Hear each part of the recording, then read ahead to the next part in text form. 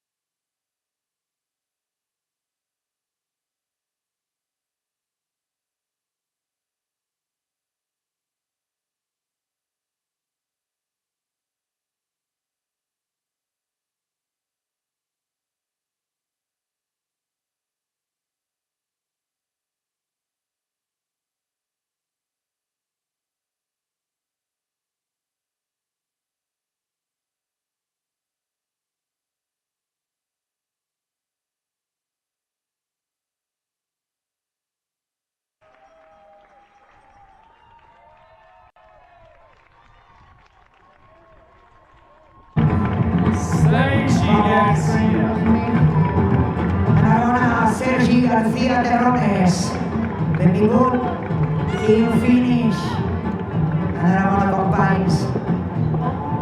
C'est le tour de la Grèce.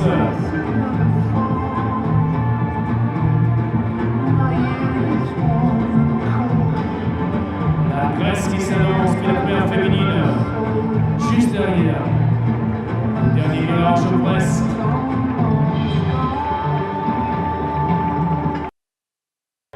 Hey everyone, I am Heather Jackson. I am a HOKA trail runner.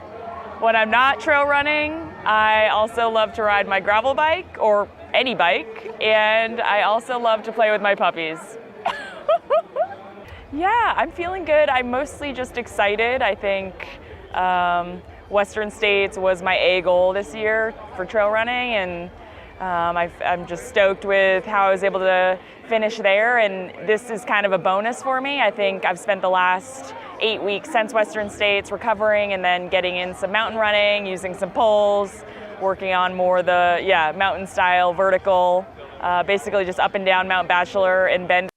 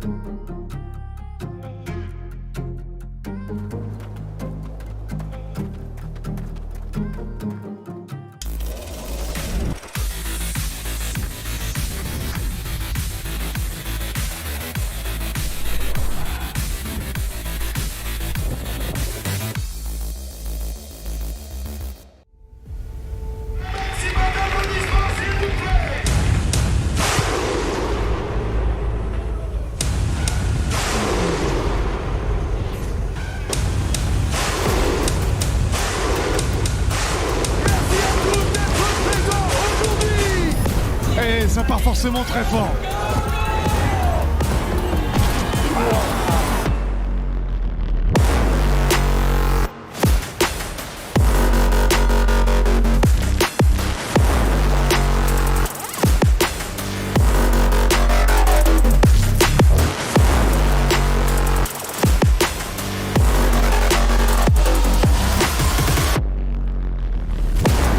Insane. The clock is still running. It's like a cloud of smoke there. What a battle. What a fight. She's back.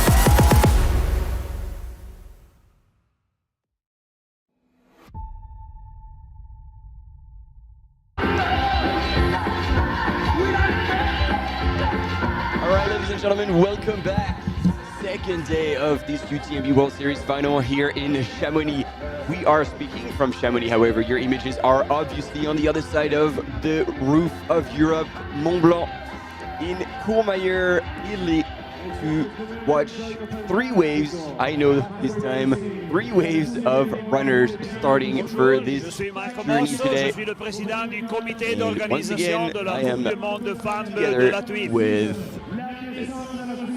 that there we go. team. I need to squeeze in Christy Mel and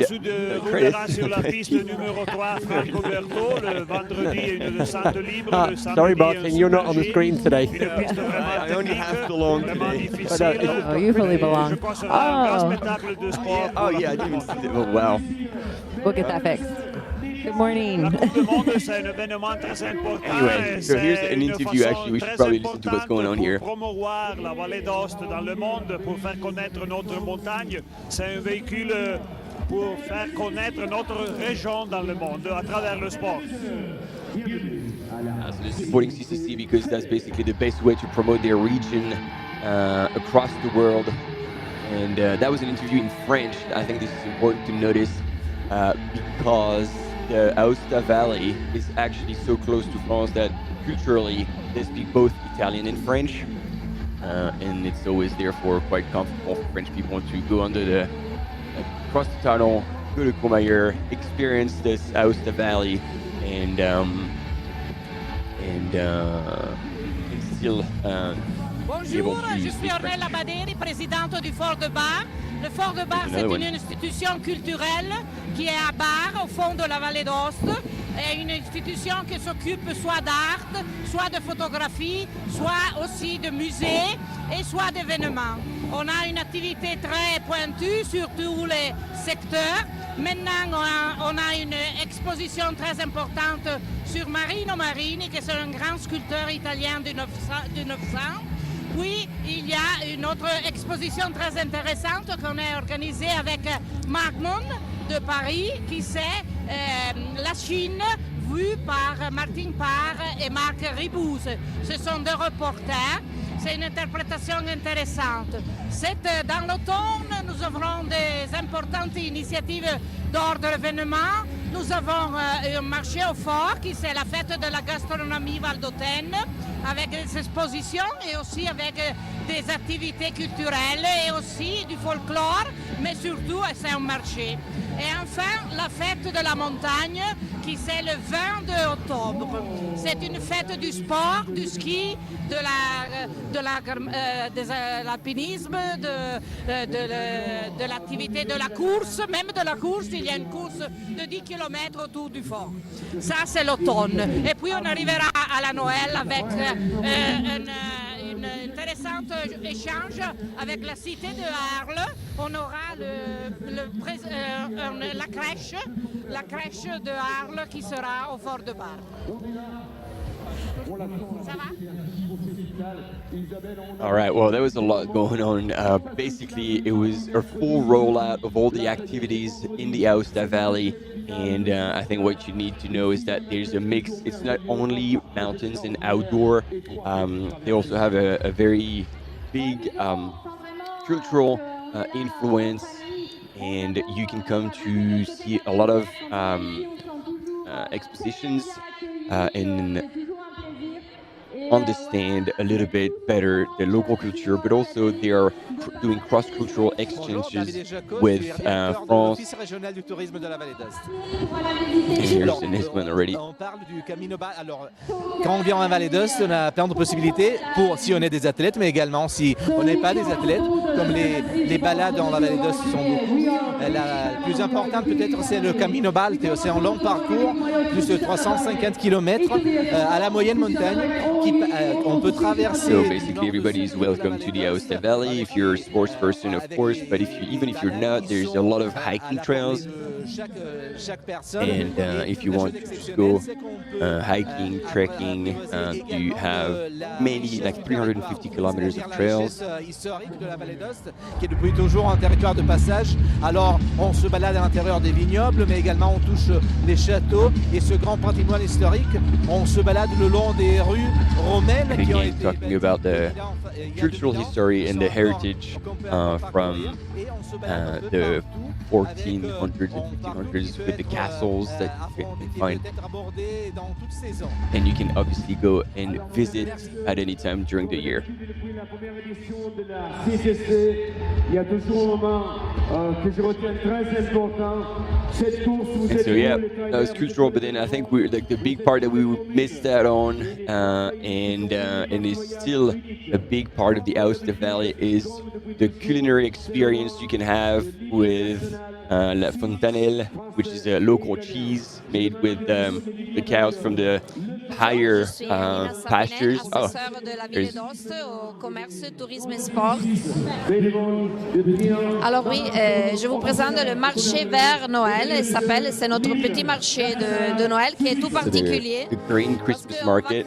Au centre de la ville, un village alpin avec ses chalets et surtout un bois tout naturel. Alors c'est absolument à They visiter. recreate the little village in the village, all made out of wood.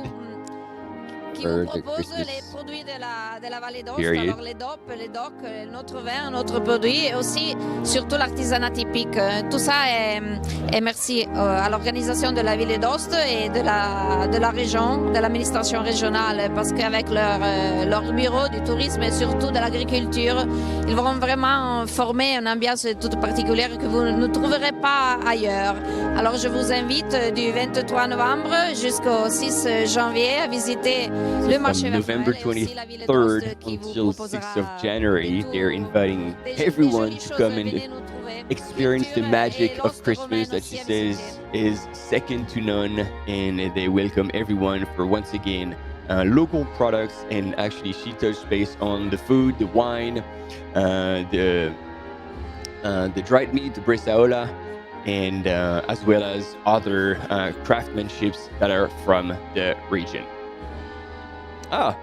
And the co-founder of VertRun, the training application, Moises Jimenez, was right here on your screen. Good to see him on that start line again, I may say. L'engagement des communes de Chamonix Mont-Blanc, les Cerveaux, Saint-Gervais, les Contamines. VertRun is actually the training app for all the UTMB World Series races. So if you're watching this, you get inspired and you're not too sure how to actually train for one of those races, they have plans for every level and also plans designed by specific athletes. So if you like the style of a particular athlete, like maybe someone who does a lot of cross training or high volumes or opposite, then you can follow their actually training philosophy through the training plans that have been designed with VertRun. And we caught a glimpse of Julien Chaurier, who is the newly how do you say? Designated? Yeah, designated. Thank you. I was like, I'm missing a syllable here. Okay, I gotcha. Of the person in charge of like all the athletes, policy athletes roles, and I think also with a little bit. Hey Martin, we've got the French national anthem playing, no? No, I was just I gonna thought say, I'd expect. stop talking. I thought you'd have your hand over your heart and like, "Vive la France!" Allez les Bleus.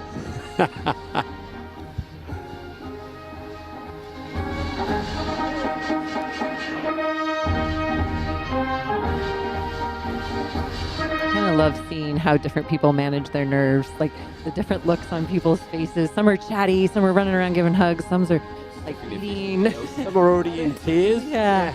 Oh yeah, you start putting music and emotion on the start line. I'm not even running, and I welled up. Last night I went along the OCC course and watched some of the final finishers, and I was welling up seeing the families run along with them. Oh yeah. And there's Seth Ruling, one of the Boulder boys. There's Fabrice, Julien Chaurier's new boss. Yep. Marcella Vasilova here on the left, who's transitioning back, I can say back to longer distances. She was Italian national anthem. The world champs last year. She had started extremely fast, faded a bit, but still managed to finish in top 10. By the way, good morning, Martin. Good morning, Chrissy. Good morning, Keith. Morning, Martin. It hasn't been, well, we had the images, and we had the interview, we had to stuff. 100%. Yeah, and welcome to the sunny side of the Mont Blanc, as Cormier likes to call themselves. Sunny side. We were running with a hot weather kit today. Once again, yesterday the athletes were feeling it. Yeah. And talking about hot, we have the fantastic community in the chat. Everyone's going to be going off again today. Great dad jokes yesterday, great gifts. And you're this morning. You're going to be supporting us all the way. So we're going to have a lot of fun together throughout today, both through the CCC, 6 major climbs. And there we go. If you're not familiar with the race, here is the wonderful graphic showing where our athletes are going to be heading between the next 12 to 26 and a half hours, depending on how fast you want to go. Yeah, that long descent from Bancolferre all the way to Prat Fort, so past La Folie. This is like 1,400 meters of descent. And if you let loose too early, you could blast the quads and really struggle for the last part of the race. And Champais, Blanc-Lot, La Giette is essentially the same course as UTMB. This is where it's different from that one looks a little different from yesterday, because they were on the Col de Balme on the left-hand side, and then they go drop down into Valorcine, back up Col des Montets, and then Béchard. Then after the Béchard, there's actually a short and steep and technical descent, and back up to La Flégère and into Chamonix.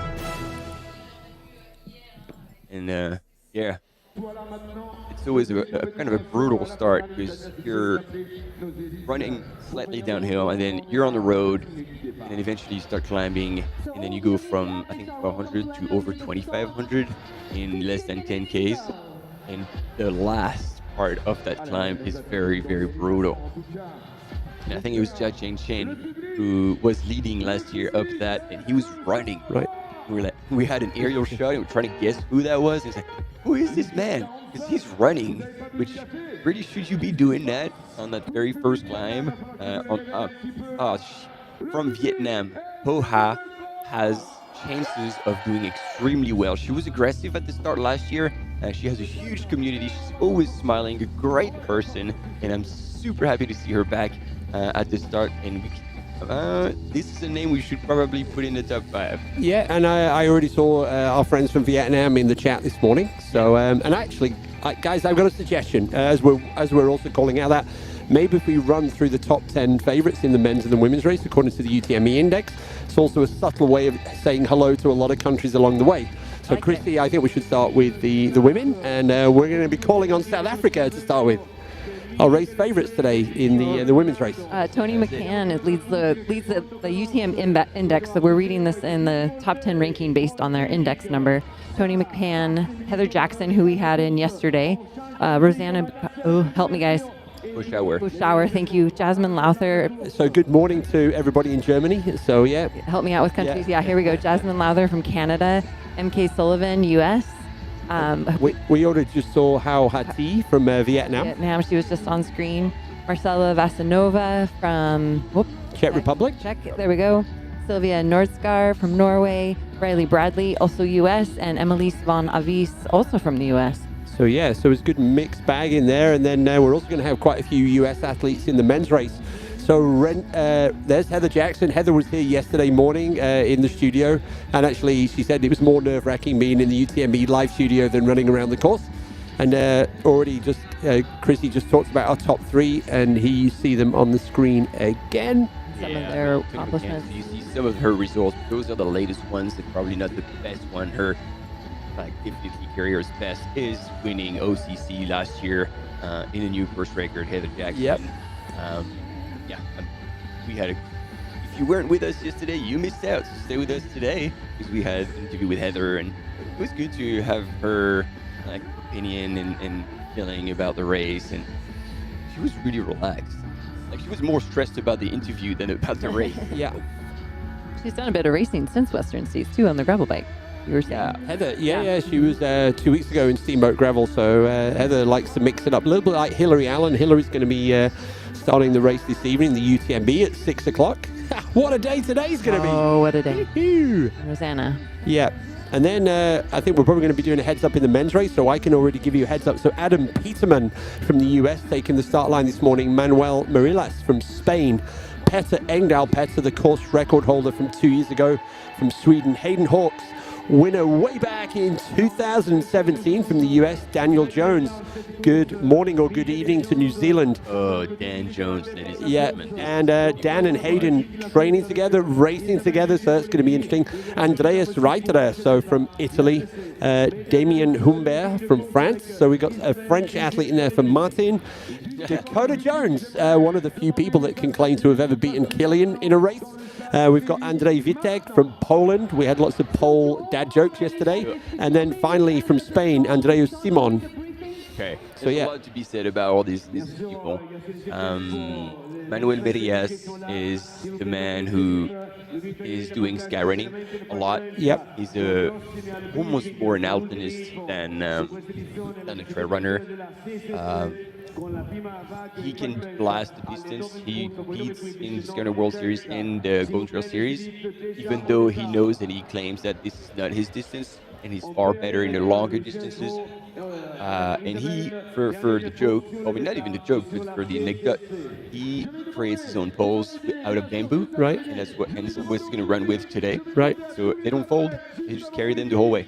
Nice. If you talk to Hayden Hawks and you asked Hayden, which athlete are you most going to keep an eye on today? It's Manuel. Yeah. And then, again, Manuel, he does so much vert every year that it's not going to be a problem here. He's going to be able to blast any descent, and his quads are going to hold on.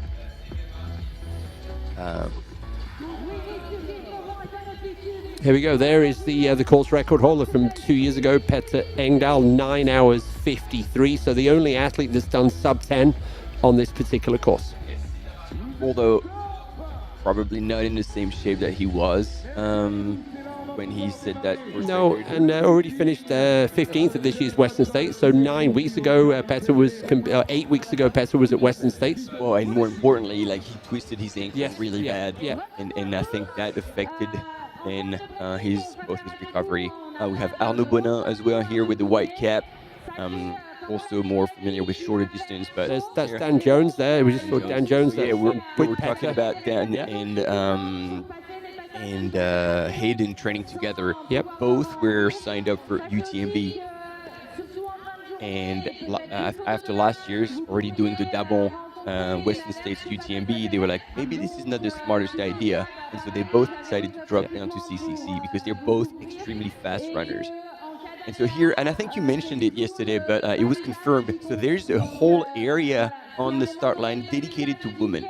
So then there's half for the men, half for the women, so they can all be in their little area, not bothered by possibly taller men. And so here she is, our today's favorite, Tony McCann. There was Holly Page as well. I really appreciate that they're doing that and having the set aside time, both for men and women, to be able to have that presence on the starting line. And then we were informed that there is a space behind so that if anybody was uncomfortable being pushed, if you will, from the front, that starting line position, it's hard not to feel the energy of how many starters do we have today in CCC? There's about 2,000. 2,000 people 2,000 runners behind you to push the pace in the beginning. So if you want to step into a place that you feel more comfortable. Now, we were talking about this off air, looking at people's faces at the start. I almost feel like you can tell. You can see the space there, is it, Chrissy? Who's going to have a good day? Yeah. And who's already doubting, why am I here? you know at the back of your head, maybe you didn't prepare correctly, you're not in the best shape, you get some reasons. And then you have the ones who are at peace. It's like, job is done. Today's going to be fun. Sylvia Nogstar on the right-hand side with the blue top. So here's Catherine, who I actually had a conversation yesterday about that very women's area. And she said in Orsier yesterday for OCC, some men were just going in because they didn't know, and she was like, no, this is the woman area, and they were like, oh, sorry, and they all were super respectful. That's great. And happy to say, oh, that's cool. They just actually area for women. So we saw Yoshi Yorizumi down in the far right hand corner, so she's right at the very front. This is also the CCC is the first of the Western States Golden Ticket qualifiers for 2025. So the top 3 men and women have the chance to qualify for next year's Western States, and that will roll down all the way to 6th place, depending on whether the top 3 accept the invite or not. So that was going to be my question, because we talked about it yesterday, but I didn't pick up on that. So basically, it rolls down up to 6. Yes. Okay. And it's not just qualify; they get a spot. That's what I mean. The qualifier. Exactly. Yeah. Well, there are qualifiers where you need to do that race to be in Western. And then be able even to enter. They are automatic entry. Oh yeah. So this is a go. I'm not sure what the wording is, but this is a golden ticket race. They're in. And they're in the race. And you'll find this year is that Craig Thornley, the race director, now that he's stopped early on the PTL course, Craig will be at the finish line tonight with the big golden ticket, offering that to the athletes. And I know that Topher Gaylord was going to have to do that because Craig Thornley was out on the course, but Toph managed to get out of that, so Toph can run around the mountains. That's kind of what he does. I want to go back again. We've got all this emotion here. We got people clapping and the energy and the smiles.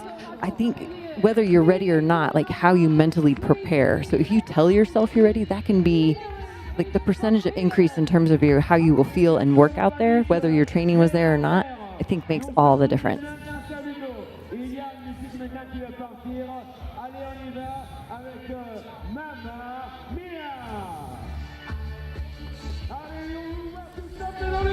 So the start of this race, slightly different. The first part of the CCC course is different to the UTMB course. And they're going to be running around on the road to start with. It's going to be, the idea is to stretch out the field before they hit the first switchbacks, before they hit the first single track. But and we're going to be with the runners for probably the first few kilometers on the road. And then there's Hayden Hawks. Hayden just working his way to the front. So then there's going to be a little bit of a dark area, but once we get up to the Tête de la Tranche, we're going to have some incredible drone footage of our athletes. On the left-hand side, right behind, is Anje Vitek. Yep. And we will see him at the front. Yeah. I've heard that he was in extremely good shape. He was ready to go. He's a fast, basically he's dedicated almost 10 years of his life to say, like, I believe I can run a marathon under 140 minutes. Right. 220. And it took him 10 years to get there. The man has like a sense of dedication towards his goal that is like second to none. Yeah, I was just laughing. I just saw Ludo, the legend, trying to get it's not always easy to get the elite athletes to start clapping and get their hands in the air. That's normally for everyone else, but no one's going to say no to Ludo at the start line. So Ludo Collet. He's gone the distance on this event. He's been here since, I'd say, I remember him in 2009, probably even before then. Yeah. No, Ludo is part of the full race experience here at the UTMB World Series Finals. So right there now in front of the runners, we have Ludo Collet getting everyone fired up. We also have Catherine Paletti, the race director. Catherine is also there with her daughter, Isabel. So, yeah. Catherine's in the purple jacket, hugging Topher. Maybe not Topher. It kind of looked like him from the back. Some good-looking chap. Yeah. There we go. There we go. So if you're looking at this now, directly ahead of you, that's the main street through Courmayeur. The runners are going to dive right. They're going to go around the back, and then they're going to work their way back down the high street, I think. And yeah. They released the first wave to stack up behind the elites just now. Oh, yes. We are... all the movement coming in. 3 minutes until the start of the 2024 CCC. 101 kilometers, 6,000 meters of positive elevation. And Christy, you're going to love this story. Way back in 2006, the first ever CCC was won outright by the female athlete, Corinne Favre. So that was, there you go, there's a good statistic for you as we look at all of the female runners at the front of the race start.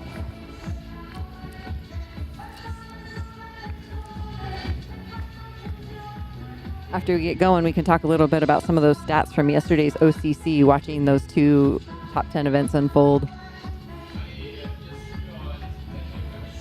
All right, looks like it's about 3 minutes to start. And you guys are all here in the chat.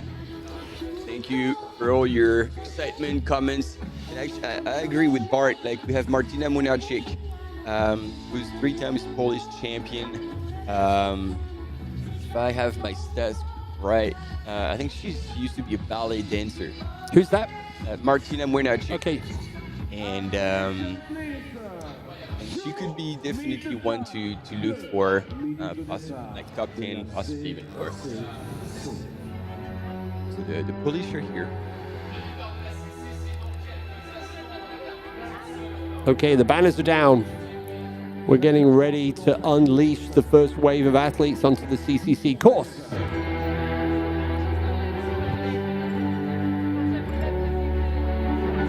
And heads up in the chat, later this morning, the first runners from the PTL are due back here into the finish line. So the Petit Trot de Léon, that they've been out on the course since Monday morning. Our first leaders will probably see them coming to Chamonix later on this morning. Nothing petite about that event. Nope, there's an irony in the title. Got our lead bike out. I was noticing all those people stacked on the median of the road. I was like, that's going to be an epic spot to be standing as these 2,000 runners run screaming past to get this event started. So yesterday, yeah, sorry, Mark. Yeah, boom.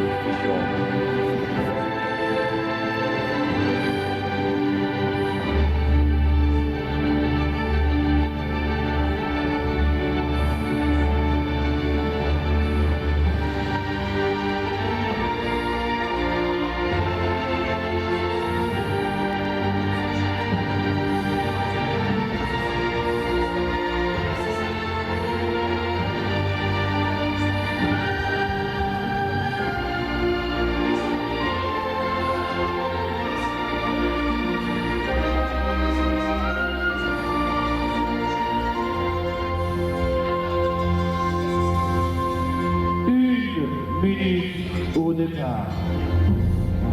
1 minute to go.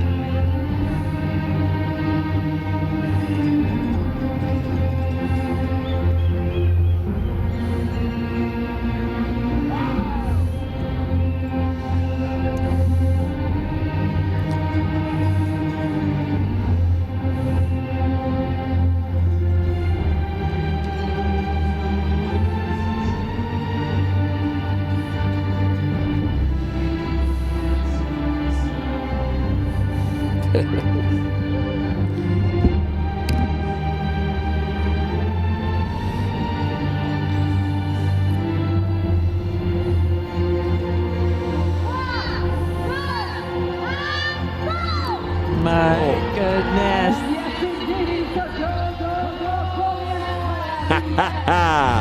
Yes.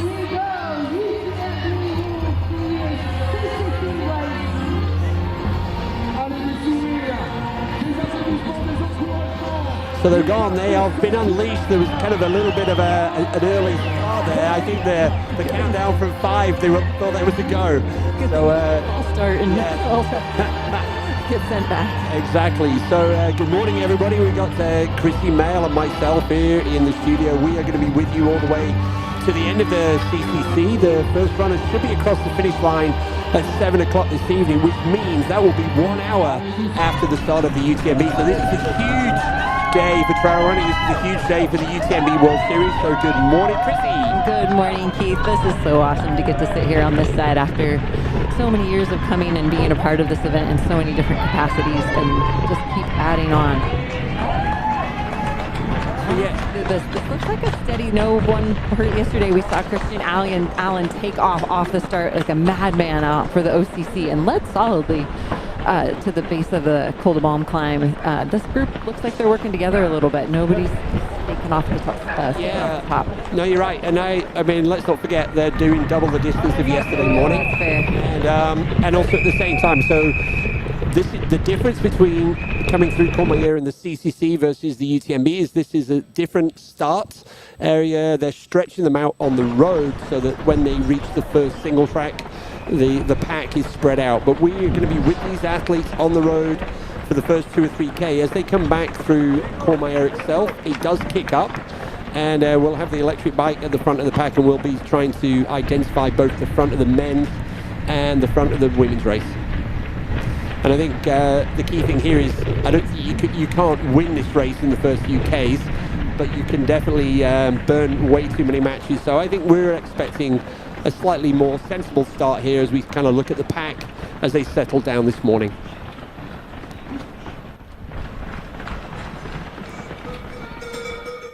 A lot more poles stashed away, ready to go for these climbs that they're coming up against. Said 7 climbs today. We've got six solid climbs. 6 solid climbs. Here we go. They're turning back onto the main street now in Courmayeur. So it'll be nice and quiet here now that all the tourists have gone home after the holiday season on this side of the Mont Blanc. But yeah, here we go. They're heading back down the main street. They're going to hit the church. And the church is back onto the classic TMB, the Tour de Mont Blanc route. And then they're going to be heading up that road, and then they will deviate. So this climb, it's a huge 1,200 meters first climb, takes them up to the Tête de la Tranche, and it's actually an incredibly steep at the top of that as well. But right now, yeah, we're expecting a significant pack today. The depth, yesterday's race, for example, top 10 men separated by 20 minutes, top 10 women exactly the same. 20 minutes. So we are expecting an incredibly close race, very deep field both in the men's and the women's, Chrissy. I was listening to the Free Trail podcast this morning, review of OCC yesterday, and it was, to be exact, 19 minutes and change. It was like 19:16 for the men and 19:40 something for the women. Just unreal how close those top 10. And I loved listening to Danny Moreno talk about the intention of all these women showing up on that start line. Yeah. I'm also pretty stoked for the viewers at home to get to see this beautiful preview of Courmayeur. I'm maybe not the best runners, aren't like super stoked to be running through the trees, but you're getting a great tour through Courmayeur right here on the video. And here we go. They're going to go runners right now past the church. They're back on the TMB course now, and they're also back on the UTMB course. That looks familiar. So there will be here we go now. And this, we're going to be using this term a few times over the next few days, but this section, this road is what you would call a false flat, and it is far from flat. And but yeah, and I think everyone's just being sensible this early on in the day. And we were talking through these colors on the graph there. When you see the course preview, the different colors designate the steepness of the trail. So green being like the most flat, and then purple being the most steep, and that's both for ascent and descent. Yep. So one of the first athletes pulling out the poles, and on this first climb, most of the athletes are just running without the poles. We're going to be seeing Petter Engdahl, former Nordic skier. Petter is the king when it's in terms of pole usage this morning, so we're going to see that later on. Still on the road for the next few K, and we were just about to show you the graphic of where this climb goes, and we'll probably get that back up again in a few minutes. Sorry, Chrissy. I was just curious.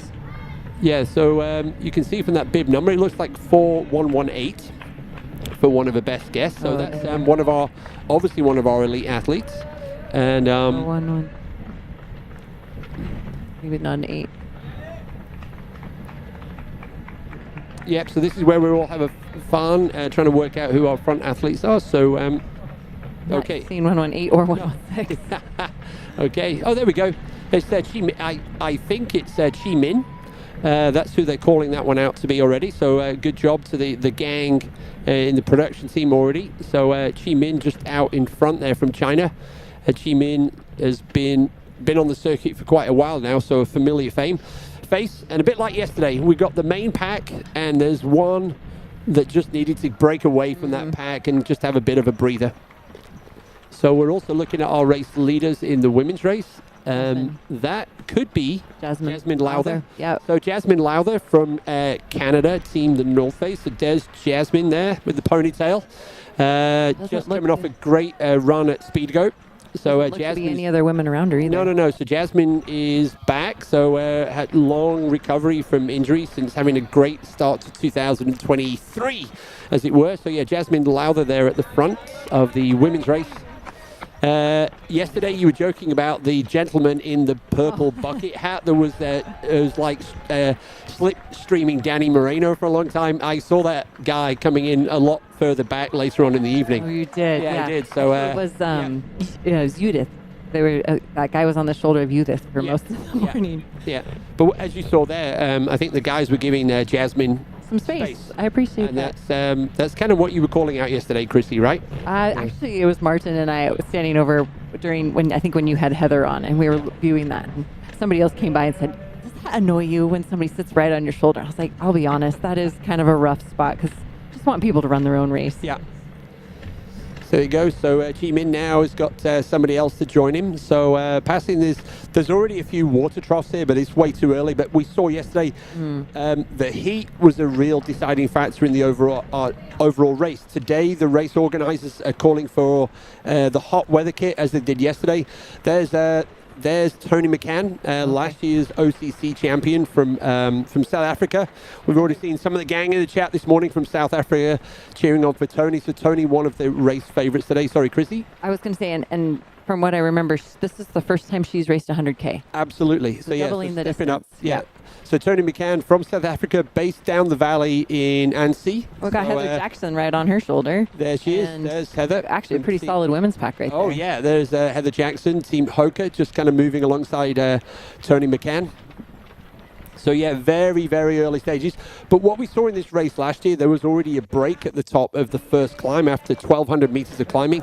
That was Tête de la Tronche. We already had John Albon, I think Shen Jiasheng doing that last year. They already went big at the start of that first climb. So it's going to be a long time until we see our race leaders at the first checkpoint. But there you can see the graphic of where Tony is on the way up the first climb out of Courmayeur. Here come the Jimin now.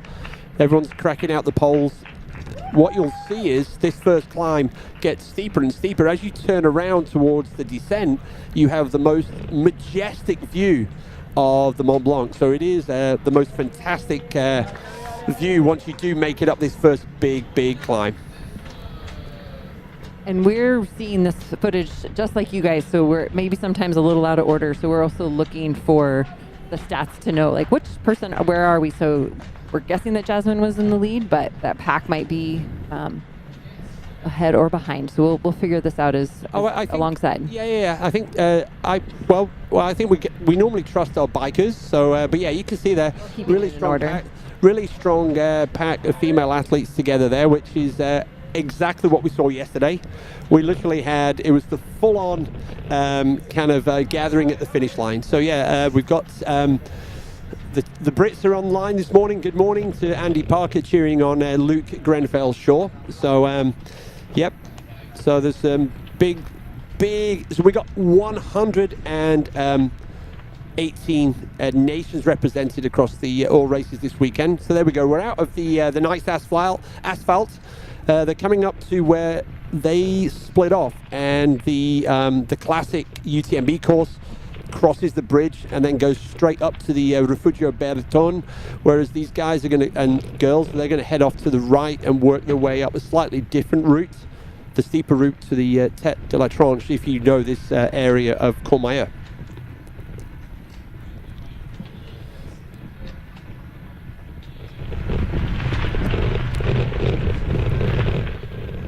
So yeah, so Jimin has just been absorbed back into the pack now, and we have a different athlete. There we go, Christy, is that your van parked to the side of the road? No. Wish. We were noting we're actually the exact same temperature start yesterday, and I was listening to Eli this morning on the Free Trail podcast, and when we saw him doubled over on the La Flégère climb, it was heat. It wasn't his stomach. He just was cooked, and he pushed a bit on that Col de Balme, which I mean, that might have been why he the push for making the race. So paying attention not only to pacing and fueling, but body temperature management is key today. Yep, heat management, your quad management, and eating all those carbs, the carbohydrate revolution, if you like. So all of that there.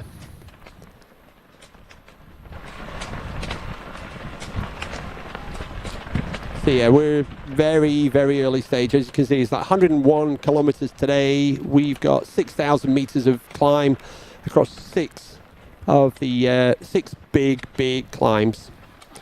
Our race leader, we're expecting our first men in after about 10 hours. Blondine Lirondel's course record, if you like, from 2 years ago, 11 hours 40 in the women's race. Désolé, j'ai pas vu le dossard. C'est un 5e fun. So we haven't seen any of the American athletes yet, but I'm sure they're there or thereabouts. Heather Jackson. No, I was actually sorry. I was there. I should have phrased that with the men. So Adam didn't see Adam, Hayden, Dakota Jones. Didn't see Dan Jones. Didn't see any of those, but I'm sure they are there or thereabouts. And what we're also seeing now, Chrissy, the kind of transition from in the past, the classic Ludovic Pomeray kind of starting slow and working your way to the front. Nowadays, the reality is you can't do that because there's the depth of the field now means that you've got to be in the mix somewhere near the front without kind of pushing too hard. So you've got a chance at the very end. It's definitely a different strategy. Yeah. Like you either race to win or you race to have a good race. And maybe a good race is top 5, top 10. Top 10, yeah. If you're going for top 10, top 20, that kind of almost puts you out of the position for winning the race at the way this sport has continued to evolve. 100%.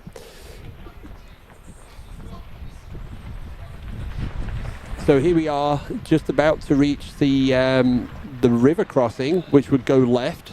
And this is where the runners, this is where you won't see this because this will be in the dark for the elite athletes tomorrow morning. And right now, on the right-hand side of your screen, if you've got any friends racing this morning and maybe they're in the second wave, that's what you're about to see. So we're running 3 waves to unleash the athletes at the start of the CCC. And the classic question from our audience, if you've never watched this before, is could you win the race from wave 2 or wave 3? The simple answer is no. All of the elite athletes are in the front wave. And so that is where it's going to go. So what we're calling our runners in wave 2 and wave 3, they are our extraordinary runners and they are on their extraordinary race journey today.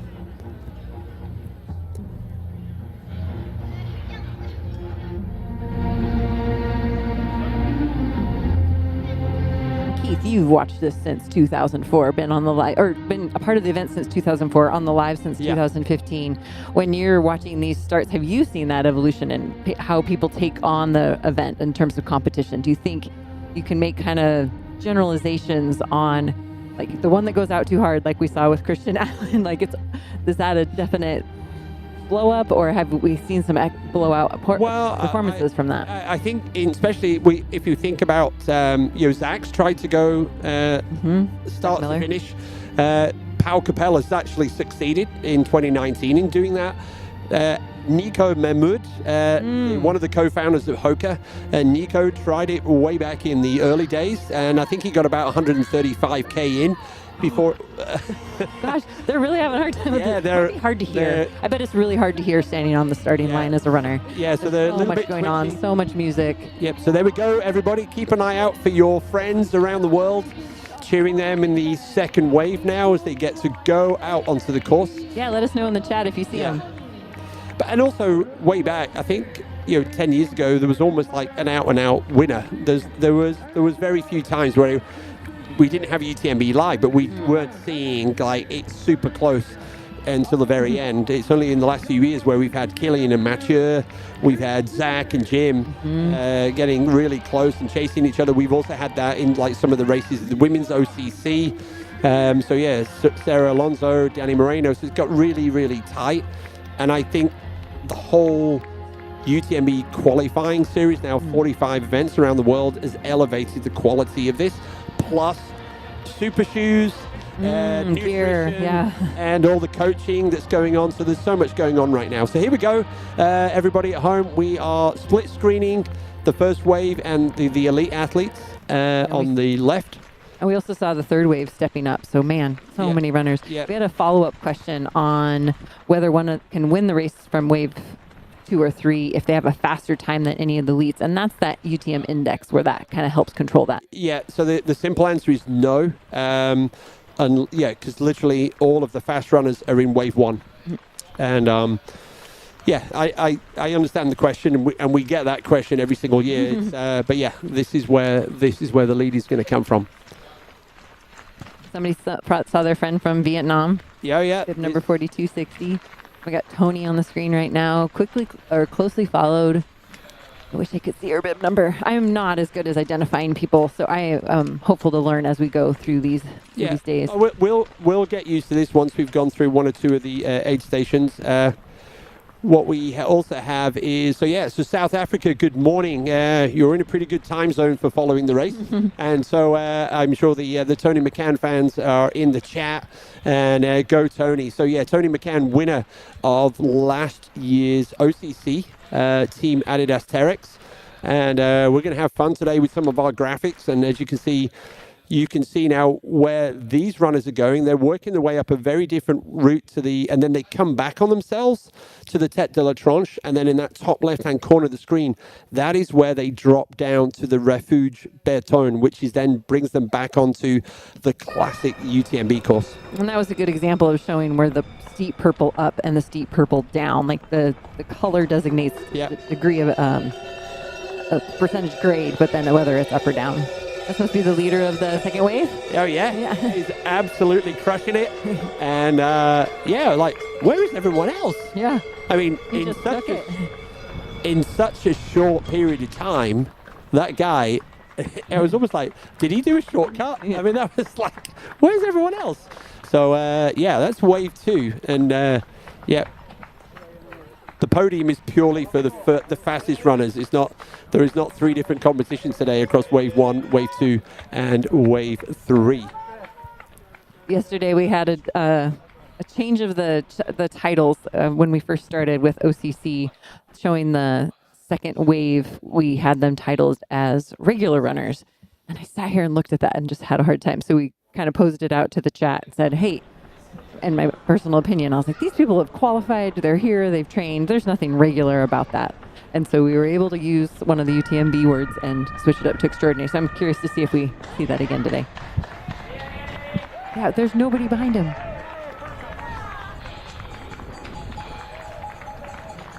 $52.55. Like his bib number. There you go. It's, oh, they got him up there? Yeah, that was Yang Wan from China.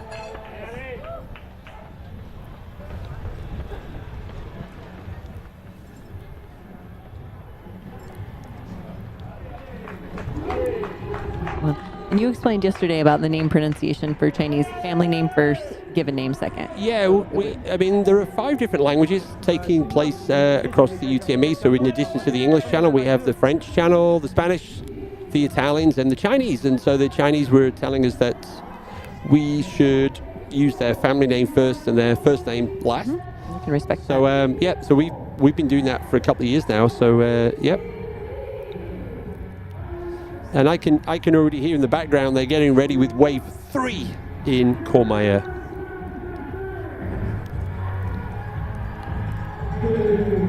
Compris. Ah, mais...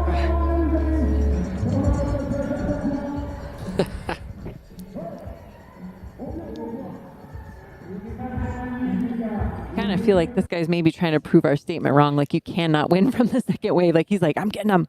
Chase them down. I think that was, hold my beer. Yeah, that's your line from yesterday.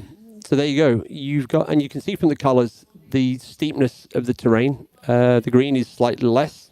The orange, a bit punchier. And then you see at the very top there, it does get quite steep. And that's where we will have our drone footage there as the athletes work their way up to the Tête de la Tranche. And that's not even 10K into the race yet, and they've already climbed what I looked at. It was like close to 4,000 feet. So. Yep. And then they drop down to the Bertone. So those of you who've done the Tour de Mont Blanc, the UTMB, you'll recognize that. And then they're going to go into probably the most beautiful part of the course that the elite athletes in the UTMB will not really see. They'll be coming through here in the dark tomorrow morning. So yeah, all the way along to the refuge at Bonatti. Great cakes at Bonatti. I got to sleep at Bonatti when I previewed the course in 2011. Then we're going to drop down to Arnuva, a little switch back down to Arnuva. Then they work their way up the one of those killer climbs up to the Grand Col Ferret, the border between Italy, Switzerland. Then, if your legs are good and you're feeling good, you have the never-ending descent all the way down to La Foulie. It's so cruisy. Yep, La Foulie, and then you continue down the valley to Plan Pras, and then through the enchanted forest, through the mushrooms, mushroom carvings. So here we go. Keep an eye out, everybody at home. The third wave, the extraordinary runners. For sure. So much excitement.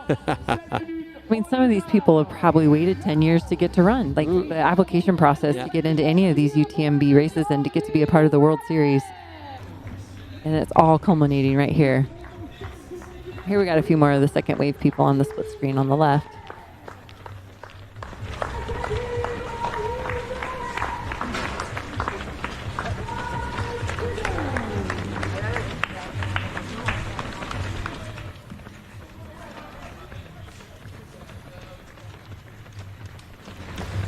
So yeah, and I guess the key thing for the third wave runners is that you have got 26 and a half hours to enjoy the journey. So that is going to be the cutoff time for you. So those athletes will be arriving tomorrow morning into Chamonix around about 11:30, and they will be getting a huge cheer from everybody. That's the great thing about this weekend here around the Mont Blanc, is as people arrive back into the finish line, whether they are first or whether they are closer to the back, everybody gets the same level of cheers and support. And one of the great reasons why we love trail running, and we love the trail running community.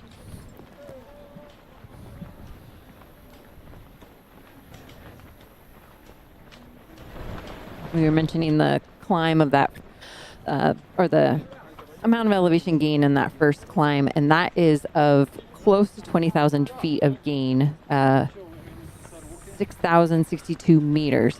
So over the course of 101 kilometers, they'll get 4,000 feet in that first climb. And then there's 5 more climbs, 6 climbs total that these athletes will be traversing today. And you got to preview those on that graphic every time that comes up. You get to preview. 100%. And the good news is we've also got some time splits. Who doesn't like a good time split from last year? So we can compare how the athletes. We've also got the 2022 time splits. The course records for Petter Engdahl and Blondine Lirondelle, both coming in the 2022 race.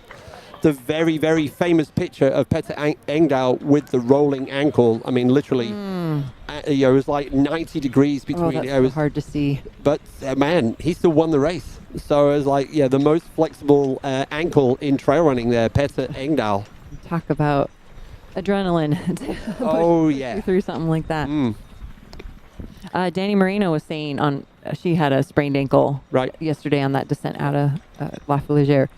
Her quote was, "Ran like a crazy woman" on that descent. It was a minute 45 between 4th, 5th, and 6th yesterday in the OCC. If anyone watching for the first time, and I think we're conscious that we have a balance between the experts, the experienced runners, and those who are maybe new to the sport. This female athlete here, there's 2 dangly bits of on her backpack. The small one on the left, that is the tag. When you go for kit check, you are not allowed to change your running pack throughout the race. You can't swap packs somewhere out on the course. You're not allowed outside support outside of the aid station. So the white tag is what is attached to the pack when you go to kit check. The second tag, and that's optional, you don't have to put that on your pack, but that identifies the country you're from. So if you're running behind somebody and you see a flag from the UK, you can, and it's got their name on it as well, so you can, hey Dave, how you doing? That's a nice addition. I like that. It's designed to build a bit of love and support out on the trail. So those are the 2 little things that you see on the back of the backpacks in case you've never done this race before and you're curious, what did they forget to put things inside their pockets or even take the hang tag off their backpack? So there you go, a little bit of information for you. And our friends in the chat, if you've got any questions today, we'll do our very best to answer any of those if anything doesn't make sense about what you see on the screen. Questions and energy. We are sitting here. These people have, oh, actually, that's a good question. Does CCC get to have support crews today? Oh, 100%. We did not have that yesterday. Yeah, so it's primarily the elite athletes, but everybody is entitled to have support, one individual into the aid station to support you, maybe offer you food and drink. And we've got a good thing to share with you all this morning about food in the aid station, so we'll save that for now. So the first time that the runners will see their crews will be in Champex-Lac. Champex-Lac, excellent. Yeah, so the pretty key having just one person. Yeah. I remember that when that rule came in, because you could have one person touching the runner, but then they could be supported by others. So things could be handed to that one person. So we're looking to you in the chat to be our support crew today, to give us some extra energy. We love it when the meat and cheese plate comes around, but having you guys feeding us beta. We love when you correct us on the stats. You see anything, you hear us say something, pronunciation of names, like help us out. We're all about it. Oh, you got your banana guy. We were talking about that yesterday. So yeah, UTMB constantly trying to push the boundaries of doing the right thing for trail running in the community. So this year the commitment is the UTMB for the aid stations, all of the food is locally sourced and locally grown. What that does mean is that there are no bananas in the aid station. So there's a bit of banana drama, as we've been calling it. And then secondly, they're trying to use less plastic, so there's no Coca-Cola in the aid station. So there is SodaStream. They've got all kinds of other drinks that are on offer. So we've been kind of joking, hashtag banana drama, hashtag Coke Zero. However, if you've got your support teams in the aid stations, you can rock up with bananas and you can rock up with Coca-Cola. So there's a way around that, but they're really interesting. Third wave.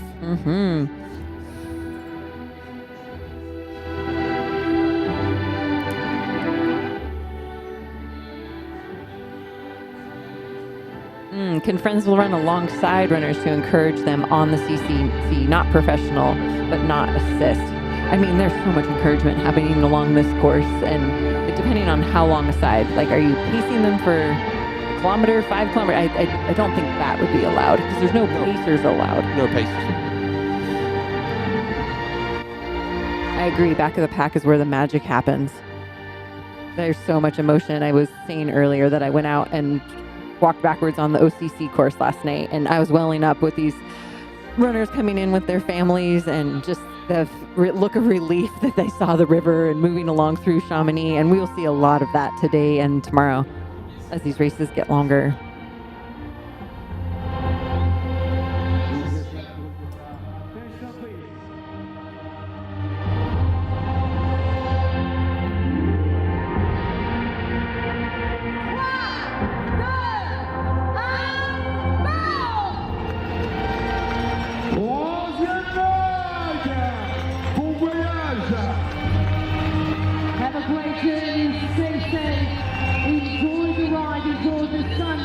Enjoy the beautiful mountains, the Mont-Blanc. Make sure you're gonna come back home shining like stars on the magic blue carpet in Chamonix.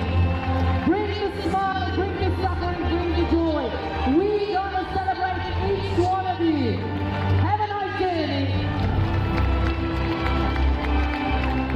Le départ de la CCC, la troisième vague. Le départ de Méline. On attend bien sûr sur l'arrivée de Chamonix. Merci de cœur à toute l'arrivée de Courmayeur. Merci à tous les bénévoles surtout. Merci a tous les trailers. Grazie a tutti noi. L'appuntamento qui per i passaggi dell'UTMB innotata. Appuntamento a Chamonix al di sotto dell'UTMB. Grazie di cuore a tutti. There we go, people. We have all of our 2,000 runners now unleashed onto the course of the CCC, and it's going to be a glorious day there in terms of weather. It's going to be warm. Right now, we're already up to 18 here in the valley, in the Chamonix side. I think it's slightly cooler on the Courmayeur side. So forecast, it could get up to 30 degrees today. Oh my, yesterday we saw highs of 22, 23, which was the mid 70s. For those Americans that have a hard time with centigrade, 18 degrees is the mid to high 60s. So pretty warm start. And you're going to be only climbing through the day. But we're going to be in the 90s today in terms of heat. And we saw yesterday in the shorter 55K race, some of the elite athletes really suffering. I think the key difference as well was we also saw with the elite athletes, because they were so fast through the aid station, picking up water, but not necessarily having time to add anything to the water. And obviously such a shorter race, time and transitions are so important. What we'll see tonight in the UTMB, Jim Walmsley's a fantastic example of being very, very kind of like using his time in the aid stations and actually not rushing to make sure that everything is good for the next section of the course. Yeah, listening to his interviews, that's a learned trait. Before he would rush through and get caught up, and now he's taken that on as a more a calm approach to the aid stations, and that was demonstrated at Western States. There we go, people. So we have Adidas Terex in the lead in the men's race, the Swede Petter Engdahl and Jasmine Lau, the Canadian team, the North Face. That's your two race leaders as they work their way up this sneaky little climb. I think once they clear the forest, you'll see the trees on this right-hand side, that is when we will get our first drone footage now. So we're kind of in a little bit of a black spot. So that is maybe why we're talking more than we would normally be. We're just trying to give you as much information this morning, and then we'll start to see the action. Maybe we're going to see a pre-race interview. Or we're going live from La Tronche. Okay, you know what we've got here. So who doesn't love a Strava segment? So we are going to give you a heads up. This is the fastest time, the queen of the mountains, the king of the mountains on this segment. Plus, for all of you, let's say, extraordinary runners, the average trail runners, the amateurs, we're also going to give you the average time. So here we go. Who is the QOM, KOM times on this segment of the course? My money is on John Albon from last year, but let's see. It's going to be revealed shortly. Dun, dun, dun. And no, there you go. Petter Engdahl, so 113. Lisa, not a professional athlete. Lisa, unknown. And then the average runner, your amateur runners, normally taking twice as long, maybe as Petter, just over 2 hours. So Petter Engdahl, just over 1 hour on this first climb, which is impressive. And when it says amateur, it's a private account, so they're not really revealing who that person's name is. 100, and yes, and that was why Lisa was not. Lisa's not racing here, and so we can't use her family name. Use her name, yeah. But well done, Lisa.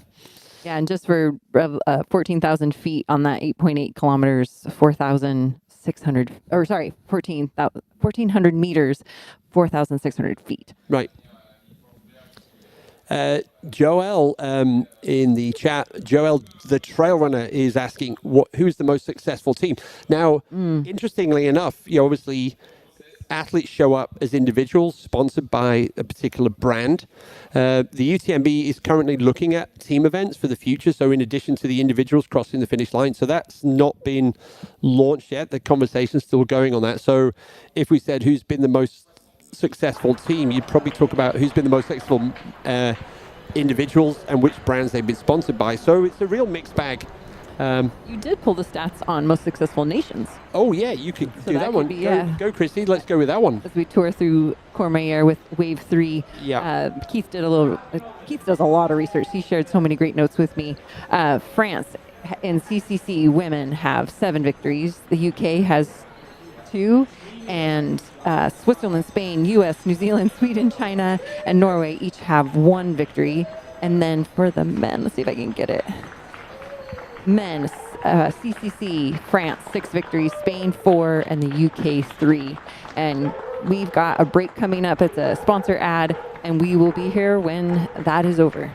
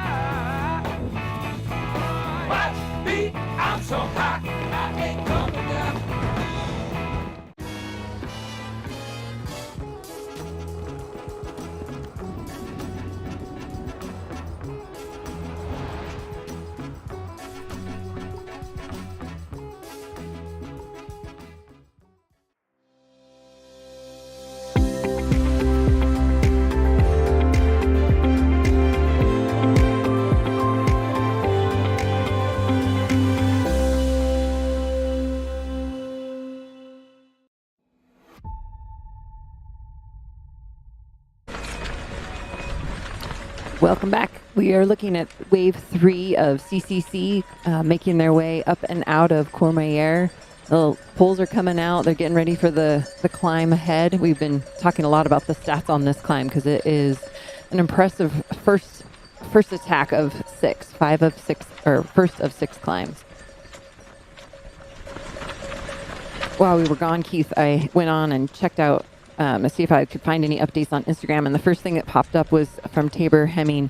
She had a rough, she had an amazing race. She was having the race of her life right up front, running competitively, running strong, staying in it, and then it looks like she slipped on a rock, is what she posted on Instagram, and it aggravated an already bulging disc in her back. So when we saw her come into Argentière, that was the struggle.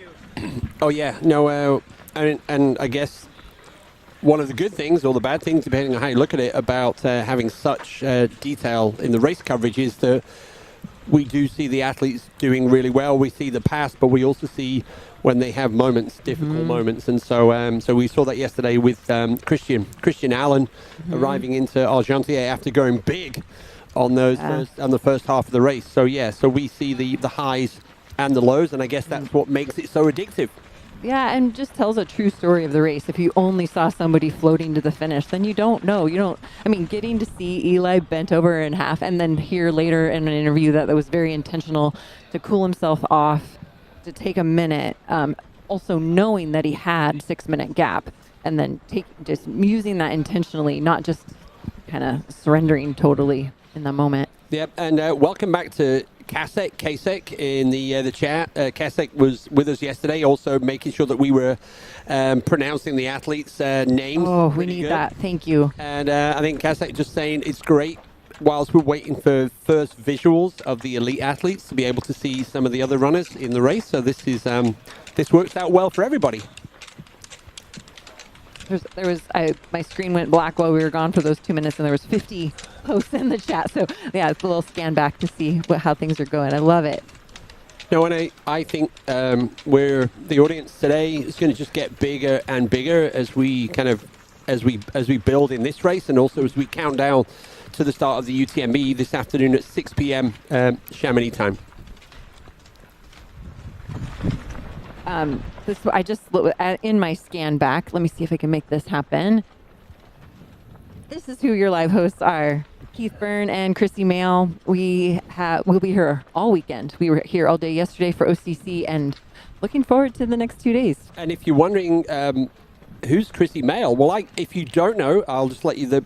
My favorite stat about Chrissy is that the first ever winner of the UTMB back in 2003 was Chrissy Mail. So there we go. Chrissy, winner in 2003, again in 2009. Chrissy, athlete, coach, race director. So yeah, so Chrissy's has definitely got the credibility and authenticity that maybe I don't necessarily have.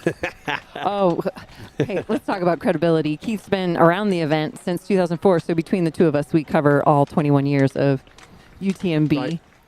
He works for the North Face and spends his time every year here volunteering to be one of your live hosts. Yeah, and I've had the pleasure of finishing the UTMB twice, and yes. I definitely have more affinity with the extraordinary runners than the elite athletes. And so there we go. A great pleasure to be part of such a fantastic event since the very early days, Chrissy. And way back in 2003, shocking weather, so way better weather today for the athletes. Oh, yeah, I literally wore a plastic garbage bag. Gear was not what it was in 2000. Gear was not what it was in 2003 that it is now, and we endured the wet. Look at that preview of that ridge. Oh yeah, and actually, so there we go, everybody on the chat. I know you're all itching to see the race leaders. The drone is already up there. They are waiting for the first athletes, and it's going to be, last year, the early sunlight here, the angle of that, you get some really long shadows of these athletes as they come up this trail. And it's very, very impressive. So there you go. I know we're always itchy now to see the whole course. So there we go. The drone, the gang, they are ready. And there's the Tête de la Tranche. That is the top of the very first climb in this year's CCC. And we have one other English dual-speaking host, Martin Gaffura. He is a voice of a lot of the UTMB Golden Series races. Yes, Martin's does the UTMB live. He also works on the Golden Trail Series, so two separate little entities. There we go. And also we tend to send Martin down to the finish line to also interview the race winners. And also having seen all of the action in the course, it means that Martin can ask some really great questions about what happened on the course rather than just saying, how was your race?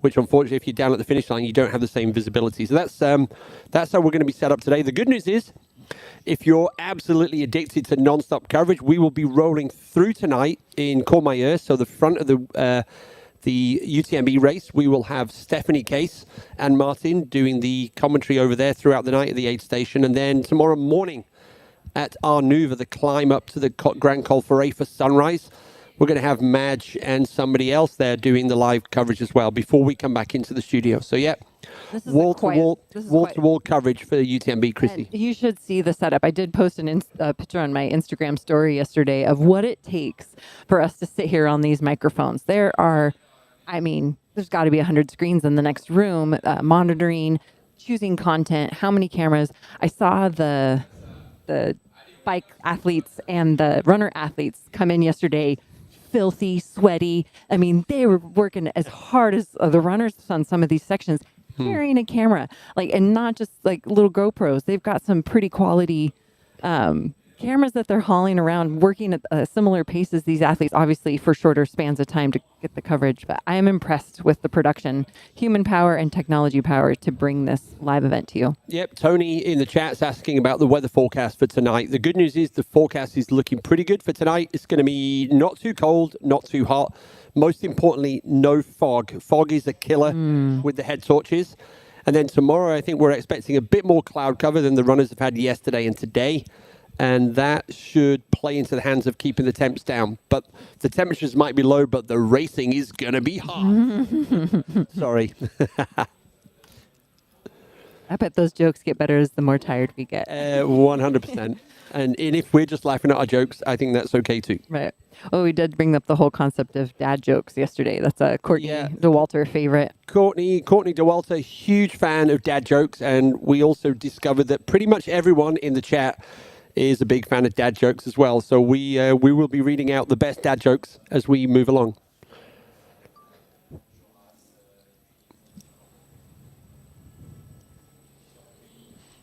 I guess the gang from Vietnam. We're in the dark as much as you are about your athlete Hao Ha-Ti, but we will be seeing her. Don't worry. As soon as we get visuals of the race leaders, both in the men's and the women's race, and as we saw yesterday, we've got different camera crews covering the front of both of those.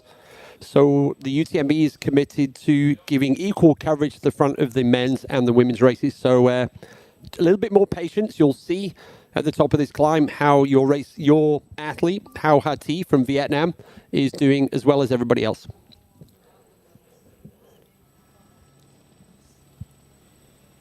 And here we go. It looks like this is what the runners are going to see as they descend down to Bertone. And there we go. You've got the Mont Blanc right in front of you. And that's not a bad run to do first thing in the morning on a Friday. Thank gravel, it's Friday. Yep, there we go. And more importantly, as well as the dad jokes, Annie references to cows and adding in the moving along. On the screen right now, a chance for you to win some goodies, courtesy of HOKA. Obviously, they now stepping up to the headline sponsor of the UTMB here in Chamonix, as well as the UTMB World Series. You can scan the QR code and be entered to win. Yay. There we go. That's the view of the Mont Blanc. The view as the runners just turn around.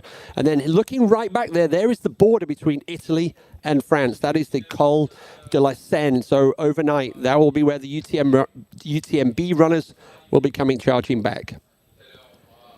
And there's Courmayeur down there in the valley. So there we go. There is the view of the Aosta Valley here on the Italian side, the sunny side of the Mont Blanc, as our drone cameras try to keep an eye out for our race leaders. Gil in the chat wants to know, and you watched this race way more and more intensely. Like, this is intense watching the screen as closely as I am. So as a live speaker, I'm getting it way at a different level than I have in watching it at home. But do you think there'll be a course record this year, Keith? I think what we're seeing full on right now is athletes are getting better in terms of training, nutrition, the equipment's improving. So I think it's normal to expect a faster time.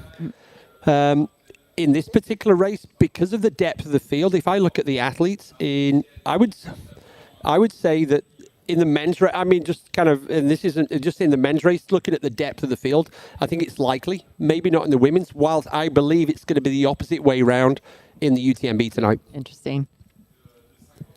And with that said, guess what? We're going to go for a break, give you a breather from us. You can listen to a couple of ads.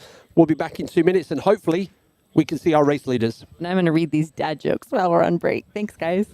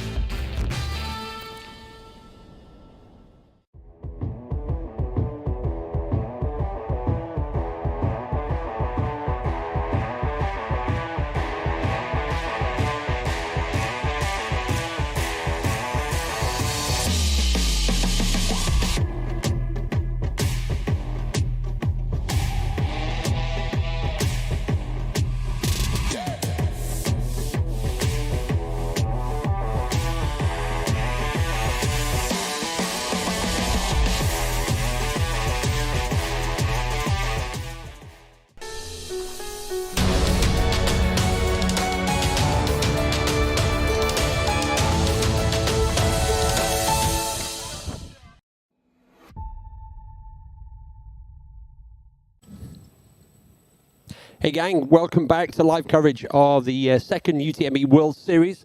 We're on the second of 3 races. We are at the start, the front of the CCC. We are time-elapsed just over 50 minutes since the athletes left Courmayeur. Our drone is waiting for our race leaders to appear here as they head up to the top of the first climb, the Tête de la Tranche. We're trying to set your expectations and our expectations in terms of when will we see our first leaders here. Currently, the Strava segment, the King of the Mountain segment on this climb is owned by Petter Engdahl. So Petter, when he set the course record in 2022, did this climb in 1 hour, 13 minutes. So that kind of sets you up in terms of how long before we can expect to see our athletes appearing out of the shadows and up here into the sunshine at the top of the Tête de la Tranche. So we're probably still about another 10 minutes away maybe before they appear, but you can see the trail there on the right-hand side. It's right on the edge of the shadow. And King of the Mountains, Martin Kafuri, is back in the house. Thanks, team. Yeah, it's an interesting combo that I'm trying to juggle with. Not always successful, but you're all in good hands with Chrissy and Keith. Here, I'm half here. Not a name not noted on the thing, but Martin is here, and we were talking about your voice is known over the series, the UTMB Golden Series. You've got a handle on this. Yeah, and actually, I realized that last year I was world champs. This is a little bit of a side story as we're waiting for the runners to pop out. I was walking down the street talking with actually Stian after he had won, and we're talking, and then there's like 2 women right in front of us walking. And just turn around, and it's like, this is you, isn't it? Because they have no idea about my face. They know the voice. And I'm like, shit, that's what I need to remember. Is like, if I want to go incognito, I just don't talk. There you go. So, Chrissy, before the break, we asked for some dad jokes, and you were already laughing at them. So come on, share them with the audience. Can you remember them now? Well, the one that I knew from before that I delivered to you is, what is the most dangerous tree in the forest? What is that? It's bamboo. Oh, hey. I am a HOKA trail runner. Oh, we got Heather. I'm not trail running. Let's listen. I also love to ride my gravel bike or any bike, and I also love to play with my puppies. Yeah, I'm feeling good. I'm mostly just excited. I think Western States was my A goal this year for trail running, and I'm just stoked with how I was able to finish there, and this is kind of a bonus for me. I think I've spent the last 8 weeks since Western States recovering and then getting in some mountain running, using some poles, working on more the mountain style vertical, basically just up and down Mount Bachelor in Bend, Oregon. So hoping that sort of work will show some progress this year at CCC for me compared to OCC last year. The ultimate goal for me is the full UTMB next August, so CCC for me is just a great way to kind of get a bonus race post Western States and see 2/3 of the course ahead of next year. So kind of more relaxed. I still want to see what I can do, but just excited to get out there and see the beautiful mountains. I think I see a lot of the women at the races that I do in North America, but when you come over here, you're getting runners from all over. The European runners, the Asian runners, so Australian, I mean, all over. So yeah, you kind of meet everyone at something like this. So yeah, I don't even know where to start naming names. There's just so many. It's just, I feel honored to be a part of the field and to be here and just to be able to see how I can do against the best in the world. Yeah, I think CCC I'm really excited for because I do think that it's kind of in that time range that I feel like I could do well at. I would say over, say, a shorter distance, over, say, an OCC, a 6-hour range-ish race versus 12 plus. Coming from Ironman, I'm used to that 9-hour range, and I think just the longer for me, the better in terms of enduring and maybe taking away, not the importance of the technical downhill running, but I could maybe make up with my longer endurance what I will lose on any sort of technical descending. So just knowing myself as an athlete, knowing my strengths, the uphill running and the long days versus what I still need to really work on, the technical side of things and descending. I mean, just the biggest shout out to all the fans who have supported me first in tri and now in trail. My husband Wadi is obviously my number one. He's doing everything. He's crewing here. And I mean, HOKA has supported me for the last 15 years, again, for 12 years in tri and now in trail. And without their support, I wouldn't be here. So yeah, just a huge thank you. And a thank you to everyone for the continued support and love coming from all over. I really appreciate it. Oh, yeah, that was Heather Jackson. We had her in the studio yesterday, and how impressive is that HOKA have been supporting her for almost 15 years. So that is impressive. And she referenced her Western States. She finished 7th this year, so top 10. Yep. And I got to call out the plus 40. Yesterday, I was looking at the age groups. I'm in that plus 40, and she is our representative, and I'm just stoked to see her out here racing against these, we'll call them youngins.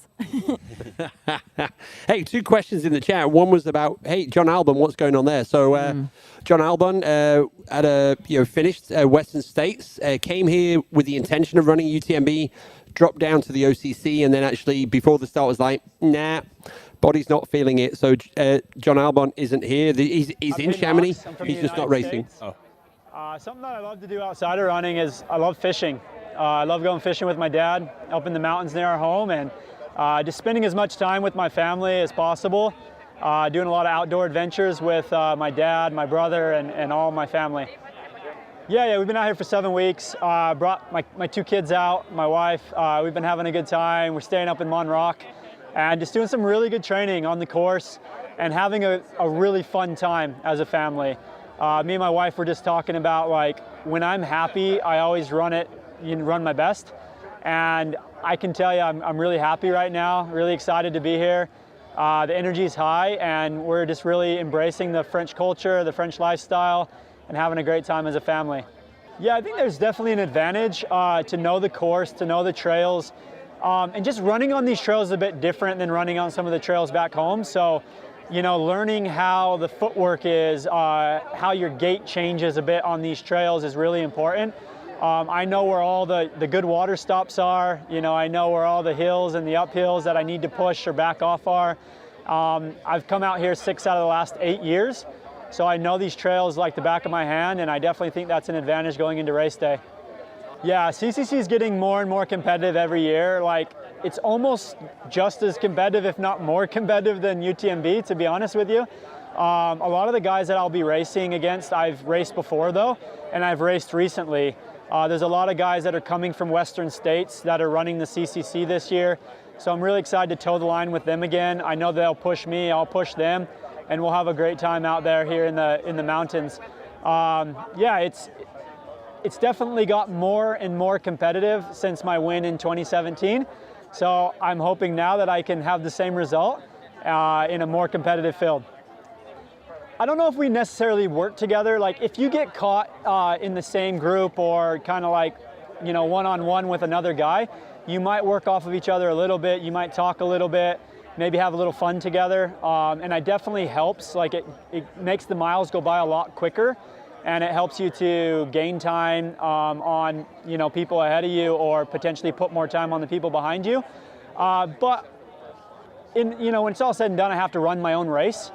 I have to pay attention to what's best for me, and so that's what I focus on race day, and I know my competitors are doing the same. If it lines up that we can run together, then great, but if not, then yeah, every man for himself.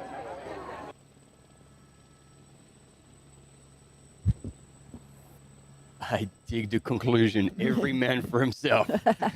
That's what it goes down to. And you know, I'm looking forward to that, because as much as I do understand, I'd like to have your take on that, because I feel like we see that far or less with the women's field, finishing hand in hand a race. Like, it is a race. You pin a number, and it's like, well, then you get the best out of yourself, and then you race each other to a certain point, even though you've shared a long journey. So that's my understanding, and I feel like more and more people in the chat when we're covering the races live and people finish hand in hand, it's like, come on, guys, like, battle it out until the end. Well, I heard Danny talking about it this morning, and I was just like, I felt it in my heart. What she was saying is she loves that camaraderie out there. Like, yesterday, they were cheering each other on as they're passing each other. Like, come on, come on. And the way I think about it is, I'm going to get more out of me if you're pushing as hard as you can. So if I can help you push harder, then we can do better. And that's what I'm here to do. And so I like how she spoke about it, and I definitely felt that in 2009 when Lizzie was hot on my tail. She wasn't giving up. She had blisters on her feet, and she got up out of that chair and she chased me down that last 50K. And I got my best time because she was pushing me from behind. So I think it helps each other. Hi, so if you can Lowther. see it. I'm from Canada. I'm running for the North Face, and I'm doing CCC. It's my second round, so I'm super stoked to be back and hitting these trails. Yeah, so it was very nice to come off a win from Speed Goat, and I'm just hoping to bring that momentum. And I had lots of great training over in the Tetons in the US, and which included lots of vertical, being up at altitude. It was a good time, and yeah, body's feeling ready, mind is feeling sharp, and I know now it's like my second round being here, so I kind of know what to expect, and yeah, I'm really excited. Yeah, no, I'm really excited to see how it shakes out, but I think we've got a strong female field, which is always really exciting. So, I mean, yeah, the more competitors we have, the better, and that means that we're all going to have our strongest performance out there. Yeah, I'm really excited to see how like Tony does, or Rosanna, Heather Jackson, all these super strong women. So it'll be fun. It'll be really fun. So we'll see, but I do like to go out strong, and I do like to be definitely in the front. So I will be jockeying for those positions. I will be patient though, and yeah, we've got big long downhill getting into the halfway point. But I am ready to fight the entire way.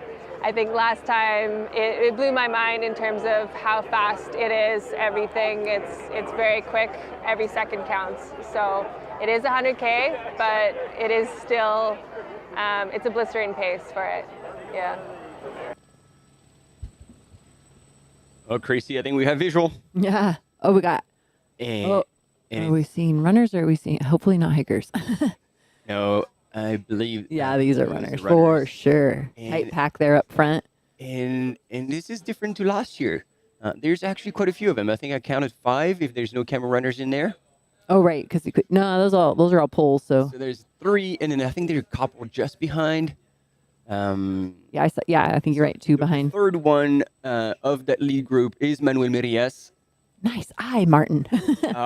When at the start I was like, okay, I need to remember the color of his t-shirt, and so he has a bright yellow, and then with the blue, I would assume that is Hayden. Hayden or Adam Peterman? Adam Peterman. That's also a good guess. Yeah. I love that game. Like when you're like, ooh, okay, who do we get? Who do we get? Yeah. And so I saw in the chat while we were listening to Jasmine, list of the top 5, top 10. At any point, you can find that on the Live Trail app or on UTMB Live. Once you go to the CCC, you can pull up, and it's all based on their UTMB index, but it jockeys around once we get checkpoint data from everybody. And if you want to actually check on any runner, again, like if you go to live.utmb.world, the platform, you can enter any bib number or any name, and that will pull it up, and then you'll know. Super helpful. At the front, this is I think a Terex runner, so it could be Petter Engdahl, the current course record holder, and as a cross-country skier, he is a master of using the poles. Keith was talking about that earlier. Super steady, working together, I would say, on that. Maybe not chatting too much on that steep final grade. Yeah. I'm gonna need help from the crowds here. Who's in second? Black shorts, red. Right.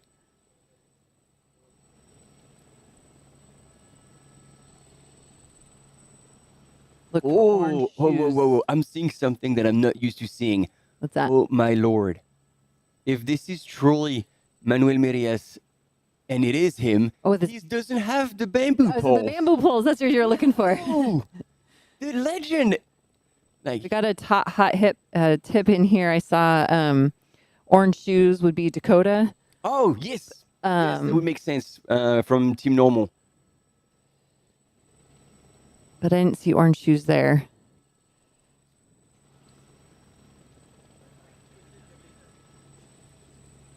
Oh, they're saying I think they're saying Petter is in second. Here we go. We're getting closer. Amazing work from the drone pilot.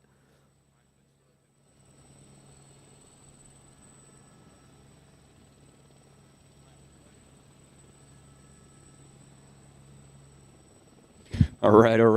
Okay, let's get closer, because I don't think Manuel would not be wearing his bamboo pole, so I might be wrong about like the third place runner, and possibly it could be French runner Damien Humbert, also very strong runner and coming from sky running, so he's comfortable with technical terrain and steep slopes. And so, as we saw on the earlier images, there is about a couple of runners that are not too far behind. We have a prediction: Petter, Adam, Manuel. Yeah, I had Manuel too. Like, let's Yeah. Yeah. Oh, maybe in second. Yeah. Running for Hoka. But then it says like, this is the second wears Salomon shorts.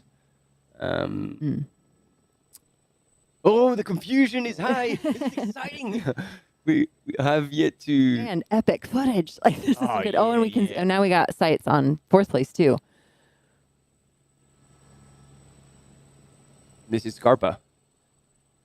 Nice. So fellow teammate. Yeah. Scarpa athletes.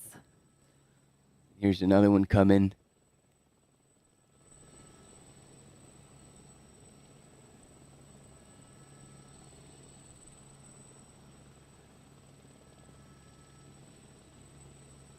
Yeah, and they're not messing around on that climb because it is extremely steep.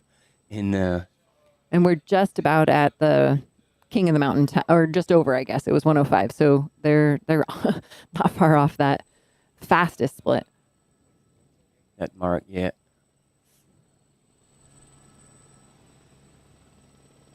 Oh, look at that. Oh, right. Got an orange reddish it looks shirt. like A couple. that person is not using poles. He's got hands on knees. Right on. This could be our Scarpa athlete, Peter Frano. Frano. Yeah. Potentially. Peter is one runner that I think last time he did CCC, he didn't have poles either. Well, Scarpa would have been 4th place. Yeah. So might not be him. But yeah, Peter Frano is definitely.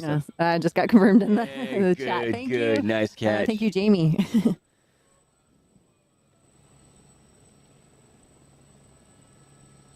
Although he looked tall, and Peter is not that tall.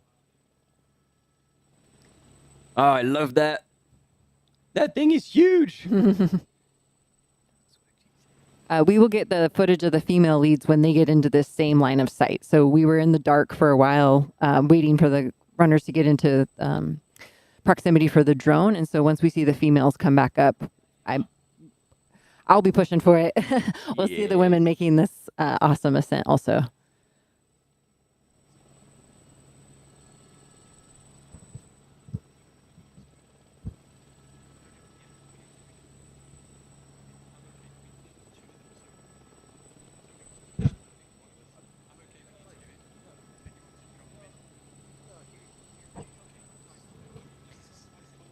We've got an interview with some local legends coming in, and these guys are trying to figure out who's the lucky one to get to do it.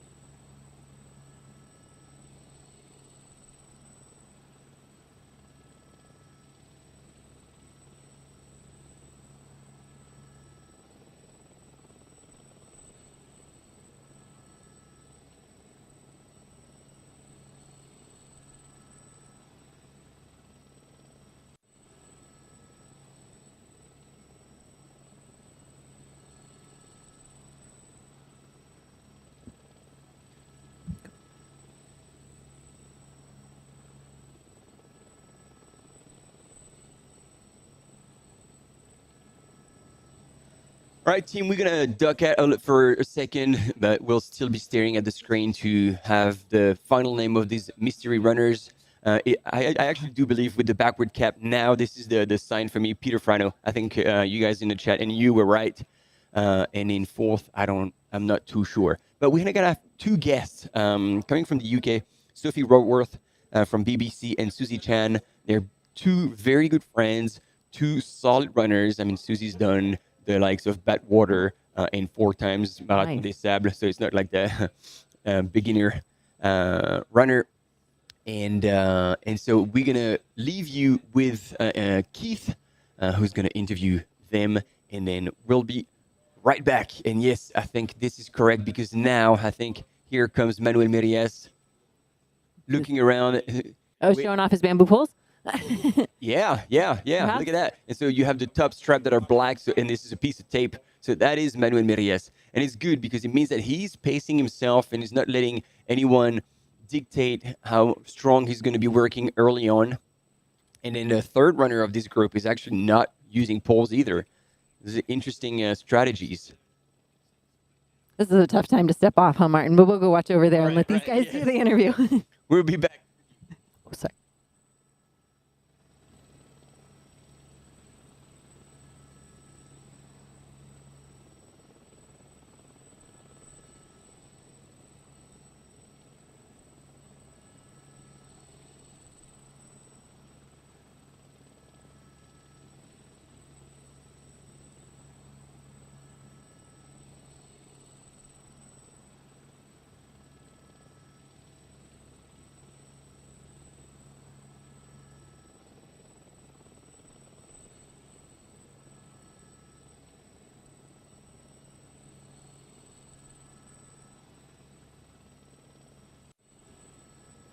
All right, well, this is exciting.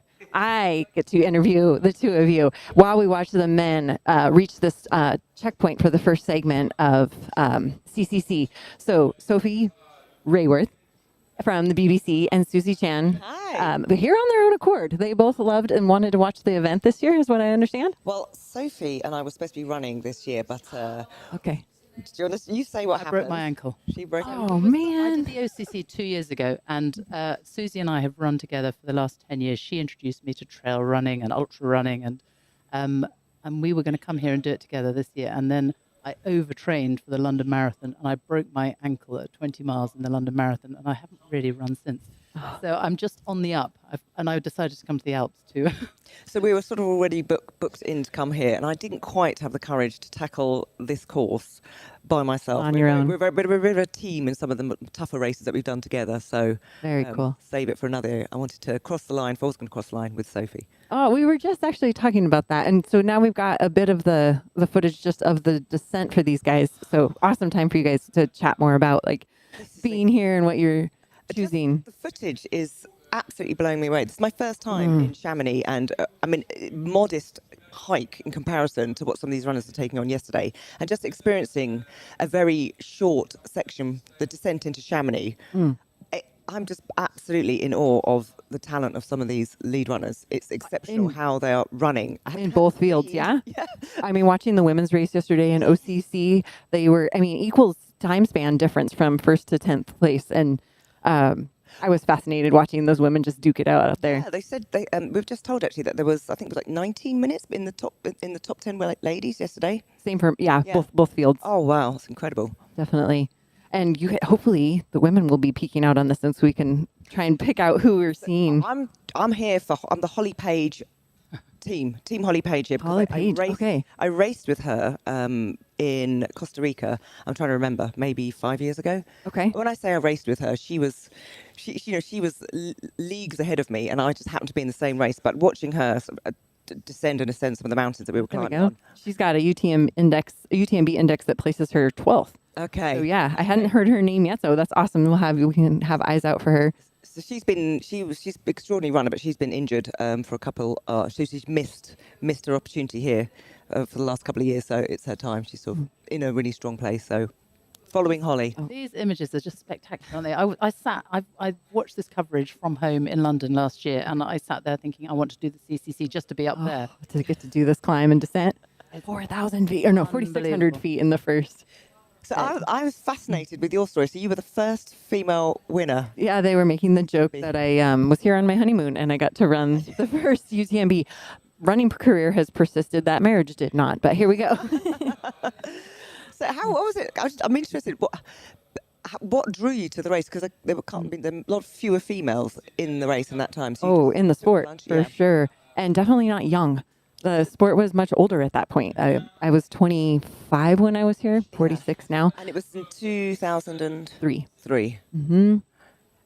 So just I happened to get to come. I worked for a brand, Montreal, not as prominent in the sport as it was in that time. Yeah. And the CEO sent us over to get to run in that race. So kind of becoming a part of history unknowingly. Yeah, amazing, incredible. And in that year, the event circumnavigated the mountain, and you got to choose where you stopped. So you didn't sign up you signed up for the whole event, and you could just stop in Champex-Lac, you could or stop in Courmayeur, or Lake Contamine, Courmayeur, or Champex-Lac. So 50K, 50 mile, or 100 miles. You're going to do the whole thing anyway. Stubborn. I'm so stubborn. Yeah. And it's interesting. So it was an older race then. It's much. I was really. We were out on the course yesterday for the OCC, and we came down from La Flégère we just walked down the trail with all the runners coming down, and it is so much younger. I mean, we're Susie and I.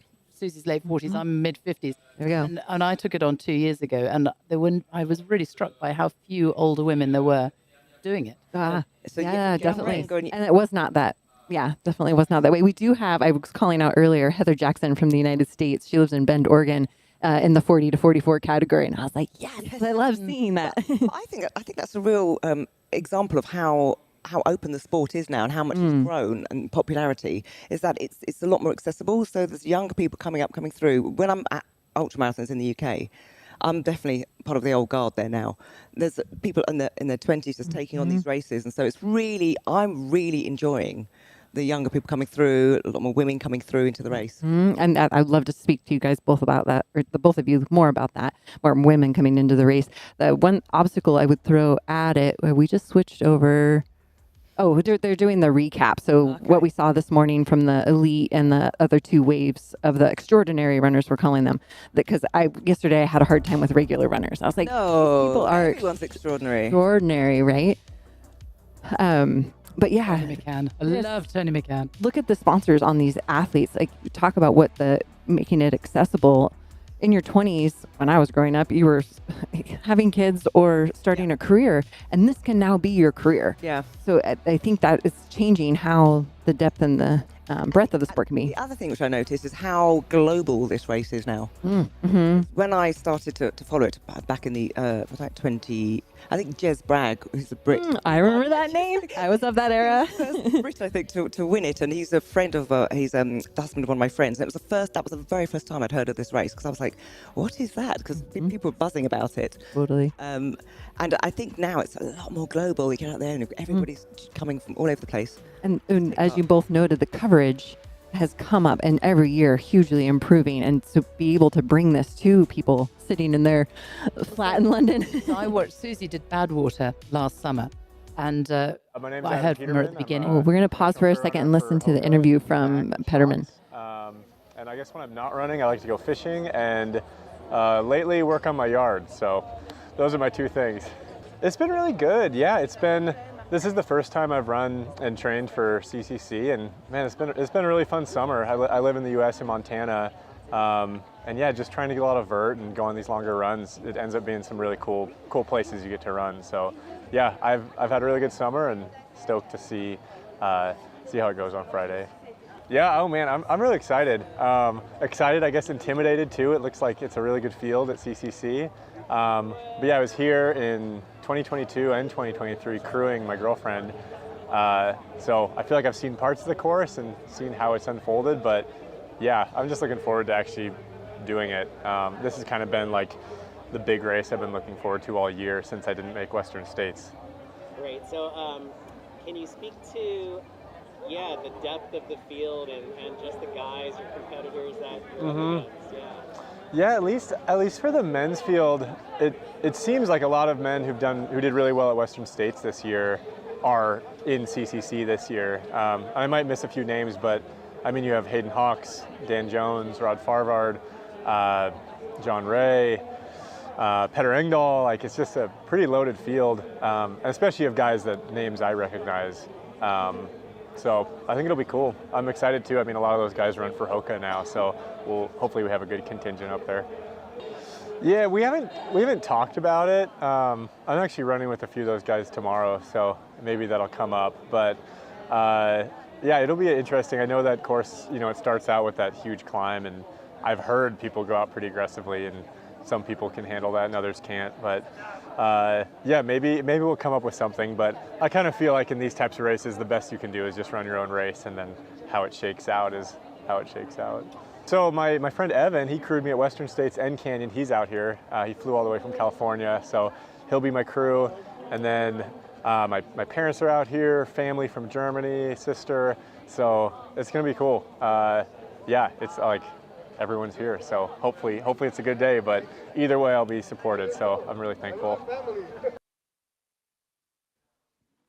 Okay, we're back, and I thought you guys might want to see who I'm getting to sit here with.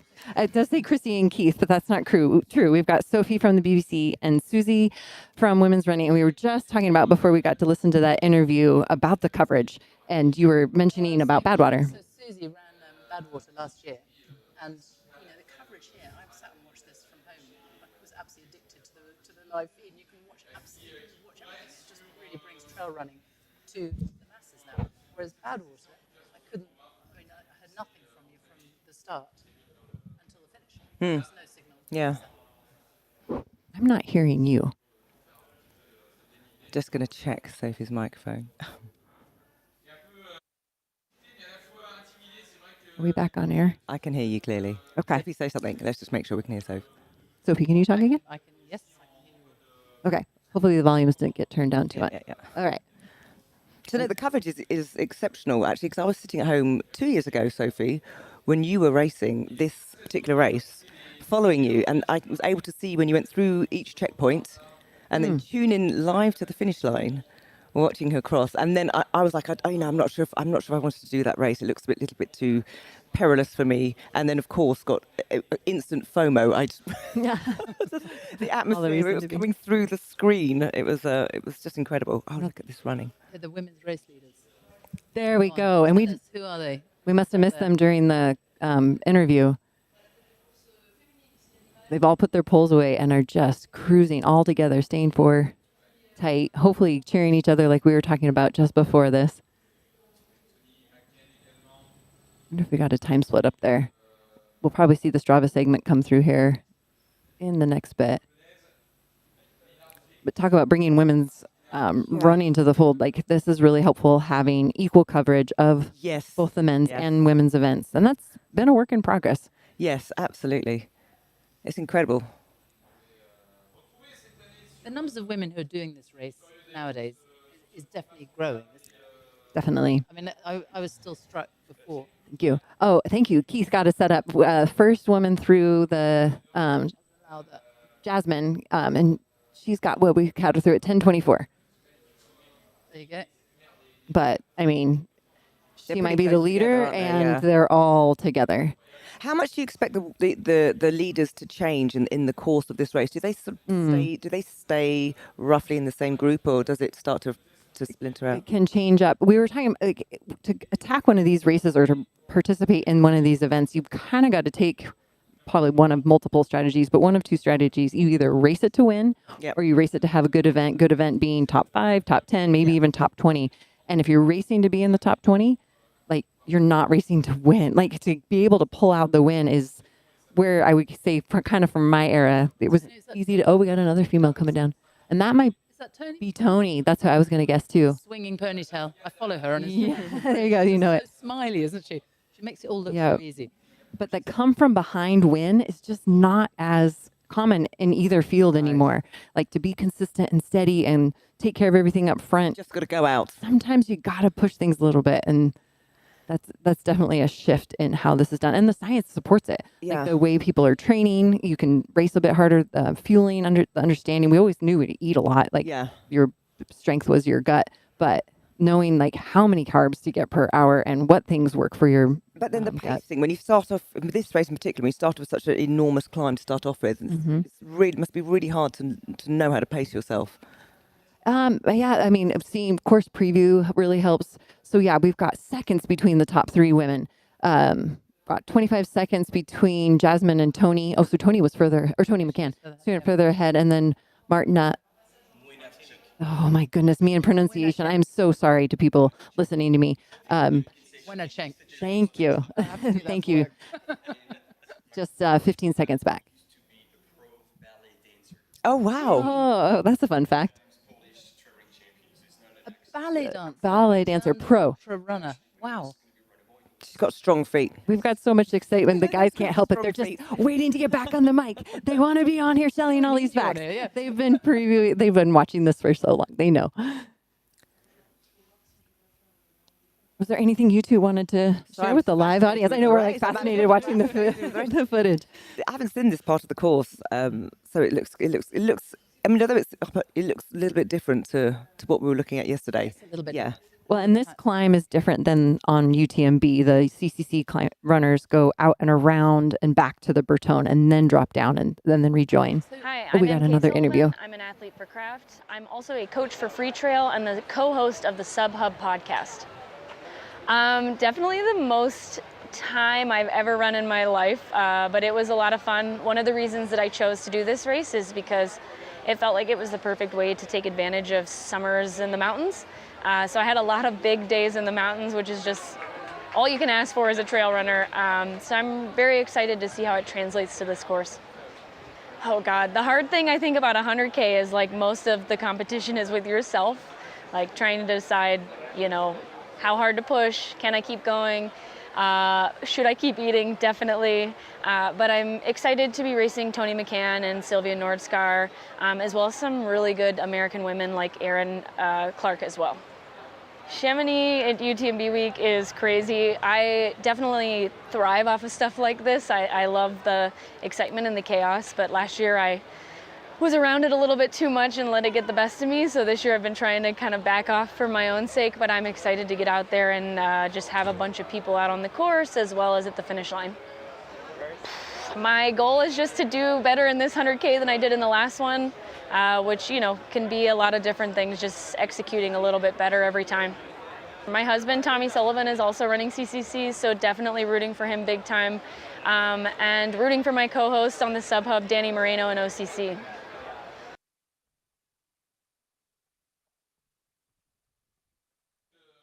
Okay. I love the shadows here.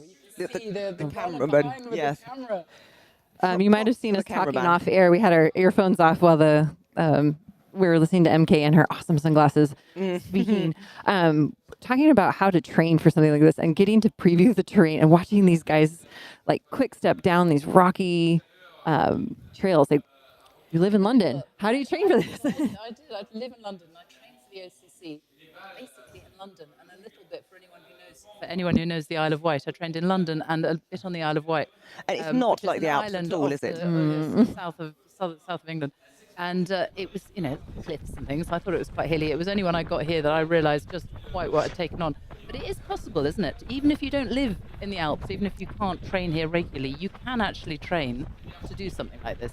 Totally. And we were speaking earlier that it's an international event. There's people coming from all over the world. And so figuring out how to train. We heard at the beginning that there are training plans written specifically for UTMB. As a coach, I have an athlete that's actually running in UTMB starting this evening, and she lives in one of the flattest states, Minnesota. And we worked a ton on how she could carry weight, work on her treadmill at a certain grade, travel to different destinations and get in some intentional vert. And it's not only the climbing, it's also the descending. Like pounding your quads on these descents can take a toll that won't allow you to, not necessarily won't allow you, but can make it tough to progress. And then what about, how do you deal with the technical nature of the trails? Because you have to be concentrating on where you're placing your feet all the time. Definitely. It's quite hard to do.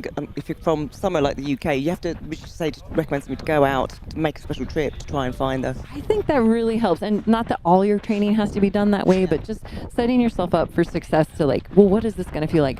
In the States, I live in Washington State and did some races in high altitude actually this summer. And so getting to Colorado and feeling what it feels like to be with less oxygen, to be moving at those higher altitudes, that's a lovely thing about UTMB. And people argue whether UTMB and Hard Rock, one is harder than the other. What would you say? Because it's a different elevation profile, or it's a similar elevation profile in terms of how much climbing you have. But this one, the highest point is around 9,000 feet. That's the average and the low of Hard Rock. So, but Hard Rock, therefore, a lot of times you're hiking more. And UTMB, as we're seeing, these guys and girls have to have the leg speed. And so to keep that turnover, because you've got arguably the oxygen to work with, makes a difference. So yes, you can train. You have to be intentional about it. Setting yourself with, call it some fun vacations where your training is a part of that, can really equal success in any level of athlete coming to run this event. Wow, look at this. Such a great atmosphere. The support out in the course is just unbelievable, isn't it? Definitely. Well, I really appreciate you two coming in to sit and just stare at the screen with me and cheer these runners on. And yeah, hopefully you'll get to be out on the course a bit and cheer people on. Do that and go and watch them in later. Thank you so much. What time can we expect them in? First one? We're thinking around an hour after UTMB starts, so around 7 p.m. So that dinner time is going to be entertaining tonight. Thank you. Wonderful day of watching ahead. Thank you very much for having us both. Thank you so much. Yeah, we're seeing these guys come through the aid station. I haven't seen anybody dunking yet. Like yesterday, we saw a lot of people pouring water over their heads, cooling off. Temp is up to 20 degrees, so they're going to be feeling the heat a bit. Thank you. They're going to go retrieve Keith and Martin. You can hear their voices again.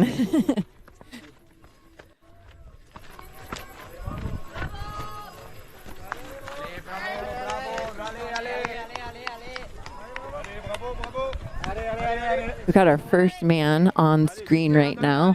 Keith sitting back down with me to get me the stats while I was chatting away. No, that was awesome. Well done. And it was only right that you were talking about, I guess, getting warm at women's, how to train for a course like this, to not be intimidated as we're watching this incredible terrain. Yeah, Martin and I were just in the main room on the big screen, just kind of looking around, and obviously Martin's very happy because we have a French athlete, Damien Humbert, in the race lead, and what a savage first 13K that is, like bang up 1,200 meters of climbing, then dropping you down slightly lower than the turn to the right, so they're dropping them down to the aid station at Berton, and then kicking straight up. The good news is, if you know this course as well, once they get to the top of this little ridge here, now this is an incredibly runnable section. And Damien, we saw a big cluster of male athletes behind that. And then it was, wow, what a view when we saw Jasmine at the top of the climb there on the view. And as those runners come down, they're just looking straight at the Mont Blanc. So this morning, clear skies, a little bit of cloud, as you can see now above Damien. And so athletes are almost crossing over each other now at this top point as they're coming down. They do a little loop down to pick up water at the Berton and then up and around, and then they are going to head across. They have all of the glaciers on the left-hand side, the Mont Blanc Massif, and then the next checkpoint, if you know this area of the course, is the wonderful Refugio Bernati. So yeah, this is our race leader in the men's race, and we've also got quite a few of the female athletes now have come through the top, and there are no big surprises there. So we can give you a quick update if you're following and you're not on the live trail. So we've got in the women's race, we talked about Jasmine Lowther, Tony McCann, Martina Muilnarczyk, and then we've got Heather Jackson. And everyone's been asking in the chat, so here we go. How Hati, she is 5th. Holly Page, 6th from the UK, and I know that Susie and they were Sophie, both excited, Holly Page fans. Susie and Sophie were excited about that. Lottie Brinks, MK Sullivan, you just saw the interview with MK. We've got Anne-Cécile Thévenot in 9th, and then completing our top 10, Eve Moore. So there's a lot of female athletes there in the gap. Let me give you a good gap there. Only 6-7 minutes between 1 and 10. Exactly. So we're on for a race here in both the men's and the women's. And I was just looking at the depth in terms of the men's race, in terms of going way below 10, in terms of the quality of the field there. So Martin is also back in the house now and showing his true colours as he's got his French flag out and going, allez, allez, allez. Well, yeah, and I was actually gathering a bit more intel about second place Arthur Thierry. Because Benjamin Humbert has been on the international scene for a while through the Skyner World Series and other races. And so I think people know him a little bit here. Peter Frano seems to have snug into second place. But yeah, Arthur Thierry has been with the Scott running team for 4 years and just gradually improving his level. He's a very quiet runner, but he likes to run at the front, so I should have known that. And actually, he's moving to Corsica on Monday to do a 3 years thesis in law, and obviously we'll have one of the most amazing mountain running playground in around Corte. And just to point out, it was 2.5 minutes between 1 and 10 for the men.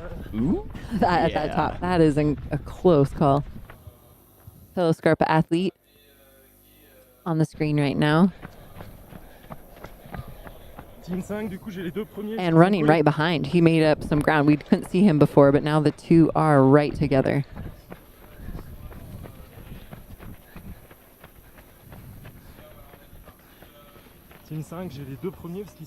Sorry, we kind of steered away off the chat for a second, but we will get back to that too. This is awesome footage to finally have again. So yeah, we're the course record times for the both races, men's and women's, was set in 2022. Petter Engdahl and Blondine Lirondelle. So I'm going to be able. I've got some time splits, so I'm going to be able to give you an update on that in a couple of minutes. And again, I keep bringing up the pole stories. But Peter Frano, when he was 7th at CCC last year, he wasn't using poles. And by the look here on the images, he's changing his strategy. So it's good to see that eventually people come down to realizing that, you know, using poles is necessary. And again, the only man who ever managed to go under 10 hours, Petter Engdahl, is one of the gentlemen who can definitely master the pole technique. So at Bertone, Demian was about 30 seconds behind Petter Engdahl's course record time in 2022. Yes. And oh, here's the train. Yep. And Jasmine was about 4 minutes down on Blondine's time at the top of the first climb. A little warmer maybe today? We're up in the 20 degrees at this point. I just think those times were pretty strong as well. Pretty strong as well. And yeah. J'ai les 3 premiers hommes, team 5. See, like that young runner from so this is the one I was telling you about from Team Scott. Like, he doesn't care. Like, he doesn't shy away, and like if things are not moving fast enough, he's just gonna go. Obviously, he has to last, but apparently his training has been very consistent this whole summer. And I guess him and Damien, being two French runners at the front, might actually help each other run together for a while. Or not. And look at him. And there you go. He does his own thing. Arthur Thiriet. Is that wow. Antoine? Oh, the chase pack is caught. Antoine. Oh, my bad. Yeah. Antoine Thiriet. Thanks for correcting me. No, you may know, that might be his nickname, you know, like we're going to be talking about Germain, Serge, so I just thought maybe you knew the same, so yeah. No, it was a mistake. And then, okay, Petter Engdahl is reeling them in, and I think there were more runners behind, so let's figure out how a camera runner is going to be sandwiched in that train of front runners. Yeah, we've had an avalanche of athletes through Bertone already. Wow, bam, wow. So we've already had, goodness, 40 athletes through Bertone. So 38 through, I'm just doing some maths here, 6 minutes separating the top 40. So the UTMB World Series and qualifying events is definitely kind of driving a depth in the field here. That is amazing. So 40 athletes separated by 6 minutes in the men's race at Bertone. And then we can give you a little bit of maths on the women's race as well. Yeah, we had a pretty tight spread between the top 4, but we're still waiting. No, 5. Yep, I've got. There we go. Yeah, I've got. Oh my goodness, we've got. Yeah, I've got 41 athletes now come through the top of that climb, and there's about 17 minutes split across the spread across that, but 16 minutes, sorry. But that's impressive. 40 athletes already. So all the way down to Riley Brady from the US. So Riley 41st coming through that checkpoint. Riley's parents are here. Riley's from Boulder. So Riley's actually doing her first race, or their first race, outside of the US. So good luck to Riley. That's always a eye-opener to come from the US, where we have great. Oh, look at this train of runners. That is amazing drone footage there to see the Extraordinary runners. Wow, it's just the chain. Wow. Making their way up that climb. That's 2,000 runners working up 4,600 feet of climbing. Yeah, and that is why they have the 3 different waves, so that they can separate the runners out on that first climb. Spread out a bit. And I just got to call out the work of these cameramen, like running amongst, what was there, like 6 or 7 men, all tight, single track trail, and somehow the cameramen are staying out of the way and catching this footage for us. Yeah, no. Wow, look at this. That is a thing. Destination Chamonix. Yes, on the screen now. The extraordinary runners. I love it. They are. Yep. Making this event, and like yesterday, I kept saying like they were double the time that these elites are finishing in. That, like, is that pass it on your left? Yeah, what you go through, what you go through to be out there for however many more hours, that's another toll on the body to say which is harder, running as fast as possible or enduring as much time as possible. These are very 2 different journeys. Definitely. I think this will look, well, we will, not this exact climb, but we will see footage like this in the dark with headlamps. It's always cool to see time lapses of headlamps worming their way up these long climbs.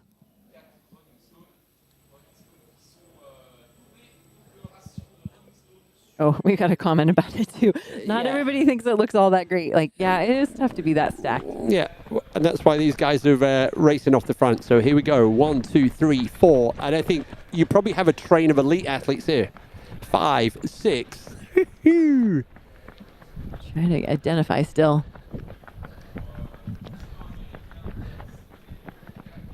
So Brian, welcome. The women, Jasmine Lowther was the first athlete through the top of the climb at the Tête de la Tronche. We'll be able to give you an update. They'll just be about to drop down to Bovine shortly they should be there right now, actually. So yeah, they're almost there. Jasmine Lowther, Tony McCann, Martina Milniacik. So from Poland, that's your top 3 at the top. Heather Jackson just behind that, and Hao Hati from Vietnam. I should turn on the screen to see us.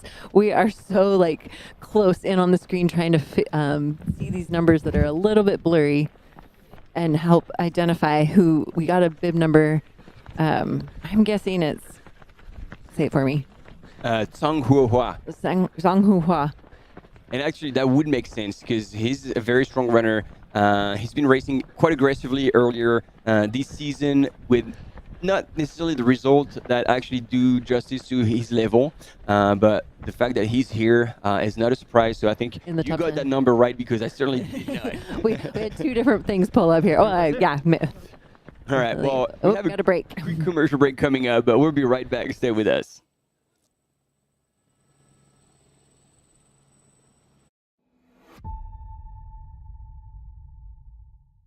Avec Get Your Guide, découvrez plus de 100 000 activités de voyage dans une seule appli. Des excursions aux accès prioritaires, visites culinaires et aventures aquatiques. Get Your Guide, des expériences de voyage inoubliables.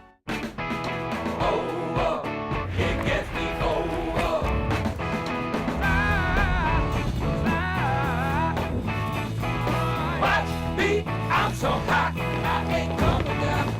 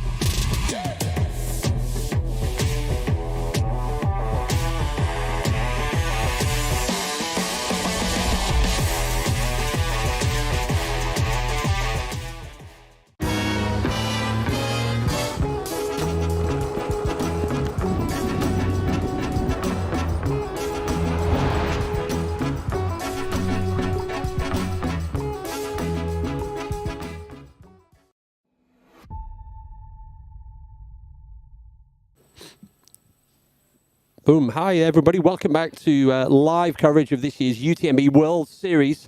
We are at the front of, and we're also at the back, or in the middle of the CCC course that started this morning at 9 o'clock. So our race leaders now, they're up and over the Tête de la Tranche. They are on the way across the balcony towards the Refugio at Bonatti.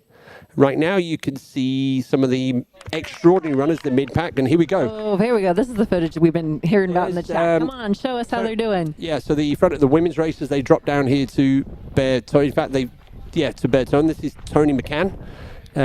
In theory, our race leader. So it was Jasmine Lowther, but Tony McCann, winner of the OCC last year. I'm joined here by Chrissy Mail and Martin Gaffori, and we are having so much fun delivering this content to you around the world. Mm-hmm. Absolutely, and again, I think in this beginning of the race, like in the women's, it's no surprise Jasmine always starts out really strong. But I know what Tony's been doing this summer, training hard, just chipping away at it, and then obviously, you know, you're coming out as a record holder of OCC. You have expectations. And so she really wanted to deliver, and she's in good shape. So she's, I think, going to do her own thing and basically not worry about what's going on around her. And right now, it looks like she has cranked up a gear and seeing what she's been capable of doing on OCC. If she's done the training right for a longer distance, we're in for a ride. That's a cool thing about running the longest distance you have for the first time. So once she hits that 50K mark, I mean, I'm sure she's probably raced and trained longer distances than that, but when you, for the first time you race that and you're like, oh, now what happens? So it'll be interesting for us too to get to go alongside as she steps into longer distances, or this longer distance. Yeah, and she looks really good right now, like relaxed, comfortable. Yeah, smooth. Using her hands, use balance. Yeah. Tony, coached by Tom Evans. Tom Evans is going to be taking the start line this evening in the UTMB. So, and Tom was also a former champion of CCC, so probably some really good intel going out there.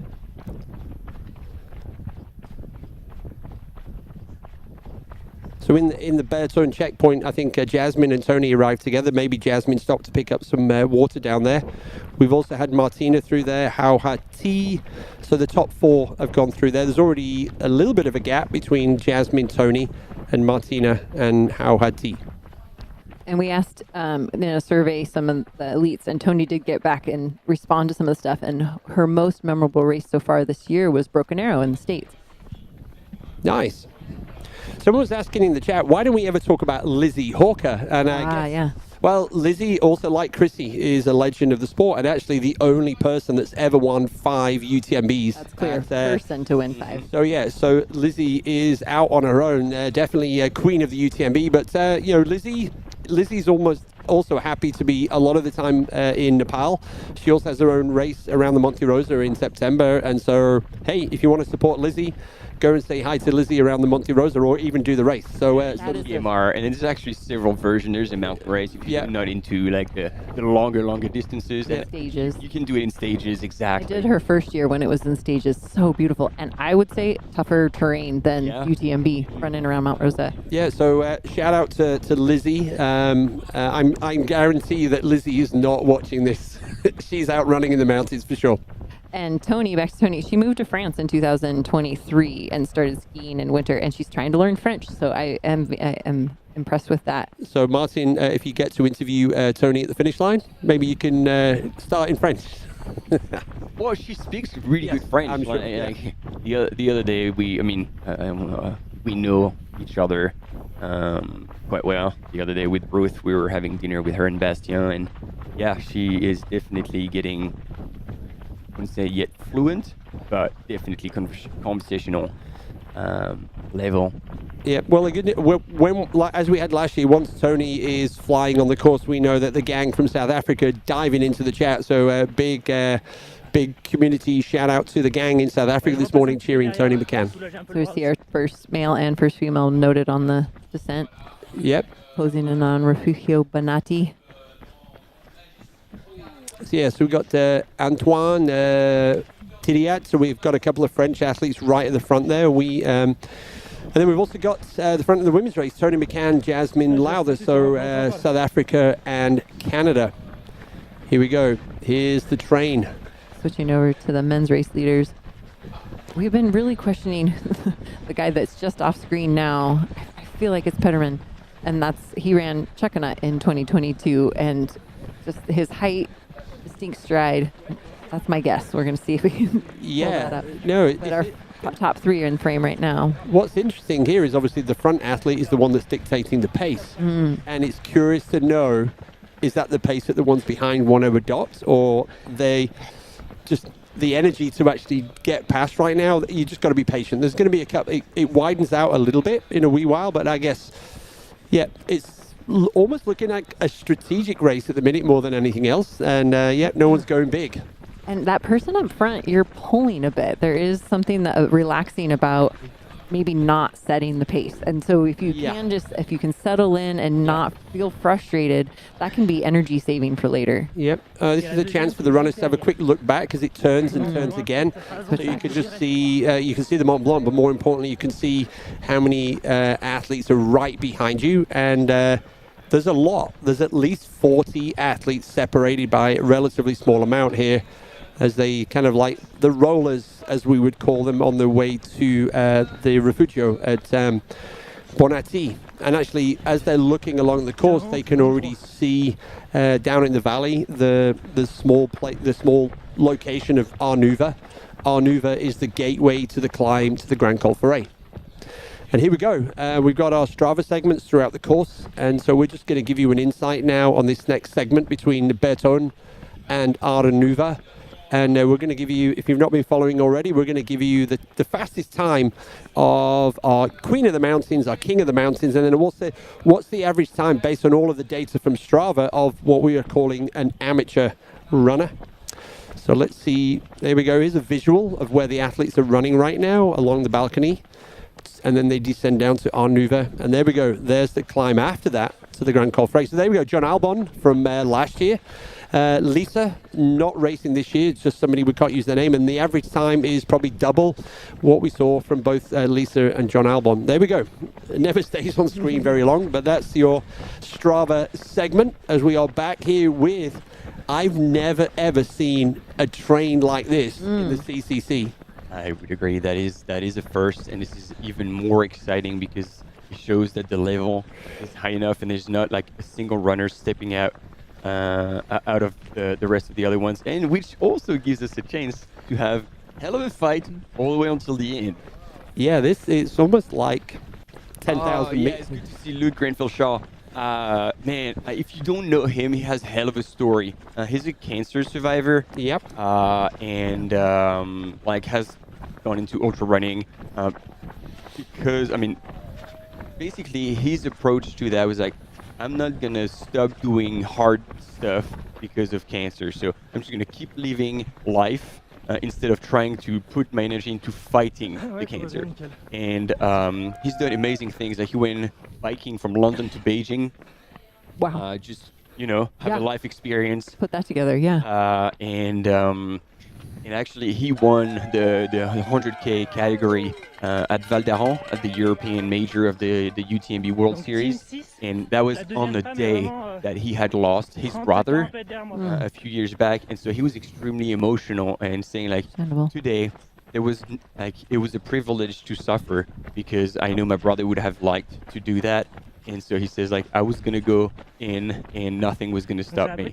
And so he's a fantastic person. And it's good to see him up there in the rankings, and hopefully he has a really good race. I love seeing Tony just move by these guys and everybody working together, like creating space and working together down to allow the passage without complication. Yeah, so our next time check will not be at the Refugio Bonatti. It will be as they drop down into the valley at Arnuva. That's going to be our next time check. And for the front of the women's race, that's going to be around about midday, so in about an hour's time. And in the men's race, the men's train, as we're calling it at the moment. So, 11, we're about 40 minutes away from those athletes reaching the next time check at Arnuva. But you can enjoy... I think Tony's just trying to squeeze past. He's having to make the move, yeah. On your right. That would have been nice to step up. She's moving great. And if I remember right, you run right across the deck of the Bonatti. Is that right? Is that correct? I feel like I remember like just going. No, they go tour them around. They go to the right. They climb up to these old dilapidated. Behind it. Yeah. Up behind it a bit. Maybe you just dived in for a cake, Chrissy, and you just thought that was part of the course. Maybe.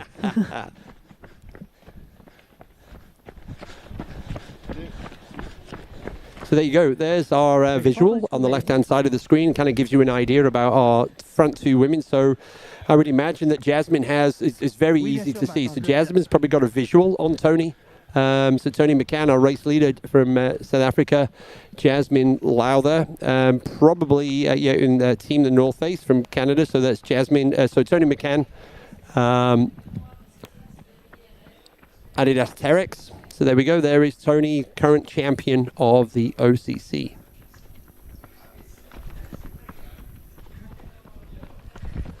And this is a great way of kind of just looking back and seeing who's behind. So that immediately behind Tony's the male athlete that Tony just squeezed by. When's our next guest coming in, Chrissy? I was just looking that up. It looks like we have somebody from Kodiak. The race director from Kodiak. Yeah, so Kodiak is our race director, not here yet, but Kodiak is going to be the new UTMB major for North America as of next year. So far that's been Canyons.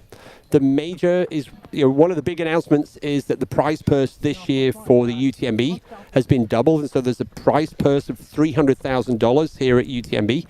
And then Kodiak, the three majors in the three different regions. So we've got Kodiak, we've got the race in Thailand, and we've also got Valdaran. So Yannan in Thailand. Those are the three majors. And so there, more runners can qualify for the UTMB World Series finals, and there's also a prize purse there too. Amazing. So it'll be interesting to talk to the race director when she arrives in a few minutes.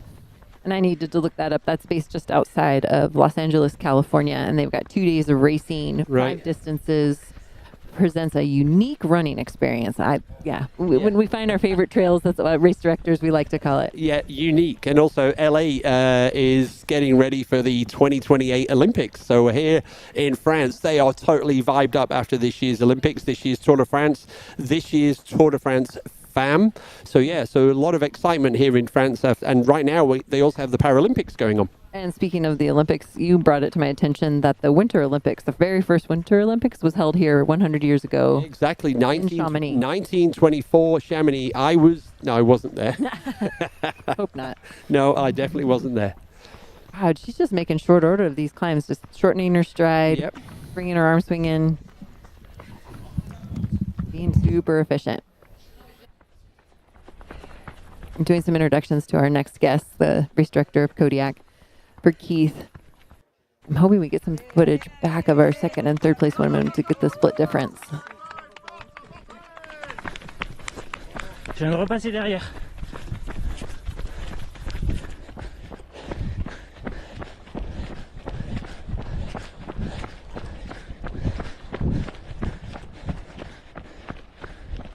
Donc toujours derrière la première femme, mais cette fois je me suis positionné derrière.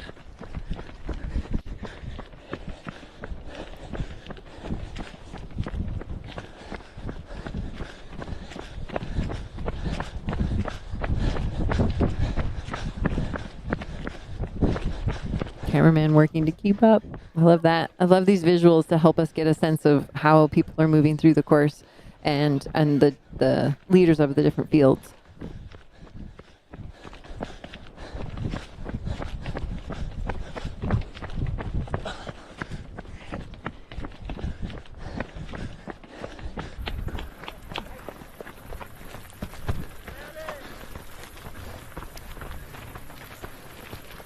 And back on our men's race leaders, keeping a similar order, it looks like.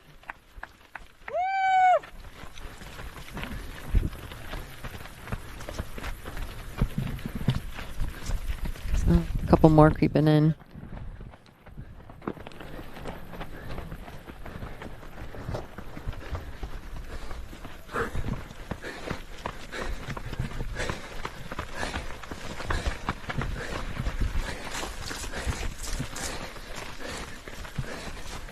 Notice how the cameraman has to step completely off trail. maintaining the same pace as these race leaders to capture this footage.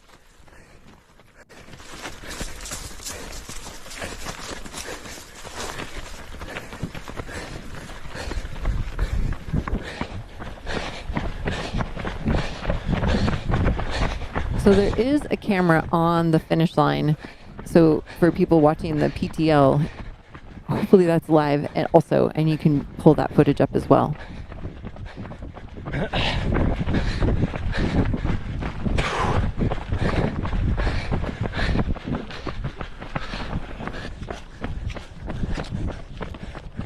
We've got footage of our second place female on the split screen.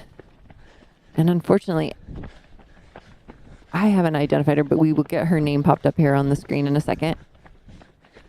Et donc on a 20 secondes d'écart entre les deux. Do you know her? Put her name in the chat for me. There we go. Oh yes, exactly. I struggled with the pronunciation. I'm so sorry. Si jamais à un moment donné je dois reprendre la première, vous me dites bien.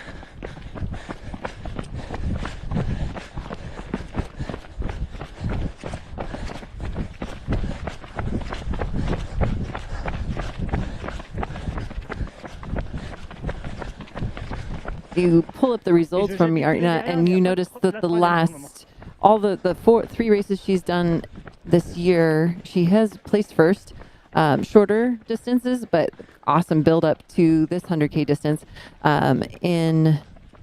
Although there was, excuse me, I take that back, there was 100K.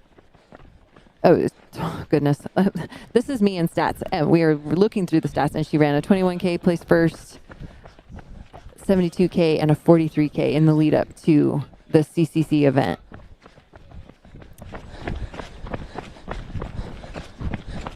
So you are second and the first is just 20 seconds. That was an interesting from the cameraman. So she's just 20 seconds back from Tony based on his information.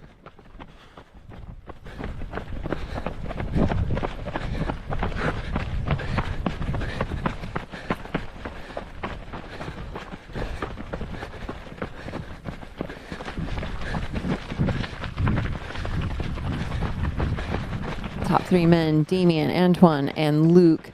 I think that order has shifted a little bit from what we're seeing. That looks pretty close. And Tony, we just saw second woman was Martina, so Jasmine is probably in third. We had this yesterday too, finding the visuals were where we got our accurate information. Sometimes it takes a bit for the data to catch back up. And I just noticed that Ludo, our start and finish line announcer, made an appearance in the media room. So he's giving hugs and pumping up this staff as well.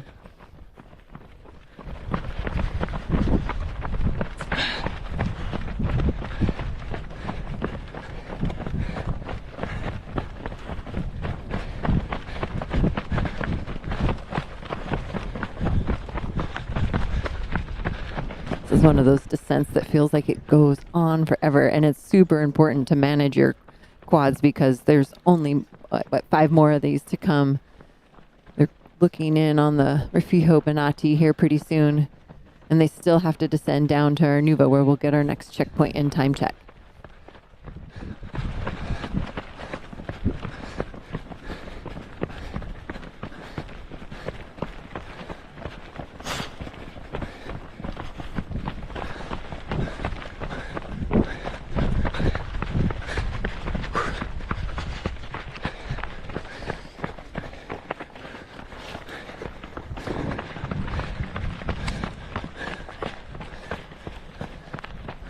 Nice work for that shot, man. Yeah, somebody noted, Nuts in the chat noted that most cameramen are current or former elite athletes. I saw those, the crew come in at the end of day or after the elites had finished, and we were kind of wrapping up the live feed, and they were sweaty and dirty, and just you could see how hard they'd worked. Good question. Wondering where Dakota Jones is. We haven't seen him on screen yet. I wouldn't count him out. I'm gonna check the live.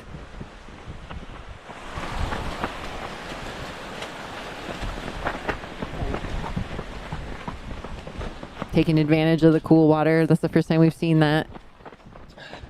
Temperature climbing to 20. That's low 70s for those of you that need the translation like I do.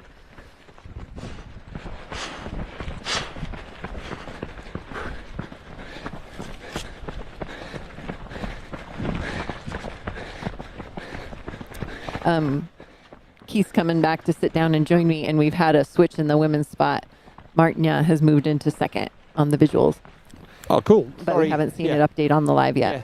We always assume that when, like yesterday, Heather Jackson, I'm going to come in and have fun, but Heather was like, oh my God, it's freaking out. So we were just reassuring Susie, who's going to join us in a minute, from the race director from Kodiak, that everybody here, both in the studio and in the chat, is on her side. So sorry, Chrissy. I was just following up on a question. We were wondering where Dakota Jones, and as I pull him up, I see two of our U.S. runners running together. Rod Farrar, second at Western States this year, and Dakota look like they're running together at the top of Bertone, both coming in. I think right now, not far back from the leaders. Right now, if somebody says, where is X male athlete, just say top 40, and you've got a good chance of being covered. I just think it's cool seeing those guys running together.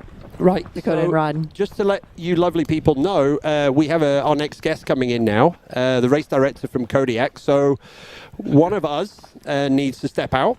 I don't know who wants to do it. Chrissy, I think we'll let you have a breather. Yeah, I was in the last one. So say hi to Susie on the way out, and then once you've had your finished chat with Susie, we're going to put Susie in the middle. So Martin and I will just do a quick segue, and we'll let you say hi. I got visuals of Jasmine. Here we go, Jasmine Lowther. Jasmine is now third. Does that mean Martina's moved up to second? Okay, so we've got Tony, Martina, and talking of Martina, we have Martin. So Martin Gaffuri back in the house. Yeah, don't worry, I'm never too far. But like, there's rotation, there's people coming in, people coming out.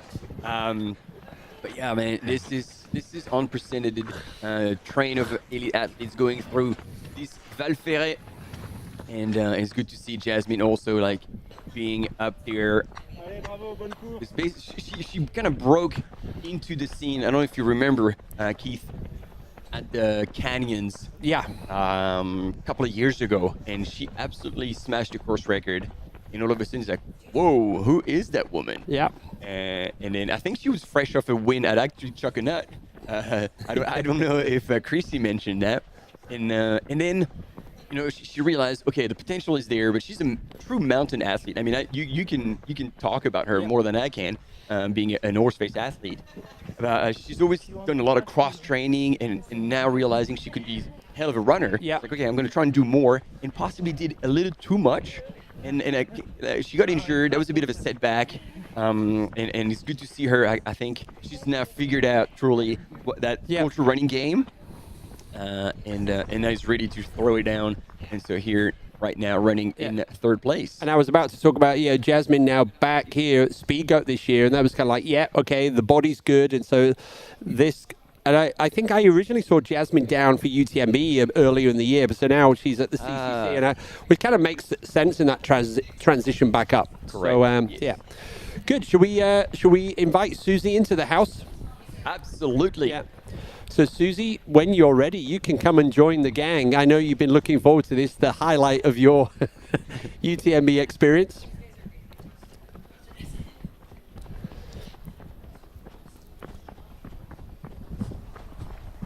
Oh yeah, in fact, Martin, you're probably the one that needs to move in. There we go. And we'll put the screen on in a second so everybody can watch and see who is in the house. So Susie, good morning. Race director of Kodiak, and Susie, you could probably introduce yourself in terms of the full name so I don't mess up your family name. Oh, don't worry. It's Susie. My name is Susie Schmelzer. Don't worry. You can just call me Susie. Yep. And Susie, you are the race director of the new UTMB major for North America. In 2025, yes. Right. And so as a consequence of that, as a race director, good news, bad news? In terms of stress, it's probably elevated a bit of stress, right? definitely a little bit more stressful in 2025, but at least we have 2024 to do a practice run. Right. And get everything dialed in for 2025. And when is Kodiak this year? Is it in September? It's in October. It's October 11th and 12th. Right. And for those who are geographically challenged, like my very good self, we probably need to help people know where, because Kodiak definitely doesn't necessarily help me. Where in the U.S. is Kodiak? We're due east of Los Angeles. Right. If there's no traffic, it's about 2 hours, but probably about 3 from LA, unless you come in the middle of the night. Right, and then I think based on that, so all roads lead to LA now between now and the 2028 Olympics, right? I think Big Bear running in Big Bear would be a good warm up for the LA Olympics. Yeah. Okay. So, what I also heard is that as a consequence of being a UTMB major, the coverage that you're seeing right now, we're going to have UTMB live coming to Kodiak. Is that this year or next year? Next year, I believe. Right. Okay. And as a and in terms of now, is it an international race, or would you say it's more of a North American event in terms of attendees? Really, we do have a lot of local runners from the Southern California area, especially in the 100-mile race. The 100-mile race is kind of the flagship race of our event, and we have a lot of runners from the LA area, San Diego area, and last year, because we became part of the UTMB World Series, we did have quite a few more international runners, and yeah, I know a few names who is like, ooh, we gotta go to this one, get our stones. So I'm sure that draw a bit of an international crowd. Like I know the Terex team was present there. Yes, I think in the 50K. Eli took it out. I think Pesker Engdahl was supposed to come. I don't know if he actually made it. I don't know either. All right. So I guess if you're listening, we've got a huge audience from around the world, and so I guess one of the opportunities of the UTMB being a major is that you can probably grow the international audience coming to take part. I guess one of the other big things is that we always talk about running stones. If you run at a major, you get double the stones you would at all of the other qualifying races. Is that correct? Yes, starting in 2025. Right, okay. So you are the gateway to increasing people's chances, because we see a lot of people in the chat going, wow, my dream is to come and race in Chamonix in 3-4 years. So I guess, kind of encouraging people, why would you sign up for Kodiak? That you get more stones. I also believe, Martin, in terms of the prize giving that we have here, there's also the prize purse for the elite athletes is also increased or has been created for the majors, right? Correct, yes. So is it, off the top of your head, I don't know if you know, Susie, what are we talking about in terms of prize purse now for the majors? Don't worry about the goat. I thought that was in this room. I believe the first place for a major is 5,000 euros. Okay, that's correct. Men and women. Yep. Men and women, yes, each. Yeah. Mm-hmm. And it goes 5D. You probably know better than me. Right, so... I'm going to brush up on all this stuff before 2025. No, don't worry, Susie. So we're going to be back in a second. We're just going to have a short break, and we'll ask you a few more questions after the break.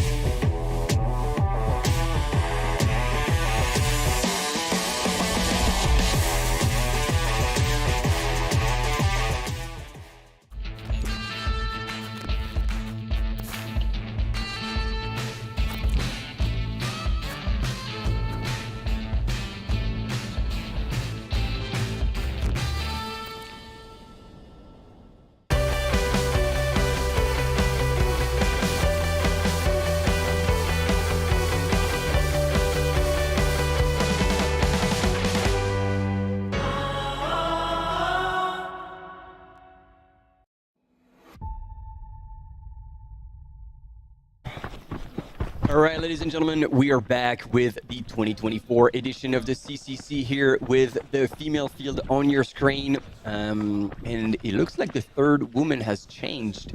Is it still Jasmine Lowther?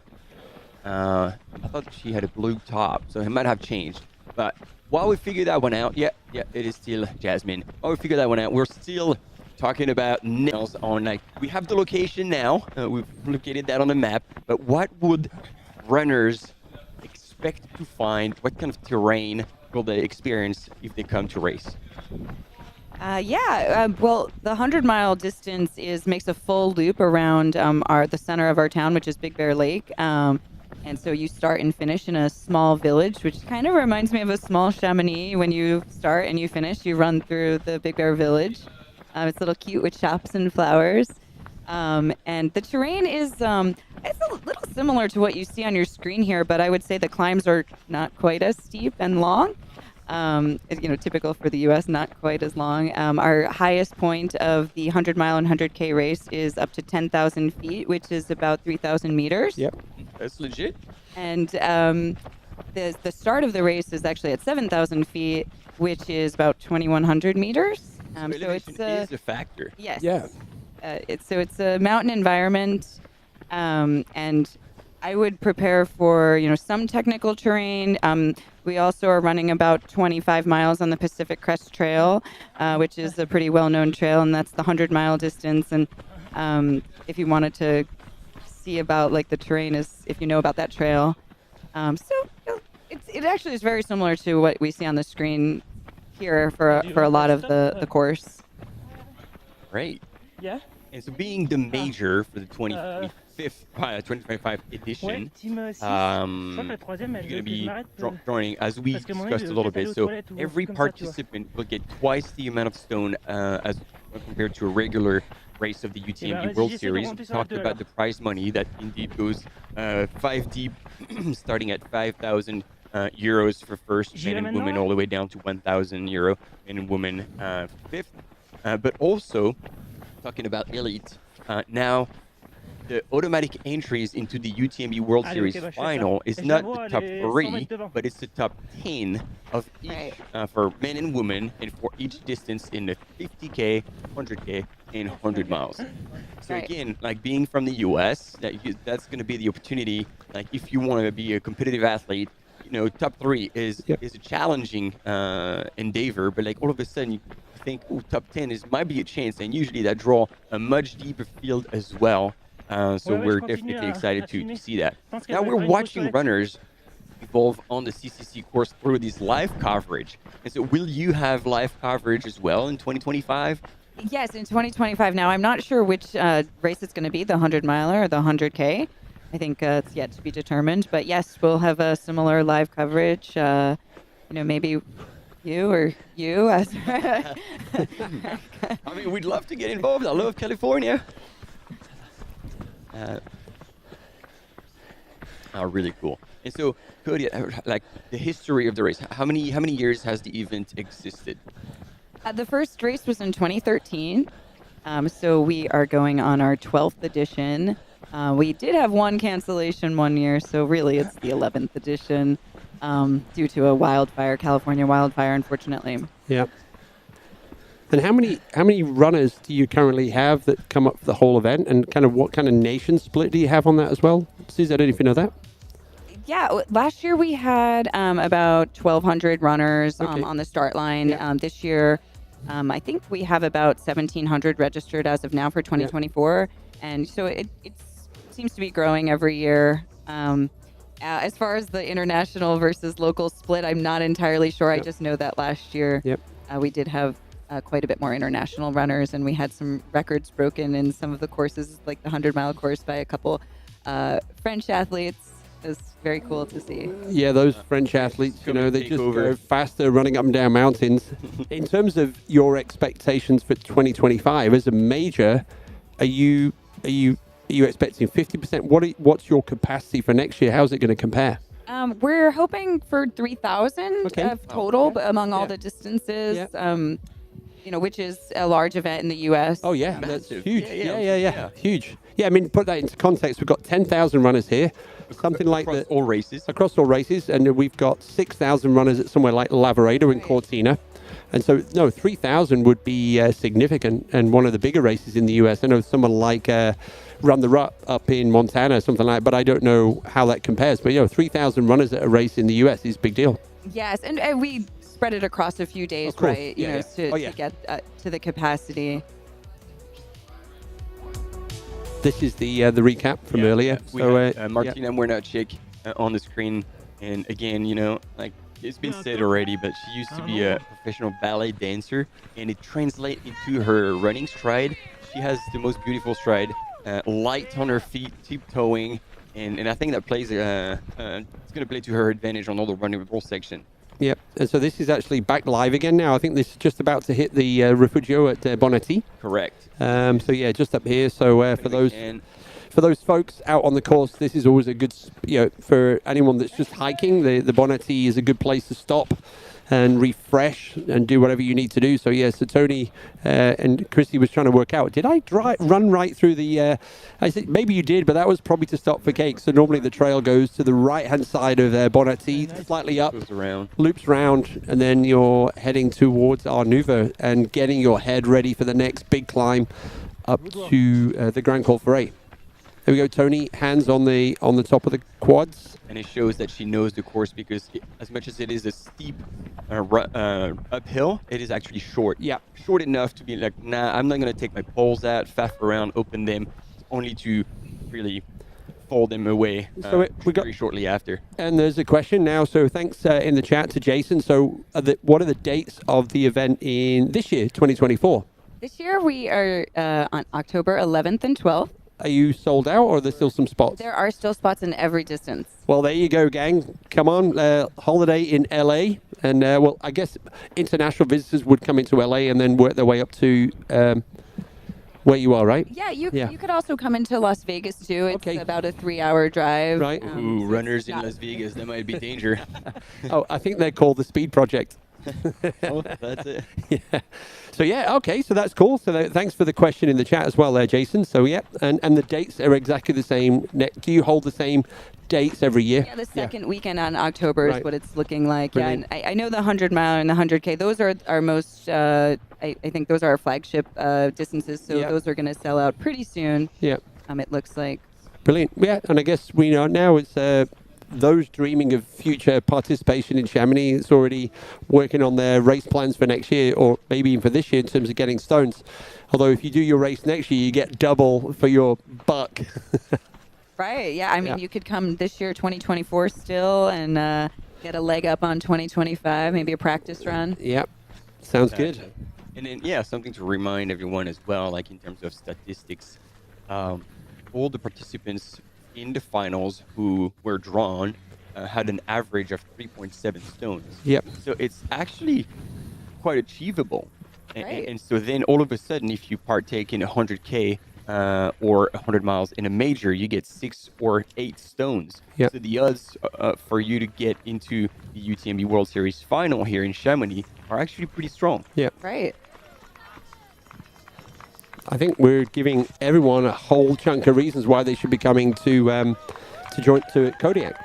Yeah, well, we'd love to see everyone from around the world. There's a lot in Big Bear Lake to do for your families and friends that come along with the runners. It's a cute little mountain town. We have a village downtown.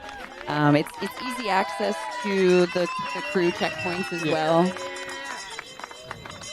Good to bring your family. So, I mean, this might be a stupid question, but I gotta ask because, like, it says Big Bear Lake. Do you have big bears around the lake? Well, I've been there 10 years now, and I've never seen a bear, unfortunately. Wow. I know. But I hear they're out there, but you'd be very lucky to see one. And just carrying on the stupid questions, there is a lake though, right? Correct, yes. Big Bear Lake does exist. It's in the center of the 100-mile course. Actually circumnavigates the lake up on the ridges. It's really great. Great views. And ultimately, if you want to know more about the event, I guess it's on the UTMB live site. You've probably got your own standalone website as well, right? Kodiak.utmb.world. Right, there you go. Beautiful, too easy. Susie, anything else you would like to say to the global trail running community about your wonderful event before we let you escape from your ordeal?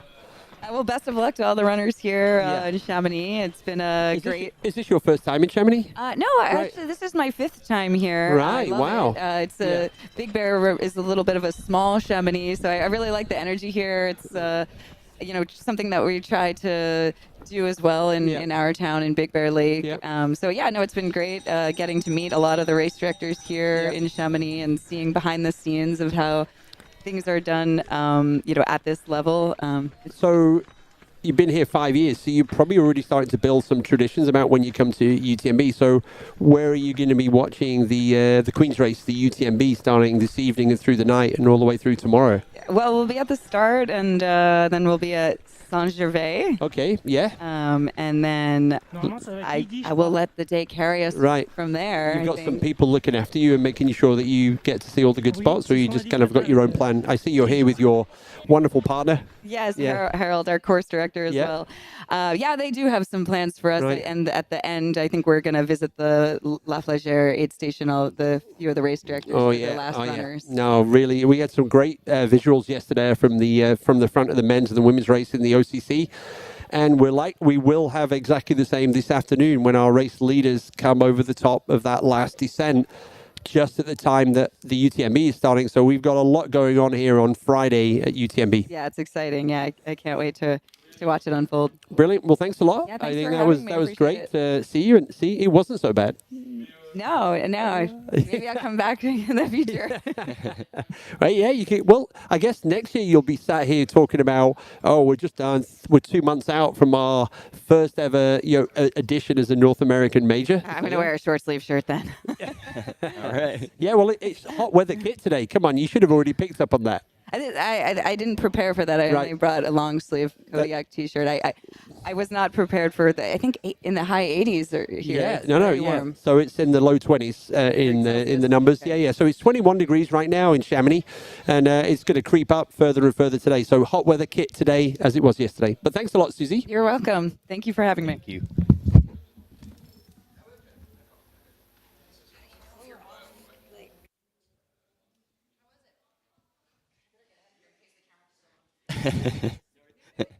All right, that was Susie from the race organizer of the Kodiak race that, once again, we'll say will be the UTMB World Series major for North America next year in 2025, replacing Canyons that took place in June earlier this year.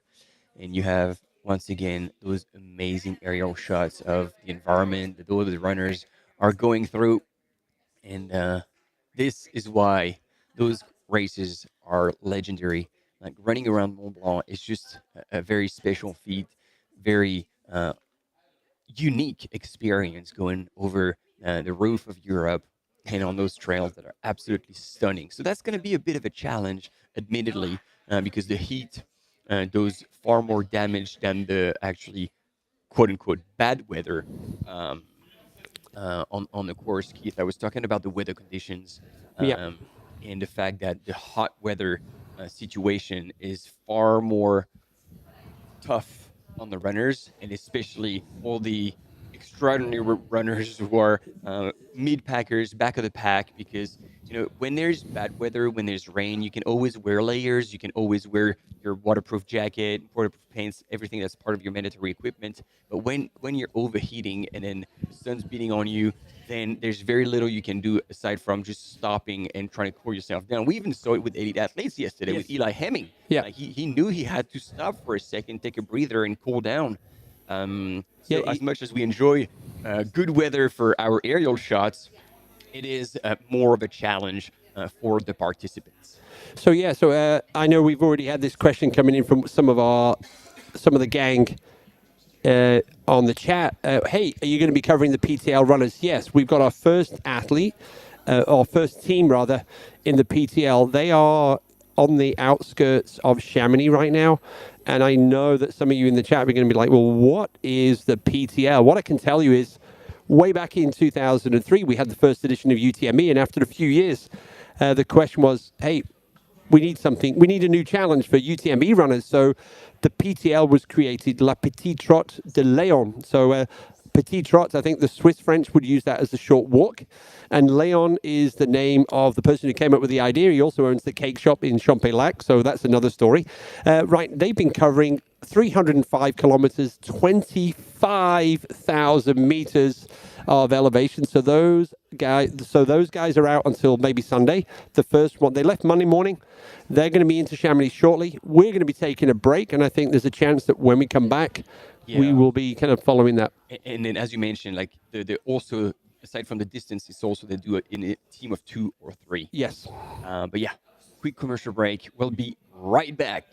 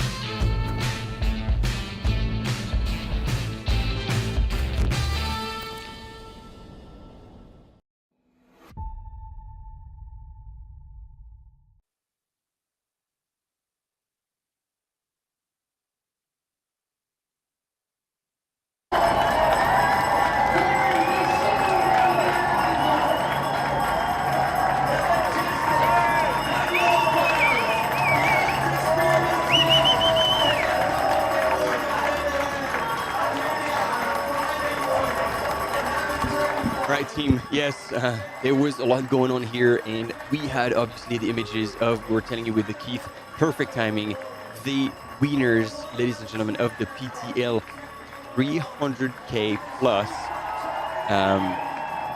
And yeah, these are the Gabu brothers, I think. So this is not their first win here.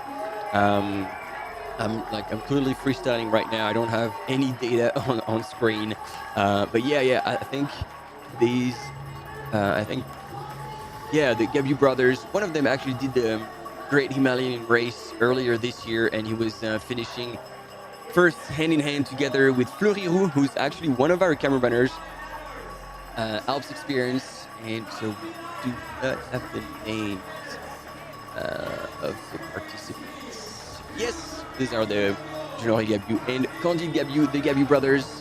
Whew, I'm glad I got that one right. So, I mean, you're familiar with the 100-mile distance. Like, what is 300 plus Ks and 25,000 meters of vert mean to you? Oh, just like thinking of the magnitude of that. This is awesome. These guys are getting celebrated like this. They've been gone since Monday.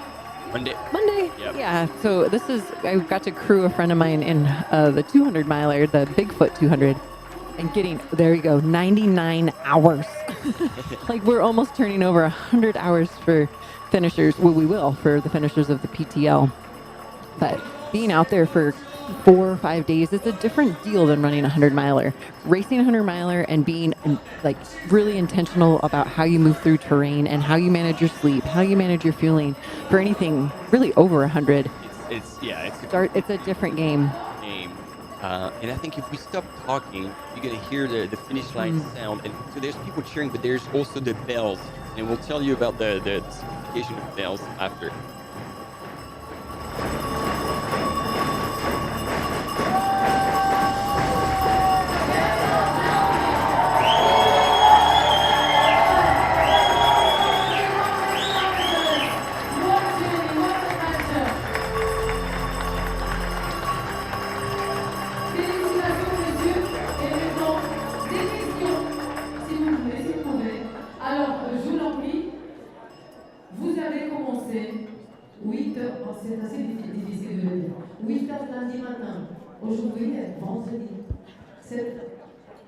You guys started Monday morning.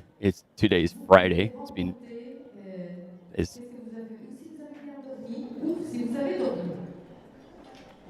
Can you let us know if you've run?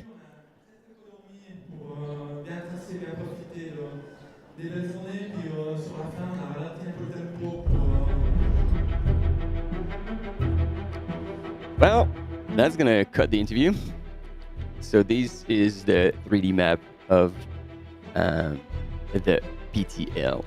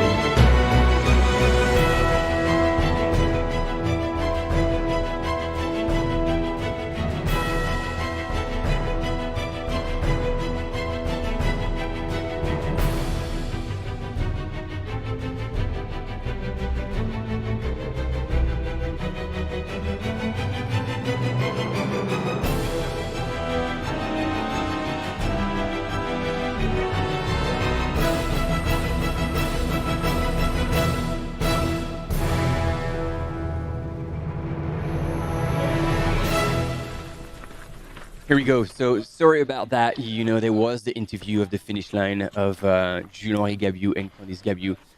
It was just that the sound apparently was not good enough, and therefore they could not stay on them. It was not a purposely cut interview. That was, basically the quality of the audio was not there. Now, I was going to say, indeed, Rosanna Buschauer from Germany.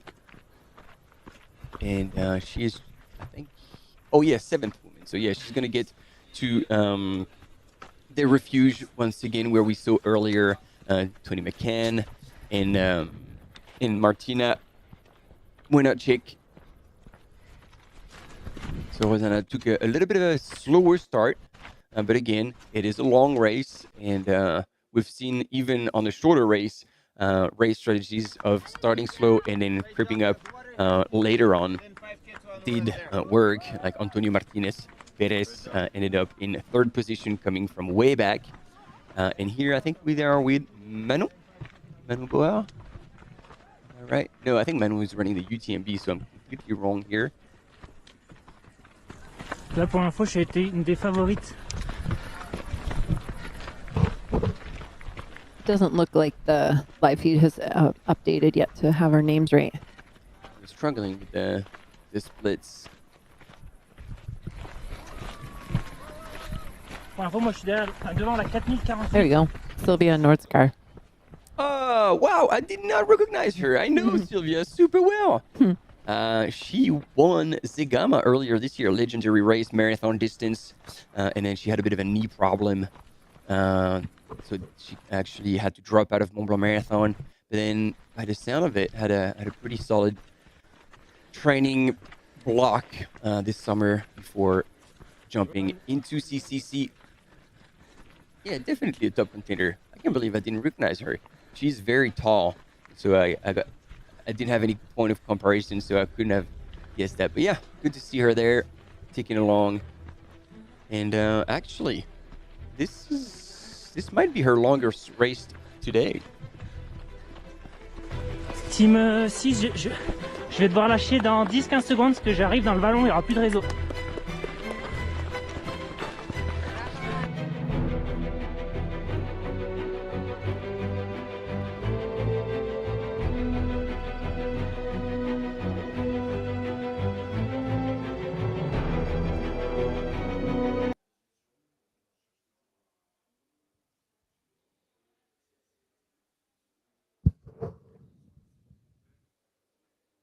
And I think it was Fleury Roux, a camera runner, who was with Sylvia, and he just announced to the studio that he was getting to a location of the course where there's no reception, because this is the good opportunity to actually explain what's happening. So here you have the top 5 at Arnuva: Peter Frano, Antoine Thiriet, Hu Huatsong, Andrzej Witek. Poland must be screaming right now.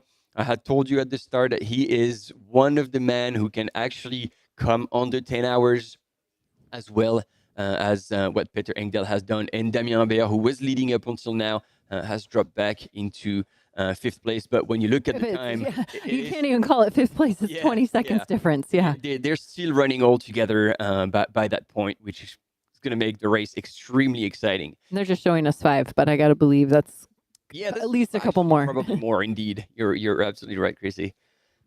So I was off screen for a bit. Want to catch me up on like the little moves? Did we see?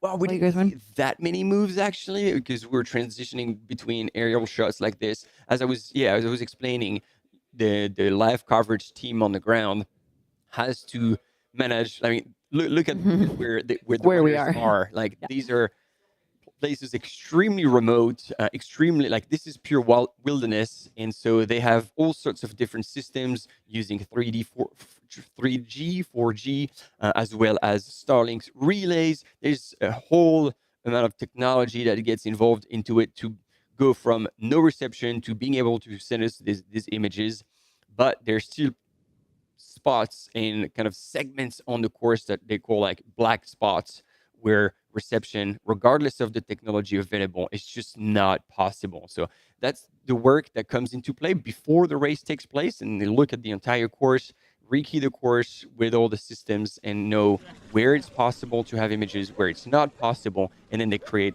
the shooting plan. It's okay, at this point we're going to film the men's, and then they're going to get into a black spot. Therefore, we're going to be with the women, and then when the women are in the back spot, back to the men. And so this is also the reason why sometimes you're like, oh, we want to see the women, or oh, we want to see the men.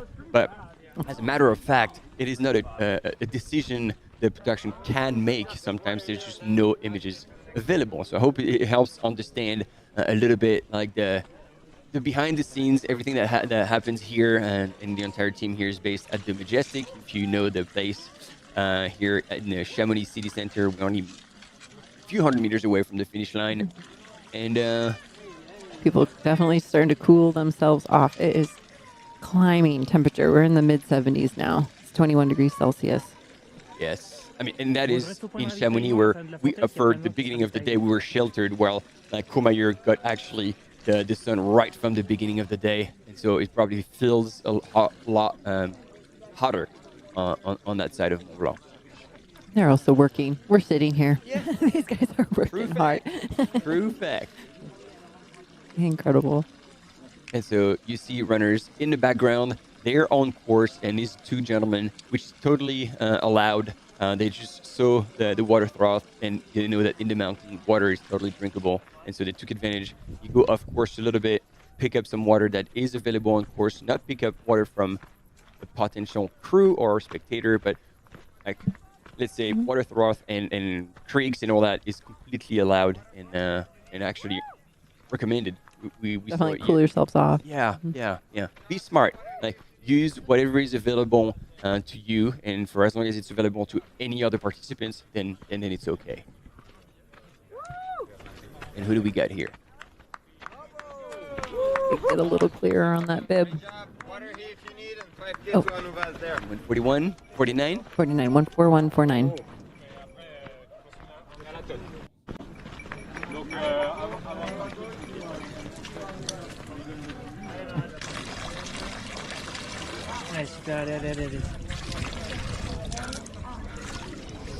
Larry Paradon from France. Totally merged. Laure. No? Yep. Laure Paradon. Alors. 49, c'est Laure Paradon. La française. Je pense que c'est la première française. Yeah, you were ahead of the game. Well done. Currently sitting in 24th in the women's category. Oh, actually, no. 75th woman, and then 24th in her age group. Yeah, somebody was asking cat rank. What does that mean? It's like category ranking, meaning age group.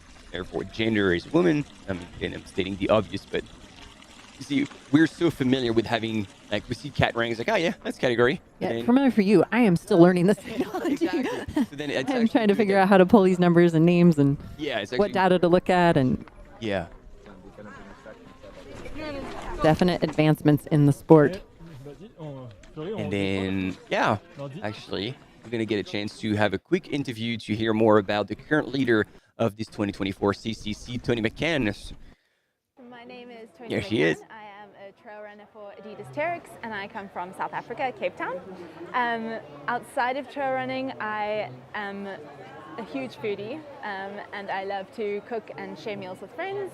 I think my dream one day is to open my own little cafe and make it a social gathering spot for all the friends. Prep's been honestly not that different from last year, just a little bit longer, a couple more back-to-back long days. Training for 50K versus 100K doesn't change much, but the mentality behind it has definitely changed. So I'm preparing myself for a much longer, much harder day out. But prep has been going well. I've been injury-free. I've had a lot of support along the way. I've got to train here with my teammates in Chamonix. So yeah, I'm feeling confident. I'm feeling excited about the route, and my body's feeling good. So all I could hope for. From what I know of the CCC course is that it goes up pretty hard, and the first climb is quite long. So my plan is to keep the front woman in my sights, but not go too hard there. After that, it's a very runnable section, so my goal is to be able to run most of that, but still keep a bit of energy in the tank. From my understanding of the race really only starts from around La Folie, the 40K mark. So, you know, from about 50K, so at Champex-Lac, that's kind of where I venture into unknown territory.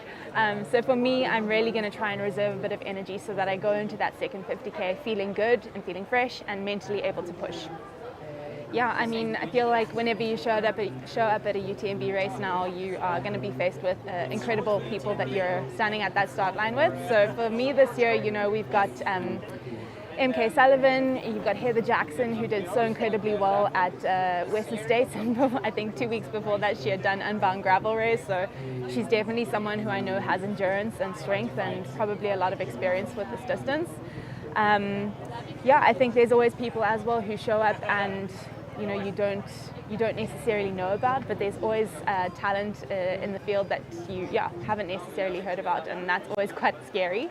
Yeah, it's always really fun to put yourself against really strong women. I think it always makes you raise your game, and yeah, with the competition getting better, you have to train harder, you have to race smarter. So I'm really excited to put myself against the test against them all. The UTMB finish line is probably one of the most spectacular finish lines you'll ever run across. No matter where you're coming in the race, everyone is there to support and cheer you through. you really are, you feel very special running through there. It's an incredible feat, and you're proud of yourself, and you can feel the energy and the pride from everyone else as well. So yeah, everyone who gets to do that this year, I think it's a huge privilege, and really soak it up. I think it's a very unique and special opportunity. There we go, ladies and gentlemen. You heard it from the 2023 OCC winner and record holder, Tony McCann from South Africa, and currently leading CCC. And this is actually a perfect segue into our guest here. I'm going to put you on screen. Welcome, Philip. Servus. Servus. Grüß dich. And so you're here to basically, it's almost the other way around. You're going to ask us questions and talk about what's happening in all the different places of the UTMB World Series. So, well, first, welcome. And Sunto is newly partner with UTMB World Series. Can you tell us a little bit about this? Yeah, so Sunto has been in the sports for super long, but this year they partnered up with the UTMB, and also this year, or actually available now, we have a Sunto strap. Sunto UTMB strap is available in the village at the moment. And and I'm here to do a vlog. So every day we do a video, we guide people around, like what's happening, we show some insights, we talk with athletes, some fun obviously. And so Martin, first important question as a speaker that I would like to know, how you oil your voice? Well, I mean, there's one thing we have to admit is there's no doping control with the speaker team, so we can take whatever we want. But no, actually, we actually have a quick interview with Petter Engdahl. When I'm not running, I'm studying industrial design at Norwegian University of Science and Technology. I like to draw, I like to play music, I play the guitar, and being creative is something I really enjoy. The preparations for this year's CCC has been very different. I'm used to living in Chamonix and preparing the whole summer for the UTMB week. So this year has definitely been different with racing Western States, doing my first 100 mile just 2 months before. And the preparations hasn't been ideal, to be honest. I'm just happy to be standing on the start line, and we'll see how it goes. And I just hope to be able to perform my best or be able to get myself to the finish line. It's, this year on CCC is such a strong field, and I can't point out one specific favorite. It's just 15 guys who can all be on the podium and completely open. And I'm also really excited to race some of the guys I've been racing with previous this season, like Rod Farward, race against both in Canyons and Western States, and so really excited to see him race again. I hope he has just a good performance like in Western States and in Canyons, and of course Adam Peterman to race against him again, and hope he will have a nice race also. So and then of course my teammate Dan Jones and Eric Lipuma. So there's so many guys, but that's just naming a few. I think to have a very strong performance at CCC, you need to be very efficient and good at hiking uphill, but at the same time you also need to be very skilled, strong and fast in running downhill to not lose so much time there. So it's a complex race. There's so many different sections of the course, so you need to be all around very strong, I think, and it's not the strongest climber or the fastest downhiller or the most efficient flat runner. You need to be very good at everything. So that would be my answer to what it takes. Right, wise words of wisdom from Petter Engdahl, the current record holder of CCC, and in the race as well. Again, it was interesting to hear him talk about his doubts a little bit, like the fact that he had twisted his ankle during Western States, and that kind of affected his build up towards the race. But he was definitely stoked to race a lot of the athletes he's already raced in the past. So exciting times. We're still here with Mr. Philip, and I think you were asking me a question. Let's get back to that. Yeah, we go back to the question. So I wanted to know how you oil your voice during that long commenting. So if it's exclusively about the voice, it is actually putting a little bit of honey and a little bit of ginger in the water that I drink. And very importantly is that, we have a conversational volume. I think when we're doing the commentary, we're talking, and I think it's okay. What's harder is when you're actually on the start line or finish line, and obviously you want to get the crowds, the spectators, the runners, like really pumped up, and that's where you could make the mistake of screaming. And if you scream, then you're going to end up breaking your voice, and that is end of the game. Because just like on a long downhill, if you break your quads, you never get them again. I see. So constantly graduate. Yep. Voice. Conversational. Not too loud. Discussion. Like a long discussion. Yeah. Don't scream. And how you stay awake for that long. So staying awake is a different ball game, and I say as much as you could be tempted by all the parties that are going on this week with all the activations in the brand, is like obviously trying to get as much sleep as you can. And for me, it's like you can see it, I don't know, somewhere here on the screen. There you go. Is I drink mate, yerba mate, which has worked super well, and also keeps me hydrated because you just keep pouring it and just drinking it. So I try to stay away from coffee now because you get a big spike, but then you get a big crash. And so I feel like yerba mate for me works a whole lot better.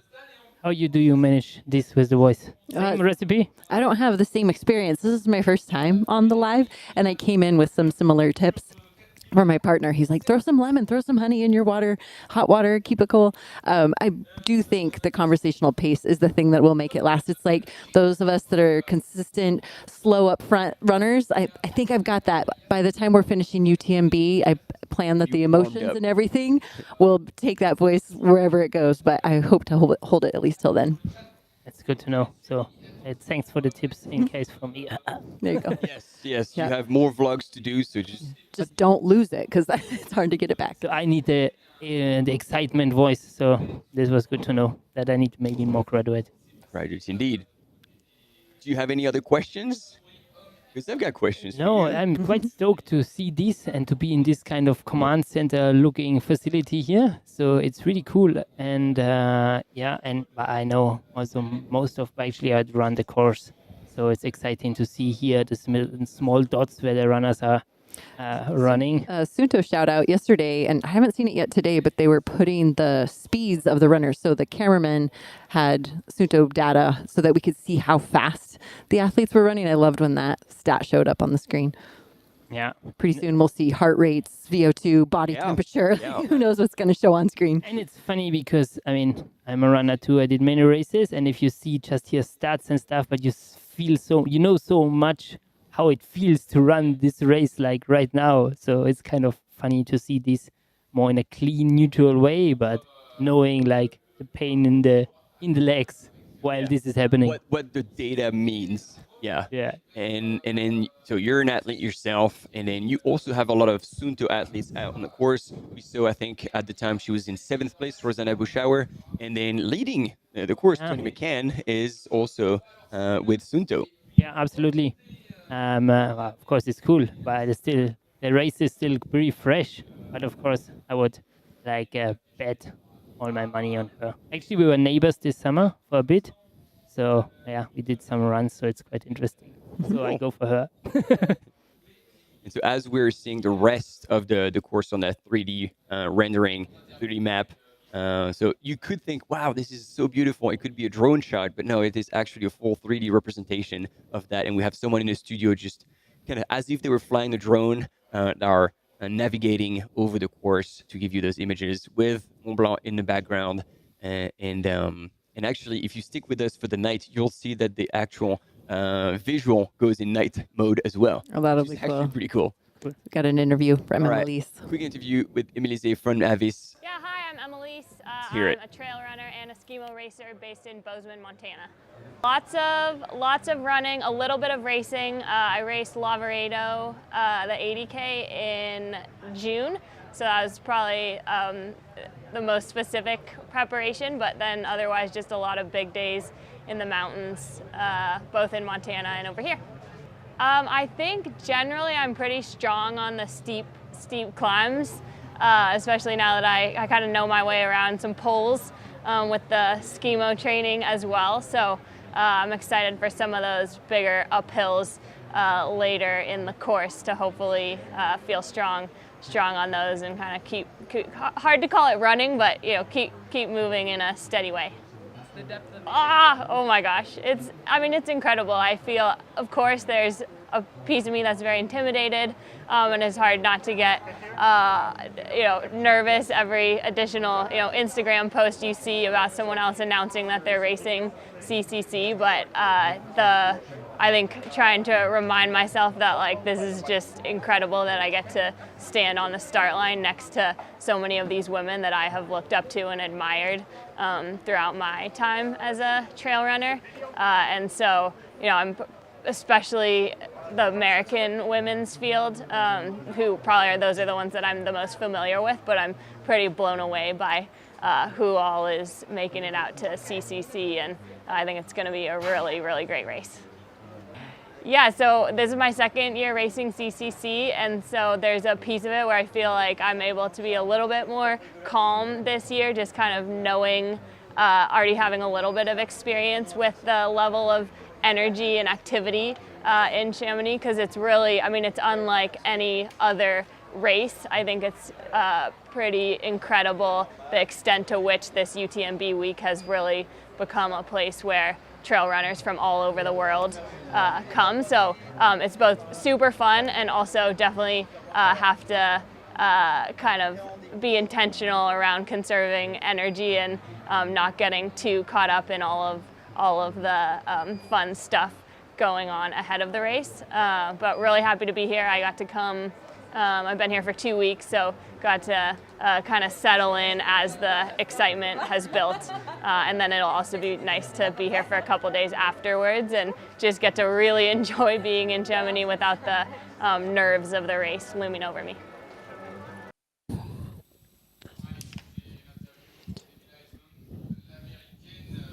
Here we go.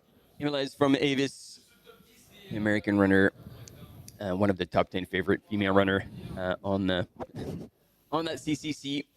And again, we're still waiting to have more images of our top runners, male and female. And we have a question. Sorry, we didn't get to ask that to Philip directly. Is he returning to running competitions again? I think he's sticking to staying fit, because if you know the man, he loves to play in the mountains. And then actually his partner is also a professional runner, so I think he's in the same situation as I am. You got to stay fit just to keep up with your partner, spend time with her. But then I think he's got quite a lot of jobs. So he's been with Sunto. He's also managing another team and doing photos and all sorts of projects. So he's a busy man. So the question is, I can't answer for him, but I don't know if he will. And yeah, Jeff, we're turning to the chat to address all the questions that have been asked and we missed. Yes, they are apologize. Quite a few issues with the live tracking, and they're not all accurate. So basically, up until now, we're. Oh wow. Okay, what do you want to announce that? We're just getting after we do this. Okay. Yeah. Okay. Essentially. It seems like there's something not too great with the timing system, so we're always relying on the images that we had up until now, and to keep you updated.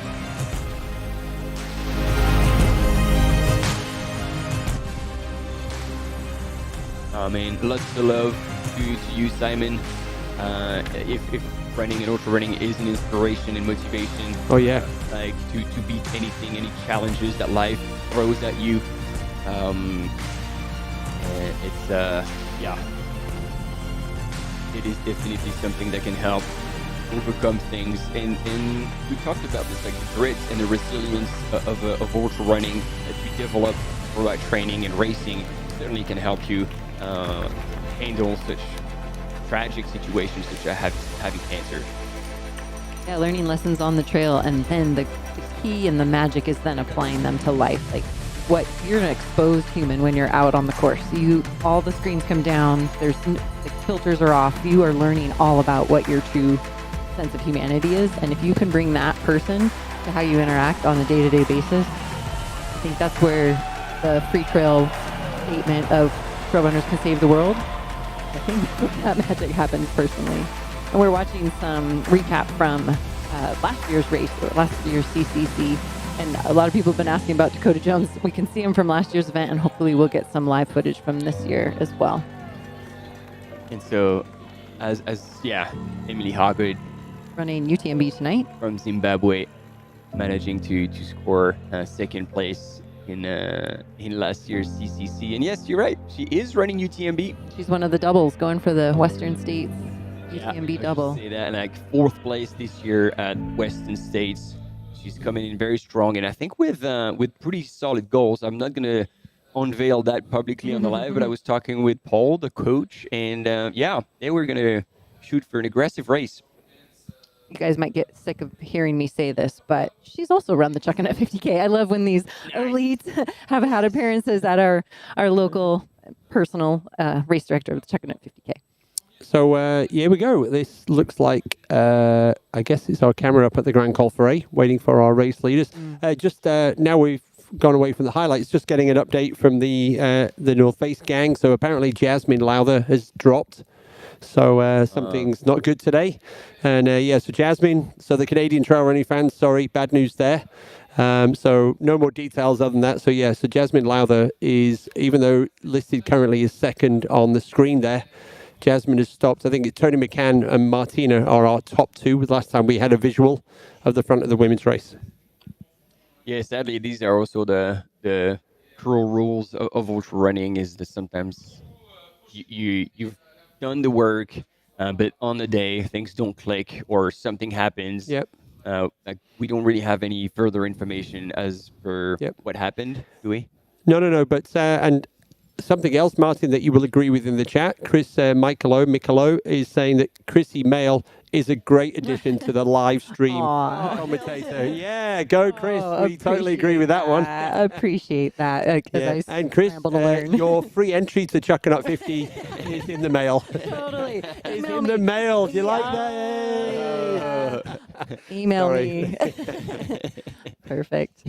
And this footage is not current. Like, this was filmed before, so they're showing off the beauty of the Grand Col Ferret. This is not a current drone shot. Right. Okay. Yeah, I don't remember seeing that snow the other day. So I think this is just to show us how beautiful this terrain that these runners are going to be crossing through. Yeah.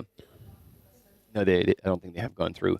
But then, some people are like, "Oh, is Anje Vitek first?" But again, we take this ranking with the pinch of salt because we are not quite sure whether that works or not. So the last time check was at Arnuva, right? Yes. Yeah. Yes, correct. But then there are options, and like if like we know the police trail running community is super excited, has been growing in the past few years with super strong runners. And so obviously everybody's pushing behind Anje, and he is winning material. I've talked with Jedrzejek from King Runner Ultra, like basically the one and only trail running resource in Poland when it comes to like journalism, and he's out at all the races, and he's out this weekend. And while we're following all the elite athletes, he's actually following all the Polish athletes. So regardless of where they are, and I had a conversation with him, and he said, "Yep, Anje's fit." Nice. One of the early questions this morning was, do we think any of the fastest times will be broken today? So I can give you a time comparison at Arnuva between 2022 when both Petter Engdahl and Blondine Lirondelle. So the time check there this year was 2:38. Petter was 2 minutes earlier. So they're 2 minutes behind Petter's time into Arnuva. And then in the women's race, Tony McCann was 5 minutes behind Blondine's time, which was pretty quick back in 2022. Yeah, Blondine had started extremely aggressively. Yep. We'll see. Like we talk about race strategy and sometimes the benefit of starting slightly slower. So we'll see if that pays out, and if the gaps keep increasing or these front runners actually close on the course record times. Yeah. And now that the race is becoming deeper, the focus is more about winning than actually going out and smashing a course record, right? Oh yeah. I mean, here it's just like a championship. Yeah. Like, you're shooting for podium. Yeah. I was just noticing people asking for runner updates. At any point, you can go type in their bib number, type in their name, especially if you know what distance they're running, and get updates. Bib number 4, 5. But it's way easier to type it in the chat. Chrissy, come on. And now, so that's why the gang is saying what a great addition you are. Well, and it's fun to see. This person is in 7th in the female category, Rashila Tamang from Nepal. Yes. We haven't seen footage of. We haven't seen me on top 3 for women yet, unless when I haven't been on. Not for a while, because it's still, as you can see, Jasmine Lauder still written as a second place woman. And Martina had moved ahead of her a while ago. I mean, Jasmine has dropped as per Keith's information from the ground. And then also, I want to address that because I saw this earlier in the chat. We were in an interview, so I didn't get a chance to address it. The question from B, like, which OCC winner was assisted in the race? This is a massive scandal that is based on nothing. I have actually looked at everything. I have talked to Eli Hemming. There was, it's not a high 5, it was a low 5 from a runner on the course, and everybody, and it's just some people just screenshotted that, like had the extract and be like, oh, there's been aid outside of aid station. There's been aid. This is a scandal. No. We looked again very carefully. It was a high 5. It was low 5 because low 5. Yeah, we even talked about this. Like, he has his hands very low when he runs, and he has like there's somebody on the trail. It was not even from Team Terex, and like I don't think he even knew that person. And the guy just opened his hand, and so we looked, slow it down, and there was no aid. Nothing was exchanged. And I even talked to Eli afterwards, like, I don't know what this is all about. Wow. This is like I don't know any rules that says like you can't high 5 somebody who's cheering you on. And so, that's still allowed, right? Yeah, well, it's still not in the rules. You can't sounds like something the UCI might ban, but not in trail running. In trail running, we want the stoke to be high. So if you've been mistaken into believing there was any sort of cheat, like, apologize for this. It was definitely not coming from us, and it's even more bad that it was not real and it was not true. We certainly looked into it. We make sure that everything is fair to all the runners, and I think even Eli himself, like, I know him as a friend, he would never cheat, period. So this is addressed, and that's it. Enough said. Fake news. Yeah, exactly. And then Marty McFly, I absolutely love the pseudo. Announcing NJ Vitek in a winner in CCC. He's from the future.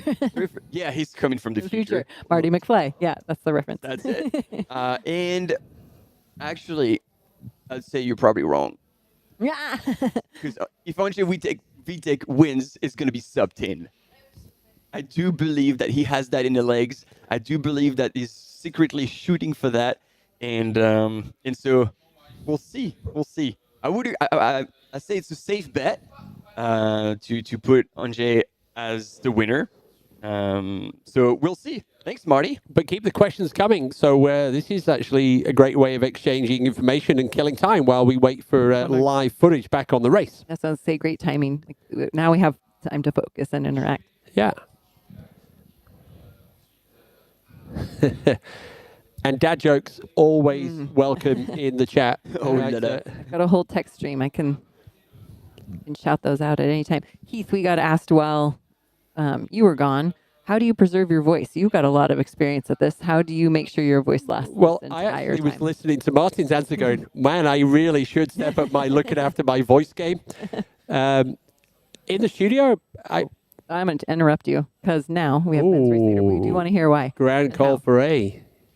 Oh, yeah, there we go. Here we go, people. So maybe those are spectators still getting on the course to cheer on the runners.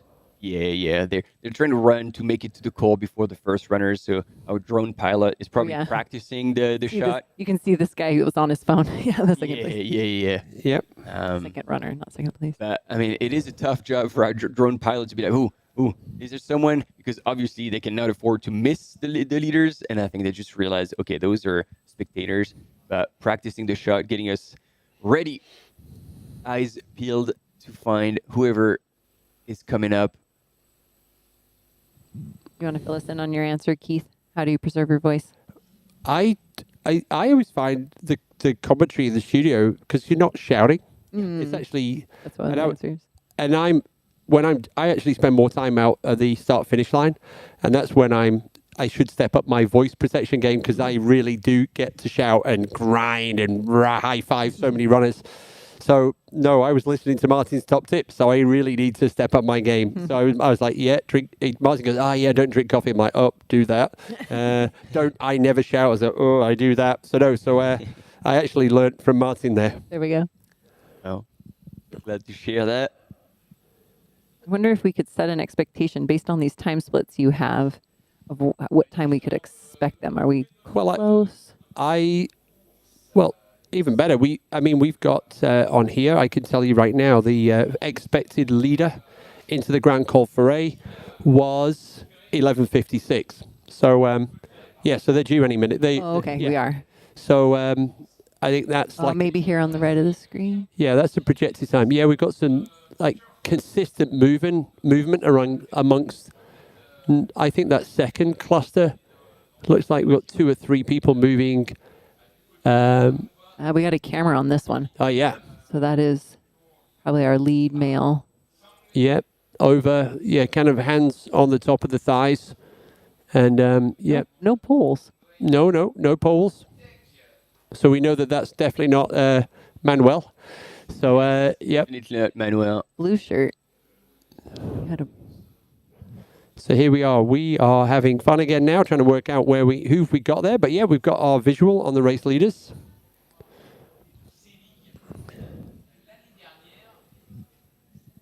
And then once we hit that, they have 10K downhill to La Folie. And then they've got another 10K down to... Cheeky, he lost the cap. That was my reference, Peter Frano. Right. I knew he had the white cap backwards. And so actually this is interesting, because I was telling you that when he finished, was it 7th? Yeah, at CCC last year, he didn't have poles. He was doing really well. And then he said that he was going to use poles. No, but he has a black cap. This is not Peter Frano. Unless he changed cap, that would be super weird.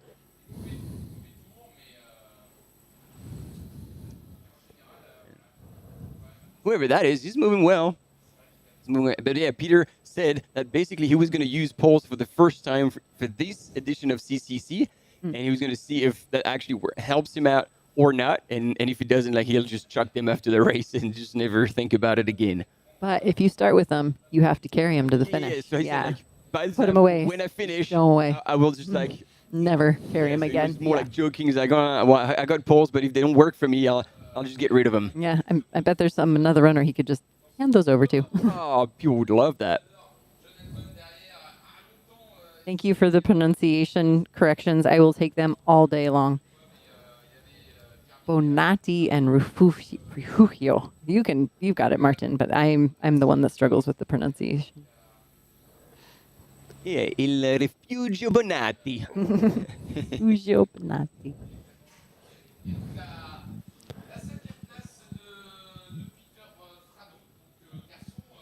Man, he's moving. I know this section is flatter, but it's still climbing. Yep, there you go. You can see the checkpoint just about to come up now. This is the border crossing. No passport control today as they cross in from Italy into Switzerland. So up until now, the train of top runners in the men's category has been broken by seemingly Peter Frano, at least as we've been told. No, someone's suggesting it's Seth. I don't think that's Seth Ruling. Oh. Too tall, with the greatest respect to Seth. The screen said Peter Frano, but sometimes on the screen it could be wrong. Because when Life Trail is reliable, they're like, oh yeah, easy, we get that for sure. Maybe now we should have it split here.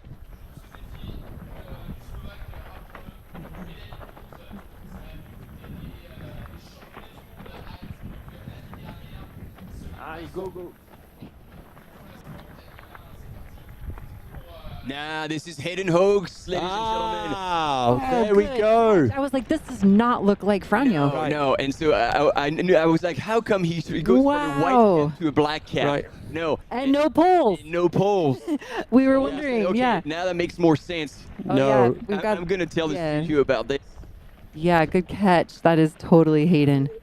And he came from behind because we haven't seen him he wasn't in that top 7. No, but there was like such a train behind that, and Hayden Hawks was one of the pre-race favorites. So there we go. We believe that is Hayden Hawks. So the US Hayden Hawks, former winner here back in 2017 with a time of 10:24. So so Hayden Hawks. Oh, he's made the move. Oh yeah, I'm so glad he was like a little further back at the beginning, looked after himself, and then in the interview that he actually offered to us, and you saw if you were with us just about an hour ago, he says like, if I get the chance to work with Dan Jones, who are like they're really good training partners, it's going to be fantastic. But at the end of the day, everybody's going to do their own thing, and he finished by every man for themselves. There it is. And so now I guess he was feeling good, and he's just cranked up a notch, and all of a sudden left everybody behind. Yeah, Hayden's having the most wonderful year. Third by about 12, 16 seconds at Western States. He already won the Black Canyons earlier this year, and he's coming into this race super confident. He's been over here for about 2 months now with the family, and and he's also been like the sales guy extraordinaire for every one of his brand partners. He's on every Instagram feed promoting all the products. So Hayden Hawks is out there in the front and definitely one of the original favorites. Yeah, Hayden winner back in 2017. 7 years ago. Let's talk about some longevity. That is longevity with a time at 10:24 back in 2017. So yeah. And we were surprised that time showed up in the top 10 times overall. Top 10? Yes, that's right. Well, I was looking at anybody that had gone sub 10.5 hours in the men's race. Yeah. And that times from before still stands. Oh, little glance. Yeah. I can't help but point that out. Like, that's such a... Like, I try not to look behind me. No, and here we are on UTMB Live. I had the pleasure to do the UTMB Live coverage at Canyons this year with Hayden. It was Hayden's first time, and Hayden was amazing. And Catherine Paletti was there going, Hayden, this is great. You should do more of this. And he's like, no. I'm going out. I'm an athlete, not a commentator. So we'll save that for at least another 10 years. And I think Hayden was telling me that he's now going to base himself in New Zealand during the our winter. Yeah. So I expect to see him down there. He's going to be hanging out with Dan Jones. So it's kind of like, so Hayden's going to be now with the family. They're going to be kind of doing 50-50 in terms of spending some time in New Zealand, some time back home Learning in from Utah. the best. Yeah, because that's what I do as well. Yeah, and I think he said when he grows up, he wants to be like Martin Kafuri. So yeah, I definitely heard that quote as well. So yeah, that's probably not true. But he does enjoy New Zealand very much. He spent already a lot of time in Christchurch, as you say, training with Dan Jones. They actually raced each other properly. It was a 2-man race at Tarawera 2 years ago. I mean, no, last year, because Tarawera was earlier this year, but it was not this year. It was 2023. These two gentlemen were racing each other extremely hard, and actually Dan Jones got the best out of Hayden on that one, and established a new course record on the 100K. And then Dan ran again and won again this year, but Hayden didn't make it back this year. But it's no surprise that he'll be wanting to come back, because these two gentlemen really are the same kind of profile, fast runners, but very strong mountain runners as well. They get along super well, and God knows we understand that training for ultras requires a lot of time spent out there, and if you can do this with someone, it alleviates a lot of the struggle of getting out a door, essentially. So we did mention Seth Ruling a minute ago. I have it on good authority that Seth Ruling reached the Grand Col Ferret in 4th place. So the gang for his support team from the North Face were up there. So we got an update from Seth Ruling. Trying to see if we get a live trail update, which I guess everyone else is also on live trail right now. And just to point out, we are a third of the way into the race. There is still a lot of this 100K to go. So we've got 66, Caden's probably about 65K to go coming down this descent. So Yeah. Lots can happen, but it also looks like he's opened up quite a gap. We were seeing some footage of, I think, the next runners coming up to the Grand Col Forêt. So we've been watching him run downhill for a good stretch now. So he's opened up some time. Yeah, and I feel like he made a strategic move, like pushing hard effort-wise on the last part of the climb. And now he looks like he's trying to run smooth, not pushing too much. That descent, as we talked about earlier, is about 20 Ks long, if not slightly more than that. And it descends, as you can see, right down in the valley over there is Fouly, La Fouly. And then this is just after La Fouly is 1,400 meters of descent. And if you do not respect that descent and you go out too hard or you pound your legs just a little too much, oh yes, you never get your quads back. Well, that's the equivalent of that first climb, what they did in ascent. Now they will do in descent, 1,400 meters. Wow, it is true. Although on the first climb it was 9.5 Ks. Oh yeah, what's this? Over 20 Ks. Over 20 Ks, so not as steep, not as steep. Not as steep, but long. It means like you're going to be spending a lot of time just bam, bam, bam, pounding the ground. So I think name of the game here when you get there, even if you feel good, and especially during UTMB, is like just easy, smooth, and no impact. No, I'm like the gang in the chat. I'm not getting a live trail update right now. Yeah, so the live trail is not up to date, even though we've had these runners go through Grand Col Forêt. No, so I'm just picking up snippets from people that are up at the Grand Col Forêt, so I can confirm that Seth.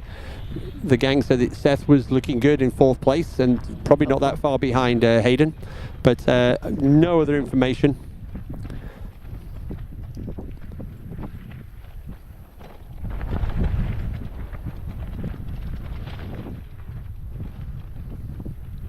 And I love like all the speculations in the chat. Peter's there. There's gonna be Seth. There's gonna be Dakota Jones. Gonna be Dan Jones. Love it. Yep, it's good. It's called passion and enthusiasm. Love it. Keep it coming. Yeah. Keep it coming.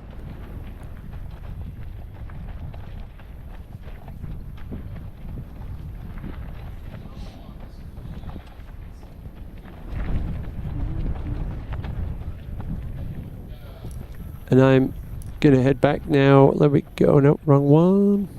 It's going to kind of give you a split on this descent. So give you some timings from Petter's descent.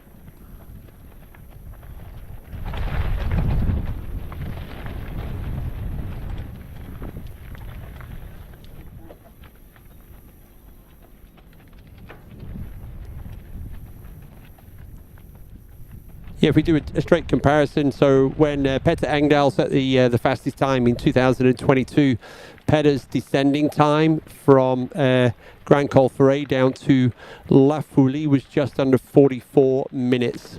So that's what Hayden's on right now.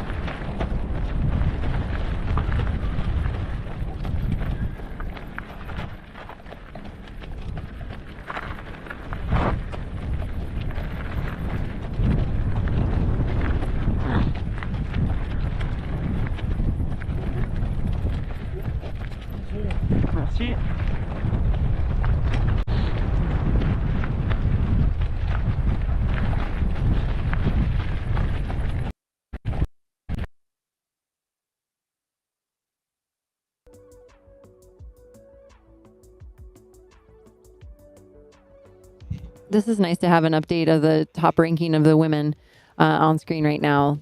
Tony is still in the lead. These 5 women are all through our Nuva. We've got about, 13-minute gap from first to fifth, so still pretty close. Love seeing, personally, Heather Jackson in the top, and then Holly Page, our 2 earlier guests, Susie and Sophie. We're big Holly Page fans, so they'll love seeing her name in there. We have a lot of people in the chat, and for our Chinese athlete that's in 3rd place, and I'm really working on my pronunciations. Keith just stepped in, and we've got a guest that's going to join us now, race director from one of the UTMB races, series races. Hi. Zane, I believe. Yes. My name's Chrissy. Nice to meet you. Cool. Yeah, so hi, Christy. Sorry, I kind of like to welcome the guests in rather than just throwing them in. Oh, you do a great job getting everybody. Also, make sure that we know what the guest is from. It's like, okay, let's talk about Sunto Watch. He's like, I'm not here to do that. So yeah, and Zane's got a big smile on his face because Zane is from South Africa. So he's like, yeah, Tony McCann, he's winning right now. Exactly. So yeah, so good afternoon, Zane, and I guess the gang. Good time zone here for the audience back home in South Africa too, right? Yeah, we're on the exact same time zone at the moment, so I think a lot of people from South Africa is watching and being quite excited to see Tony. Sorry, let me move up. There we go. No, they're excited to see Zane in the studio. So Zane, you're on the camera right now, so everyone can see you. So yes, so Zane, I think Zane's already been following the race this morning, but we were just saying that here we go. This is Hayden Hawks on the descent down now to La Folie, so we're into Switzerland, and. So yeah, so Zane, hey, so we love it. Our colleagues in the Chinese commentary have just dropped some throat lozenges, so we didn't order them. I think they were reading or maybe they were listening into what we were talking about earlier about how to preserve our voices. Preemptive, kind of like more than anything else, but yeah, stunning view here. So Zane is from one of the UTMB qualifying races. We've got about 45 of those now, and the race is called MUT. MUT. So obviously our first. So Zane, feel free to dive in. You can talk about what does MUT stand for and tell us about your race in South Africa.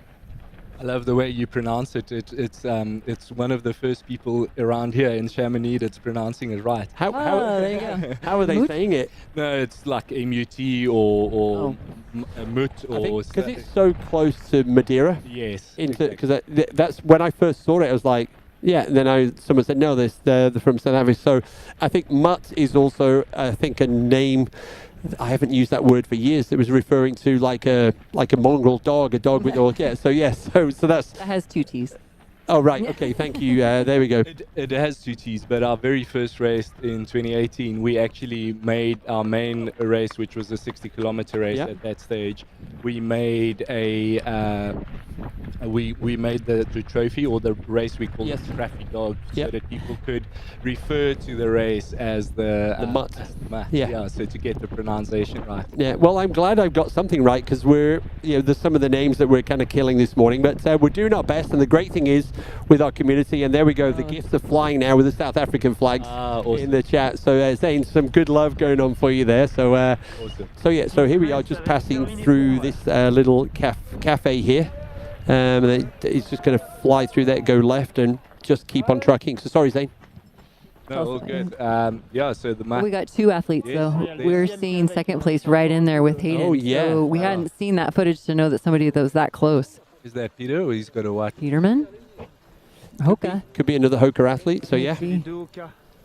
Oh, that person's picking up some water, and it was almost like Hayden was looking back going, come on then. And maybe Hayden didn't know he was there either. Yeah.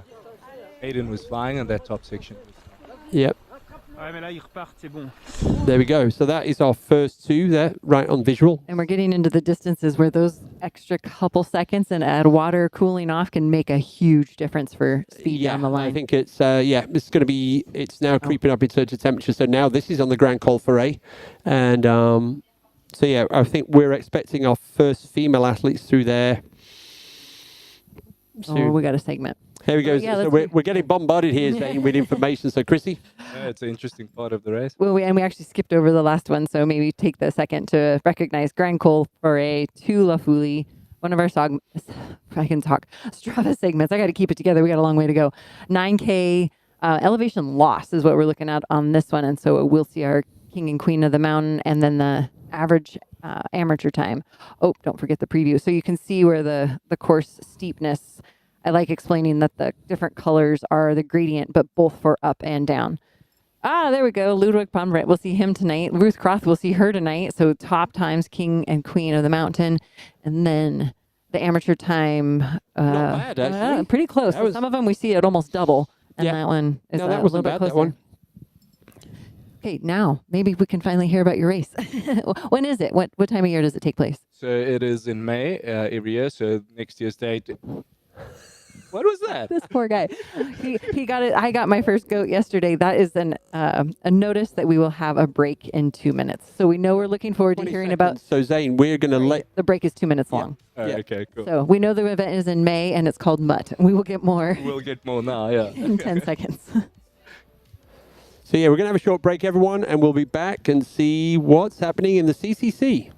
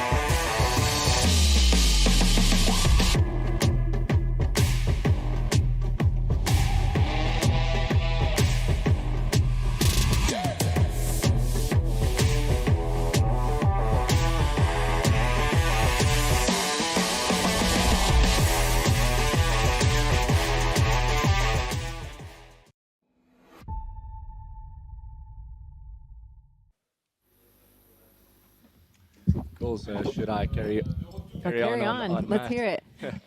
Right. So it's in May. It's in the Garden Route of South Africa. And it's called George's Town, where the race takes place. And yeah, we've got 6 races. The miler, obviously, we've been presenting for 2 years now. This year was our second year. Yep. Our first year, Ryan Sands took the win. And this year we've got Douglas Pickott that took the win in the miler and is also running UTMB this tomorrow. Ryan Sands is another name with a lot of longevity. I remember that name from, here I'm dating myself, but my era. Yeah, he's been moving through. He's been staying consistent. Consistent. I love that. Yeah, I really guess good. Tony's now taken on the baton of the South African trail running legend, right? Yeah. Exactly. Yeah, she's our golden girl at the moment and making us really proud with her running capabilities out here in the French Alps. Yeah, and she's doing really well. And obviously, you guys have already mentioned OCC winner last year and now looking good for CCC at the moment. We might have our first visual of her coming up the Grand Col Ferret. How many runners? How long has the race been going, Zane? So we started in, is that there her? she is. That's There's her. Tony. That's her. Yeah. Nice. Powering her way up. We must be getting close to the top then, because that's where we picked up Hayden coming up. So it's perfect. We have a South African in the studio and one on the screen. Oh, that's really symmetry. That's great. Yeah, I'm bursting with pride watching that and watching her go. It's really a great moment for South African. I think for us to run in these mountains, it's not easy. Back home, like George has got pretty good mountain running, and our miler course has got 8,000 meters elevation. But it's nothing compared to what you get here. What's the highest point on the course, roughly? 1,600. 1,600, yep. Above sea level. And and then we've got a 100K race as well. We've got a 60K race, which was the original race that we started with. And what year was that in? 2018. 2018. Okay, so new. Yeah. And we've been part of the UTMB World Series for the last 2 years now. And then we've got a marathon distance and also a 20K distance and a 10K. You're busy. Yeah, it's a busy, it's a busy weekend. It's a busy weekend. Yeah, it's and we've for this year for the first time we've split it up slightly. So we've taken the shorter distances onto the Sunday. Mila obviously starting on the Friday, and Saturday all the other distances, the 100K, the 60K, and the marathon. And I was going to ask you, in terms of when the race is in May, you probably don't have the classic seasons in South Africa. So what kind of season of the year is May in South Africa? Yeah, it's leading into winter. Okay. So we the opposite of this side. So winter is June, July, right. August. And it's also for us, it's a good time for any South African athletes wanting to come and run here. Yep. It's the start of the European season. Yep. But also South Africa is quite a hot place. So in May, we find that it's better running climate for us in our mountains, in the Outeniqua mountain range. The mountain range that we cover is called the Outeniqua mountain range. It's a very old heritage name of the mountain range. Yep. It actually loosely translates to the land of milk and honey. Right. Yeah. Okay. And we've had about 1,800 participants this year. 39 different countries represented. Oh wow! But our biggest base is still South African, and I think our biggest thing is our community in George and in the garden route, and it's a really good experience to run there, and our people behind it. It's a great experience. Well, I think 6 years, and you've already got 39 nations, and I guess with being part of the UTMB qualifying series now, then that's just surely going to increase. Yep. We hope so. We think that for us, the miler, the growth there would definitely be with the World Series and people coming in. Is that Earth going through? Tony going through the Grand Col Ferret. I was loving the efficiency of her putting her poles away, anticipating the aid station, pulling out flasks. And there's not just her, the other runners around her were also doing the same prep. I hope we've got a bike camera following down, because that was cool watching Hayden on the descent. Yeah. Was that a bike camera following Hayden down? Yes. Okay. Yeah. And so now I guess there's so many. I think we're talking 45 qualifying races around the world plus the 3 majors. Yeah. So now you're almost having to do a pitch as to why come and race in my race versus all the others. And is there anything other than culturally the cultural diversity and interest of South Africa?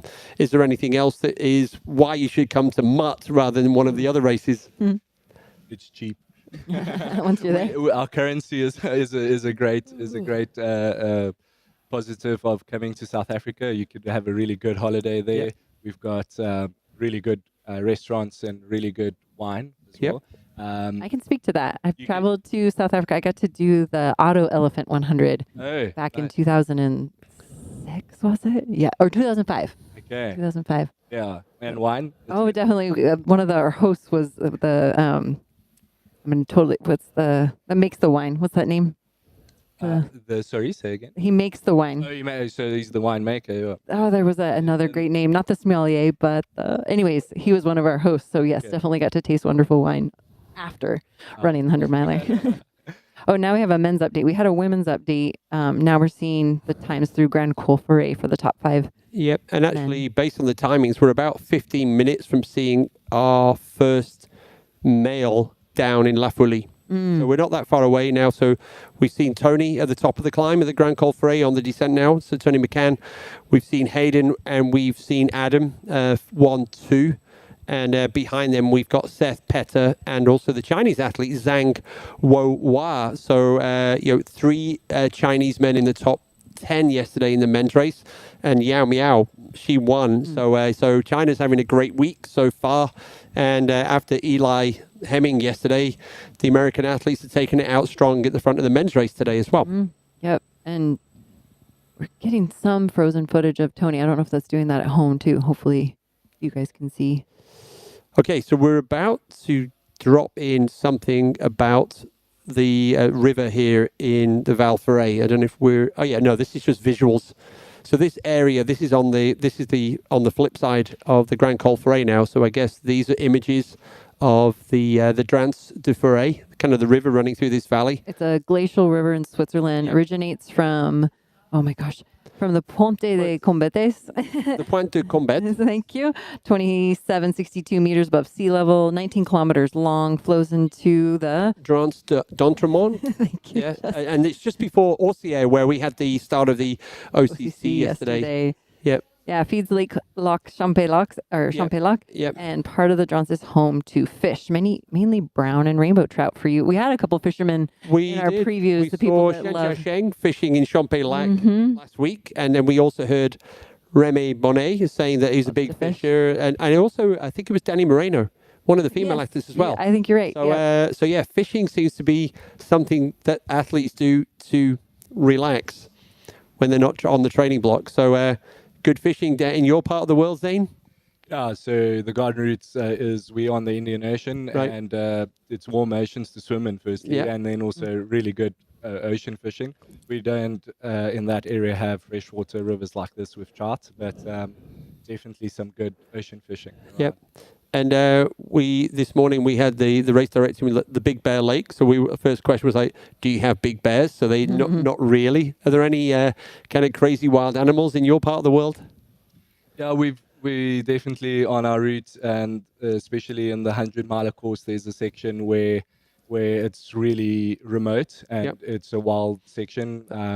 And I jokingly in the race briefing always say that in that area when you go in, there's probably baboon and leopard that has never seen human civilization. So be careful. Nice. Yeah, so I think that's really... So leopards and baboons. Leopards are shy animals, so you'll never see them really. But they are there, and the evidence of them in our mountain is really, really prevalent. You see it all the time. And then baboons are quite common in South Africa. But they're not threatening, luckily, so they'll move away as you come through. They don't want to see us any more than we want to interact with them. Exactly. Personal question, as a fellow race director, what got you into race directing? It's a bit of a long story. So my wife. So we go race direct with my wife, and she got born into it. So her dad started doing mountain bike races back in 1994. And then as I started dating my wife, I also got into events. Oh, cool. And then started doing adventure sports, and eventually the opportunity came to do the MUT. So Jacques Maton, our route director, and I ran the course of what we put together as the 60K course. And after that sort of run that we just chatted to each other and put together, I came off that day off the mountain. I said, wow, this route really needs a proper event, and that's how it started. I feel like that's a not common, but it's a heartfelt story, right? Because you fall in love with the trails and you want everybody else to see them. That would draw me in to run your race. No, exactly. It's we in a city, and we've literally one of the nice features of George is within a coffee shop you could start a VK climb, like in 100 meters, and then have a VK climb, come back down, and be back at good restaurants and spots. So our mountain is we're close to the city at all the time, but also really wild and wilderness areas that people run in on our course. So while we're chatting away to Zane, and we're going to carry on that, I'm just letting you know on the screen right now. So we've finally got some good coverage, probably because we're lower down in the valley. But La Folie, that is the aid station on the right-hand side. We are now in Switzerland, and this is where we're expecting our race leaders in the next 10 minutes to come to this aid station. So it's, and there we go. Going off the raclette. Yeah, here comes the cheese. I remember that way back, coming in looking for peanut butter and jelly and having raclette and big French baguette and think, oh, well, got to eat something. Exactly. Yep. It's so good. I didn't really, so good. I didn't taste it for the first time now. So, and especially in Switzerland now, the aid stations, Zane, just I don't know if you're aware of this, they're trying to make sure that all of the food that is available is locally sourced, locally grown. So that does mean in Switzerland, I believe it's only on the Swiss side that there are no bananas, and there's also an alternative to Coca-Cola. So we've been kind of hashtag banana drama and hashtag Coke Zero, and but obviously when they get to Champex-Lac, they will have their support crews, so the teams know whether if anybody wants. So if they want bananas, they can get some from their team when they get to Champex-Lac. So, but that's another step forward that the UTMB is trying to do in terms of pushing the boundaries of doing the right thing. And I guess that also extends to maybe it's tested here and then see if that's adopted by some of the qualifying races as well, right? Yeah. We, Jacques and I ran the MCC on Monday. Oh, well done. And there was a Frenchman at one of the aid stations, but he picked up that we were talking Afrikaans, our home language. And but he spent a lot of time in South Africa, and a very common drink that we drink in South Africa is brandy and Coke, so Coca-Cola and brandy. And he said, "I've got some Coca-Cola. Do you need some brandy?" And I was like, quite amazed in his broken French English, and he was ready to serve us brandy and Coke at the. I said to him, "If we're gonna drink brandy now, we're not finishing this race." Good call on that. Oh, there we go. Our second. I think we're showing that Martina now has hit the top of the Grand Col Ferret. So that's our first two athletes over the top of the Grand Col Ferret. So Tony's got a reasonably good sized lead. And I think we've got, in some places, we're getting some timing. So, yeah, I can give you a time split there between the two. It's 4 minutes. Mm-hmm. So Tony and Martina over the top there. So 4 minutes. That is nothing in the scheme of things. They've still got 70K to go. So, almost a third of the race has gone by the time they get to the Grand Col Ferret. I've got my last question for you, Zane, was in terms of, as you continue to evolve the race, are there any planned changes at your event in 2025, or it ain't broke, so we're not fixing it? Mm-hmm. I like the last part of your question. It ain't broke, so I ain't fixing it. I think we've every year we tweak little things, and coming off a race, there's always things that bug you, and you tweak. Uh-huh. But also for us, it's important to have our route and our courses set so that people can train for those courses and know what to expect, and also to set up the records and the time. So for us, I think we made a big change this year. We moved to a new venue that worked a lot better for our flow, for our main race finishes. Yep. And we've got a little remote finish or a remote start for 3 of our other races. And we found that it really worked well. So we pretty much going to roll out with the same plan. Fantastic. We had a great after party with a live concert on the Sunday. And I think the only change is to find another cool artist to play for us on the Sunday. Nice. Love that. So, I mean, our time is perfect. We're about 6 minutes out of expecting our race leader in here. So I guess we give you the opportunity. This is in La Folie as well, I think. In the Val Ferret, with the Ferret Chapel. And so, Zane, we'll give you an opportunity. Is there anything else that we've not asked you about that you wanted to throw out there to the global trail running community? Oh, we just love people to come out and explore South Africa. Yep. Tony McCann is flying our flag high and come and experience where people run in South Africa, and George is a great place to come and explore. And we'd love to welcome people and to do more. I think the one thing that we did brush over, and you ran close to Addo, is obviously we've got the animals as well, like the Big Five. Oh, yeah. And those safari, there's actually a great safari just around the corner from us where you can actually see the Big Five while you're at the race. And just to come and experience a South African experience. Brilliant. Well, thanks a lot, Zane. That was great chatting to you. And that was good. So, come on, gang. Somewhere there's another thing on your list for places to go running in the world. So, thanks, Zane. Well, I just want to say good luck to Tony. Yeah. Hey, good luck to Tony, of course. We share that. Cool. So, thanks a lot, Zane. You're free to go. Yes. And yeah, so welcome back to live coverage of the CCC, everybody. On the big screen right now, we are at La Folie. We are waiting for our race leaders. Just about 4 hours time lapsed. And yeah, the gang are getting ready with the cheese. Next up, we've got the Grand Hotel du Val Ferret. This isn't going to get any better as I get No, I can help you out here. But yeah, so we're in the Val Ferret now anyway. And after the Grand Col Ferret, we're now in the Val Ferret. And so... the hotel was built between 19... Let's wait for the image. Oh, right on. Yeah. I'm impressed with the science, or not necessarily the skill this man has at like carving off just the right amount. Oh, yeah. And yeah, so we'll wait for that to come up on the screen. I mean, what we can tell you is that, yeah, the hotel that's in La Folie, because there's not much going on here, was built probably almost 100 years ago. And this was kind of the kickoff of the kind of tourist boom that was going on. And then in 62, and actually I remember reading about this hotel in the old days, you could have a bath in milk. Wow. So this was, yeah. So now that I think the hotel has been turned into kind of an event. It's like a base camp for summer camp. There we go. And there it is right on the screen right now. Mm-hmm. I had something about that in my own notes as well. Oh, yeah. There it is.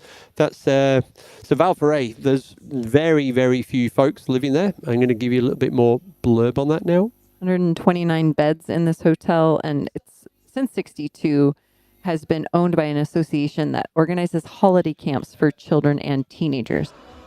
Yeah, and originally this place, it was first on any documents in the area, was already 1189. That's how long this Annie had any kind of settlement. They had their first ski lift, the Comme Vert, in 1965, so it shares the same birthday with my very good self. We're around about 1,600 meters here in terms of elevation, and we are now in the canton of Valais or Wallis, same canton that you've got Verbier, and actually this is the municipality of Orsières where the OCC starts. So lower down the valley from here, if you drove down the valley, you would run into Orsières, and then down at Champex-Lac will be on your left, higher up, and then you would run down the valley to Martigny, so where the MCC started. So, and if you turned right, you would go over the Grand Saint Bernard pass or through the tunnel that takes you down into the Aosta Valley. So it's all connected one way or another, and it's bon appetit to the workers. They're just making sure everything's good before the race leaders come in, and that should be any minute now. And then we can listen to that when they come in, see if Hayden and Adam Peterman are still together. Are they talking? Are they sharing any of the good vibe? And they were scanning the tables back there and kind of shaking around the box of apricots. That was part of the banana drama, the replacement being apricots, which also can do something to your digestion if you're not quite ready for that. Yes. The potassium replacement, but also a lot of fiber.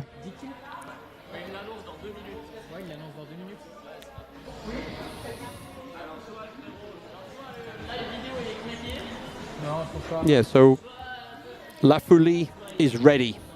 This is going to be a very busy aid station. There's a different entrance in, a different entrance out or exit out.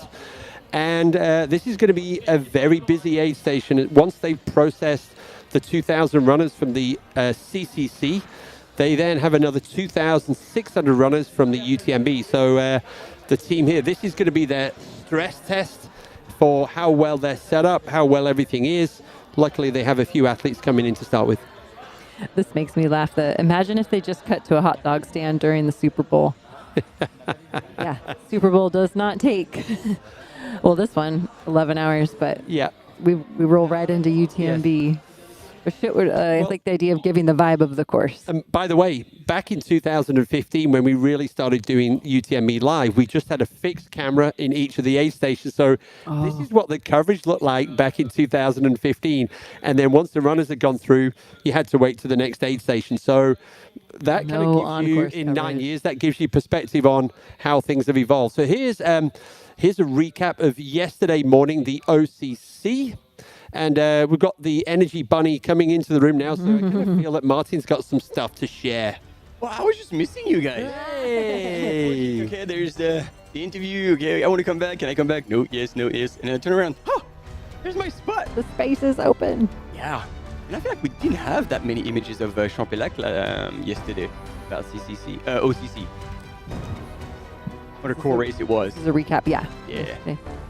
Yep, and we saw the finish line, top 10 men separated by 20 minutes, top 10 women separated by 19 minutes and change. So yeah. Same. We had like Yao Miao, who eventually took the win, followed by Judith Bieder. I don't know. We did not get to see that yesterday. That's cool footage to add into the best this of. is the Red Button Prime membership. We must have just been upgraded. Yeah, we didn't get to see him go through that hut yesterday. That was cool. So that's Tunnel shot. in Trion, pink church, where nobody really knows why it is pink. This is definitely a staple on the UTMB races course. Wow. Yeah, that is the steep part after Trion on the last section of that climb up to Col de Balme.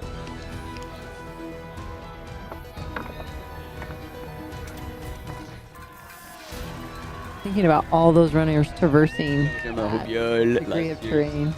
This is some great ads. Like different footage than we saw yesterday. This is great. Yeah, I think we did explain that soon. Maya Buddha here second at last year, but didn't do well. Oh, look at that. Oh, that probably felt so good. Yeah.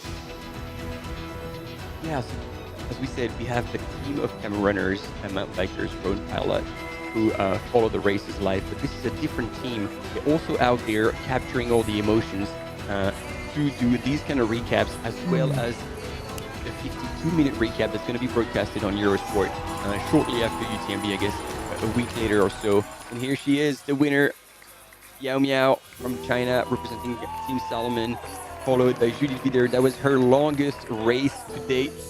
And after winning at Mont-Blanc Marathon, and then Clémentine Geoffrey was absolutely cooked on the line, but super stoked. And yeah, the women were just so close to one another. And that was just the top three they showed. 4th through 6th whereas 1 minute and 45 seconds apart. Whoa. I mean, we just watched it. We were sitting here just like over and over, like, oh, there's another one. Oh, there's another one. They just kept turning around. Yeah. Oh, this is cool. Wow. Here we go. Top 3. Hayden Hawks. Seth Ruling on the left, Hayden in the middle, and Adam Peterman on the right. This USA. is... Oh, yeah. Let's go for it. Yeah, exactly. And the Americans go wild. Chrissy, come on. Oh, I'm definitely there. Come on, go wild. I'm Chrissy, calm Chrissy. These North Face uniforms have been all over Instagram and all over Chamonix, so I feel like this is the first time we've gotten the footage of... Exactly. Well, yeah, because John Albon didn't start yesterday. We didn't get to see it on the race, and Jasmine's already stopped. So we got 2 HOKA athletes and 1 the North Face athlete here how coming into steady they look. We've got some, serious level right here. Firepower. Woohoo! And these camera people were look at that. I love this. Was that the peeling off to do the cool water? Because Hayden knew that water was there. And then he took advantage of it. He was like, hey, yeah, you guys can go ahead, but So the I aid know where I'm going to station. get my water. And not have to fuss in the aid station. Yep. I think that is Zhang Huohua from China, who was behind Peter Engdahl at the top of the Grand Col Ferret. So, or with him actually. Yeah, they were pretty much neck and neck at the top of the Grand Col Ferret. So we're looking for Peter Engdahl inside all that. And look at that stride. It's really low to the ground, very little impact, but like high turnover. Super efficient. Probably less pounding on the legs. Rolling through a the little foot bit more more. bounce. Adam Peterman's kind of got that he's got that Jim Wormsley kind of lean forward, and then Seth's kind of really kind of like high bounce. Oh, really interesting, different kind of cadence going on from all of these race leaders. We're going to give you a time in a second. Not far back because we just saw those guys running through here. Oh, and he's using the same quick dip fountain. It was like Seth Ruling, one of the Boulder boys. Seth, he has some epic days, or he can also have, and then afterwards he can end up with some really gnarly injuries. So Seth's having one of his better days right now. So this is great stuff. Okay, we can listen in, see what they've got to say. Yeah, and usually runners get a bit confused because they do not do their homework. They don't look at the live of the previous years, and actually it's an in and out into the station, and they all look at the end. It's like, oh, where do I come out? Oh, yeah, exactly. That just happened. Exactly what happens. And Hayden, you've done this before. You've been there before. And so essentially what he was planning on getting the water before and not faff around into the ed is precisely for that reason. So, yeah. Got to be carrying your nutrition on board then if you're not grabbing. Most of these guys are anyway. They're not carrying from the aid station. Yes. I love the kid joining along.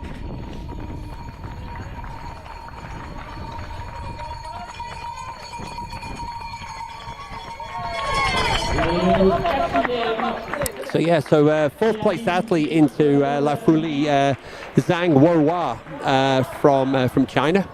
So a great week so far. 3 men in the top 10 yesterday in the OCC, and then Yao Miao winning. So the Chinese athlete, as well as the American. No words necessary. That was just very obvious. Let's do this. Yeah.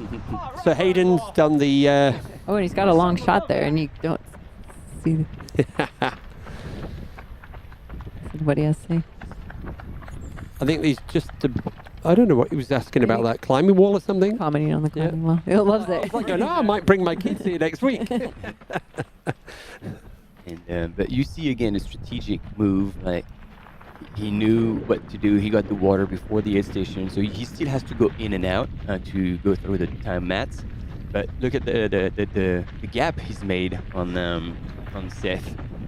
Adam, who's like stopped at the aid station a little bit more and got water. I don't know what they did exactly, but these are 3 seconds.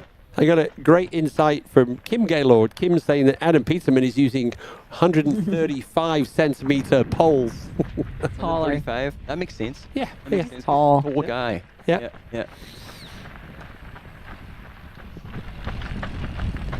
Funny seeing the headshot of Hayden without a hat on, and that down there is like, yeah, it's like, that's really Hayden.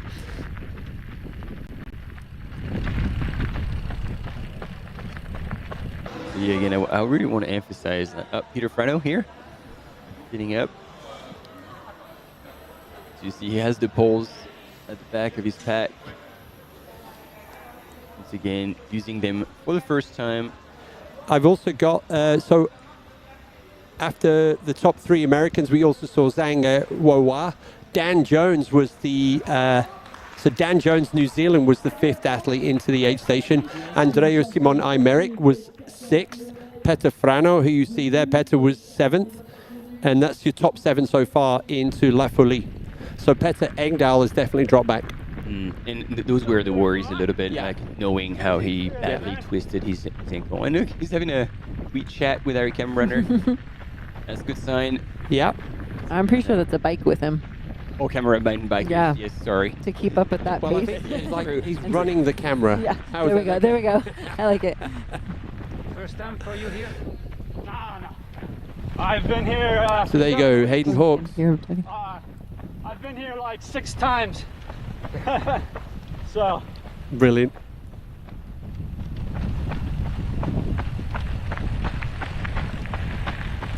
Leading the race and able to chat with the cameraman.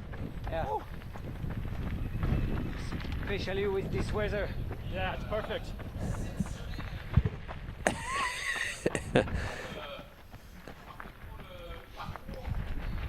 You know, I had the pleasure, I got to work with Hayden Hawks at Auburn during the Canyons on the UTMB live commentary, and Hayden and I, we met at the airport, we drove into Auburn, and Hayden was kind of on the recovery from, he was trying to get his body up and running, ready for Western States, and Hayden drove me from Roby Point up to the finish, and it was he was so emotional, but I felt so honored to be getting this kind of like guided tour of the last couple of kilometers of such a famous race. So yeah, that bell was on the bike, not Hayden's. That was weight saving. So this is good. So we've got, Manuel Marias. Manuel is into the 8th station as well, as is Meng Guangfu. So China again, amazing into the top 10. No Petter Engdahl.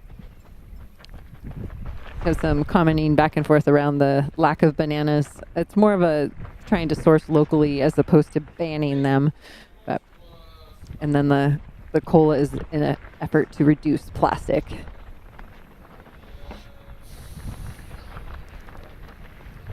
Oh, there we go, sorry. Petter Engdahl is into the checkpoint as well. So, yeah, in fact...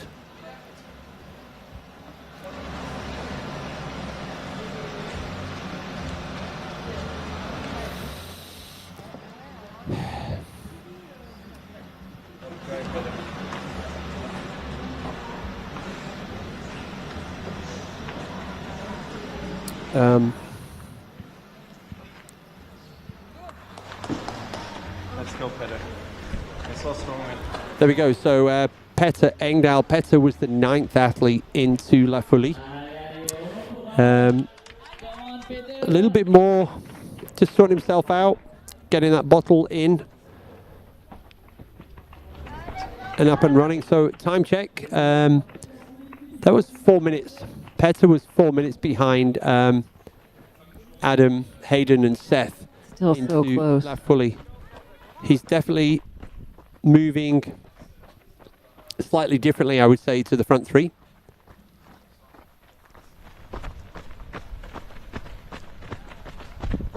Ouais, tu me dis dès que je peux stopper, mais il semble d'être un peu dans le dur.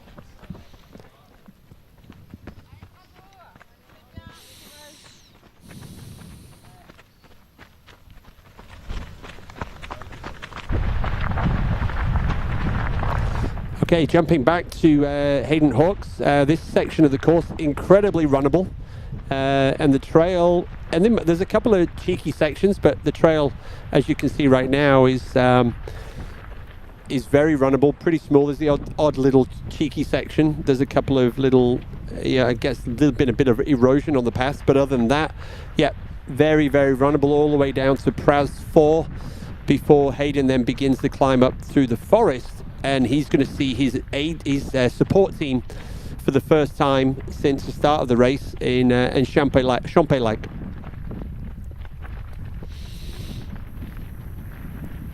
So we're going to keep rolling with that. So I can also tell you now, a lot of questions. So Rod Farvard into La Folie. Oscar Claesson from Sweden into, just Rod Farvard is our 11th athlete into La Folie. Rod, yeah, so there we go. First time we talked about Rod Farvard, I think, today. And we were checking in on them earlier with Dakota. They were running together, but they've moved up 10 spots, was what I would point out there. Rod is having the most wonderful season, and after his performance at Canyons and his performance at Western States. So, yeah, Rod is on a roll, as they would say. And here we go. This is the Strava segment from La Folie to Champex-Lac, the one that Hayden Hawks is on right now. There we go, down to Praz 4, and then that climb up through the forest to Champex-Lac. And so John Albon, just over an hour. We've seen that name earlier today. We've seen this name earlier today. Lisa, she is on fire. And then your average time for your good old extraordinary runners is just over 2 hours. So there we go. Hour, yep. That was a Strava segment for the segment that Hayden is on right now. So Hayden Hawks, race leader. John Ray has also landed. John Ray, same time as Rod Farvard. Eric Lepuma. So yeah, there is, wow, in the 13. So we have, in the top 13, Chrissy, there are 6 American athletes. Aha, now you're getting me excited. Yeah, I was saying, and you know, I like seeing that depth. listening to the Free Trail podcast with Dylan, then this was the race where there was significant depth in terms of the American athletes. So yeah. And a lot of them have raced. We saw a lot of the double. We were talking about the Western States UTMB double, and a lot of the Western States athletes bumped down to the CCC, both in the men's and women's. So we're seeing doubles, and the comparison made that Western States and CCC run more similarly time-wise compared to Western States and UTMB. Yeah, and so this particular race is also the golden ticket race, or one of the golden ticket races for next year's Western States. So the top 3 men and the top 3 women here at the CCC will be given guaranteed entry, and if they decline that, it will roll down as far as 6th place. So yeah, so this is the first of several golden ticket qualifying races, and after the break I'll give you a summary of all of the other golden ticket races.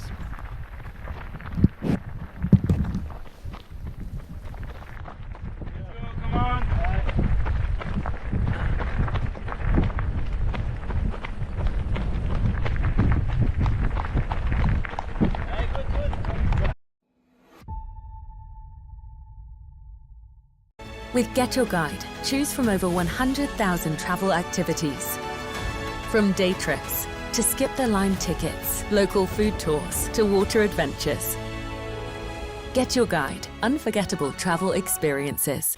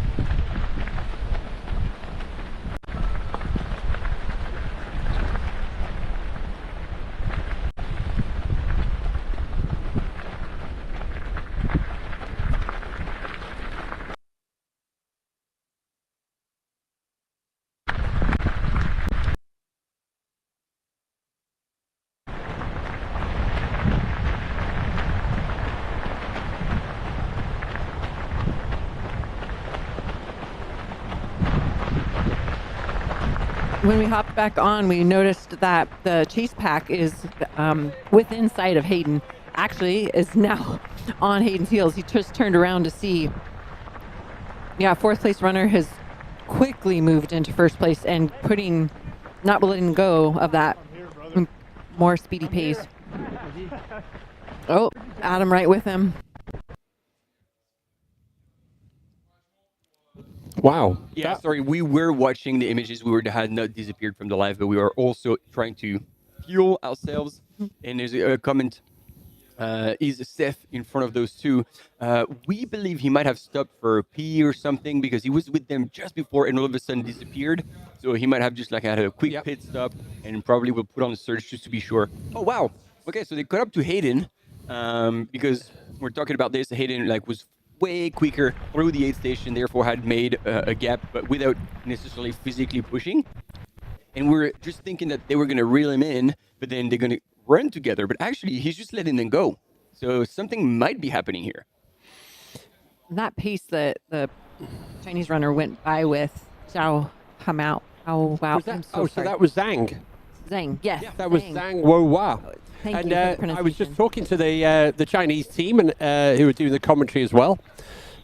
And I was kind of like, hey guys, got any good stories? Because a lot of the time we don't have as much information. So apparently Zhang is training with Yao Miao.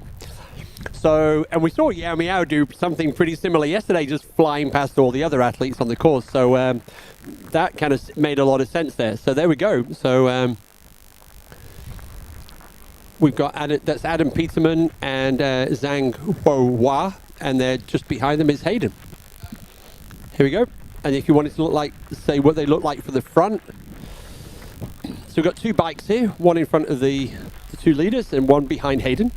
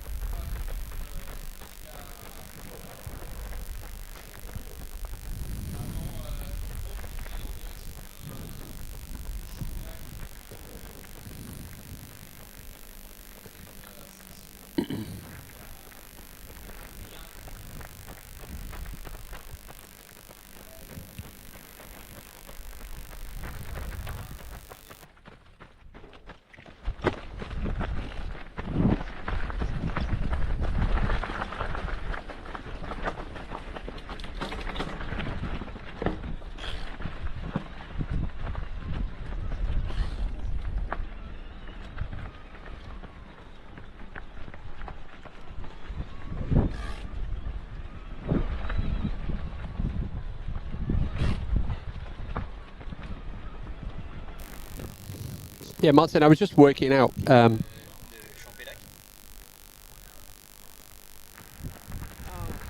we go. I was just trying to work out. So once they get to Champex-Lac, I can see some conversation in the chat about the speed of the 50K. So just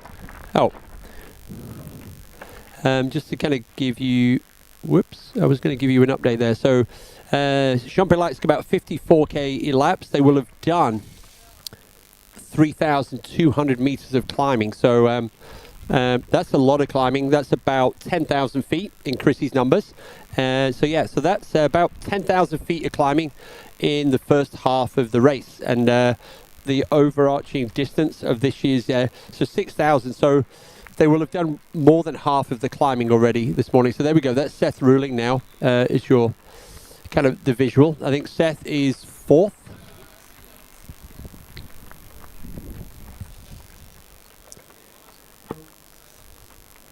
Yep, thanks for the feedback. We are trying to work out where the buzzing is, so we're on it. I don't see any bees in the house.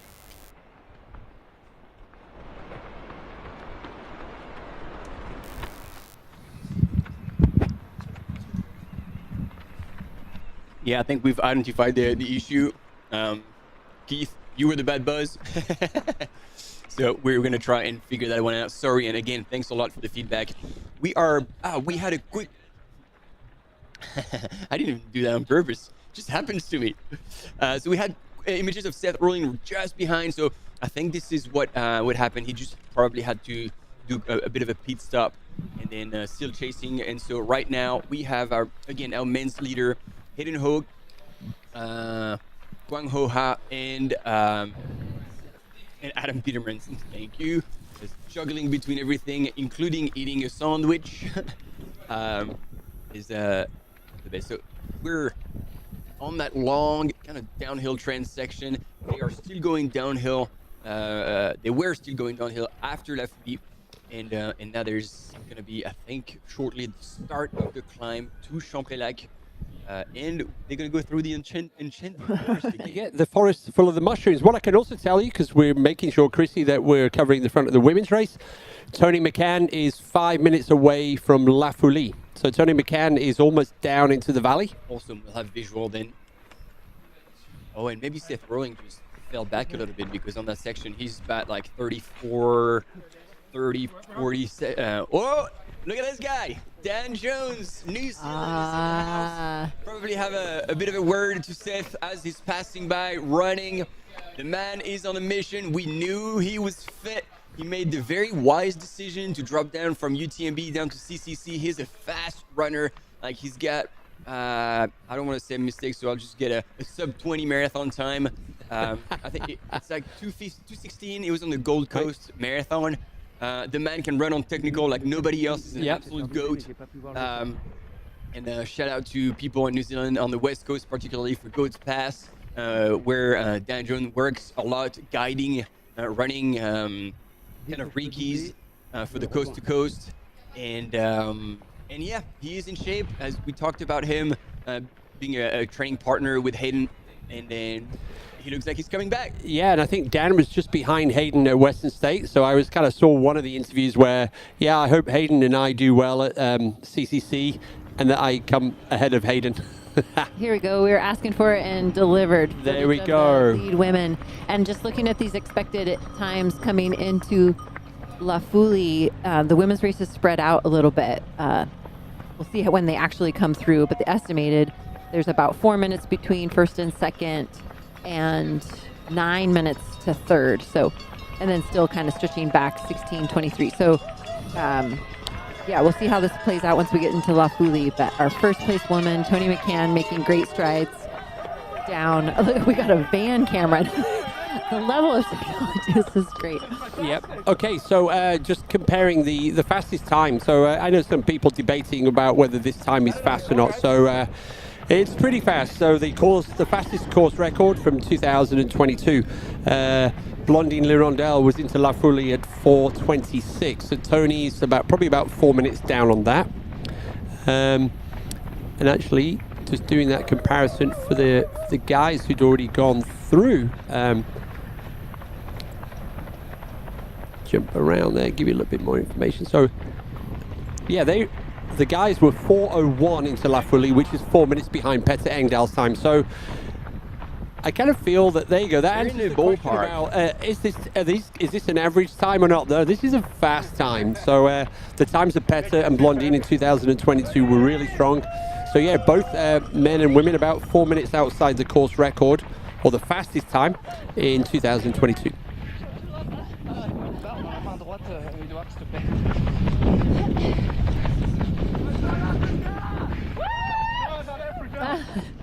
Got them both at the same time.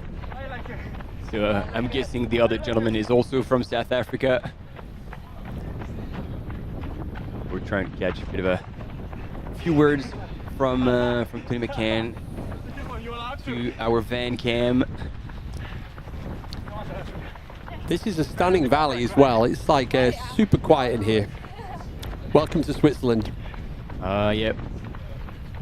I was just thinking the difference of running with cameras on you from in front and behind, and beside in a van. Like, that's a very different experience than being out there on your own. Like, as coming through these towns in whatever position, and like, I think this really changes the vibe for the runners too, getting to interact and everything. The most used GIF of the day, and we're okay with that. The South African GIF is flying high. Yeah, certainly is.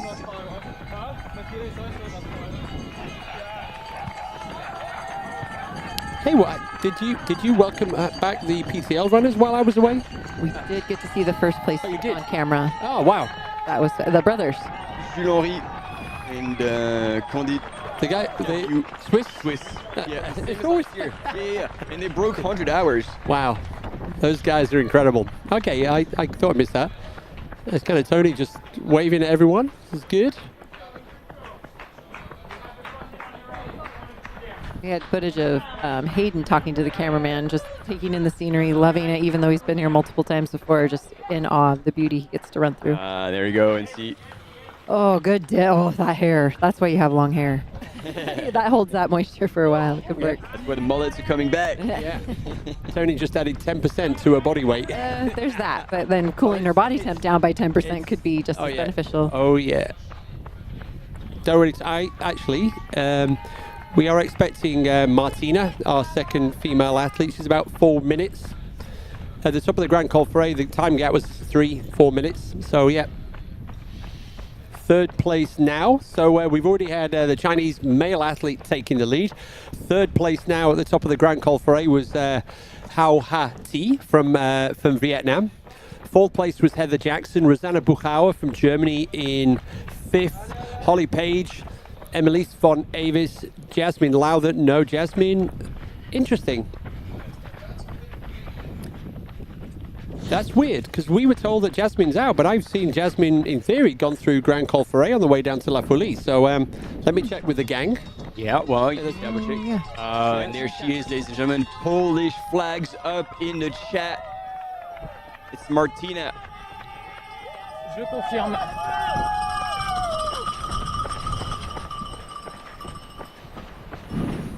And look at her run. Like, you guys were talking about Tony McCann looking smooth. The way Martina runs, again, if you're joining us today, I'm going to keep repeating that because this is quite unusual. She used to be a professional ballet dancer. I love that. And you can see a difference in arm swing. She's using her arms a bit more than Tony. Swing, 4 foot. That you think she's running a 10K. So they're filling up outside the aid station? Yeah, because there's also those water station. Because when it gets crowded, like I guess you can get out of the aid station and just get your water. This is actually before you get in. So hopefully she knows how to just get in and back out. And yeah, there we go. Gosh knows. That's what I like to see. Don't go all the way in. Homework. Don't go all the way in. Really going. I will. 3 seconds that you make here. Yeah. Crazy to think that 100K can come down to 3 seconds, and they're thinking that way. Oh yeah. Listening for the cheers for possibly the second female as she descends out of there. Yeah, she won't be too far. Probably a couple of minutes until the aid station.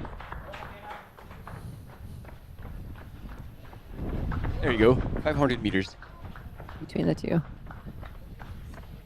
Minute and a half. That depends on how much time Martina spends in the aid station. Correct. And so far, 1 minute 35.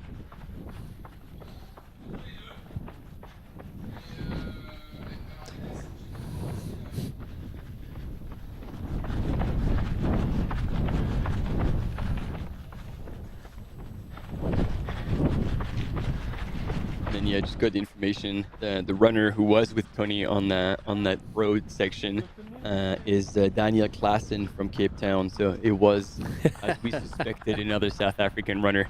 Thanks, Flo.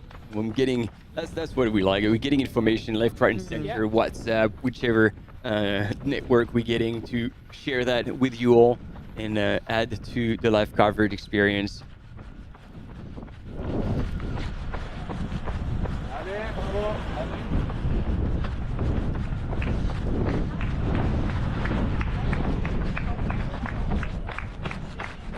If you're wondering why we're looking at a big body of water, that's the Folie Lake water intake, and it's a dam, but does not directly produce electricity. So that's why they're showing this to us alongside the footage of our second female cruising into the La Folie aid station.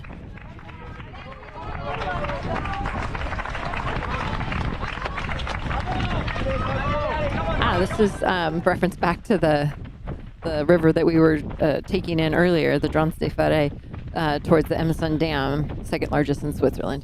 All right, yeah, here we go. Back to Tony. There you go, Martina Młynarczyk at the aid station. So she's chosen to go in and actually, oh yeah, no, it is still water that she's picking up. Actually, note to UTMB runners tonight, look how much slower the fill is on the aid stations versus out at the spigots. Yeah. And so you're looking to save time. Note to the team at aid stations, make sure those top lids are open to let the air in. because that might also be why Slow it down. It's physics, but it's not always logical. And so as a runner, there's nothing worse. You're like, Oh, yeah. It's almost like, just forget it. No, but you need the water. Smart to take the time so they don't run out and cause different blow up. South Africans working together there. Yeah. I think that's the same guy she ran in with. Daniel. And she does look smooth, Tony. Oh, see, confusion of getting out of that aid station. Yeah. She's all smiles. That's a very good sign. Waving at the volunteers, and off she goes. I mean, this is 4 hours, 37 minutes elapsed. Women's course record, 11 hours and 42 minutes, I reckon. So they're still way ahead. I mean, really, really far from the end. And a lot of things can happen, as we've seen yesterday already over the 50K distance. So even more so in the 100K distance. Just 2 minutes over, 2:20 behind now. So the aid station definitely made a difference. She was a minute and a half going in and lost about 50 seconds standing there. Yeah.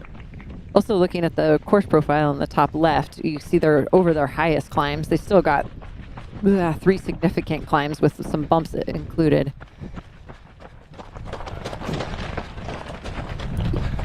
Oh yeah, once they get to Champ-Lac, almost the race begins, and that's going to be the same probably conversation we're going to be having tomorrow morning when we're at the front of the UTMB race. 3 big climbs to go at Champ-Lac. Yeah, there's still 45, so just over a marathon, over 45 K to go out of Champé to the finish line. Just under 30 of your wonderful miles, Chrissy. Right. I remember thinking of it as a 50K when I left Champ-Lac. Like 50K to go, like just mentally.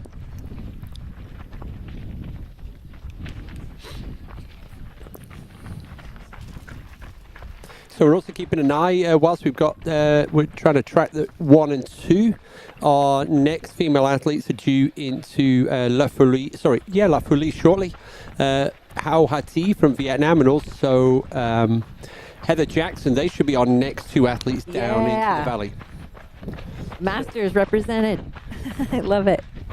What a great. And then just Rosanna Buchauer from Germany. Holly Page. Emily's von Avis. So in the top, currently in the top 6, South Africa, Poland, Vietnam, the US, Germany, and the UK. So yeah, really good mix of nationalities in there. 118 of our nationalities here across all of the UTMB races this year. 10,000 runners. I was talking with Sophie and Susie earlier this morning, the BBC and women's running journalists, and we're talking about the different, like how international this event is, and just showing that what you just rattled off in the top 10 counts for that.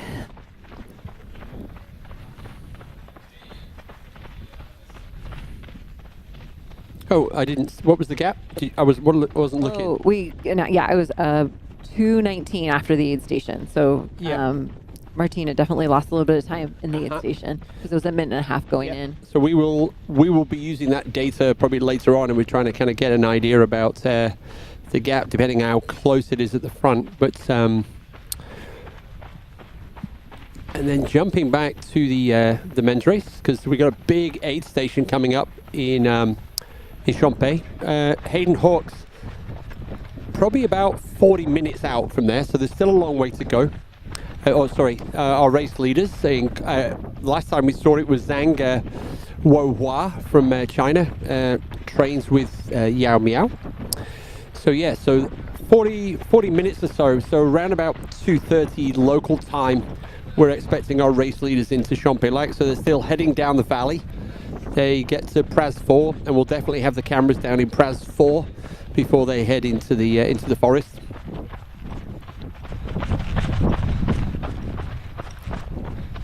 It just might be me, but having this camera footage makes me want to run on those trails, like following behind Tony like that. It's such a beautiful setting. Here we go, fourth man. Daniel Jones, actually, I think Martin told me just before he left that would probably be Daniel in the front there in the yellow cap.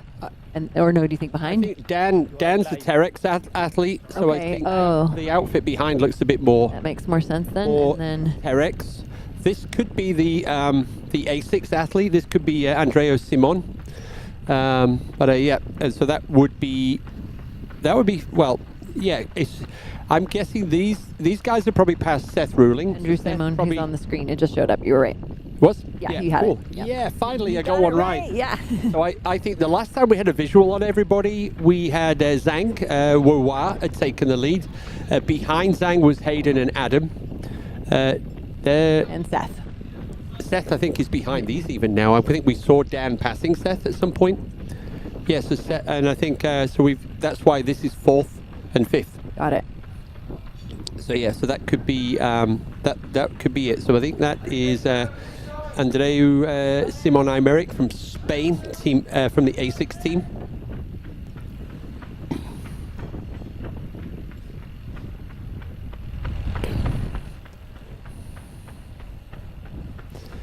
So yeah, and look, I think is about to anticipate a trough. I mean, coming through one of these. Coming through some of these small little hamlets. I think they're probably hamlets in terms of the size of them. There's water somewhere. And I know where they are now. They're about to hit the road. They're going to dive right, then turn left, and then they're going to be running down the right-hand side of the valley towards Prasfor. Excuse me.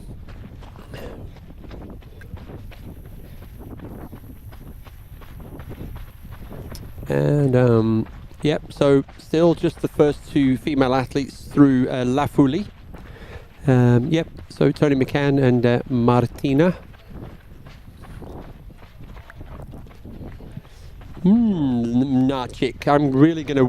Martin's got it nailed. I'm gonna do my best to try and get Martina's family name nailed by the time Martina gets to Chamonix later this evening. We're expecting our race leaders out of interest. If you want to spend the rest of your day with us, and we should do so, 7 o'clock this evening, our first male athletes across the finish line. That means that round about 8:30 onwards, we'll have our first female finisher. Before all that happens, we will be live at the in Chamonix, 6 o'clock UTMB starts. And yeah, so as exciting as we've already had the OCC, the CCC, we have the Queen's Race. The UTMB going out this evening at 6 p.m. And wow, the depth of the field is also strong. Again, all three races. Riveting. And as I said, if you're looking for inspiration to go out for a run, the scenery of the Alps, plus all of these athletes doing incredible things, extraordinary things, plenty of motivation to get out there on the trails. I really appreciated listening to Danny Moreno chat about all the women intentionally showing up at OCC. There's personal messages between them saying oh, maybe I should do a different race, and then getting the call to no, let's all land here and really do the best we can it's with each other. I always go back to Scotty Mills at Western States pre-race meeting one time. This is early 2000s, and he said calm is with when you do the Latin definition of competition, and because we're running together we can do more, we can be more competitive, and so that energy of working together to get the best out of yourself, I feel like the OCC women really demonstrated that yesterday.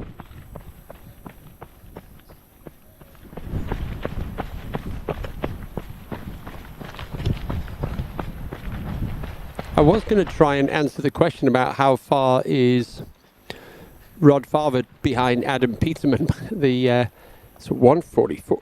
Yeah, the information at La Folie is not incorrect. 140. It's not even 144 yet. So no, that's. Let's see if I can do it a different way.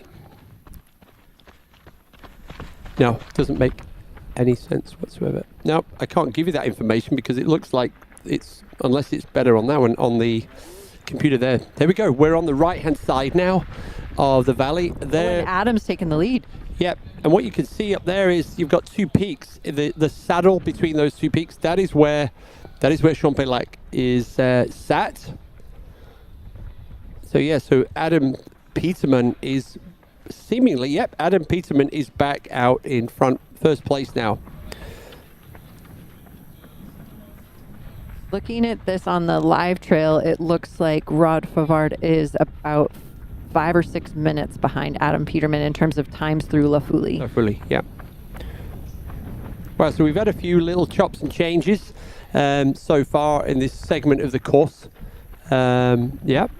So Adam Peterman is out in front. So, you know, Adam, he raced at, he won at Western States in 2022. Look down a little bit. Look what he did right before then.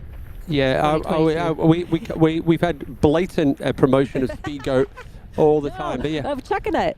Sorry, Chuck it up. So I was just looking at Speed Goat because Adam was 6th at Speed Goat before here. Broken Arrow this year was 3rd, 14th at Canyons, and I think that was his first race back. That was kind of the big thing. But yeah, if you then, there's a bit of a gap as Adam's been recovering from injury, and so yeah. Cool to see him back at it. 100%. And, you know, before that, Western States win in 2022, Wet Canyons Endurance win, Chuck It Up 50 in 2022 win. There we go. You've got your Chuck It Up plug there. So Adam was just winning everything, 2nd at Pikes Peak as well. So, yeah, fantastic pre-injury. And now this is kind of a real kind of statement of recovery. You can see there now on the graphic, the yellow stripe, that's working the way up through the forest. And then where the green is, that is where Adam is going to be seeing his support team in Champlain. And that map was showing that Andrew Simone was... Andreu Simone was Thank 2nd? you. Okay. Yeah, that's what the map was showing. Okay. And actually, because they've got trackers on, so that would kind of make a bit of sense.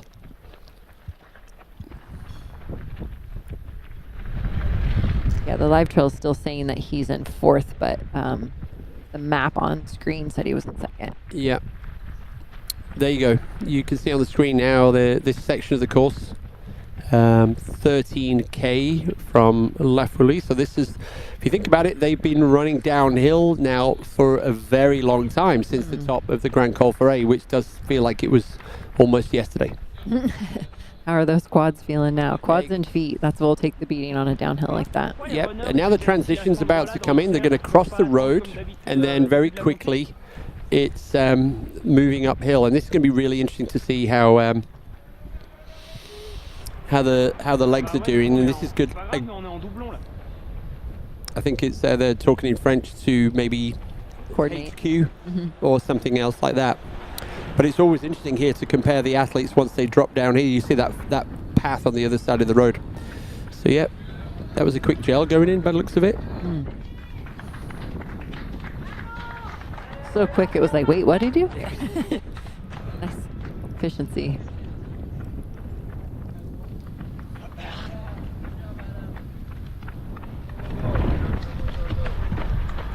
Yeah, there's that, what I was referring to. Le relais, on se le fait là. Demain, si on refait. Normalement, c'est là. Pulling his poles out in preparation for an upcoming climb as he goes into the forest. Oh, yeah.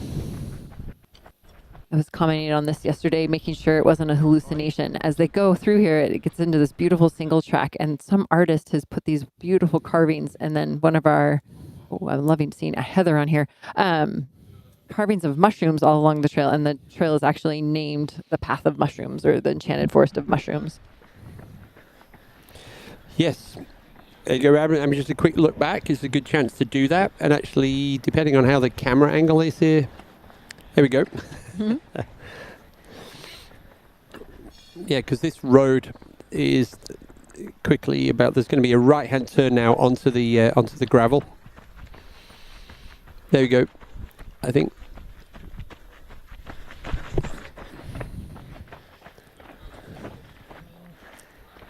Pole time. Flip in and go. Yeah. We got that fun fact earlier that he's using taller poles. Man is taller. 135 centimeter pole. Exactly. So yeah, go long.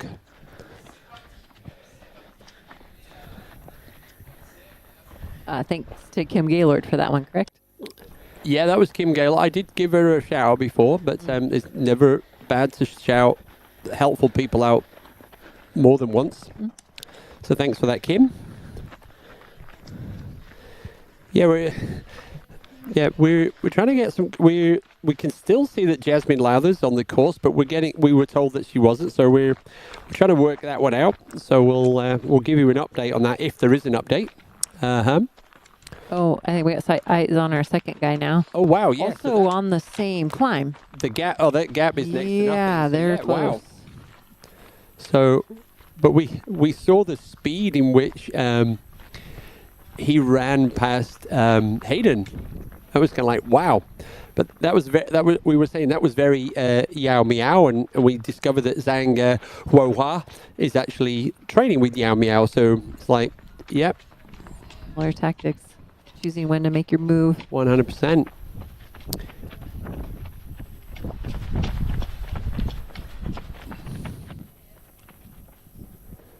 Okay, fantastic human beings in the chat and also just watching live. We have we've got 2 more athletes now down into La Folie in the women's race. So Hao Hati from Vietnam, she is 11 minutes behind Martina, who is 3 minutes behind Tony, and then Heather Jackson 2 minutes behind Hao Hati. So Heather Jackson in the studio yesterday morning, Team HOKA. So Heather Jackson, so that's our top 4. We're expecting, so for anybody from Germany, Rosanna Buchauer. Rosanna is our next athlete due down there, as is Holly Page from the UK. They're our next 2 athletes due down into La Folie. And those are based on time estimates, so we'll... 100%, yeah. Yes, assuming that all is well on the descent.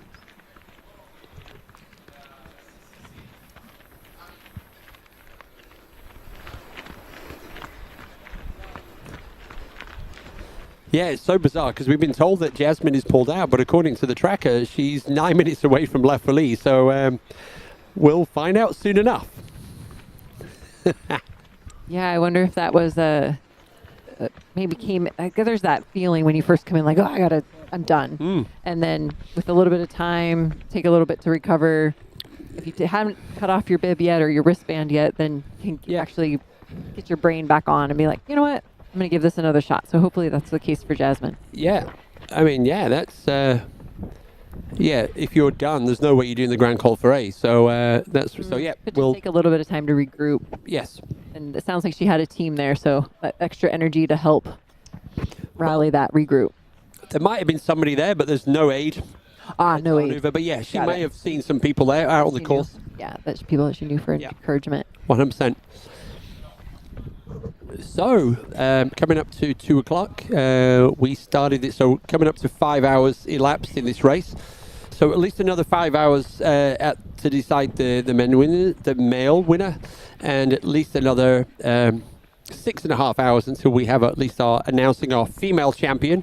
We are 4 hours away from kicking off the UTMB. Wow. So there are many reasons to stay tuned. We're going to have so much incredible racing between now and tomorrow night when we welcome home the top 10 women and the top 10 men in the UTMB. So yeah, there's a lot of trail running to be had between now and tomorrow. Yeah, UTMB runners putting the final prep on anything at this point. And what do you see here in the plaza? When do people start lining up? Because that plaza starts loading pretty soon. Do you think they've got runners out there now? Hour or so, you will find some athletes who are not elite. Exactly. Yeah, trying to get their spot. Taking their spot in front of the church of Saint Michel. Kind of rough day to do it. The high temps. Oh yeah. Sitting in there's no shade. No shade there. Yeah, but wanting to secure that spot, they've waited hard a long time to get into this event and get to be a part of that start and not be at the very back. So, Adam Peterman, race leader, being chased down, just slightly ahead. I think at best I would say a minute from our athlete from China. Zhang Huohua. But there we go. There's Hayden Hawk. Oh, also. And I think I just saw the China. I thought I saw Zhang Huohua just behind Hayden. So maybe Hayden made a move. Hayden's made the move. Yeah. I think that's the case. A little pixely. Yeah, because we're being told these are second and third, so that would make sense. So there you go. A bit of yo-yoing going on here. The gang are getting ready. They are, let me think. That's it. Oh, still. Seems a long time, but yeah, so we're predicting that they are less than 30 minutes away from coming into Champex-Lac. Hayden get in some food. Yeah. Made a decisive move because he's pulling away. Oh, well, they're still there. Yep. And there's Adam. So, yeah, this is, by the way, this is not flat. They are climbing, and but they're running the climb. So that's testimony to how they're feeling right now. Turn it on. Sorry? I just realized I never turned on my GPS tracker. I'll turn on the Oh, geez. Okay. Okay. Somehow we've got you, Adam. That's definitely not your problem. But that's good. You can see on the profile where that climb is happening. Sorry? How far to aid? I don't know. Yeah, you got less than 30 minutes, Adam. Probably less. I think Champex-Lac is 54. I'm going to give you that one now. It's going to be 54K at Champex-Lac. Yeah, 54 kilometers. So you've got about 5K to go, Adam. So we're predicting you in the aid station in about 25 minutes. There we go, Tony. I appreciate this. Runners standing aside, cheering her on as she goes, whizzing by them. Incredible. Oh. So big step over some roots. I can't help but feel that for him. Like, that's a tough one. I just was looking when you said that. I was like, well, what did I miss? What did I miss? Okay, so we could see on the graphic, Adam is on the climb now, and there you can see the long descent looking way back up the valley. And that's where Tony McCann is. Tony's still up, higher up.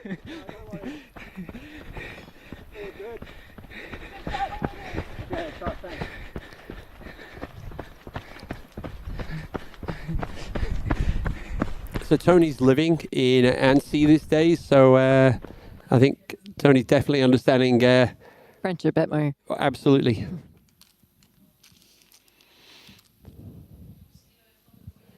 Yep, time elapsed 5 hours, and you can see on that graph that's in nice and green now, the kind of profile of the course, how high they've been and how high they've come down to. So 3 big climbs to go. The Bovine, the climb over Les Ceps from Trion to Valocine, and then finally one more stinger of a climb up to La Flégère. So 3 more climbs between our race leaders and the finish in Chamonix.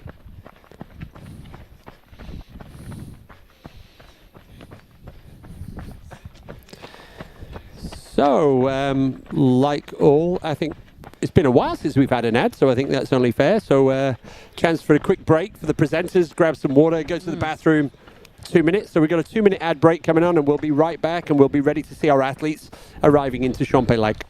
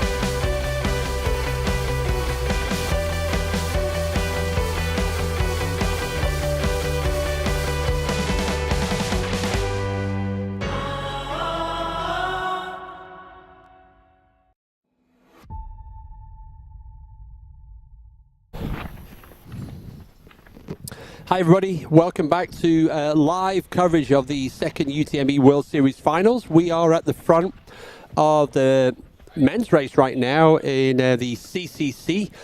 That looks like Hayden Hawks, who's second place on this climb up to Champex-Lac. Champex-Lac is what you can see on the left-hand side. So Little Canada, as they call it in these parts. So that is where the race leaders will get to see their support teams for the first time in this race. So huge aid station. It's going to be a great chance for us to see the athletes transitioning here, the conversations they have with their support teams, what they're eating, what they're drinking, and also just get a sense of who's looking good and who's maybe having a tough time. So right now, at the front of the men's race on this particular climb, they're about 20 minutes away from the aid station. You've got Adam Peterman, Team HOKA, in the lead from the US. Second place. Now Hayden has passed. So Hayden is second place. Hayden Hawks. There we go. There's Adam Peterman on the screen right now. In third place now, the Chinese athlete Zhang Guohua. Then we've got rounding out the top 5, as far as we know, from Spain, Andreu Simon Aymeric, and then from New Zealand, Dan Jones in that race. Front of the women's race, we were just following. We were following Tony McCann. Tony's been in the lead now since before the Refugio at Bonatti. So Tony McCann, we got Martina. Let me try this one. I'm going to give it a... So Martina for now, sorry. I'll get that right later. Third place, we got Hao Ha-Ti from Vietnam. Heather Jackson from the US. Rosanna Buchauer from Germany. Holly Page having a great day so far. So Holly is our 6th athlete into La Folie. So in the women's race, the top 6 have gone through La Folie. In terms of a time gap, Holly Page is 24 minutes behind Tony McCann. So our top 6 female athletes are separated by 24 minutes. So in front of the men's race, it's a Team HOKA lockout at the moment, first and second, which is handy because in a couple of minutes we will be having Mike McManus. Mike McManus from HOKA is going to be coming into the studio and probably talking about the work and the involvement that HOKA has right now with the whole UTMB World Series, and now the headline sponsor here as well. We're also going to be talking about the increased prize purse that, and also the doping control, increased investment across those two things based on the new increased investment from HOKA. So that's something else that we can look at too. Seth Ruling, someone's asking what happened to Seth. I think Seth came through La Folie looking good, but I think the other guys have just put the hammer down a little bit. So Seth is somewhere down there in the valley, and I think he's in the top 10 for sure. So we'll be able to, I guess Champex-Lac is going to be the great spot for us to get a really good sense of how everybody's doing. So stay tuned. And we are less than 4 hours away now from the start of the UTMB. So we've got 2,000 runners out on the course right now in the CCC, and we're going to have another 2,600 joining the party in less than 4 hours. In the studio with myself right now, we've got the original winner of the UTMB back in 2003 and also the winner back in 2009. So we've got Chrissy Mail is back in the house. Glad to be back. Goodness, a lot has changed in 21 years. Back in 2003 to 20. Well, yeah, there was like over 700 runners and about 60 of them finished. So 60 of them got all the way back around to Chamonix. That first edition, everybody started together and you decided where to stop. You stopped in Lake Contamine, Courmayeur, or Champex-Lac, and you got the race finished for that. And I guess it was just because it was an unknown. We don't know if people can do the whole thing. So we offered you, if you reach Courmayeur and stop, we'll give you a finish. If you reach Champex-Lac and stop, we'll give you a finish. And so stubborn enough to go all the way around. Exactly. So well done, Chrissy, for making it around and breaking the trail. Oh, we saw some people use that fountain yesterday. I remember that trough there. Yeah. And so, yeah, Adam is probably definitely more than halfway up the climb now. In fact, 2.5 kilometers. Wow. Hayden's there. He got a visual. If he was thinking about using that fountain, he passed that thought up. Hayden. Oh, no, he did it. Good on Hayden. Yeah. Yeah. Hayden has been so smart in this court. He knows all of the spots. And well done. So Hayden Hawks and Adam Peterman almost together now. So yeah, wow, exciting. And I was just saying to the audience that Mike McManus from HOKA, he's just about to come in, so he's going to be quite pleased with himself. Having his two HOKA athletes, or two of his HOKA athletes right up front. Exactly. Yeah, we've got to be with, what, 30 seconds between these two? Oh, thank you. Somebody's trying to help me pronounce Martina, so it's Martina Muinarchik. I feel like that's a start. Thank you very much. I definitely need those help. Yeah. So, yeah, Adam Peterman, Hayden Hawks, this is fantastic. And we're live out on the course. And let's not forget, the temperature now is getting warmer and warmer. The athletes in the CCC, like the OCC, today the race organizers calling for hot weather kit. So that entails having the capacity to carry 2 liters of water, not just one. And then the head protection. So there you go. Adam is walking. Hayden is running. Poles, no poles. This is exciting. This is a fun update from the chat that Rod, another American, was running with Dakota Jones earlier. Rod Farvard. Yeah, thank you. Has moved up to 8th from 11th in just 15 minutes. So he's in pursuit of that top 10. Yeah, the Rodmeister, and also Rod, just after his performance at Western States, Rod now has a new contract. He's now part of the HOKA team. Gotcha. Yep. So Rod Farvard is having a fantastic year. So here we go. We are less than 2K to the top of the climb. Hayden's done the catch. Is now the time to make this push, What's or do he you gonna just do? hang Is he gonna together? just Yeah. Sitting there, hey Adam, how's it going? No, Hayden's going going for the pass. Hayden's going straight past. Wow. No doubt these two know each other well. Yeah, great job from the camera teams here. 2 cameras on these 2 guys. And Adam's probably going to do his very best now just to kind of hang on there, keep that elastic as best as possible. Yeah, keeping in mind, these are the last 3 climbs. The race starts at Champay Lock. 100%. Now when you go and make the push till the end, you can serve a little bit and come back on the second to last climb. We saw the descent into La Flégère. People running as hard as possible down into that finish line, pulled by the energy of Chamonix. Wow, Kazek, been a great source of information yesterday and today, just reminding us that the PTL is hard work, and it's been so hot this week. Of the 120 starters, 59 have already stopped. Gotcha. So that's a 50% DNF. 50%, wow. So thank you to Kazek, kind of still sharing some of the good Stoke. And we still only have 1 finisher of the PTL. Which is normal. Yeah, and it's always those 2. It's just right out front. I think we normally expect most PTL runners in on Saturday afternoon through Sunday. Gotcha. So we'll see those. Tomorrow. Yes. Yeah. 100%. Tomorrow. There we go. Hayden Hawks, Adam Peterman, and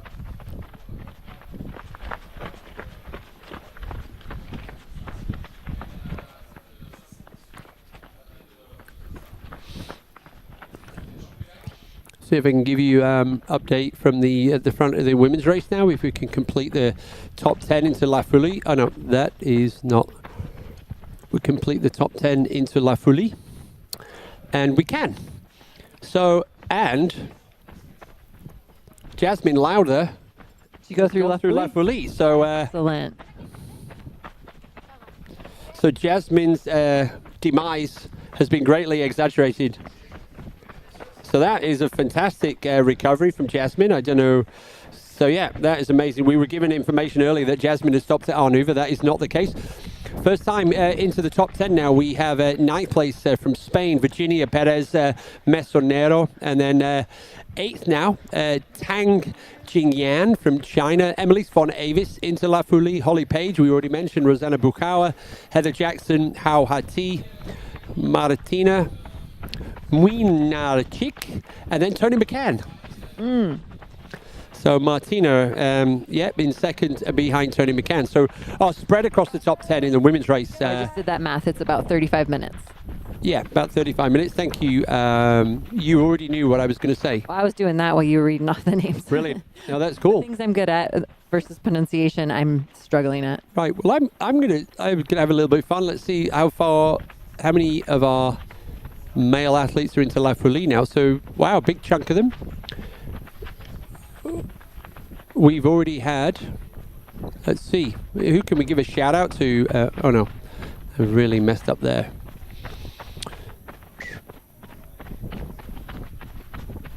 So outside the top 10 into La Folie, we had Oscar Clareson, John Ray, Hugo Deck, Cole Watson, Arnaud Bonin, Zach Garner from the US, Jean-Baptiste Curte, Davide Cheras from Italy, and then we have a second Chinese athlete, Bates Meng Kai. That's your top 20 in the men.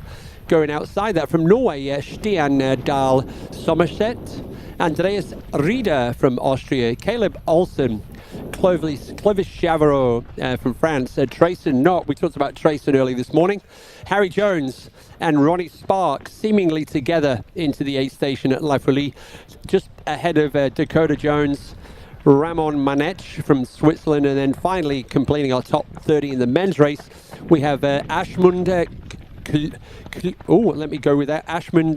Kjølmoen Stien from Norway. Excellent. We've got Tony on screen again. And we got a gap, it looks like about half a kilometer, 500 meters. That's close.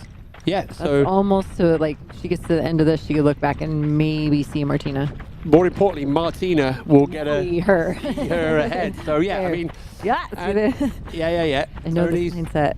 Well, I mean, I think we're all, like in the UTME, we're kind of saying the race is going to start in Champex. First time they've seen the aid crews, they can make any adjustments, eat something to make them feel amazing. 3 big climbs to go, and let's not forget, temperature right now 23 degrees in the valley, so it's really hot out there. A little bit of cloud cover compared to yesterday. There was nothing yesterday. Looking for a little bit more of that tomorrow for the UTMB runners. Hayden is out of the forest. He's literally in the final kilometer now, coming up to the aid station, and then we're going to be quiet in the aid station. We're going to listen to the interaction between Hayden and his support team. Can't see Peterman anymore, so he made a move. Hayden has absolutely made a move there on that last section of that climb.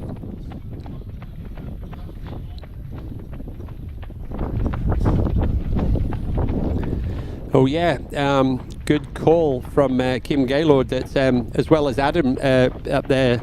Adam's partner Erin Clark is also running the CCC today. We've been talking a lot about running couples this week, so yes, Erin Clark is also out.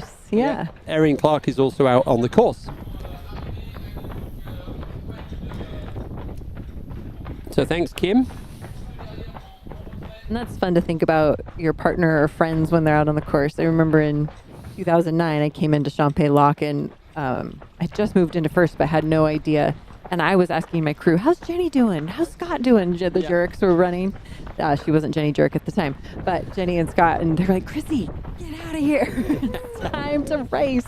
Well, yesterday at the Col de Balme, I think Topher was telling me that they told Eli that Tabor, his wife, was in the lead, and he was like,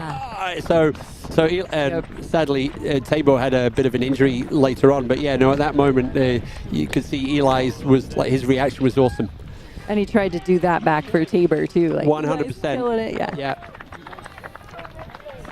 And we just saw a low, I'm going to call it a high five because Hayden's bottle stayed in his hand. That was a high five fist bump. That was not a transfer of food or fuel. Yeah. So right now, Hayden is literally almost in the aid station. He's just getting ready. Anything is like, what do I need to get rid of? What do I need? what can I do to help my crew who are about to help me?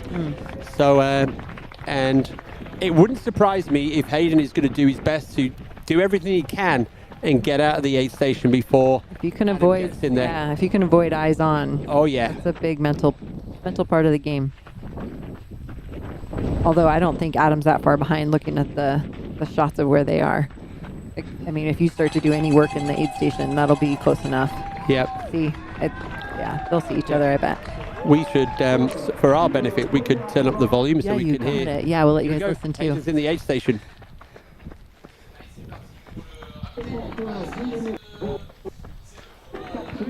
Yeah, here's Adam.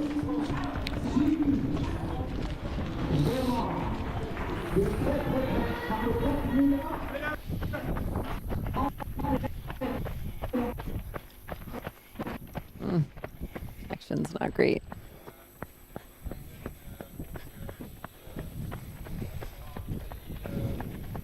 I think this is our chase pack coming in behind. Drone footage of the chase pack. Is that somebody who already left the aid station? That must be Hayden. There we go. Oh, you're right. I thought it was the chase pack. No, they're going towards the lake. You're right. He got in and out. He's in and he's out. Good catch. Yeah. Cooling him off. Yeah. Loading his belt. But, and actually, I think this is one of the aid stations where we get a time in and a time out as well, so we can really measure what's going on in terms of, but you know, Hayden was in and he didn't mess about.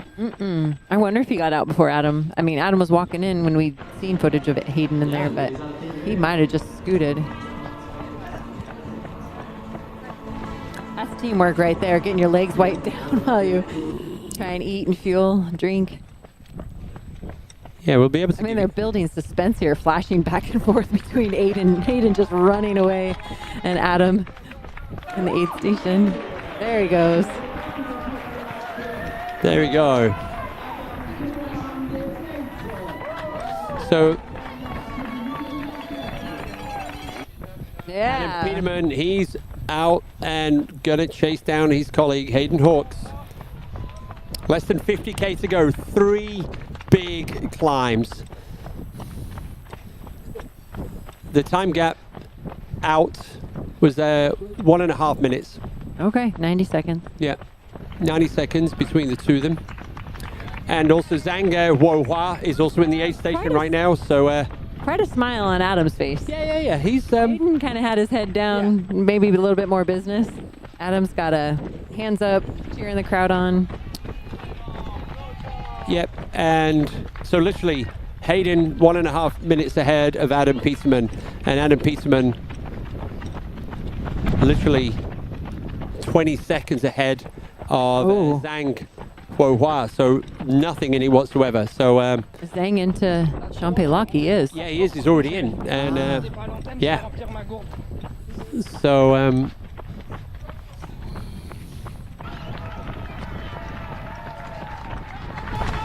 great crowds up here at Champex today. Yeah. You guys were telling me yesterday, also known as Little Canada, for reasons we were just speculating on. First time I've ever seen. Sups. Yep. Also talking about the PTL, so the PTL is called La Petite Trot. Whoa! Wow! Yeah! Oh! Moving! Wow!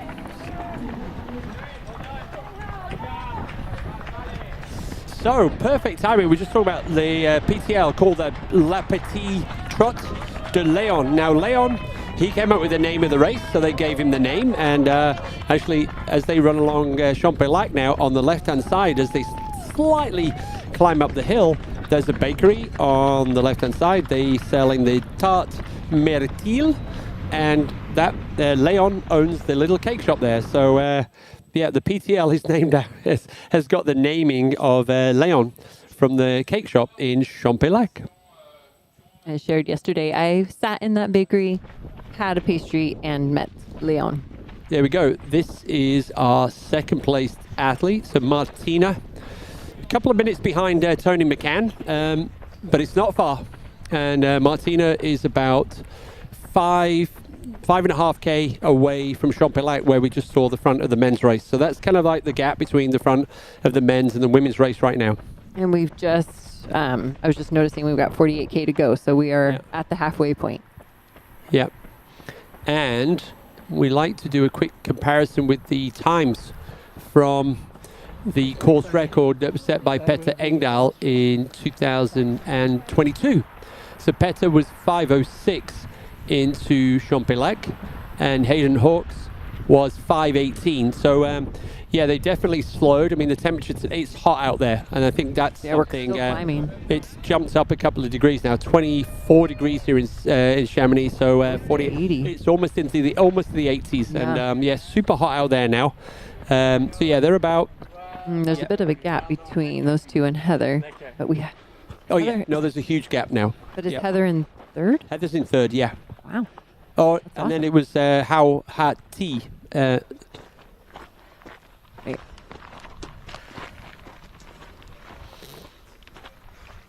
Oh, in third. How Yes. Ha Ti is in third as of La Foulée. Yeah, and then Heather's in fourth. So yeah, so Tony's almost down into. Oh yeah, there Tony is. There you go. There's Martina. She's on the road. Tony's just on the climb to the left. So that visually, a couple of minutes max. And Martina is moving really, really well. And that just means that everybody in. Whilst we've had a lot of cheering going on from the South Africans, I'm sure there's a lot of cheering going on for our friends from Poland as well. Martina with the Poles coming out. Sorry, that definitely was a dad joke. Yeah, the dad joke yesterday. What nationality is the most represented? The Poles. It's not Polish. It's the dad Right. joke. So She might be able to get a glimpse of her yeah, on and that then look. I think if you can see, like, oh, that looks like a camera guy, then you know that there's somebody there. So yeah, there we go. Tony McCann and Martina, first and second in the women's race, on the climb now up to see their crew for the first time in Champellac. Between now and the finish line, they'll also get to see their teams in Trion and also in Vallorcine. Yeah. So in the chat, there's the Tony and Martina fans. So yeah, and we're here in the studio. We're big fans of everybody today. The extraordinary runners as well. So yeah, it's awesome. There we go. Into Champellac. There is your top three: Hayden Hawks, Adam Peterman, and Zhang Wo-Hua. I had to pull this up again just to remind myself, but Martina has not lost a race in 23 or 24, according to the stats that are listed on UTMB Live. And First it looks places like most of across the Martina's board. races are back in her hometown. There we go. So we've got Adam, second place, running alongside the road here, kind of a little bit of a trail, and then they're going to drop left, kind of rolls a little bit before they begin the climb up to Bovine. We may even see some lovely Swiss cows, and then I can get my cowbell jokes out. But Oh, we've got the Botanic Garden, and yes, so we you'll had see this some yesterday as visuals well. coming up, so we've got a little prep on that.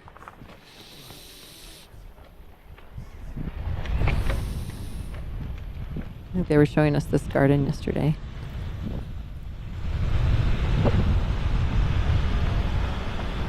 yeah, there we go. That's the garden. Do you want me to do this? Go for it. We can, yeah. Okay, so this is the Botanic Gardens and Lake at Champey, so also known as Jardin Flore Alpes. This was planted way back in 1925 by a wealthy industrialist from Vaud in Switzerland. 4,000 species of plants from around the world, including 1,500 that are local. Some European stemless gentians, alpine and Tibetan edelweiss, spruce and large forests as carnivorous plants, dwarf hawk's beards, Valais mugworts, rhododendrons, thyme, blueberries, wild garlic, and alpine meadows. So there we go. There's also an English-style garden that was private until '68. And yeah, there's also a laboratory there for studying plants in the face of climate change. And they've been doing research there on that for the last 30 years. So there you go.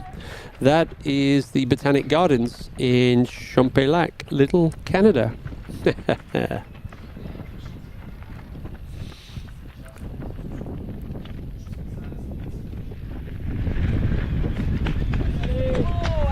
Oh, this is where we saw Yao Miao yesterday put the hammer down on this section of the course, kind of like really speed along in the women's race of the OCC. Yeah, so we go. Adam Peterman in second, Hayden Hawks first.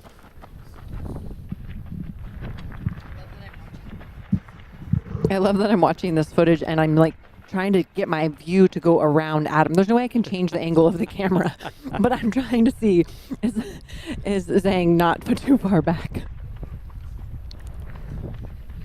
Yeah, it's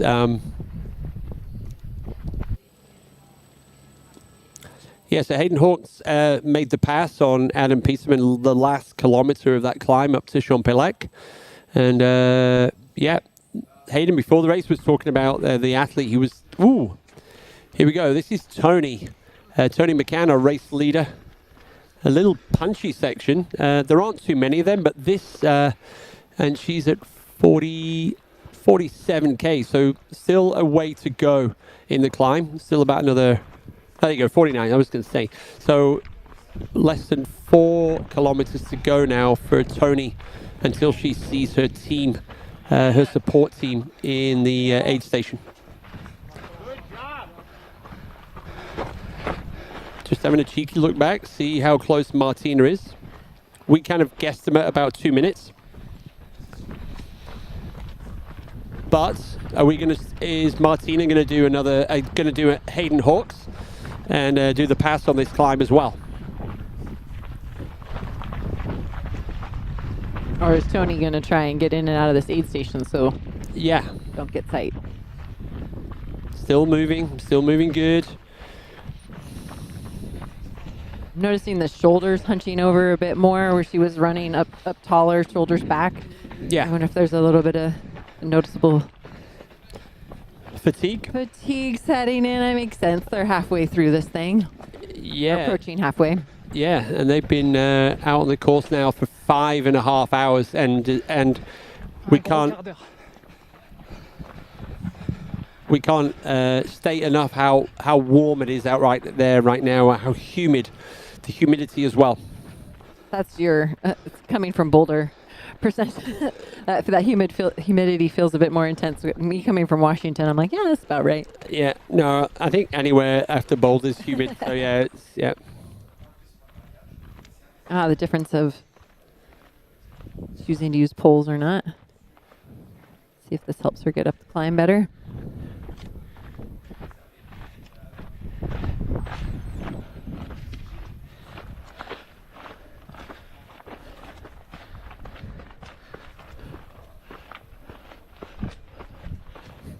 Seems to me there's less than half a K between these two, but I could be wrong. Just reading the distance points.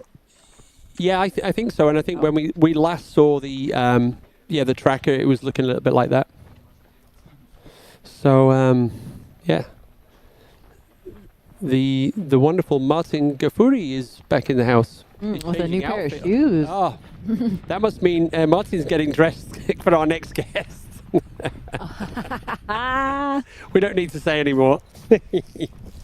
So yeah, here we go now. So yeah, Martina.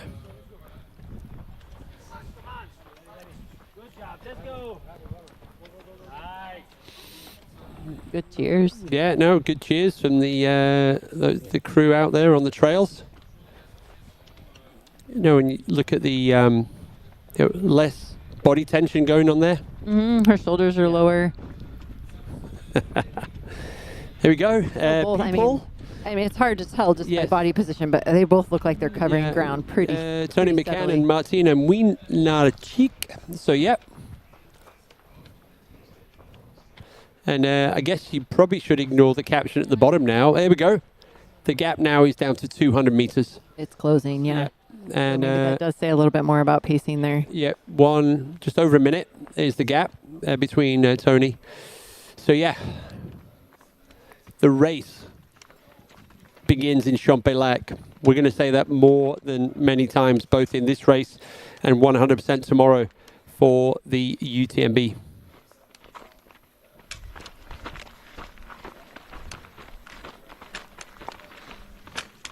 So quick update on Jasmine Lowther. So the reason that some of the team thought she'd stop was she actually had a 15-minute break. So was really having a moment. But obviously, Jasmine's like... That's great. Made of steel. So she's up and running again. And actually, sometimes to have the presence of mind to regroup rather than just like time out. So that's where the confusion comes. So yeah, there we go. So Jasmine is on the course. Lots of cheers going on in the chat for these two. Oh yeah. Love it. It's great. No.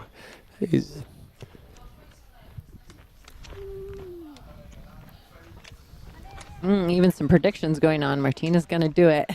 Yeah. Well, right now, according to her stats, yeah, right now you wouldn't argue with that. Yeah, and she hasn't lost a race. No, and no, looking good, looking relaxed. Yeah, whereas obviously Tony's been like throwing water on herself because you see how wet she is. Martina's not been doing any of that. Mm-hmm. So be curious to know, is Tony feeling the heat more than Martina? Who knows? Hey, look who's back in the house. Guess who's back? Back again. He is back in the house. Yeah, I mean, I've been looking on screens as I actually couldn't be there for the past hour. I can confirm that it is extremely hot out there, but in the Chamonix Valley, the wind's picking up. Okay. So hopefully they'll feel it also in that valley, which is not yet into Chamonix, but definitely the sun is hot, it's spitting, there's absolutely no clouds. So it's interesting to hear Tony like being very mindful of it and putting as much water over herself as she can. Martina is this lack of experience. She's still very young in the sport, despite her high level.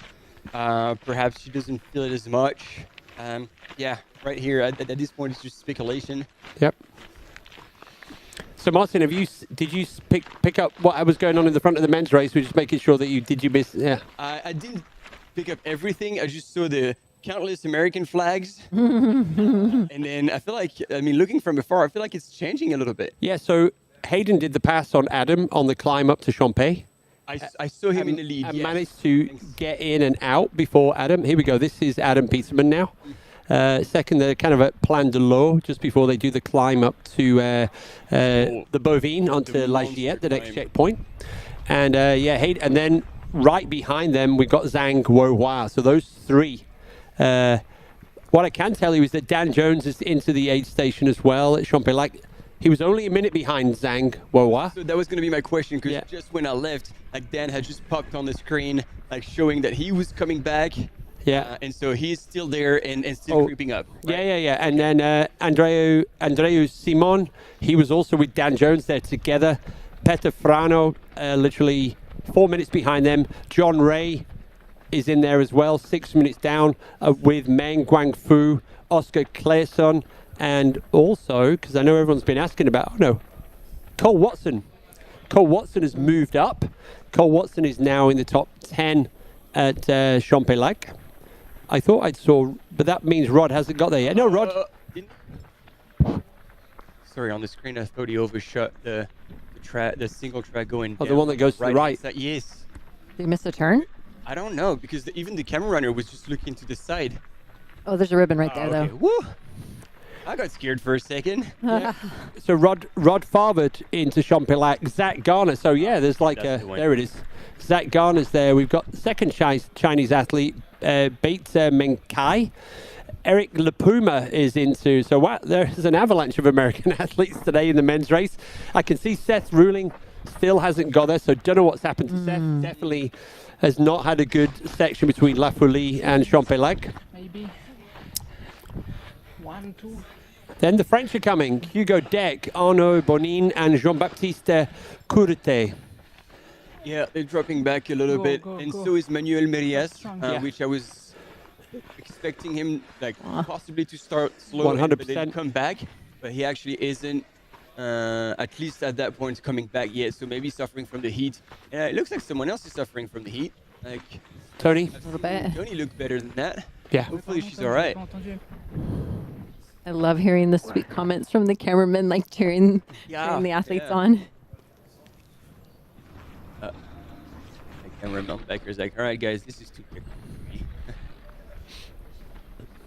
Martin, are you back now? I am back, correct. Chrissy's like, I can't leave. And I know. How do you take a break today? You go away. Go outside and get some fresh air. You can go and feel the heat. You can report back when you're ready. Walk and around, then when you relax those Flexors, they're hip so flexors. tight. I'm like curled up in a ball. And actually, your assignment is to go and check out how many people are already sat getting a spot. I will for the check start that out. of the UTMB at I'll 6 do some o'clock. visuals. Thank you guys for encouraging me. And then when you come back, we'll give you an update on what you've missed. Sounds great. So yeah, Chrissy is going to go and have a break, a well-earned break, and we'll see her in a wee while. How do I do this? I've never had a break before. Yeah. Yeah, there's a different approach to breaks in Europe.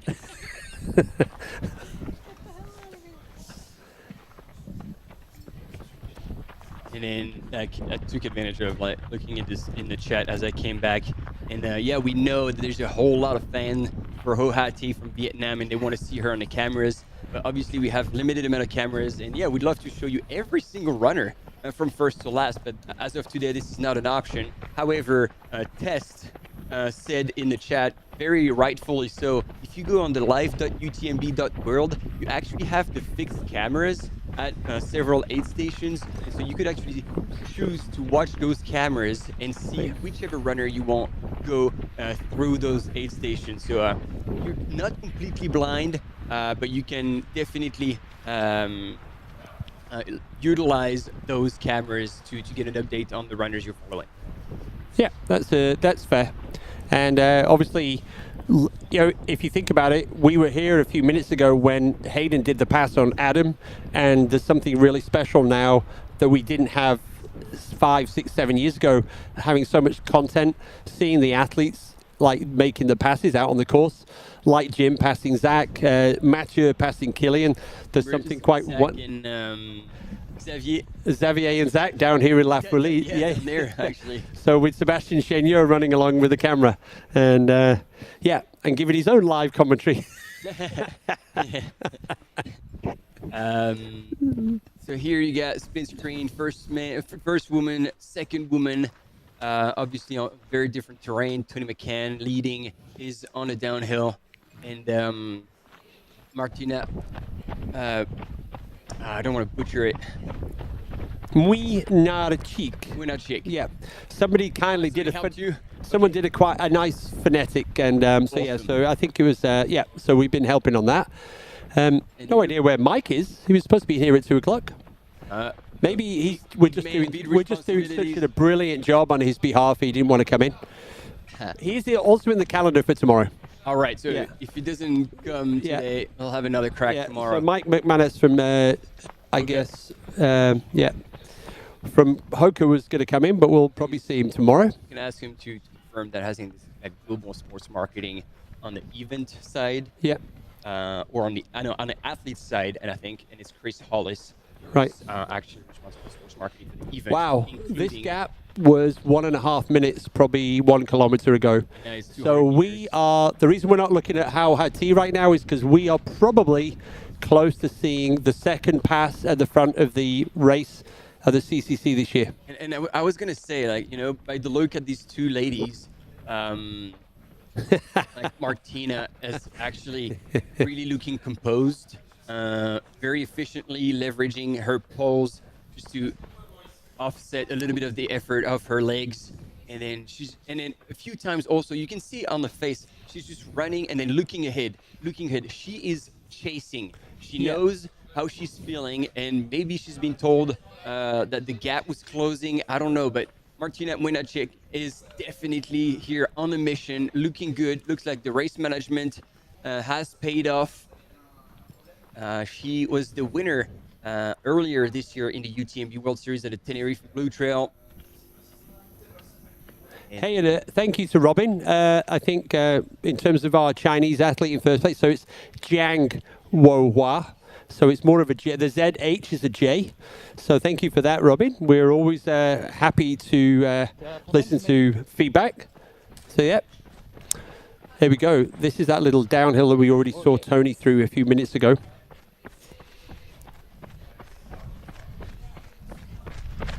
And you know the final, there's like a trough when you go around one of the corners. Hayden did the hat, then ran up to catch Adam. It was like that was kind of the point at which that all happened. And that's the thing, like at this point, these runners are so strong physically that it comes down to the strategic moves, the like having your nutrition perfectly dialed, looking after yourself when you feel like the environment's changing. If it's hot, you put water over yourself, and making the effort of breaking the route. We'll see. This is the you already spot. had the flask out. Yeah, this is where Hayden kind of, I think it was, oh wow. Sunscreen is also waiting. Thank you. Any special additional needs? No, my quads are tired. This is not only you. And I will not be better. Oh, yeah. Go, Tony. You're doing great, Tony. So that's somebody from the team, so they can communicate now to the team in Champex just to let. So there we go. There's Hao Ha Ti. There you can see where she is on the course, and Heather Jackson as well. So both of them are on the climb. Is that not? Okay. I let Sebastian know all the details to the back. Yeah. Thank you. So what we saw here was Robert, the team manager for one of the team managers, because I don't want to rule out the Julius of the team Terex, and he's out.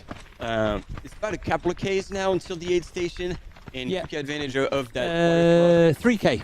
3Ks, and so he talked with Tony and said like, okay, well, this is waiting at the aid station for you. I'm sure as they planned with Bastien being Tony's partner. And then if she needed anything, then she would have told Robert, who then phones Bastien 100%, and updates him. And this is completely authorized for as long as there's no aid, there's no support, there's no handing over anything to the runners. It is totally legit, and anybody is allowed to do that, just for your understanding. And we saw also Charlie just before. She used to be the team manager for Terex. Yep. She's now working for Sunto, our partner. Yeah. In France, and then she had words of encouragement. Tony, who said, "Your quads are tired." Yes.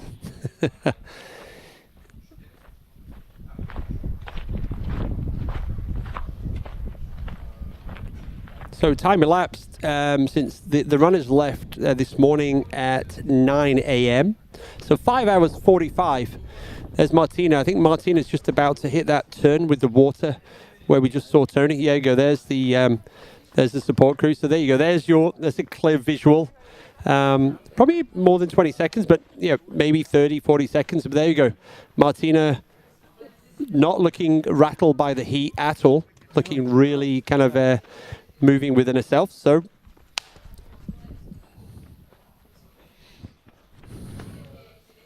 $3K until they land, or less than 3K, 2.5K until they land into Champex. Wow, and that gap is melting. Yeah. And as someone rightfully said in the chat, oh, I'm blanking right now because I've just seen another comment on the chat, and it seems like Anje Vitek seems to have DNF'd. So Marty McFly did not have the truth from the future. Well, maybe when he said 10, 12, maybe he meant 12 minutes past 10 this evening. Possibly. Yeah, so too bad. Yeah. So what I can tell you as well, at the front of the men's race, because our next visual at the front of the race is going to be before they reach the Bovine, the top of the climb. We'll have the drone. The drone cameras are going to be there, so we'll be able to get a visual of how's Hayden doing, Adam Peterman's Jiang Wohua, Dan Jones, Andreas Simon, Peter Frano, John Ray, Meng Guangfu, Rod Farvard, and Eric Lepuma. That is your top 10. 1, 2, 3, 5 American men in the top 10 now. So yeah. Oh, very good. That's what I wanted to say, and that somebody actually mentioned is like, as much as, you know, there's already a lot of ground that has been covered, and there's some 40 plus kilometers still to be run. The race starts in Champellac. 100%. Yep. We're going to be saying that a lot, both in this race and also in the little race that's going to be starting in just over 3 hours now. 3 hours, ladies and gentlemen. 3 hours until the start of the UTMB. We're going to be sending Martin. Martin's got a night mission tonight. Martin, you're going to be doing something overnight where? So it's going to be starting in Courmayeur, and we'll welcome on the live coverage around 2 a.m. the men's coming through Courmayeur, and then I'm going to drop out of the live, but that's my problem. But then for you in the live coverage, you're going to be able to see all the women go through, and in the meantime, we're going to have another team in Arnuva, and so they're going to see the first men, and then we're transitioning back to Courmayeur for the first woman, and then to Arnuva with the first woman until we come back. We have a quick commercial break coming up, but stay with us.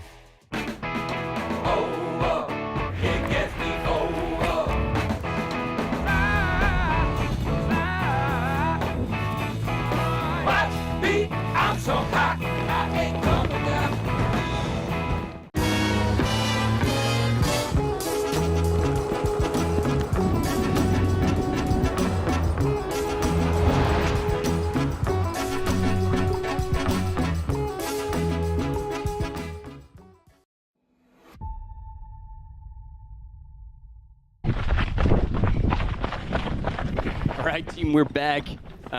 We had a bit of a feed in between.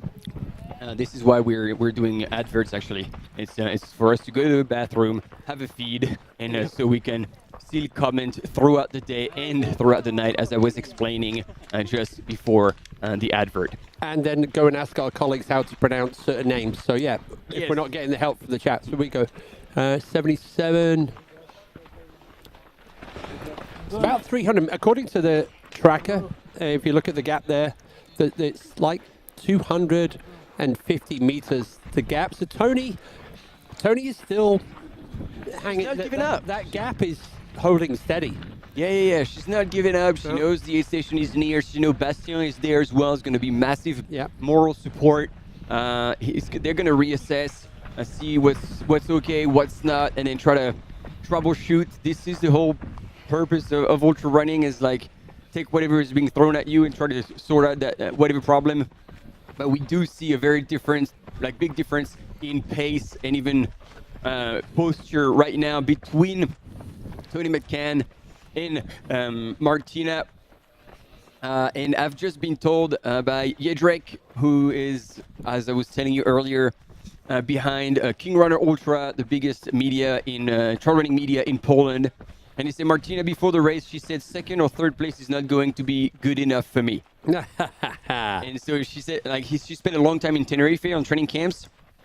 And so she's well adapted to hot weather conditions. Wow. This is why probably here she's handling the heat a little better and not necessarily pouring so much water over herself. maybe she's been heat acclimatized, and also we know that going to Tenerife, you train up on the Teide at altitude. So being at altitude also has the same physiological benefits as heat training. So if you combine both, bearing in mind that's going to put additional stress on your body, so you adapt the training load, but it seems to be paying off. Yeah, but there's Tony. Tony is out of the forest.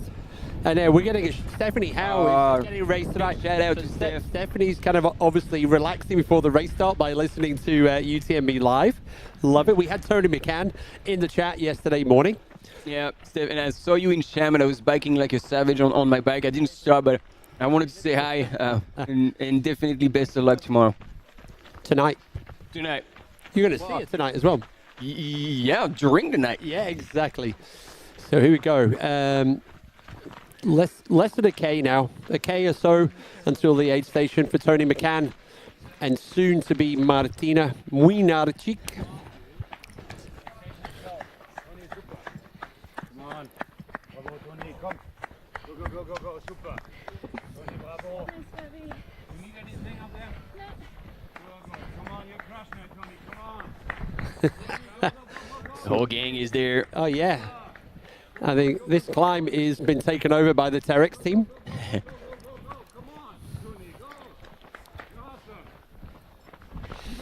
Great support, though. Well done, crew. Yeah. Doing a good job.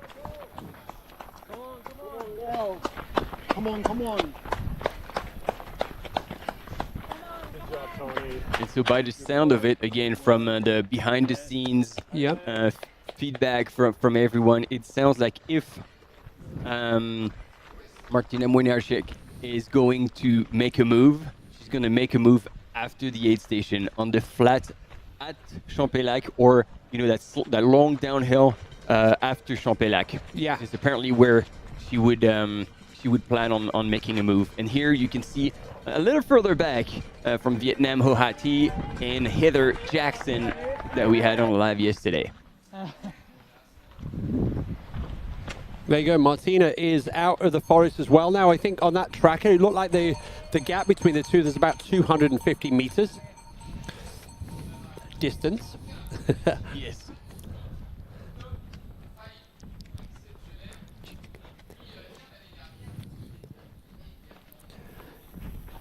And if any French runner is watching the English live, I don't know if you'll share my thought, but looking at Martina run here, like the silhouette and the running style reminds me of Annelise Rosset in France. She has the same nice looking, proper running stride, and that's what it reminds me of. All right. Yeah. We had the volume up. Probably the first time that I hear Switzerland being so loud. Yeah. Look at that. There we go. That yellow building up there on the left is where the turn is. Oh, there we go, into the aid station. Yeah, and imagine just under 6 hours elapsed, and you go up that road and you get people screaming. It's okay. Pretty... Can we turn up the volume so we can hear if there's any chat going on here? Yeah. I'm going to tell you, this is going to be speaking in French, I believe. Il s'agit comme par hasard, voilà pour tenue de sa 4005, qui nous vient de la RSA. La fille de monsieur Tony McCann de sa 4005, qui a rallié Champelac en 5 heures et 55 minutes 36.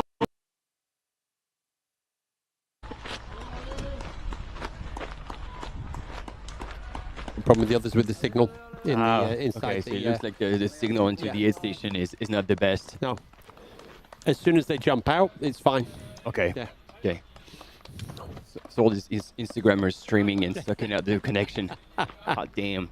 Ah, good. We're back. Split screen. This is really cool. It's got the t-shirt on.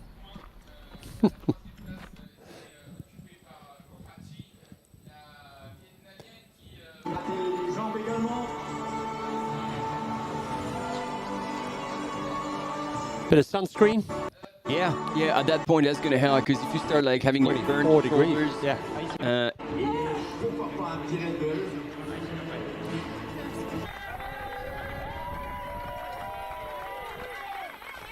there. So the question is, if Martina comes into the aid station before Tony leaves, that's gonna be a big like mental pressure on Tony, and then definitely a huge surge in the motivation bank for Martina.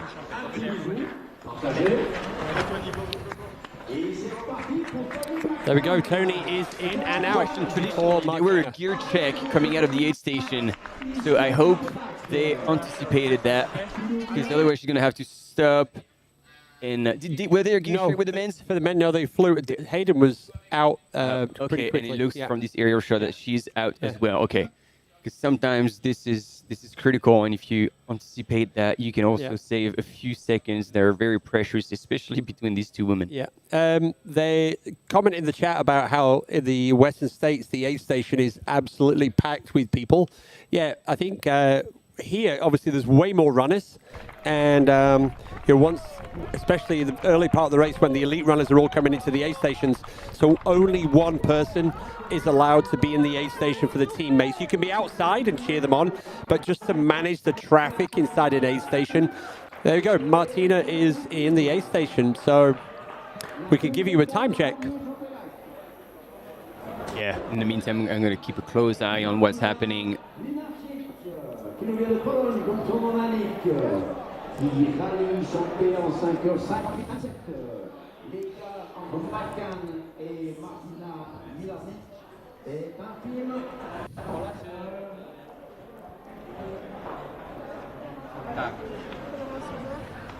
In the meantime, she's getting a pep talk. Denny Moreno. Yeah. Denny finishing yesterday in the top 10 in the women's race. After a pretty aggressive start. Yes. Remember, she was leading the women's field. I gotta say, Martina looks extremely composed. She's getting some water, getting the flask in. There's a conversation going on. I can't pick up whatever is being discussed.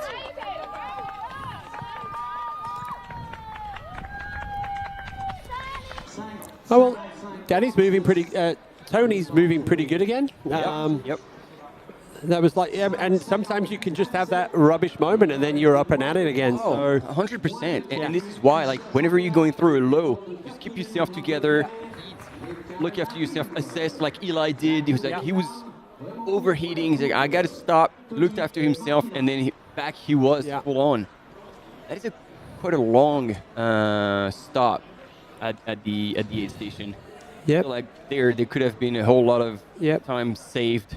You know, as she was sitting, the poles would have been. They could have been done by the teammate, but there we go. Good. She doesn't look in the slightest bit. Just taking it easy. Still, we still have probably 6 hours of racing left, so it's probably halfway in terms of moving slower than they were in the first half. So yeah, 6 hours.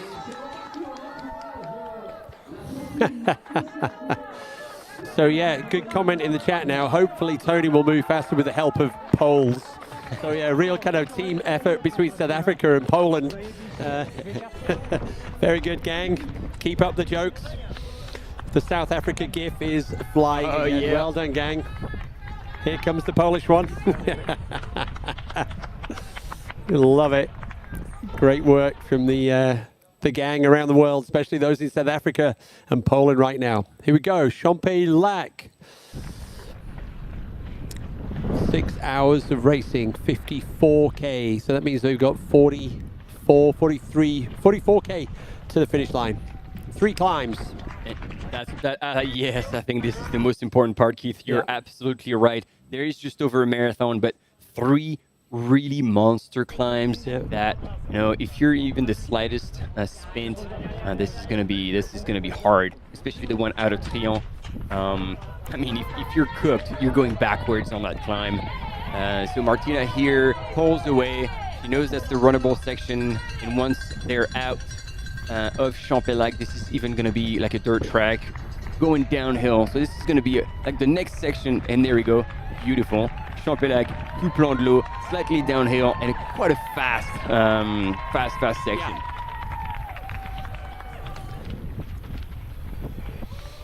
And here's Jordi Zaragoza from the Adventure Bakery.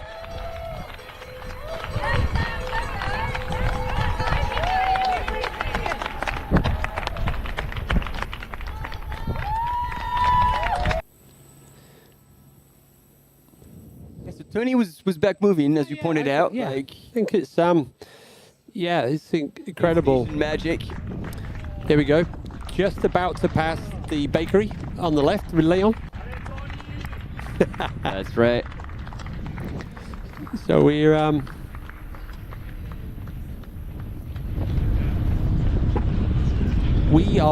I think our next visual of the front of the men's race is, I'm just waiting for a refresh here of the kind of expected time at La Giette.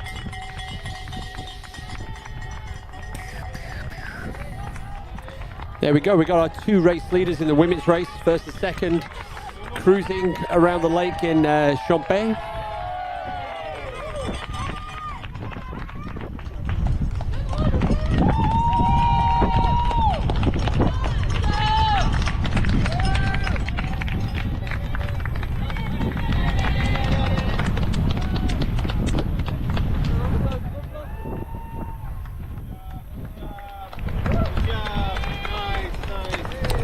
Yeah, so we're less than 30 minutes away. So I anticipate about 20 minutes of that. We should get the drone shot on the bovine.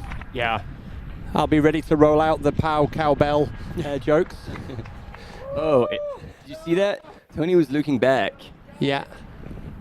There we go. Now we can see a few more. There's Heather Jackson. There's Hao Hati, almost together now. And then further down, there was Rosanna Buchauer from Germany. Holly Page was not far back as well. Yeah, so that's your top 6. So 4 of them still on the climb. So there's a real fight going on for the third podium spot. Let's not forget, this is a top 10 podium in terms of prizes and cash prizes. Here, HOKA, the prize purse at this year's UTMB up to $300,000 across OCC, CCC, and UTMB. And I think that includes also the majors, that total price. I thought it was, if you add, no, I think it was 3, it was more, I think, including the majors. I won't challenge you on that because math is not my forte. Yeah. But that, my understanding was the total. I was calculating, because I was looking at the total value for each and then times it by 2 for men and women. And because I was like, does that include the majors? Here we go. We know you're a big fan of Strava segments. So this is what's coming next, and this is where the front of the men's race is already going. So they're going to work their way up to the bovine, and there we go. And that climb is so hard. It's not a favorite climb of pretty much anyone, and we're going to give you now details of who's got the fastest time, fastest female time, male time. There we go. Thibaut Baroni in just under 1 hour. Ruth Croft 1 hour 5, and then your average folk, they're taking it in about 2 hours 11. And it's not a fun climb. No. There you definitely get the poles out. And there were good questions actually in the chat. Yeah. Like for the final climb up to Champelac, we're wondering why Tony wasn't actually using her poles while Martina was making the best of it. Also, Chrissy was making a comment. Here we go. There's Leon's There's cafe. the one, the boulangerie. Yeah. Perfect timing. The Tarte Myrtille. Tarte aux myrtilles de Léon. Yeah, so Christy was making the observation on the climb how Tony's upper body was much more hunched, if you like, tense. Yep. Whereas we saw Martina a lot more relaxed. Yeah. Still a lot of bounce in her stride. Yeah. And I feel like if she was closing on Tony, I don't feel like she was trying. Yeah. She's just at her own pace, and it just so happens that she might be just a little faster than Tony at that point, at least. Yeah. But then, because she actually sat at the aid station for quite a while, I'm assuming that the gap between these two is now far more than the... Yeah, it's up to... only 300 meters? Yeah. Wow, okay. So I was wrong. I thought it would be more than that. It would be like way over 2 minutes. I was feeling the same. Yeah. I see, like Martina now, she's going to go around left, and that car park is just around that corner. So, yeah, thereabouts. Yeah. I was going to... Look, it's been updated. It's 500 meters almost. There we go. That makes more sense. Yeah, so almost half a kilometer. Yeah, which is something to close. Yeah, so Tony's still moving, seemingly better than we expected on that last climb. But yeah, Tony McCann, South Africa. Martina Młynarczyk in second place from Poland. And then it looks like we have a fantastic fight for third place on the climb up to Champex. There we go. There we go, everybody. Oh, Hey. blow up the chat right now, people. How hearty. You've been asking for it. And finally, last year we saw her when she was, I can't remember Killian's partner. Emily Forsberg. Yeah, when she's like pushing Emily out of the way, it's like, hey, come on, you know who that is. So yeah, so how hearty. Looking good. Yeah, she's moving, eh? The same strategy as Tony. No poles on that climb. Yeah.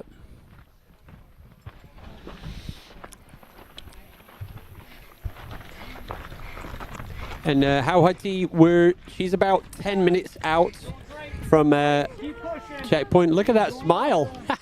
Oh yeah, she is the happiest runner. Wow. Love it. Yeah. Ah, there we go. And the poles are coming out. She heard you. I love the arm warmers. They're awesome. Yeah, she always has them, eh? Yeah, they're Regardless awesome. of the weather, the Vietnamese flag. Sorry, they're not arm warmers on a day like today. They are sun shields or something along those lines. Yes, they're not arm warmers. Yeah. And Heather Jackson, according to this, Heather's probably about between 5 and 10 minutes behind Hauhati, then Rosanna Buchauer. But yeah, great smile. Fantastic.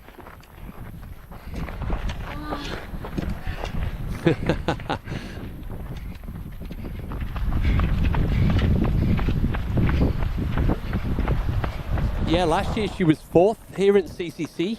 So already, and there you go, she's already out of the forest. So she's a kilometre, less than a K to the checkpoint. So 4th last year at the CCC. So right now up to 3rd place. It's looking great. Oh yeah, she's trained hard. And that was her goal. She's done really good races earlier this year over in Asia.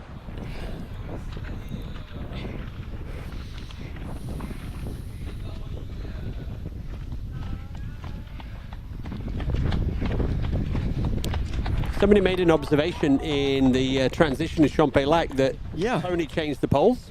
I didn't pick up on that, so nice could it be that spotted. they were damaged, which would make a lot of sense. That would explain it, yeah. Yep, good call, Sebastian. There we go.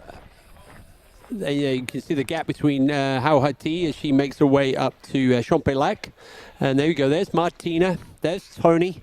They're already separated by... Oh wow, the gap's gone out slightly again, up to 600 meters now. So Tony is not giving up this one without a fight. Oh, hell no. Yeah. No, that's been her focus, and especially where... listen to that.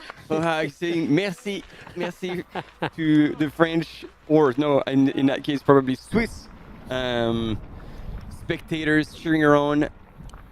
What a lovely woman.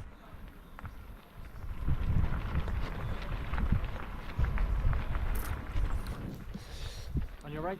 Here we go, and we also have to do a little bit of a check to ourselves in terms of reporting, because we were watching the athletes yesterday from the OCC running through this point, and obviously now we need to the speed of these athletes is slower than yesterday, and then tomorrow morning when we come through here with the UTMB, it's we have to look at through a slightly different lens in terms of time on feet. Yeah. So at this point yesterday it was an hour. Today it's over 6. And that's Heather Jackson, moving well as well. Holy moly. Yeah. I just want to look your number. Ok, c'est le numéro 4029. Thank you. There you go. They figured it out. Yep. Look at that. Super short stride, really high cadence. You put the least amount of load on your legs, but you're still moving super well. You just have to keep up with the breathing, but well done here. And we saw in the earlier interview, Heather's like, my goal this year was Western States. She's finished 7th in Western States. So I think just recently, 2 weeks ago, was racing Steamboat Gravel on the bikes. And now here in Colorado. And now here she is on the start line, on the course of the CCC. Yeah. And she was explaining like Western States was her focus this year. Next year will be UTMB. So she was like, well, how about I check out 2/3 of the course, run a CCC, get a bit of experience, get acquainted with the last 2/3 of the UTMB course. So I'll have that in the bank. I'll have the experience. I'll have that knowledge of the course in racing conditions. And tomorrow, not tomorrow, but next year. Look at that. Yeah. She'll be back for the big loop.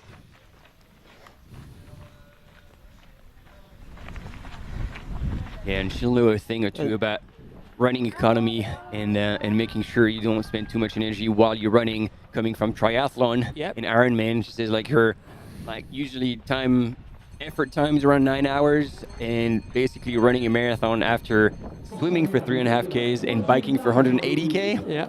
Oh, we had a great yesterday. Here's not even got a question for Heather Jackson. The question was, do you normally train at zone 2? And Heather was like, I don't know. I was like, you don't know? What kind of triathlete are you? That would be... So, Heather, as opposed to Norwegian who Interesting. There were a lot of fruits in the food selection of Hohati on the table.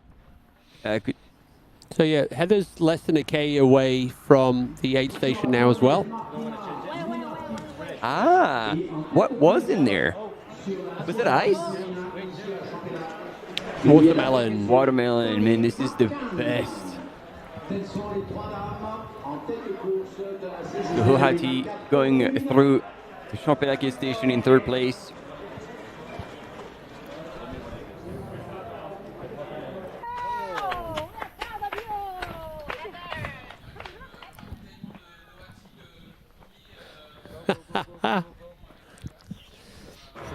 Mathilde, we're great. Oh wow, that is a big stack of watermelon. That's also. Oh no. Right. And it's interesting because and she's cracking up laughing. That was awesome. It shows the spirit she's in. There's Seth. Oh wow, yep. Seth ruling that. A little bit in the rankings. Yep. Look at that. She has a stack of watermelon. Like, some people do pancakes. Hohati does watermelon. Awesome. And look at that. Happy as a clown. Yeah.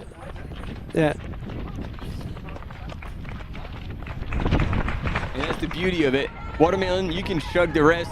It's going to disappear in nature in absolutely no time. There we go. That was 3rd place, Howard T, and this is 4th place.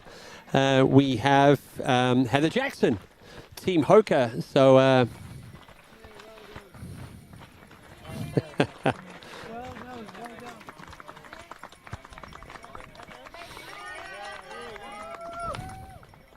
Yeah, the comments on the chat here, good feedback. Keep them coming.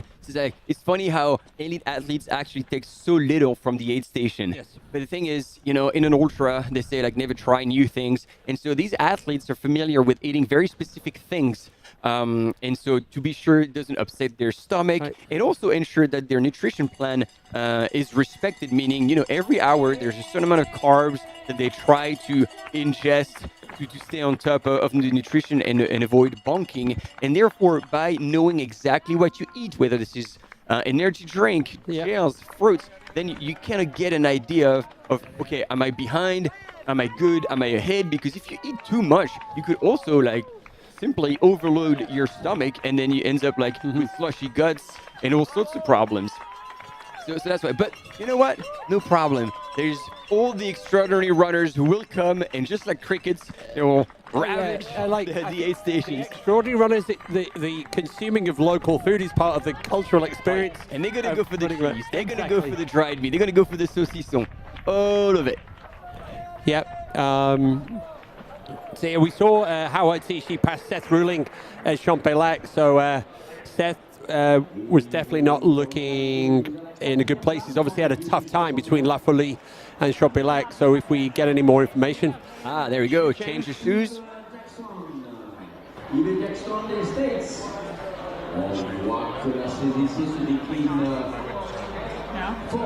This is Heather's partner. Yeah. And at that point, I think, if the laces are not coming undone, she can do whatever she needs to do, and he can actually work at it, break a few nails if he needs to. bit of a shot here. Ketone. Possibly. Yeah. That's the thing. Like, and that ketone shot would definitely not work for runners, but some others are like working with that. Quick commercial break, ladies and gentlemen, already, but we'll be right back. Don't go anywhere. Stay with us.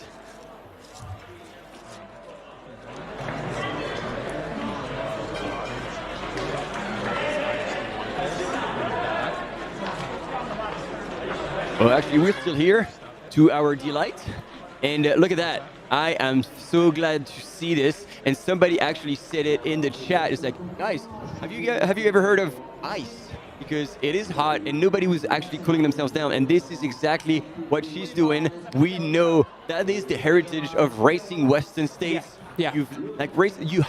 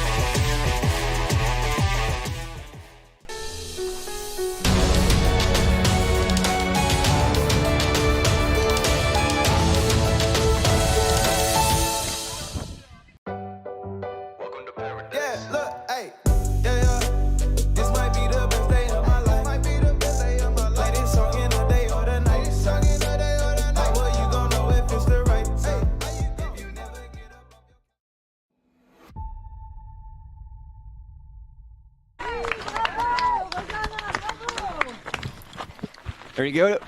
Kosanabou Shower, Germany. All smiles also coming into the aid station. That's a good sign.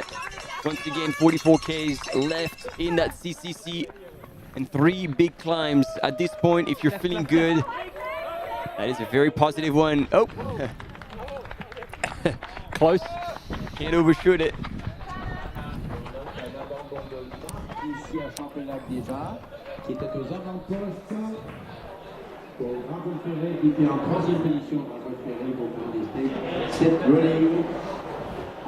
And I think not long behind here now, as we're on the English-speaking channel, I think Holly Page should be coming in a minute. Holly's a few challenges, so this is brilliant that Holly is in the top 10. She's currently running 6th in the women's race here in the CCC.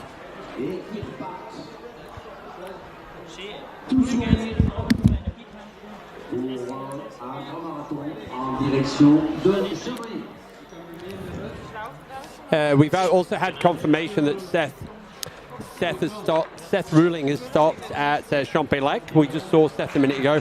So something went wrong with Seth between La Folie and Champelec. So we have Rosanna Buchauer from Germany, 5th place, Team Dinafit into Champelec. And she is 23 minutes behind Tony McCann.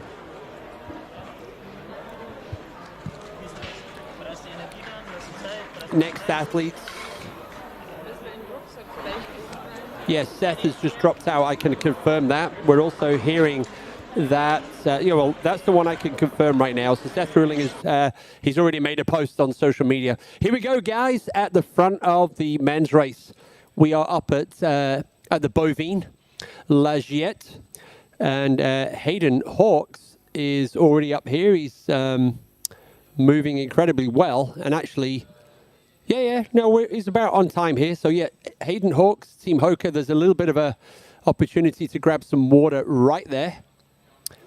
And Hayden is then going to work his way on up to through the gate at La Giette.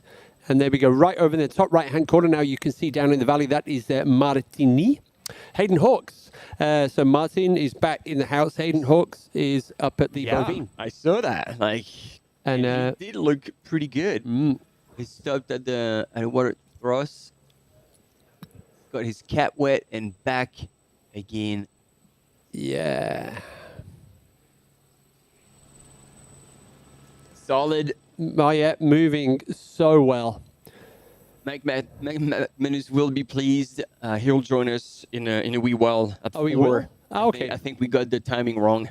Okay. I think it was planned at 4. And then before that, we're going to have actually the second place female finisher in yesterday's OCC. Judith Vider will come and say hi. Cool. At 1:45. So we'll have plenty of quality guests joining us.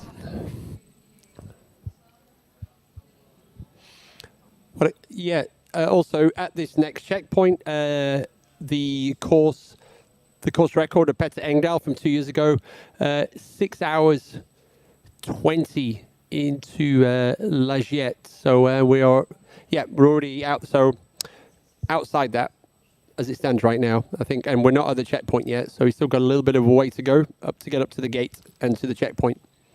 Yeah, and it is not on course record pace, but still, like as you mentioned, there are only so few runners who have managed to break 10 hours and 30 minutes. Hayden had been one of them.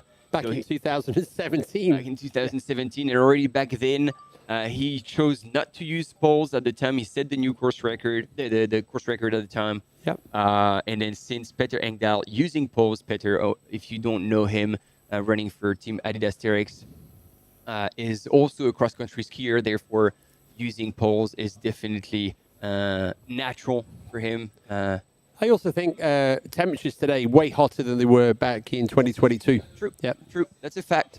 Here we go. There's a rogue cow on the right-hand side, so be careful there, Hayden. Yeah.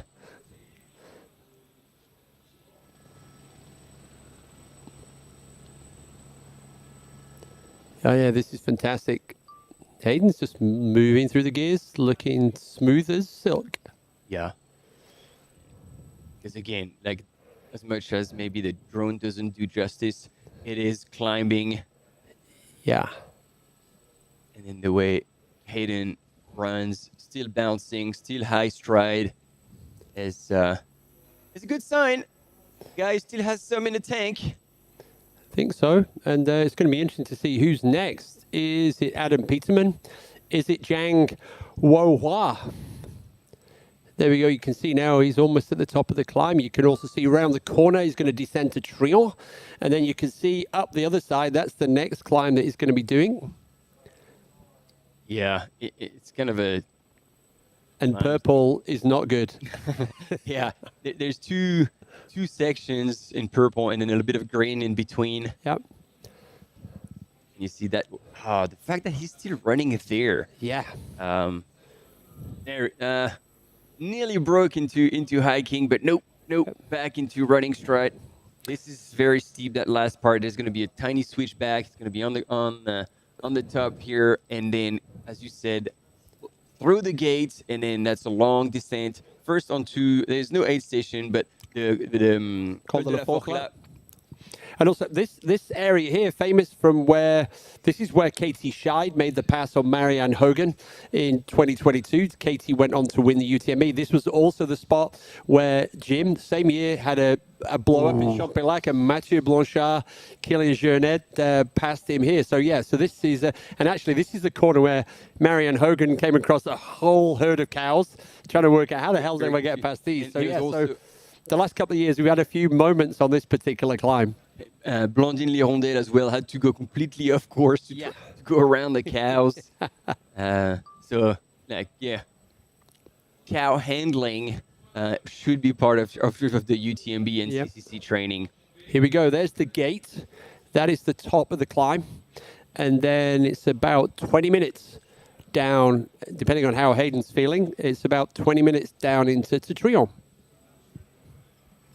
Yeah, it's a fast one. It is rather technical, though, especially after climbing for so long. You transition into running. It's a single track, lots of routes. So you got to be aware. You got to pay attention to where you put your feet. But that definitely feels good to just transitioning to a little bit of faster running and stop the engine from working so hard for a bit. Well done, Hayden Hawks, fellow UTMB live commentator now. There we go, Tony McCann at the front of the women's race. There she is. 6 hours, 27 elapsed. Tony McCann from South Africa. Still crushing in the lead after seemingly having a bit of a low moment coming into Champex-Lac. She is definitely not done. No. And she knows how to hurt. She's trained so hard this summer. She wants that best, like basically get the best out of her, regardless of the performance. But when you're in the lead, that is this bit of extra pressure, extra incentive, I would say in a more positive way, to keep going, to push through the pain, to hold on to that lead. And this is Tony's first 100K race as well, right, Martin? Yes, I believe you're right. It is. And Tony's also coached by former CCC champion and colleague from Aosta, Tom Evans. Tom, you're going to see on the start line tonight of the UTMB, which is 2.5 hours away. We will be live, so you can see the whole goosebumps moment of the start, the ceremony before the start from 5:30. So 2 hours from the ceremony, 2.5 hours until we are live. There we go. This is our second athlete, I believe. That's Adam Peterman on his way up. So that's, I would say that's probably looking like at least a 5-minute gap now between Hayden and Adam on the way up there. But Adam's still moving well. Yeah, he is. With the poles? Yep. Yeah, and it's all this ground covered with poles, meaning taking away just that little percentage of energy off your legs and still moving at the same pace. And that might play off in the later stages. Yeah. So, still, I'm also keeping an eye on the timing to see if Holly Page is coming into Champex-Lac. So not as of yet. So just the top 5 into Champex-Lac so far, and you've seen all of them. Tony, Martina, Hao, Hati, Heather, and Rosanna.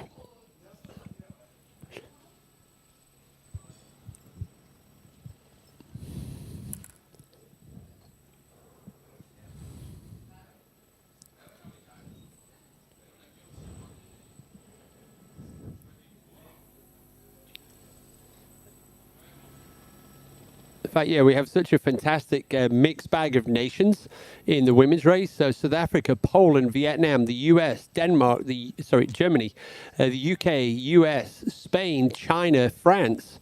So yeah, there is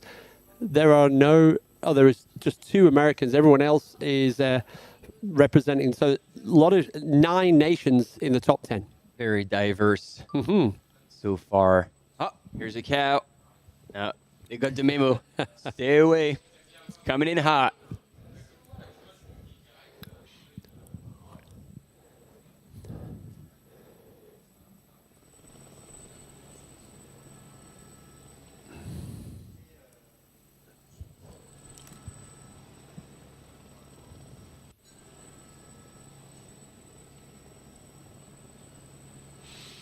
The good news is we're also going to have at some point Eli and Tabor Hemming. They're coming in. So we're just going to confirm a time with Chrissy.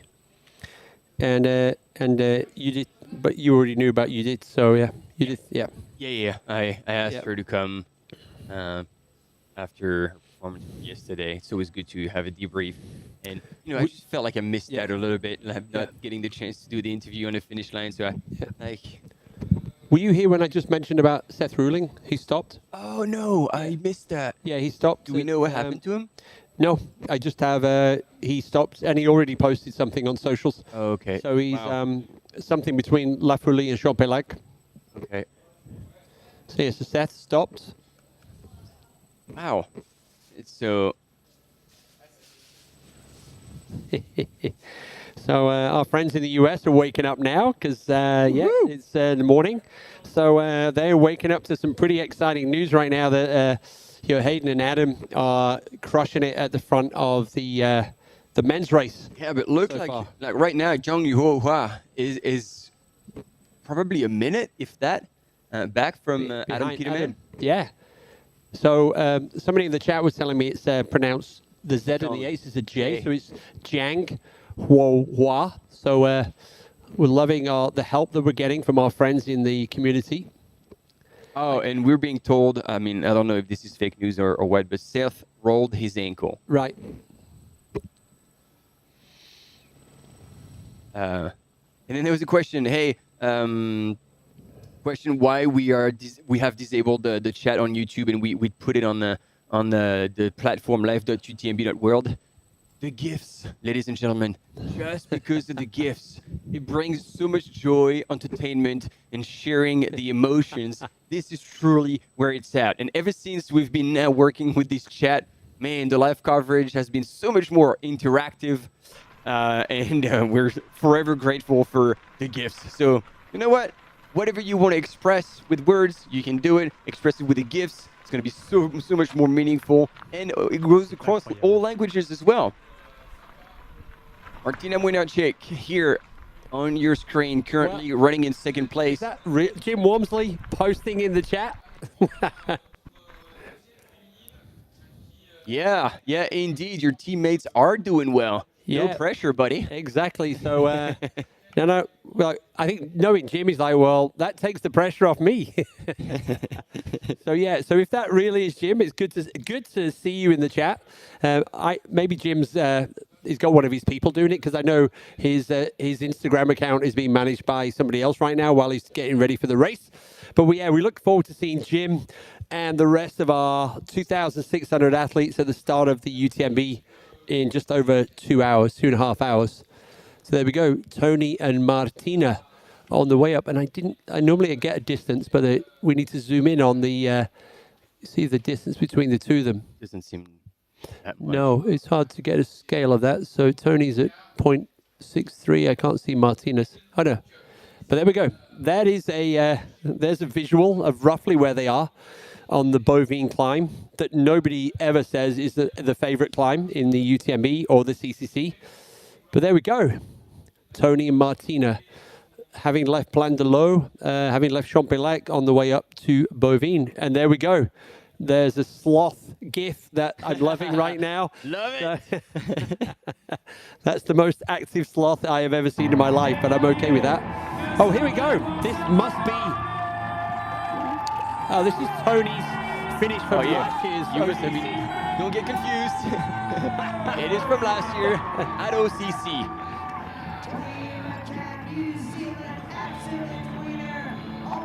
Wow. Of the UTMB World Series on the OCC distance.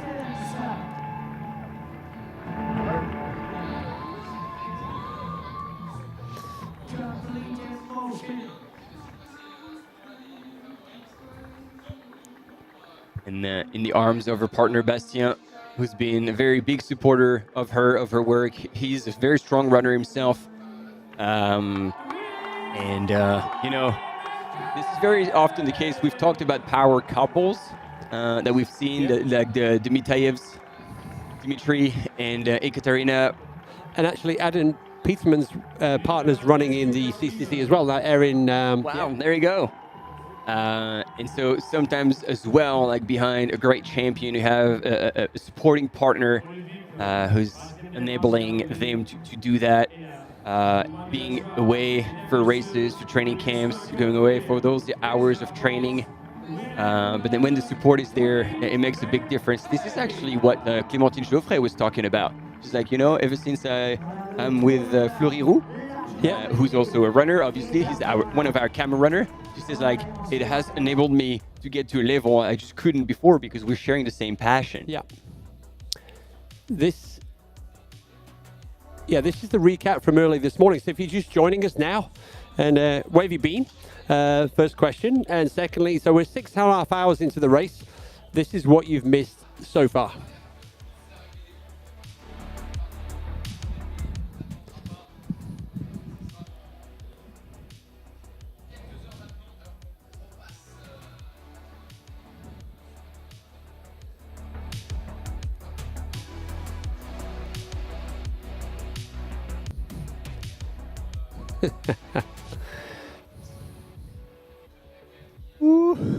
I think we made a mistake, or I made a mistake. I'm going to claim that one. On Bovine. Yes. At the gate, behind Adam Peterman, wasn't Young. Oh. It was Dan Jones. Jones. Hey. Kiwis are coming back. So Dan Jones up to 4th place. And I got that intel from Scotty Hoker, who will run later on. So it's good to see him on the live. Same as Jim Walmsley. He'll partake in UTMB. Hey, John Doe, question about UTMB and CCC finishes at the same time. UTMB is going to leave at 6. The winner of the CCC will be in at 7. So a good question, not a dumb question. So that's why there's the gap. So I think they shouldn't meet each other. That keeps the entertainment going. You see the start of the UTMB and then the finish of the CCC. Time for a break.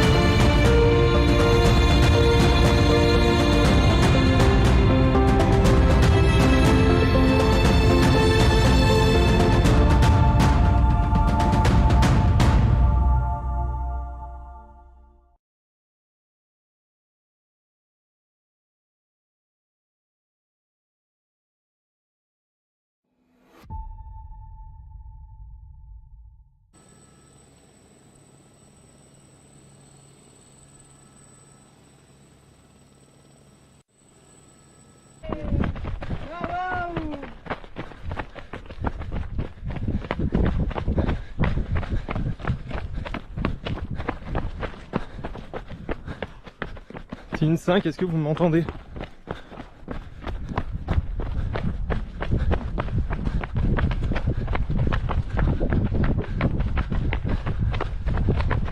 Yes, pas de problème, jusqu'à Trian.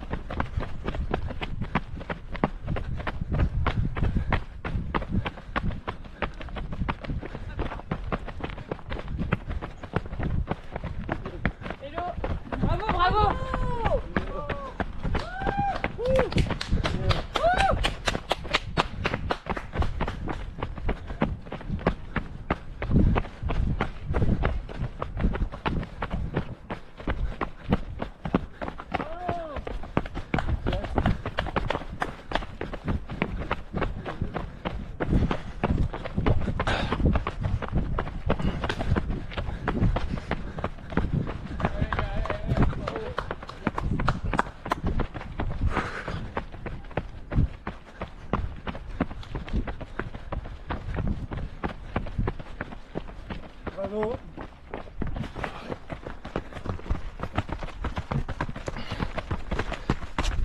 Shoot. Hey gang, welcome back. We are live at the front. Welcome back. We're live at the front of the men's OCC course. We're also following the front of the women's race. It looked like Hayden just dropped something then. Yeah, it was a soft last, but that's all good. Quickly picked up. Yeah, Hayden's cruising down to Trion, so Col de la Faucla, and then to Trion. And we are very excited because we have a guest in the studio, and it's not Chrissy. Chrissy's still having a break. So we found the next best thing. If you don't have the first winner of the UTMB from 2023, you just find somebody who was on the course yesterday, 2003. And Martin, you're going to introduce Judith Wieder, indeed, second place yesterday. Let's bring you up on the screen. You can wave at everyone. Super stoked to have you. What a race. We're going to have the chance to revisit that a little bit with you because we watched it from the outside, knowing this was your longest race. So, I mean, first and foremost, how you feeling today? Hey everybody, I'm so happy to be here and talk with you guys. Yesterday was amazing. I mean, it was a struggle. It was tough for me, but I definitely enjoy to run this race here. So longest race to date, and this is like the second time you run your longest race this year because Mont Blanc Marathon was already your longest race earlier, end of June. You won that, and now you're back with an even longer race, and you finished second. So do you think this is because of distance or because of what happened at the beginning of August? And then if so, can you let us know what happened? No, so actually, I have to correct you. I was actually running Col d'Amanen last year. I had to qualify for OCC as well. So, of course, I needed to run 50K before OCC too. So this was actually only 57K and 800 meters of uphill meters. So it was kind of 4-hour race. So quite short and fast. A bit different than this one. Mont Blanc, actually, it was my second marathon, I think. But yeah, I mean, it's definitely a difference between 42K and then 56-ish K with quite many uphill meters. So yeah, but Chamonix is a good place to be. I think I definitely like it, and the crowd here and the people on the course, they're amazing already back at Marathon du Mont Blanc, but also yesterday. Fan favorite. I mean, now a lot of people in the valley know you. You were out controlled, but we saw there was definitely a battle between the top ladies, and then it was, if I remember correctly, on the climb up to Col de Balme that Yao Miao made a move. You were with Tabor at the time, and so what happened at that point? Yeah, actually, we got stopped in Trion for a while, Tabor and me, which was a bit strange for us. Yes. We didn't actually really know why. In the end, we still could go into the next climb together with Miao Miao, but I think Tabor and I were a bit stressed about that. So Miao just felt really strong, I think, and we both maybe struggle a bit more. It started to get really hot on this climb as well. So yeah, I tried to not over push it because at that time it's only 30K and you still have 27 kilometers left. So a big climb. Exactly, and a big climb. So, but I mean, probably it was the wrong moment to let her go. But I mean, I tried my best there and just hoped for my time as well. So we're gonna see those runners get to Trion in not too long, but there's something that's happening because obviously you haven't followed the whole race, but now it's Dan Jones from New Zealand, ladies and gentlemen, who has moved into second place. He has therefore passed Adam Peterman, and I was almost worried because it seems like he was talking with the cameraman or looking back. He's like, come on, look at the ground, man, look at the ground. And all of a sudden we have these two gentlemen who are training partners, very good friends in life, and now standing in first and second. And we know that Dan Jones definitely has the distance in the legs. He can take that. And so was it the perfect pacing? And he's going to keep creeping up towards the first place and possibly come up. There's here is not the fifth woman, well-pointed kid. It is our We first have to man. be switched on here, Judith. Yeah, it's like that's quite clearly saying. I mean, he looks really Hoka. Yeah. So probably it's why. And also Dan in his early interview, because Hayden beat Dan at Western States, and Dan's like, yeah, it's my turn to get ahead of. So this is kind of like it's the head-to-head again after Western States, and you can see that Hayden now is almost down here at the Col de la Forclaz. But this is brilliant that training buddies, and like Hayden's going to be down in New Zealand next winter with the family, and he's going to be, well, maybe they're going to be hanging out with Dan. Depends how this race goes. Oh, they will, because yeah, of course. Last year at Tarawera in New Zealand, actually Dan Jones beat Hayden. So like he had one on him. Then at Western States, Hayden was home turf. His race was ahead of Dan, and now again is possibly going to get into a battle. At least I think even if Hayden hears that Dan is behind in second place, he's going to be excited about that. Yeah. Oh yeah, 100%. And this is also good news for the other runners behind Hayden and Dan, because they've already both got a spot at the Western States next year based on coming in the top 10. This is the golden ticket race that rolls down as far as 6. So 3rd, 4th, 5th and 6th right now, if this is how it finishes, will they have the opportunity to take a slot at next year's Western States? That's a very good point. Yep. So yeah, so good news for everybody. Happy as. So yeah, back to you, Judith.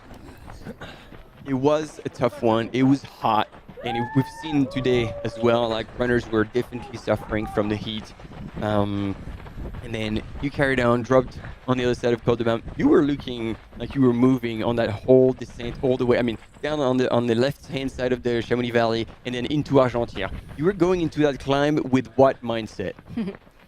I mean, firstly, just watching Hayden here in Col de la Forclaz, it feels really special to me, because that was the first time yesterday I met my 2 girls on the course. So it's kind of the nice place to see actually just in the moment. So no, but going into the last mountain like mass climb to La Forclaz, I felt tired. I felt really tired, and I could have stopped in Argentière, like energy-wise. So yeah, it was a big fight up there. But I mean, being that close to like be on a podium of this race, you just have to give it all. And yeah, I tried my best, and I think I really did the best. But I mean, yeah, the downhill was probably one of the toughest downhill I've ever done.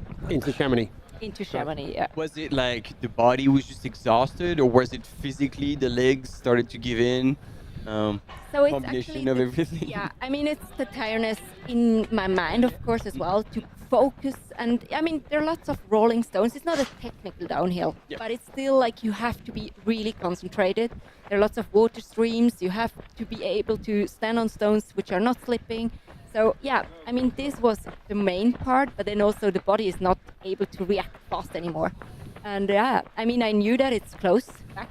I knew Clementine and Sarah Alonso are coming, so I had not the possibility to take it easy. And yeah, that was a hard fight. And so now we all saw it, and we all freaked out.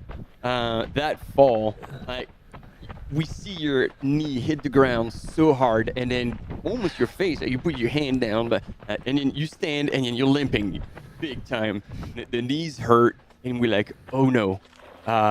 We knew as well that indeed Clementine and Sarah were chasing. It's like, is this the second place just going away right there? So what went through your mind at that point? It's like, of course, it was kind of a shock. I mean, I had problems with my knee already before because I hit it in a stone already at Col de Balme. Business as usual.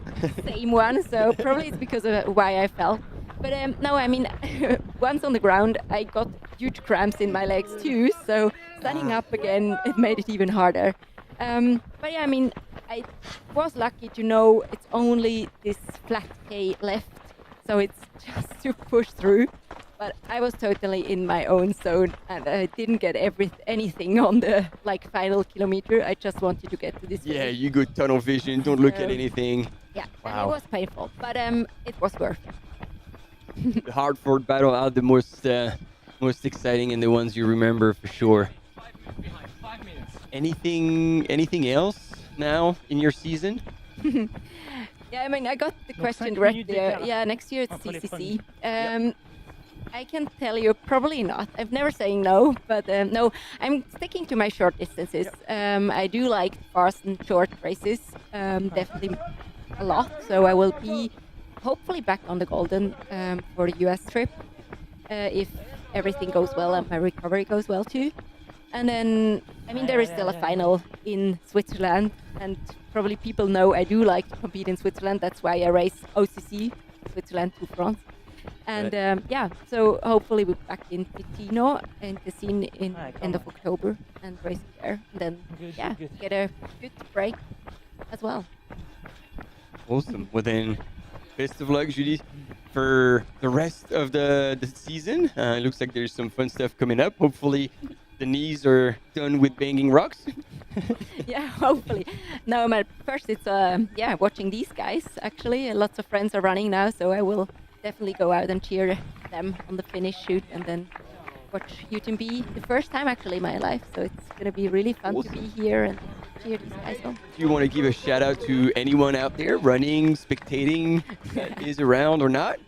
No, it's not the certain person. I know they know who I'm cheering the most, of course, so we don't have to talk about that, but it's going to be awesome to see them climbing in the field. Judith, where are you going to watch the start of the UTMB this evening?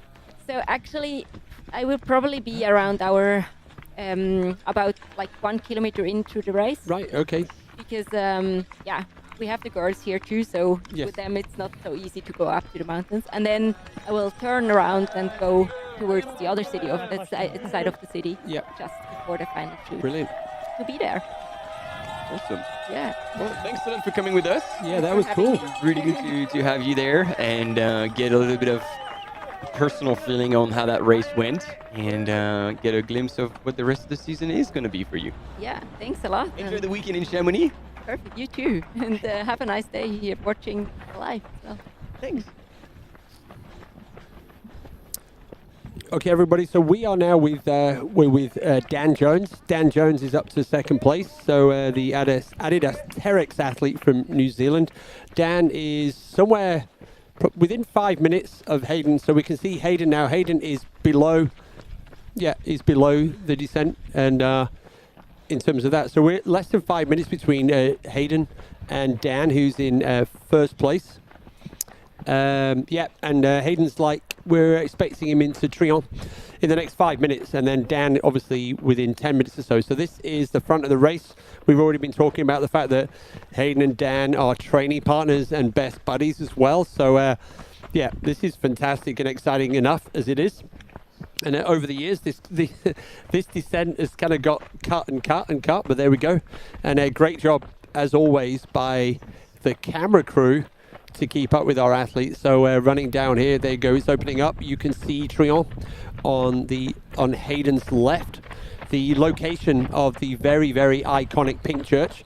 We've never ever gotten to the bottom of why there is a pink church, but we love the fact that there is here in Trion. And also Hayden's going to get to see his team here yeah, in this aid station, so it's going to be good to see how he's doing and how quickly he gets in and out. And obviously he's going to get an update that Adam is no longer in second place, that his buddy Dan Jones is instead.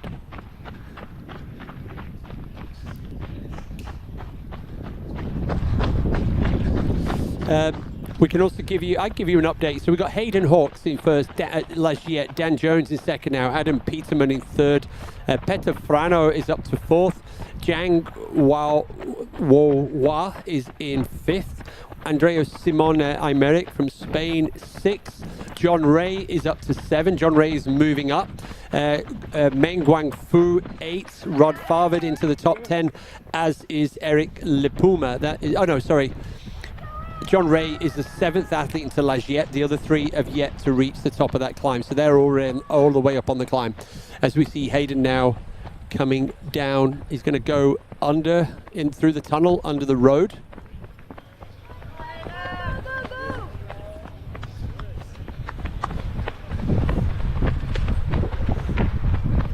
And then let's give you an update as well in the women's race. So we've got I was kind of looking at where we were in terms of that.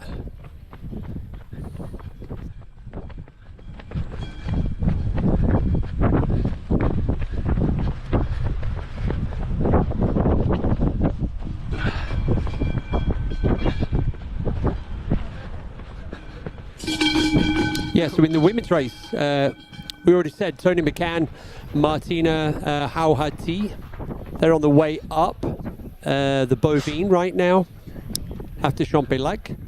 I wanted to, Holly Page has come into Champex-Lac, Emelise von Avis has 2, Virginia Perez, Mesonero, Tang, Jing Yan, and then Lottie Brinks. So Lottie Brinks wrapping up that top 10 in the women's race. And at the top half, Rosanna Buchauer, Heather Jackson, Hau Hati, Martina Wina Chick, and Tony McCann. That is your top 10 in the women's race. And we are 2 hours away. Someone just asking, when is the UTMB starting? 2 hours away. Chrissy's almost back in the house, and then one of the questions I'm going to ask Chrissy is how many people have already got their space, they're sat down, ready to get their spot for the start of the UTMB. So, yeah, as we see Hayden coming into Trion. There we go. There is the pink church. All right. When I left on break, we were Adam Peterman, or Hayden Hawks, Adam Peterman, and Zane. And now I walked into and saw on the screen that Daniel Jones has made a big move. That's exciting. That's right. The key thing is Dan Jones now within 5 minutes of Hayden on the descent. I wonder if Hayden has that information. No, but he's probably about to get it in this aid station. There we go. And where are we coming into? This is Trion. Trion, yes. So yeah, 7 hours 43 no. 6 hours, or 7 hours. Just period. 7 hours since the guy started. We are now, we've got 30K, 29 kilometers to the finish. 2 really big climbs to go. And you asked well, let's listen to these guys.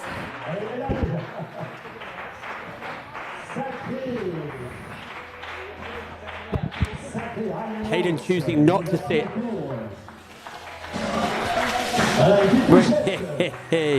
Western State style.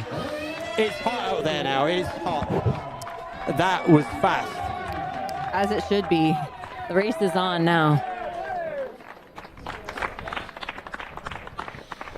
Yeah, that was fast from Hayden. The main difference between OCC, CCC is where we're going to do the transition now. So Hayden is going to be going on pretty steep climb up to Les Ceps and to the Caton, which is the border between Switzerland and France, whereas yesterday they actually went up to the Col de Bam. So Hayden is going to be running the CCC course.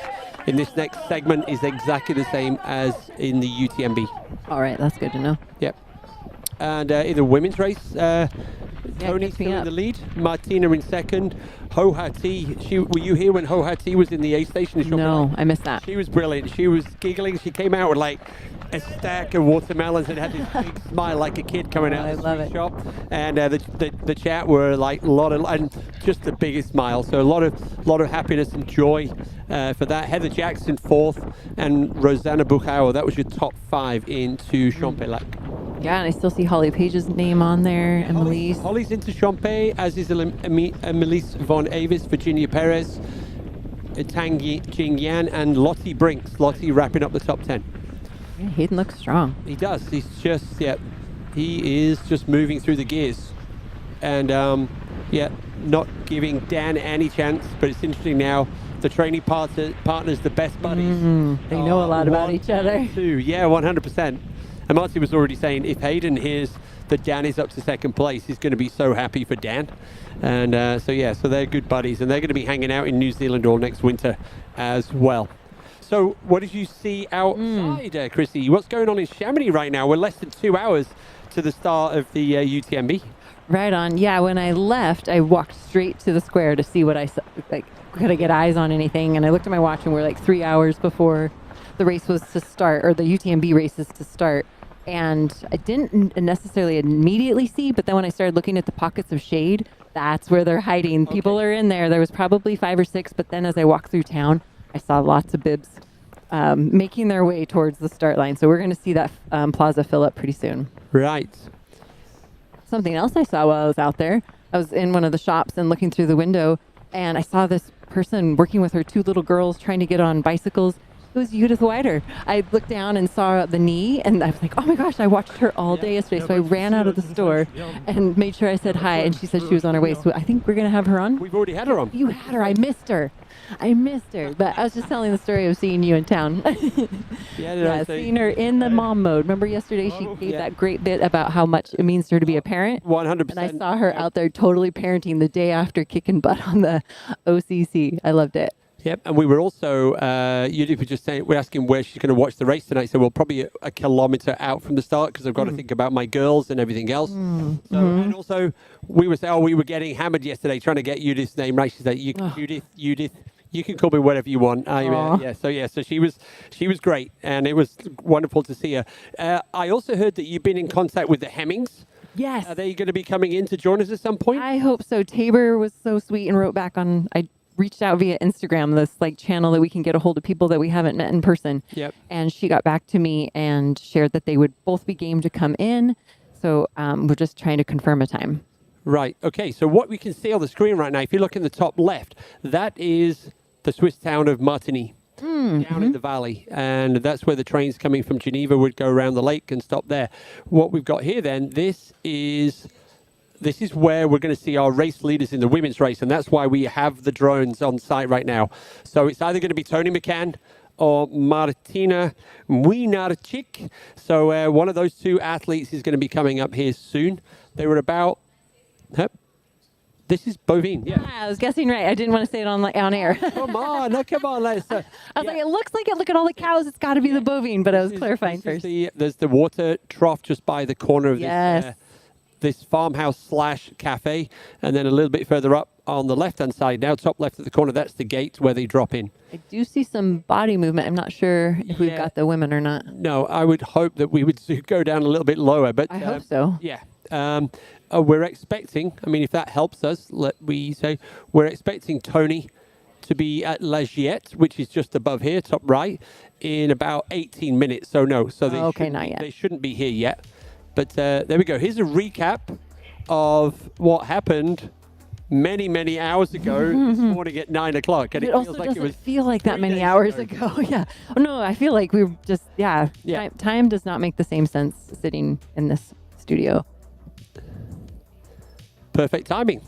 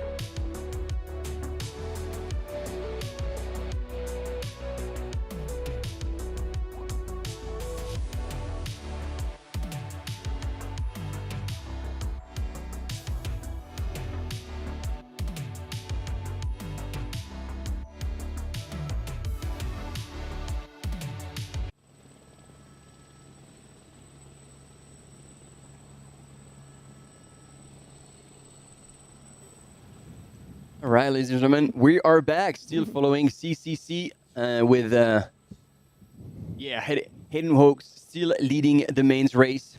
And we have someone very special actually coming from HOKA, knows very well Hayden, Mike McManus. And I wasn't too sure about your title, so I just want to global sports marketing for athletes. And events. So we got a little more going on. I actually have a very nice team trying to manage our partnership this weekend with UTMB, which is as you know, it's not getting smaller. It's a big deal. And then we have, I don't know, upwards of 40 plus athletes out here competing. So, as we speak, some competing. And doing pretty well. Like Heather is in 4th at the minute. Love HJ. Yeah, I mean, of course, this is I think she's talked about a bonus race, but, I caught up with her last night and she went out way too fast at Western States, and her strength is her weakness, meaning she's a great runner, but she also doesn't always respect the technical part. She knows she's not good at it. She falls a lot, but I reminded her, I said, in 2017, when Hayden won this thing, he actually walked a lot of the first climb. He was in about 50th place, and then he joined Ludo in the lead, pretty quickly. But of course, she didn't listen to me and went right after it. Well, it looks like Hayden did that again today. We didn't see him in the top 3 until, now my brain's like trying to keep track of where we were on the course. But yeah, he made an appearance and I was like, whoa, and he moved right into the lead. We lost, it was like after a black spot. So coming out of Berton,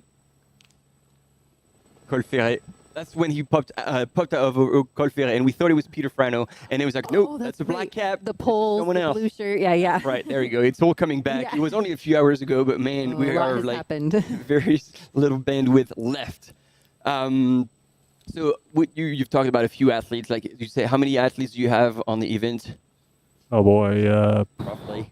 I think we have in all 3 events, the big 3, 45 or so, something like that. Wow. Global athletes. So sometimes hard to keep track, but of course Martina's running really well. HJ in this one, John Ray, who was 4th last year. Who also is coming off of a very good Western States. I see he's moving up. Rod Farver, who was not with HOKA at Western States, but fortunately for us, he's with HOKA his contract was expiring, and we were able to talk him into coming to our brand. So I'm not sure what happened to him so far today, but I know he was hovering around the top 10. Yeah, he was moving up. And he ran, he was in he was like 25th up that first climb. Him and Dakota Jones were working together, and then we saw both of them move up towards that top 10. So taking that conservative first climb approach, like you were talking about. 13th, and and then Adam, I love Hayden, love Adam. He's probably one of the most understated total studs. But he had a really tough sacral fracture that most people are not aware of that really took him out for a long, long time. And he overdid training,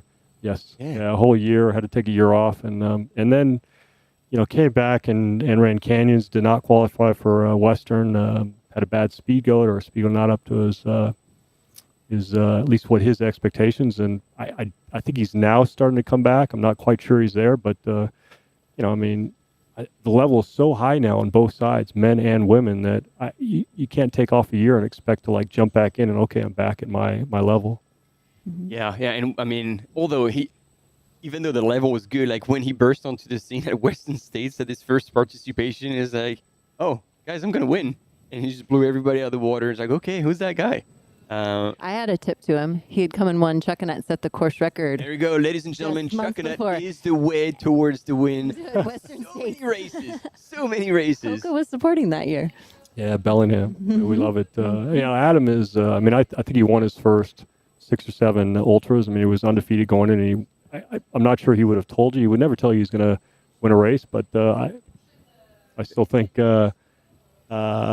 Western States was a surprise to him, but I think it then came crashing down. He started to put in a little bit too much, kind of cross the line in terms of training, and he paid the price. Right. Gotcha. We got our little goat note. Might have noticed the smile on Mike's face. Exactly. That's the audio cue that we have a commercial break coming up. So stay with us. We're going to be right back after that break.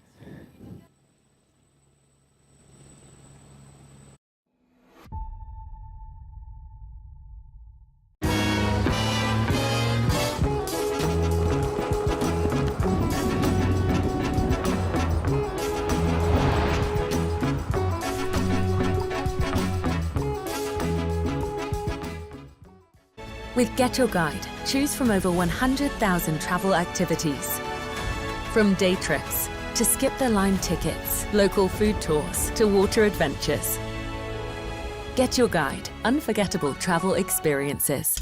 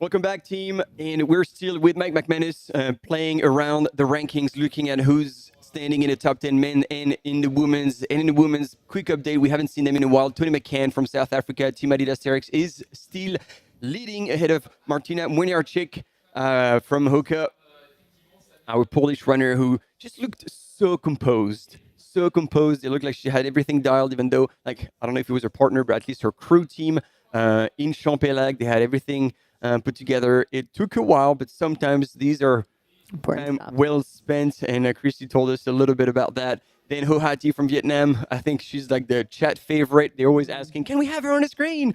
But she's always smiling. Such a good attitude came out of the Champelag aid station with a stack of watermelon. that was quite impressive. And then Heather Jackson still cruising in fourth. And only 5 minutes back from the podium. Hosanna Bushauer. Holly Page still went through Champelag, a little bit further back though. And then Emilce van Havis, Gina Perez, and Tang Jingyoung and Lottie Brinks rounds up the top 10 in the women's.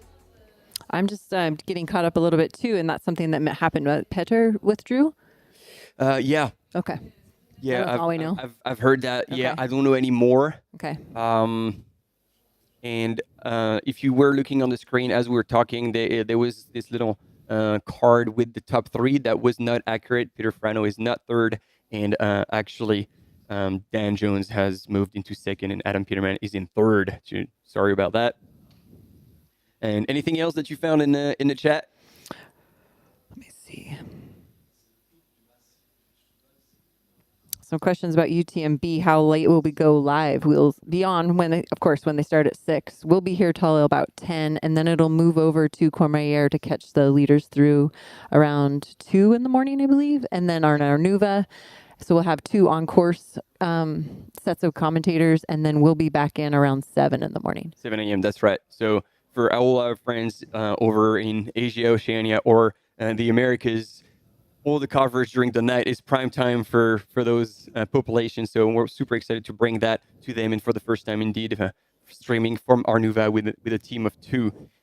Information here in the chat as well. We didn't pay attention to it, but apparently Dan has spent 2 minutes in Trion, and therefore is now 6 minutes back. So that puts Hayden a little bit more in the safe zone. 6 minutes is starting to be a substantial gap. If he doesn't kind of slow down, that's looking good. But we never know. We've seen that with Judith, who was just there, and Kay from the finish hit the deck pretty hard. So luckily she could pull it together. But, as we say, nothing's done until you cross the line. I mean, I think Hayden's, I think a couple things. One, he's back in a race that he's had success here. I think he was 5th place at OCC a couple of years ago, and that was actually sort of a mini race to a good prize money race that he ended up winning after that. But in 2017, first race, CCC, he ran almost a perfect race that time, and he's tried UTMB a couple times, TDS actually as well. He's basically done all the main races, but this is his bread and butter. And then, he's in better shape than he was at Western. Talked about he had some niggles going, and it was a mini buildup. You can't switch the start of the race. He would have probably pushed it back, but he ran exceptionally well at Western. But I caught up with him. He recovered extremely well, and he said, "Hey, everything's gone perfect for this race." He's been over here for, I believe, 4 weeks, 4 or 5 weeks at this point with his family, and he said he's just feeling better, and physically he's ready to go. Yeah, and I've been explaining that, but you can possibly confirm that originally they were both. So Dan Jones and Hayden Hoax were signed up for UTMB, right? Yeah, I think he was going back and forth. I mean, yep. Yeah, I mean this is sometimes. I think the big prize that there's a lot of these athletes still thinking about is UTMB, and I'll get questions. Okay, maybe not from Dan right now, but certainly from Hayden and other athletes, just asking us, what do you think I should run? And as much as UTMB is maybe the true blue ribbon event. I mean, this event. I mean, look at the men's and women's fields. It's so competitive. Yesterday, so competitive OCC, and so I'm the first to tell these athletes, there's nothing wrong with CCC. I've said the same thing to Jim. Exactly. Said, you don't have to run UTMB every year. What's wrong with CCC? And of course, UTMB. I think the game changer is not just time and course, but starting and having to go through the entire night. And so, I think for Hayden, this is a good way back into, you know, the UTMB World Series, and my guess is maybe next year he tries to take the next step. All right, we'll see that. But here we got Tony McCann leading the women's race. I think she's looking at the cows, running a bit scared in case they come and chase her down. Good to see her making good use of the poles. This is another thing, you know, with over 6,000 meters of elevation gain in that race, you'd assume that this is a logical choice, and yet Hayden, both in 2017 when he set the course record at the time and this time, chose to not use poles, and yet is still doing extremely well, which then is an interesting segue to what you just said about Jim, because we all think like, oh yeah, well, you know, CCC is still a mountain race, but it is a runner's race, and this is a fast race. We saw Yao Miao being like a very fast road marathon runner, absolutely crush. I think it was in 2017 as well when Hayden Hook won. She won the race looking so smooth and running so well, and so I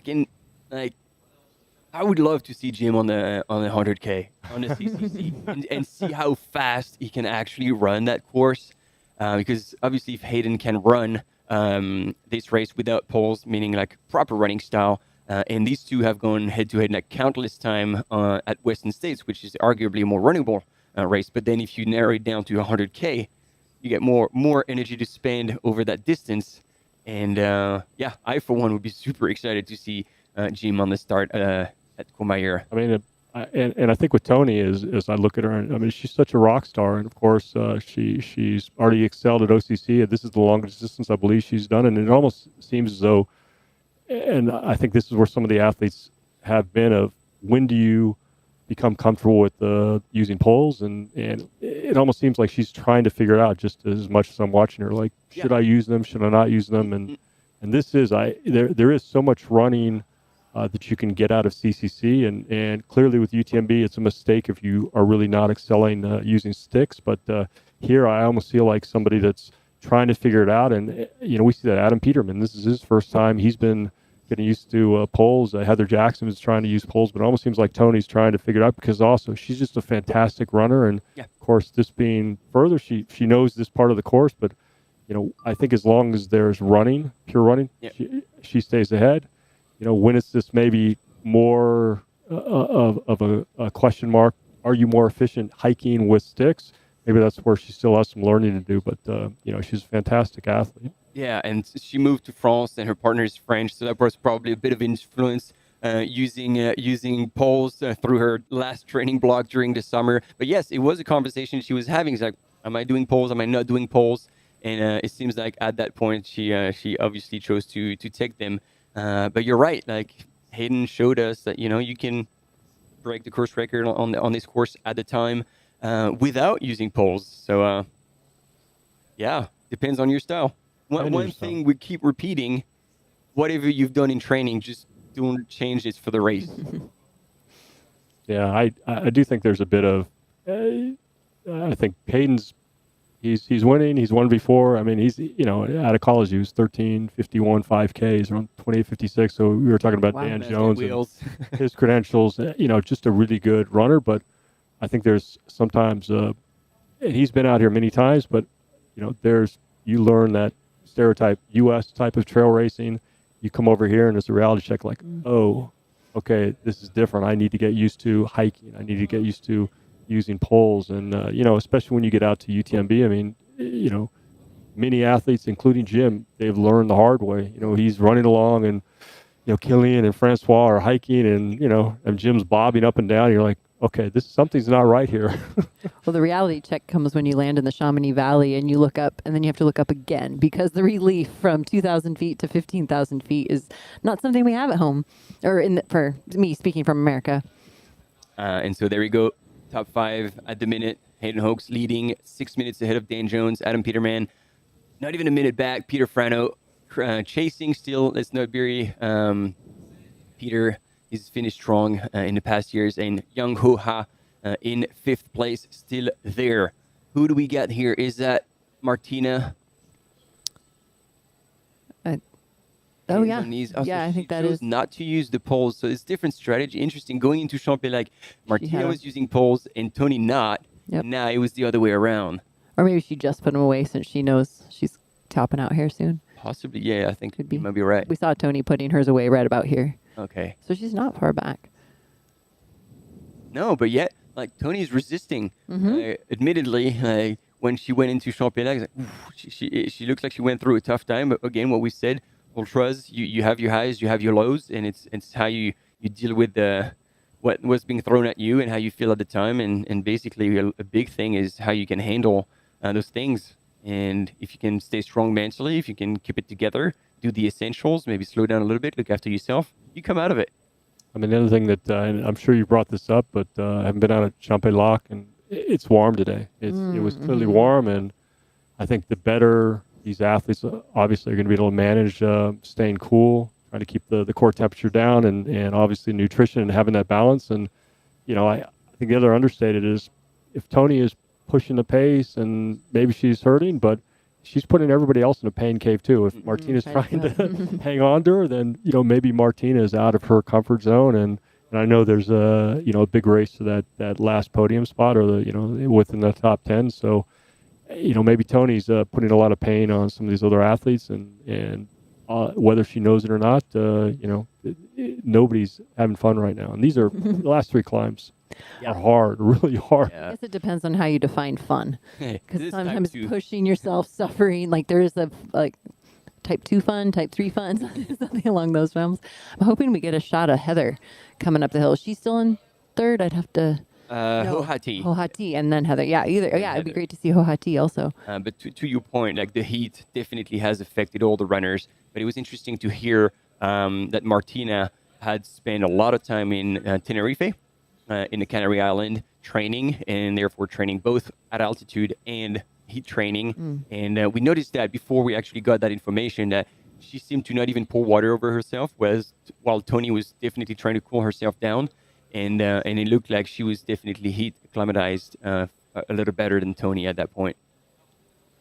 Mike, have you run any of the UTMB races? No, I managed to stay out of the races so far, but I will admit this is sort of bucket list, and a personal note, I just moved full time to Flagstaff, so I was myself and my partner been in New York City, and maybe that was my big excuse not to do anything since 2016. But we finally moved full time to Flag, and I actually got there and overdid it quite quickly, and kind of have a banged up calf right now. But the goal outside is to be able to get in here, and What's amazing, of course, we're just focusing right now on the elites, but I had a friend come in at 13 and a half hours yesterday at OCC, and just watching the lights coming down from La Flégère as the sun went down, and of course you see the same thing tomorrow or later on tonight coming out of like Lake Contamine, and just how this is a bucket list race. It's so inclusive for everybody. It's so whether you're trying to be in the top 10 or just trying to get through this thing, I'm in that second group.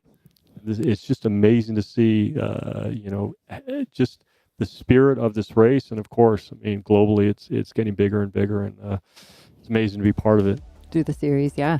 And as we have a bit of a recap, I'll take advantage of again, reading you something that came up in the chat. And again, we really appreciate your feedback and all this very meaningful information. Dakota Jones just moved into 7th. And that is a solid comeback. Who spotted that? Love that. Yep.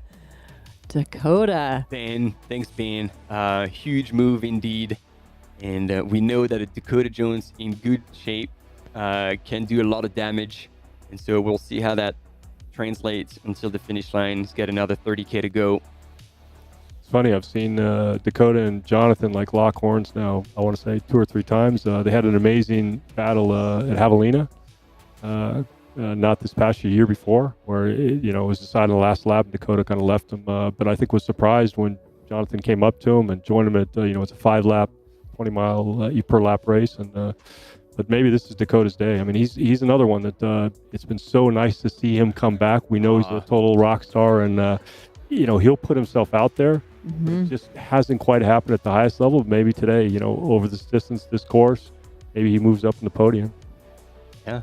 I'd love to see it. I met Dakota before Dakota had run an ultra. I don't think the kid was 18 years old. He came to Hard Rock to volunteer, and just wide-eyed. And to see what he's done in that, what's that, 10 years now plus, it's pretty awesome how he just took on that passion and has owned it in so many different realms, not only in his running, but in his development in the sport and helping with different projects, his Footprints project. I'm a big fan of Dakota Jones. But I think he biked from Salt Lake City to Western States, and which I thought was pretty zany for a race. But raising you awareness. have to love his. That's right. You have to love his commitment to his cause, and I was like, wow, super impressive. And how honest he's about things. He calls it, like he said afterwards, like, maybe that wasn't the smarter thing to do to be competitive, but I stand by what I did. I had a great experience. One more tip of the hat to him. He's an amazing writer. Have you ever read anything he's written on his blogs or posts or articles in the magazine? I love how his voice is when he's written. Man of many talents. Now we're stuck. Oh no, it was just the drone not moving. Just over Bovine, still probably waiting for the rest of the top 10 female come through.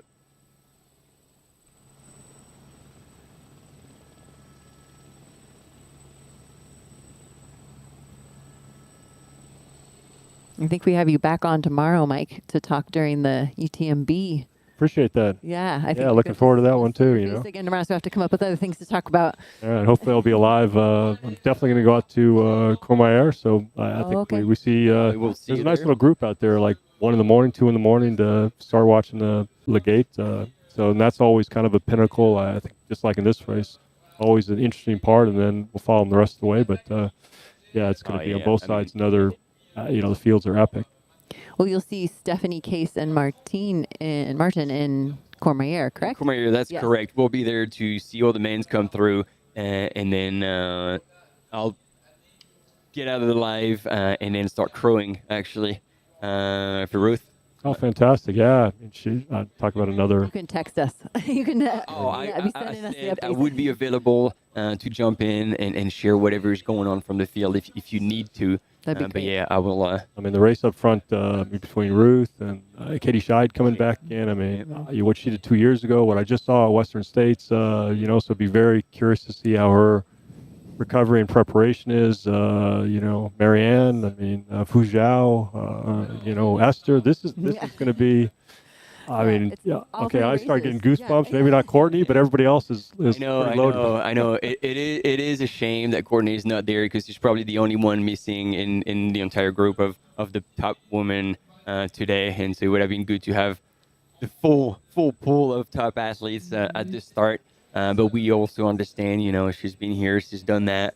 And then this year, Hard Rock was her main goal. And the thing about, I'm just maybe using the comparison to Jim, after Jim won Western 3 times and, last time when he had won it the 3rd time, he said to me it was a routine and he wasn't boasting about it. But, I said, wow, I'm not sure that's a great response if that's what you think. And I think it took a couple years where he chose not to run.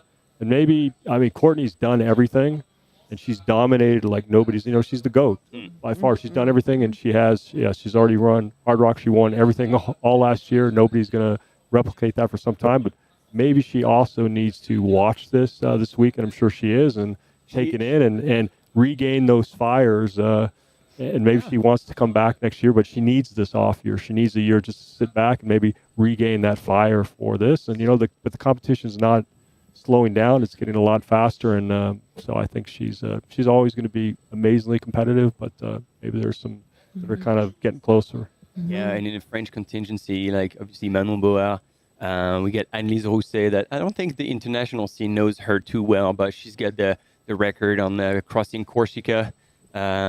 She smashed it big time, and so she has the potential to do extremely well over 100-mile distance. It is though a question mark.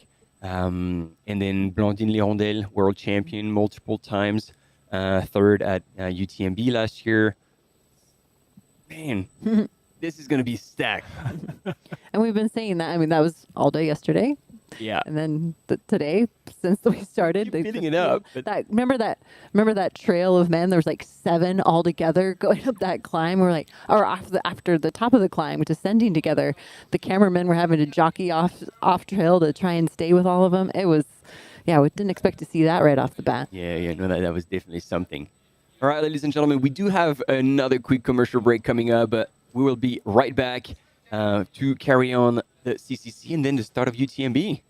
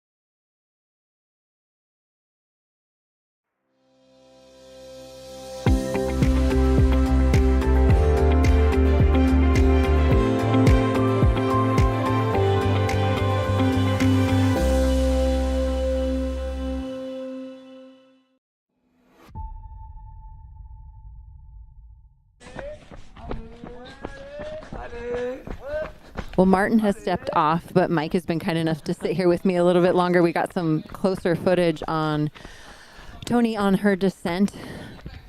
Still looking good. We were commenting on it's nice to be this close and get a sense for how their body's moving, maybe how they're absorbing the terrain, how if they're interacting with the camera person. We can tune this up a little bit in here. Lucidity.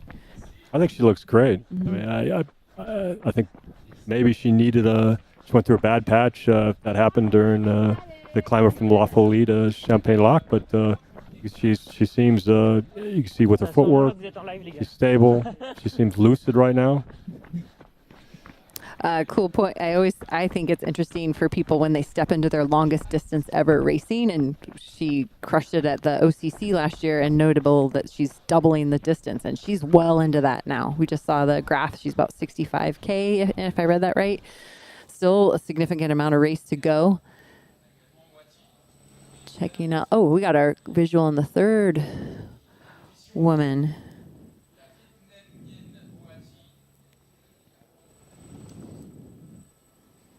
Oh, Hati How. This is everybody in the chat loves. Show us more. So here you go. Working her way up the bovine climb. I like how she looks as well. I mean, great combination. Looks super. She's got some motivation right in front of her. Several people to move past and continue moving up. She looks fantastic. I didn't get to see it. I was on break, but Keith let me know that when she came through the aid station, she left with big smiles, stack of watermelon, just all having a blast and good coverage. So people got to cheer her on from home.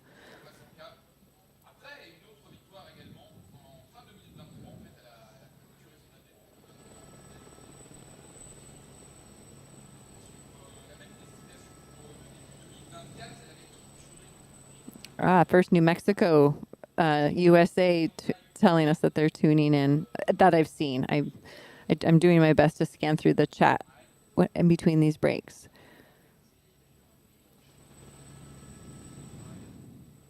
looks like there's a little bit of a gap that's opened up between third and HA. I think Heather's been 5 to 10 minutes back most of the time, so maybe that's consistent. But Champex-Lac, yeah, she was 5 minutes back at Champex-Lac. Oh yeah, you're estimated. Yeah, so it's about 7 minutes. You're saying, so that seems a little more than the last time you checked. And her strength is going to be anything that's smooth and the hills.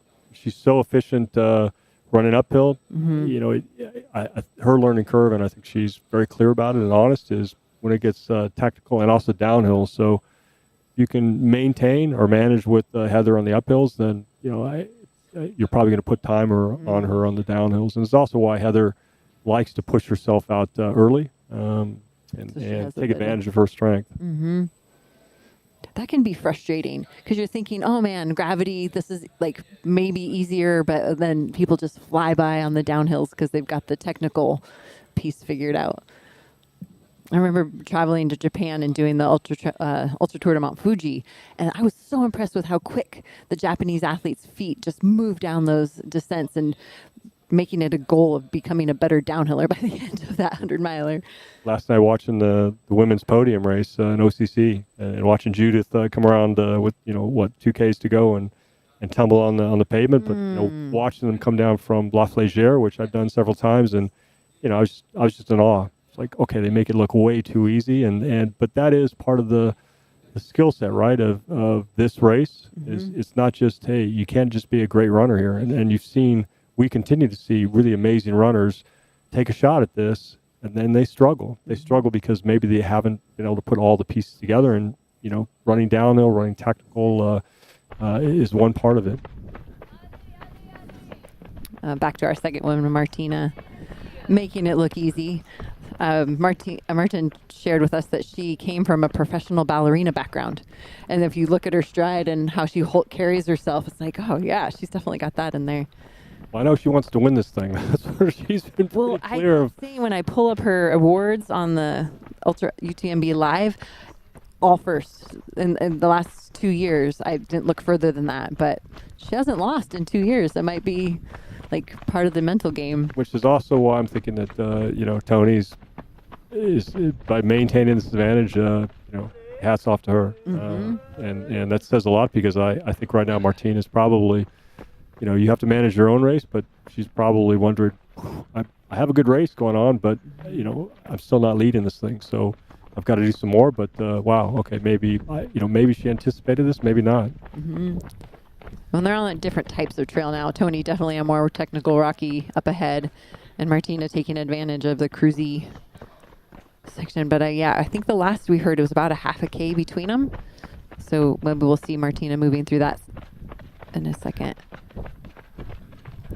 Best way to learn running downhill behind somebody that moves up better than you and watching how they pick their line and just taking that. I learned that from mountain bikers. They say they just follow the line in front of them, and if you can do that running, it's a good way to get better at downhill running.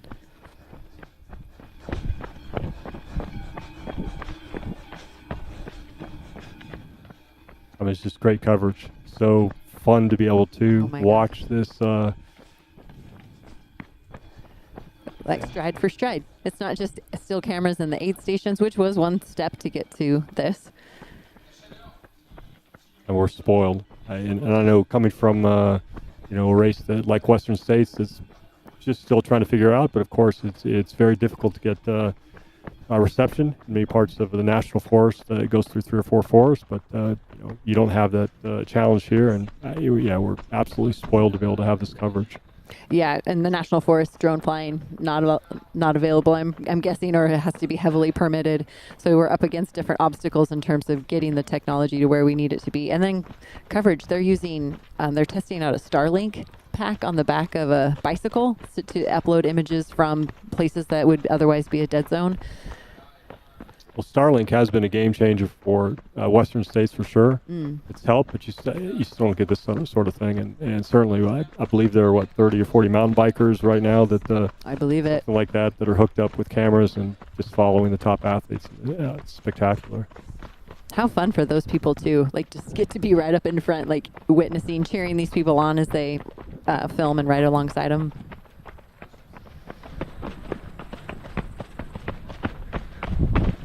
was thinking about, I've said it a couple times, but the difference of running up front and being all alone, like literally all alone, versus having a camera person with you, if that mentally changes the game a little bit. You get a little bit of encouragement. We saw Eli double over and the cameraman's on like, come on, man, you got this, cool us. You get that like cheer to help motivate you again. Is there a little psychology game there that's at play? It probably depends on the athlete, right? Mm-hmm. I've wondered the same thing if the athletes actually like having somebody with them, or if it's distracting. Gosh, I think they're both moving really good.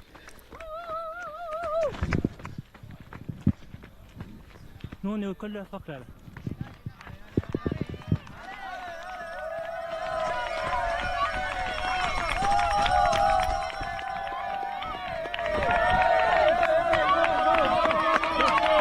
Rolling into some crowds. Street crossing on the way down in. And this is a fun section. This is a section I think we'd all appreciate, although there's sort of a steep pitch down at the end, steep ascent into Triumph, but... Yeah, to get down into, yeah, I remember this.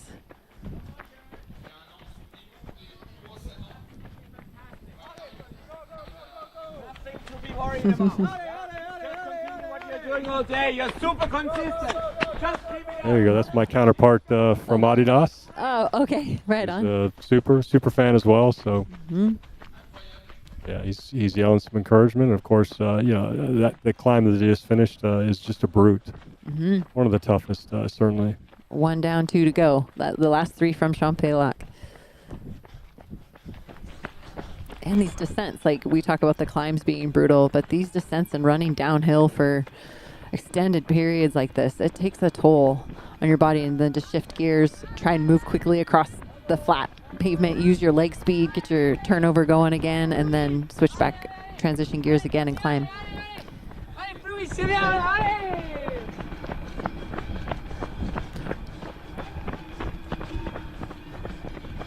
I wonder if Keith will come back with an update of how many people are waiting in the plaza to start we're just over an hour out till we start UTMB, so I bet we've got a pretty good crowd building of participants. Got another race going on, is that what you're saying? To get their spot in line amongst 2,700 other runners. Well, the challenge we've had is, do you go out to Lake Contamine and watch let's say the first checkpoint before everybody goes in the dark, or do you stay here and, watch the end of CCC and that's the start as well? So we've had a lot of people trying to figure out which one they prefer. What are you going to do? I'm going to stay here. You're going to stay here? Stay here and watch it. I love watching the finish the last few Ks, and love going up to La Flégère if I had time. But I'll stay here and then get out to middle of the night over to Italy and watch everybody as they've gotten to almost 50 miles in, and they don't look so happy all the time. Some do. That's a good reality check at Courmayeur. Did you go out too fast? I remember the story, I think it was 2011 or 12, whenever Hal Kerner ran. He ran the first half in 9 hours and the second half in 30 hours. 39 hours to finish, but the first half in 9. That's definitely a sign of not misjudging your energy usage. Makes for a good story, though.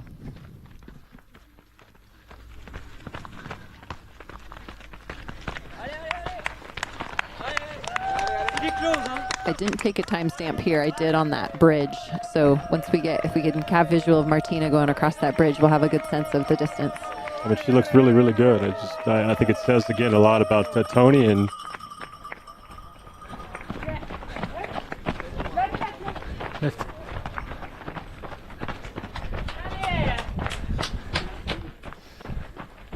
Probably 2-3 minutes, something like that. Yeah. Did you see the bridge? I did not. Okay, no, she hasn't gone over the bridge yet. Yeah. Once I see that was when I took note. But you're probably right. She's not going to get the same information from the Arc'teryx guy, though. Robert Murky. Hey, Robert. By the way, great, passionate competitor of mine and friend as well. But no, he might not share the same info.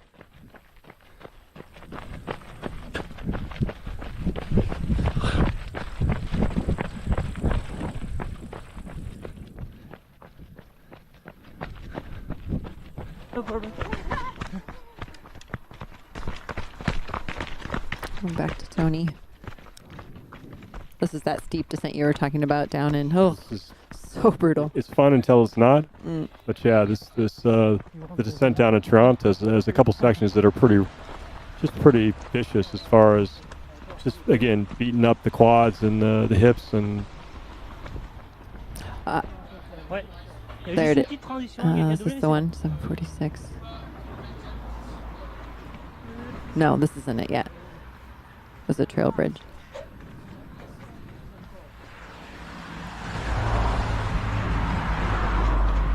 I noticed yesterday, or I guess it's 2 days ago now, I went out and saw that last bridge up and over the road into Chamonix. And I was like, oh man, you've been coming downhill from La Fugere for 6 of the 7K, and you got to go up those metal stairs. Well, they put that in, I think, maybe 4 years ago, something like that. And of course, they used to have one going over by the Alpina at the end. They finally have decided they can manage that, but they had 2. But of course, that was just for safety reasons. But yeah, it is sort of an insult there. It makes sense, but as a runner, I just felt for them, or for the runners.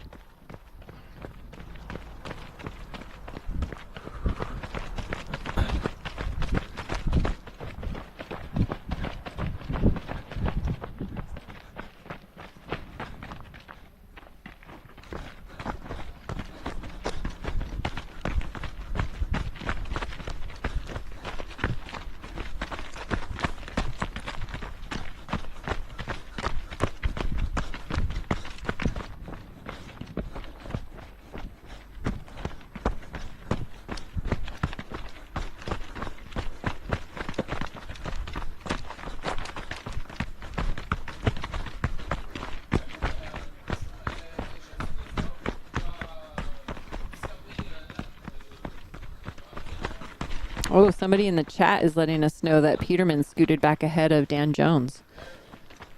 So we'll have to see if our footage confirms that, but thanks for that.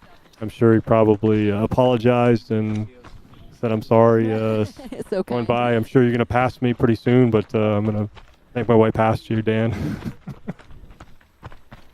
I think you see with Tony just how vicious this downhill is. You're getting Martina on that proportion of it, but yeah, it's just a quad buster here. I think we missed the timestamp that I had captured, so she's best guess is 3 to 4 minutes. Yeah, I think we'll see Martina go over the same overpass here, the road. Yeah, that'll be covers, and I think it was 7:50. Tony was 7:58, 7:48. Pardon me. So 48. Okay. Maybe if it comes down to it, my guess is somewhere in that 3 to 4 minute range. Yeah, 3-ish minutes. The next climb that these girls are looking at coming ahead is about just shy of 700 meters over 3.8 kilometers. So that shows how steep it is.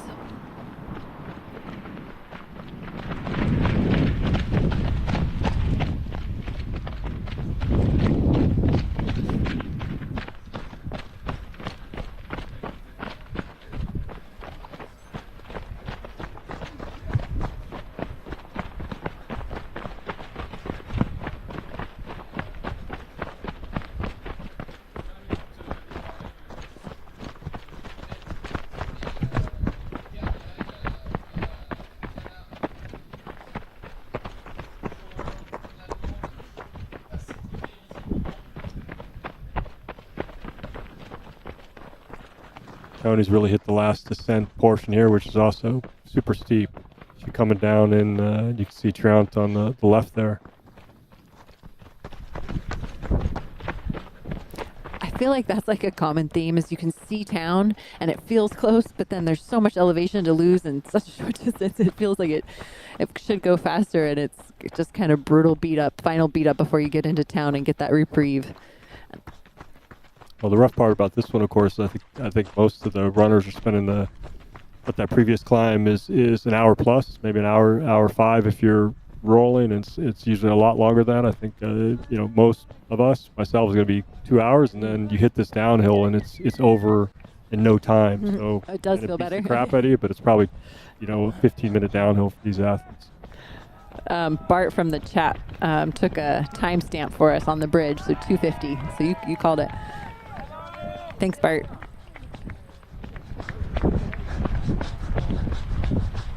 And that's the time difference between our first and second women, Tony and Martina. South Africa and Poland duking it out. Good sigh from the cameraman.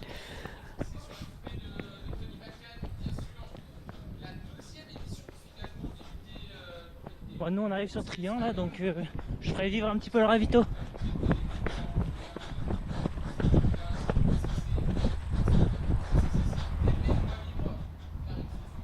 This is always an interesting checkpoint as well. A lot of times when you're up close and they have to do the little out and back in the check station in Toronto, you always get a pretty good impression of maybe they see each other, depending on how long Tony takes, or maybe she has a good sense. She's like, I'm getting in and out of this thing really quick, and I want to. That could also be, mentally maybe demoralizing if you're Martina. Do you see him or do you not? Do you see the person or do you not? That's right, because they make their little toggle, left, right, left, and I want to say there's maybe a 30-second each direction out and back as you go into the check station.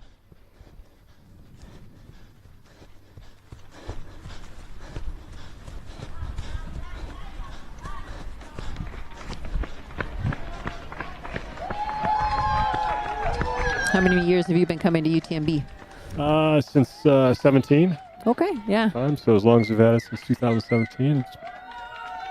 I guess, skipping 2020 for the COVID year. Good crowds.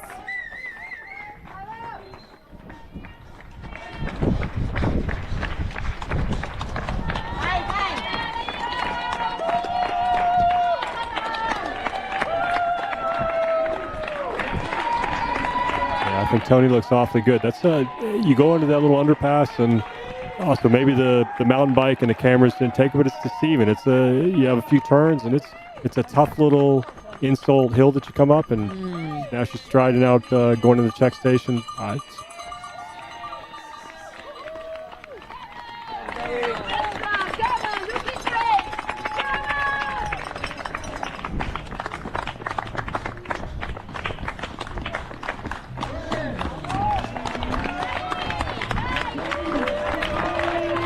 My brain's trying to remember. I think yesterday on OCC, Martin was commenting that the in and out was different at Triumph this year. So you'll be my eyes to tell me if that's the case from what you were talking about. Let's see. See if we can hear anything. I think that's Corinne Malcolm's T-shirt she's pushing out there too. Here for the women's race, which is telling right now. I think it's right on point. Of course, of course this guy is. I'm guessing this is her partner. I hadn't seen yet.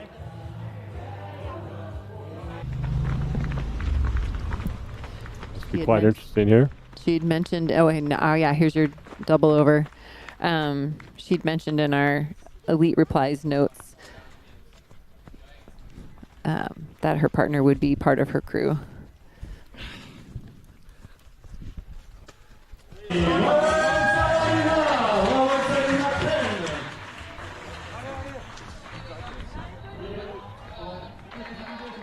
Yeah, Bastien Perez. Yeah, and Bastien's he's actually worked for HOKA some time. He's now on his own, but he himself is a spectacular athlete as well. But it will be interesting because they might overlap by 10 meters. So.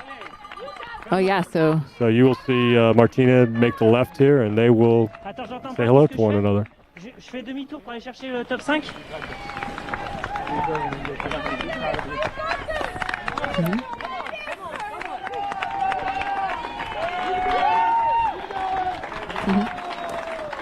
There it happened. Oh, I don't even know if there was an acknowledgement. But I think that helps Tony more than it helps Martina personally, because she knows where the time is. I guess she could, if she took note of where that was, she could take the time when she crosses back over the mat.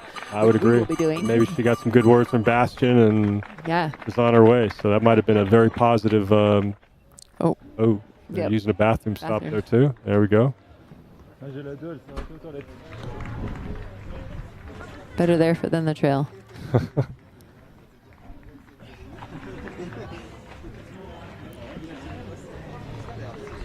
La 2, moi, elle s'est arrêtée au chef.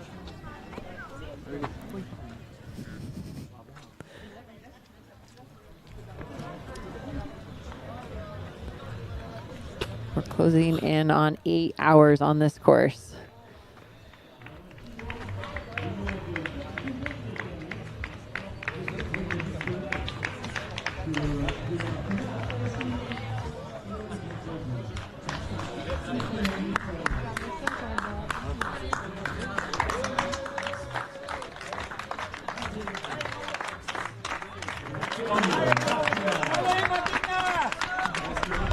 There she goes.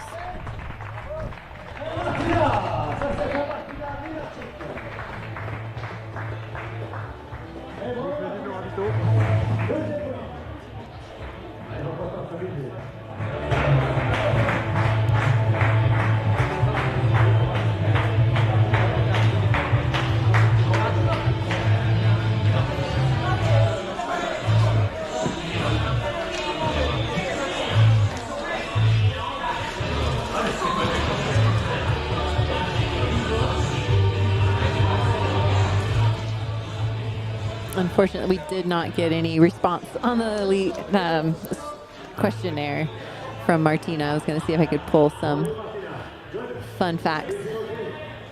I think that's the first I've seen her put water on today. I Stayed think she pretty looks dry. quite okay. Two climbs, a lot left to go. So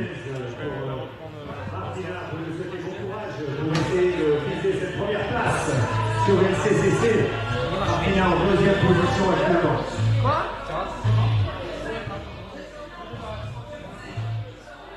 Amazing pit crew, being able to restock while you can get something else done.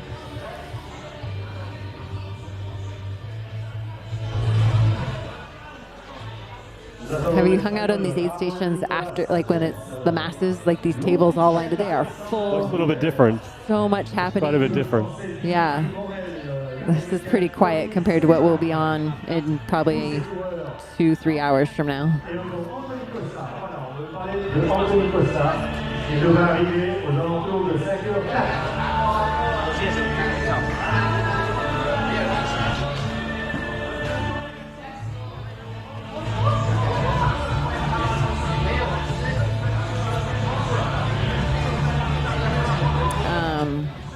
Ultra Live is wrong. It's got it. Martina is first, Tony is second, and we just watched Tony leave, Martina come in, so we'll need to.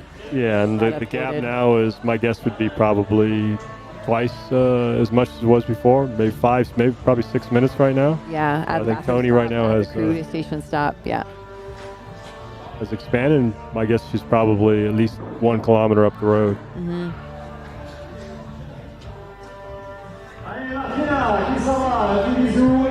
Awesome. There you go. Still some work to do here. I like the collectedness of it. She didn't seem bothered by the fact that she saw her competitor leaving. She did all the things she needed to do to take care of herself.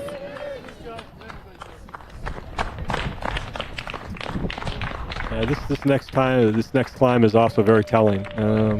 You roll, you got a swift little downhill here, and then a long false flat. Almost makes a U-turn, goes up the valley, and then start taking a right, and it's another real grinder of a climb. The stats are 3.8K, 683 meters. So yeah, 2,500 feet of gain. Should do that.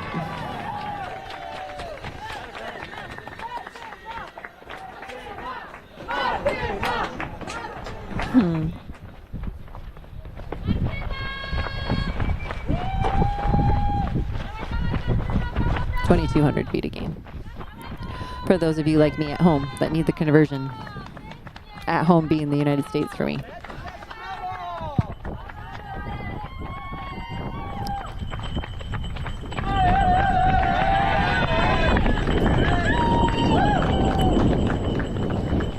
Yeah, this is a lot of times a very good place to catch one of your athletes or family members, whoever's running, because this is not flat. This whole section, it's extremely runnable, but and you can see in front of you this valley is a false flat that goes up for the next 800 meters, 1K, and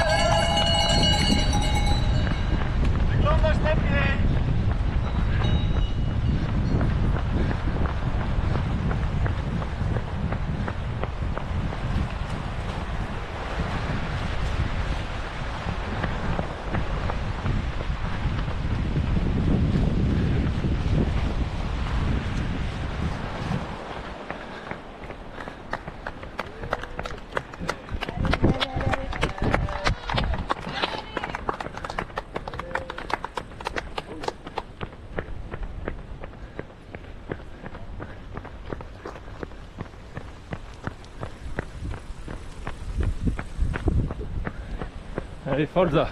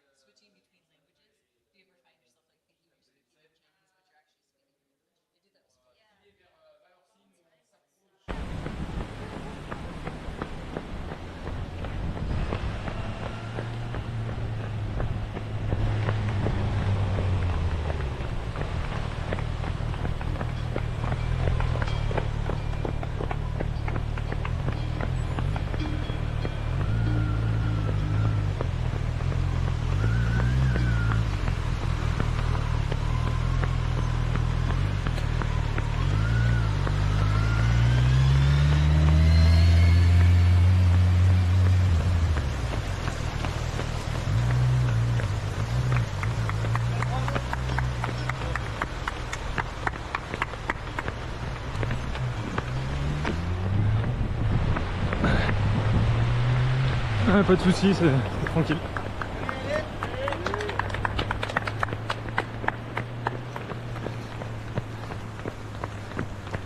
Tant que ça peut vous donner du contenu, moi c'est bon.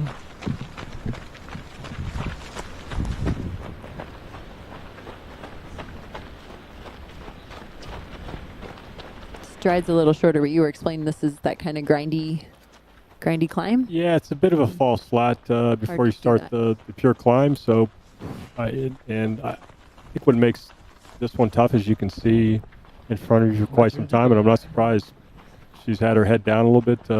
Just kind of gone over the worst part of it, and it flattens out here and to start the pitch. But I don't know if she's I've noticed she's sort of holding aside, and after 8 hours, things don't work quite as well as they did. Start to notice, yeah, or if you haven't been already. I don't know if she's working through.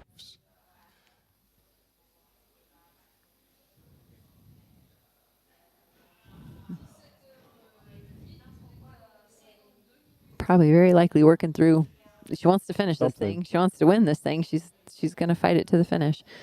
Nice to see that line come around the course like that. We've been here since, 8 o'clock this morning. The race started at 9. These runners have been on the move for just over 8 hours. We've got some checkpoints for the top 3 men.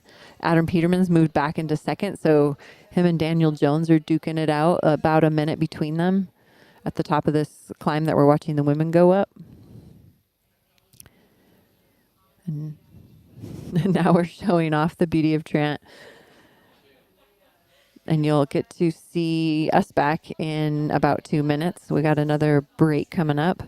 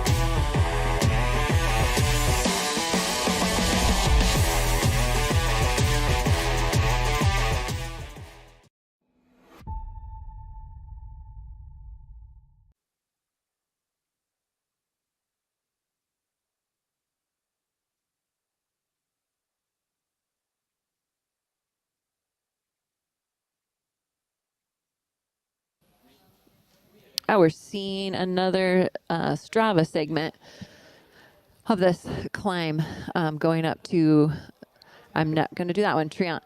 We were saying about 700 meters of climb. The live says 3.8. This Strava segment says 3.6. There's your preview, lots of purple, which means steep climbing. Hands on knees or poles will be out. 34, almost 35 minutes, 43 minutes, and then an hour 20, the king, queen, and the average time across the board for that segment.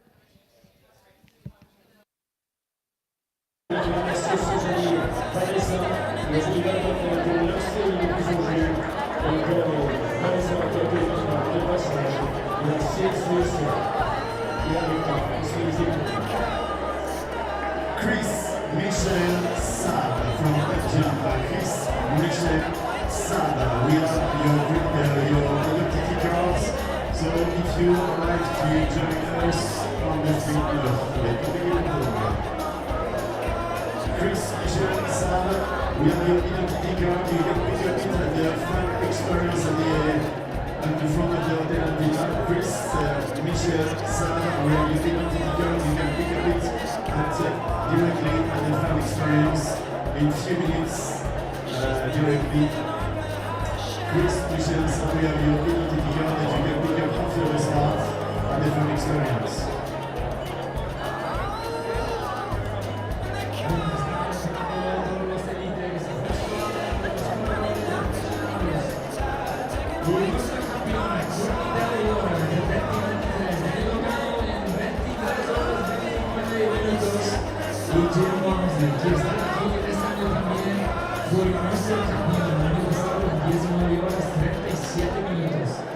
¿Quién será nuestro ganador de este año? Si tu nous entends, oui, Thibaut, 15 minutes avant le départ de vol, 15 minutes de Jeep, s'il te plaît, avec le son de la musique. 15 minutes de Jeep. Allez, on va voir si ça se fait la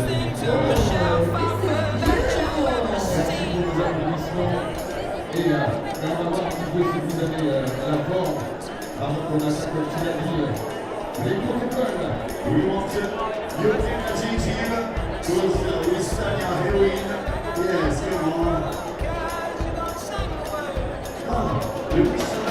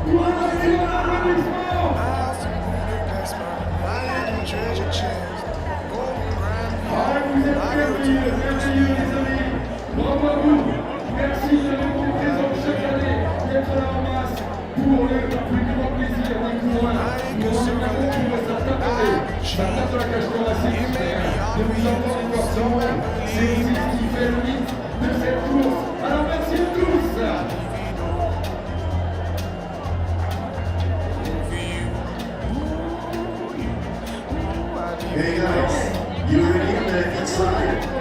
I just want to hear this side. Make some noise inside. Yeah! Okay, to all. Here, you're all young. I want to hear you! This is what I want to hear. You understand? You ready? This side! Okay, see. Tu vas bien se faire là-bas, avec l'équipe, je peux vous dire que j'ai les bons au quart de tour. Là, attention, on a des passionnés. Là, ça fait, on va voir, tu vas voir. Écoutez,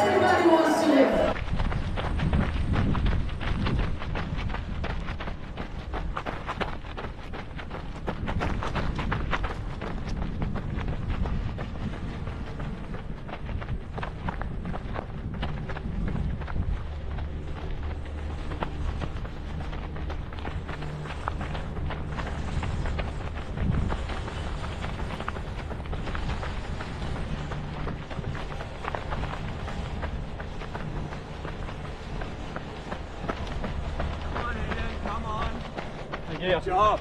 Thanks, buddy.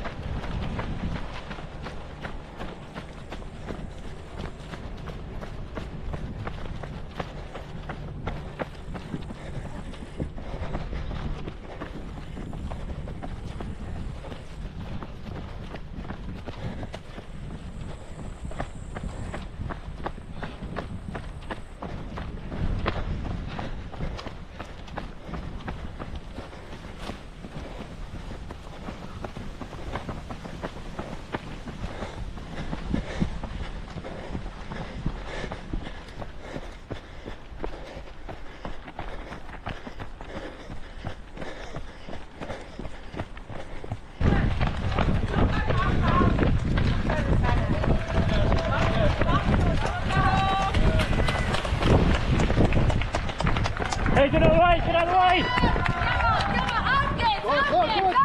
Ça attaque!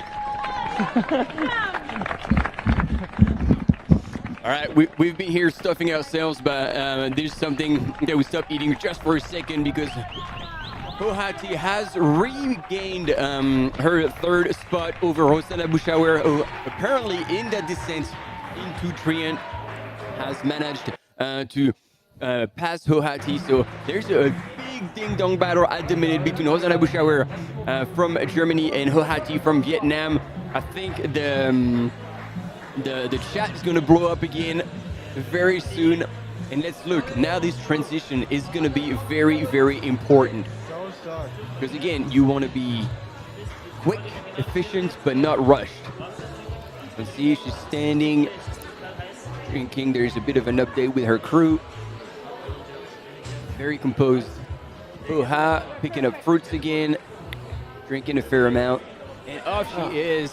That was a very solid, very quick turnaround for Hohati, and off she goes. And look at her, like she still looks good. Wow, she's not messing around. And she's definitely running out faster than the first two ladies. Arguably, she is ways back, but she's looking very, very strong at that stage, while Rosanna is taking the time to eat what looks like rice from that little can. So you start transitioning into solid, possibly you've had enough of the gels and energy drinks. Very composed, but still like no water, no ice bandana, still knowing that the temperatures are high. So there you go, pouring a little bit of water on the legs, trying to cool down the engines. time check as well for everybody. These two athletes are 20 minutes behind Tony McCann when Tony was here in Trion. So the top 4 women separated by 20 minutes after nearly 8.5 hours of racing here in Trion. So two more climbs for our female run leaders. One more climb for our male leaders. So we've got Hayden Hawks just about to arrive into Valacine. Whilst Martin and I have been away, we've seen that Adam Peterman is like, hey, Dan Jones, I want my second spot back. So Dan Jones is now third, Adam Peterman in second place. There goes Rosanna. And so our assumption was that Adam Peterman, like when he came back from his injury, did a lot of hiking, and that climb up to this step is extremely steep. Yeah. And therefore, this is perhaps, at least what we assume. Oh, Hayden, wrong side of the hands. Maybe he took advantage of that steep climb to get the best over Dan Jones at that point. Hayden Hawks coming out or in. No, into the Valorcine station. Last step, last time to actually see the crew as well. Yep. So we go. Oh no! Come on, get in. We want to see. Video. Oh, there you go. Ali P2. That's P2 on the screen, giving us those images. And there we go. This is La Flégère. Final climb before diving into Chamonix. And there's an aid station there. This is where we saw a huge battle yesterday between Francesco Pupi and Antonio Martinez for second and third place in the OCC. He looks so quiet and peaceful right from there. So just as a time check, compared to Petter Endal's course record time into Valacine in 2022, Petter was here in 7:59. So, 23 minutes outside of that. But the gang, they're not racing for a time. It's first place is the priority here. And a bit of cloud cover coming in. It's super humid outside, still warm, 22 degrees in the Chamonix Valley. Yeah, and in the sun, it definitely felt like more than that. Oh, yeah.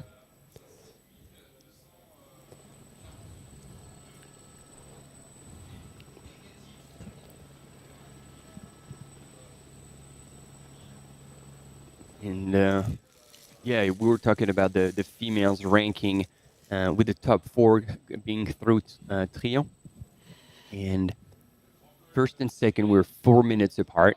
Tony McCann and Martina Mojarczyk. And Hoha was 1 minute 20 faster than Rosanna. So there's 2 big battles going on. One is for first and second. The second one is for third and fourth. The other thing I'm noticing in the second half of the top 10 in the men, there's a few names in there that we hadn't seen in there before. So Zach Gardner is up to 9th place from the US. We got Bat Menkai from China 10. Andreas Rieder from Austria. Dakota Jones is up there now. Dakota is moving up. He's 7th on the way down to on his way down to Valacine. And the ones above that, that's as they were before. Andreas Simon Aymeric, Jiang Wowa, and then we've got Peter Frano, Dan Jones, Adam Peterman, and of course, Hayden Hawks. Christophe Bonnet.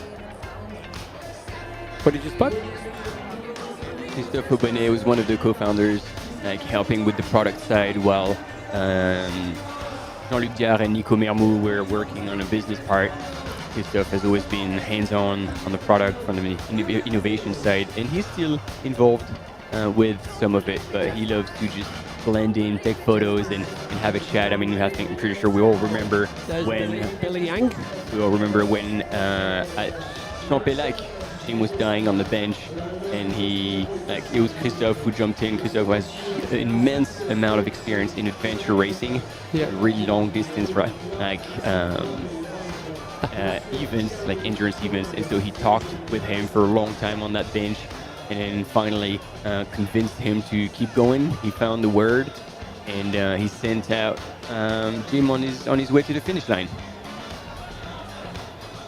Here we go. There's an extraordinary contest for you if you want to win some goodies whilst cheering everybody on the UTMB Live.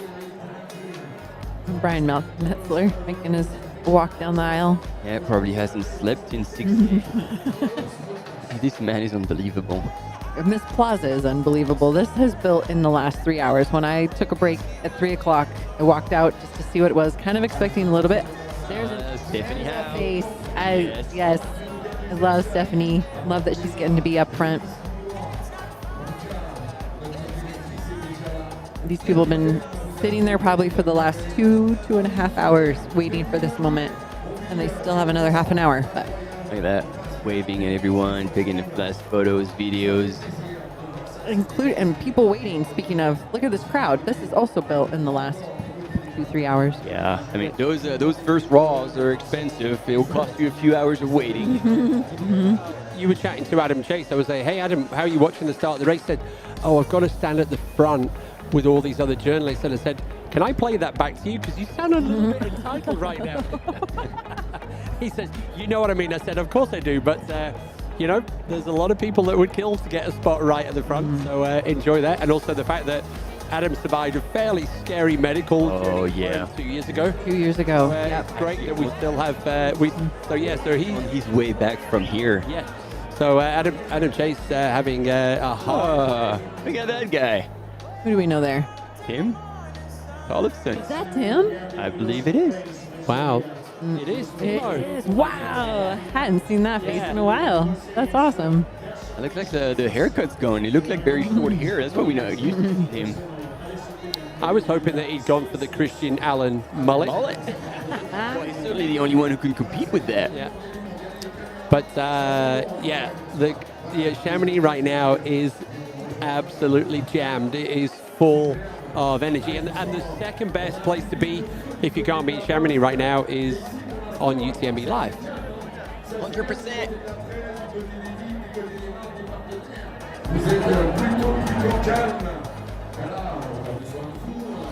We're also keeping an eye. Don't worry, gang. And the way the timings are working, once we've unleashed all of these runners onto the UTMB course, we will get a chance to see the runners coming in at the finish of the CCC. So we're going to have 2 races this evening. Ludo, the energy, the bundle of energy at the finish line and the start line. I was telling these guys I saw him in the hallway, and I've known Ludo for 2 decades. Yeah. And just gave him a little wave, and he came over and gave me the best hug. He's just as much of a teddy bear on the mic as he is. He's just got so much emotion. And I like that. If Ludo looks at you and says, start cheering, you cheer. Yeah, exactly. I mean, he's jumping up and down with you. How do you not? He's got the biggest heart, and then his energy just spreads over everyone. Oh, look at him. The man who finished on the podium of UTMB wearing rain pants from start to finish. Oh, he's from Romania, Robert Heine. Yeah, exactly. When we talk about good heart, like he's also a very, very good person, loves the sport, and it's fantastic to still see him there. I think he's ultra these days. Correct. Looks like, yeah. Yep. In Texaco. Interesting. What's that? Texaco. Listed as one of his right. authors. Ultra, we just go with whichever's listed first. With a multi-sponsored. There we go. There's a good spot. How'd you get up there? The roof. Yeah, that's normally the building that the mayor. The mayor's kind of, they have that building there normally, and it's all the VIPs are up there to watch the start of the race. The backdrop of the Church of Saint-Michel here in Chamonix. There's Fabrice. Allez. I know, act natural around you.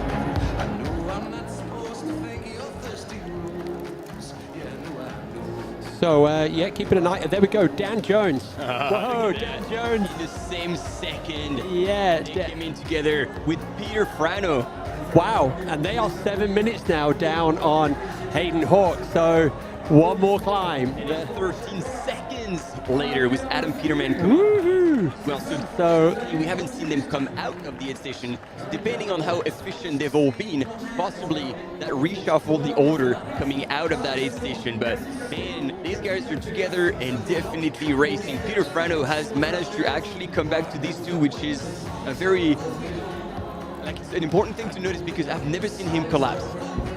Like, he is just consistent and extremely strong finisher.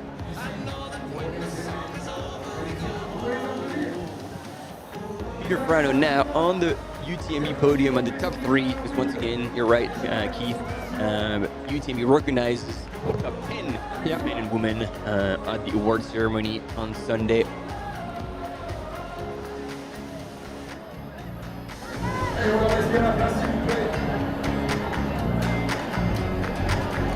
Oh, and there we go, we have the now Valorcine sortie, Valorcine out of the aid station, and Dan Jones came out first.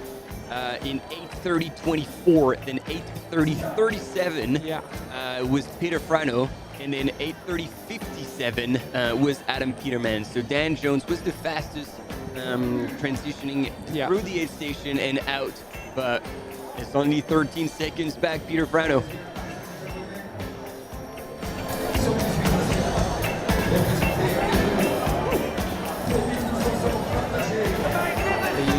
Are you going looking at the women's now, Martin, or do you want me to do that? All right, you have it.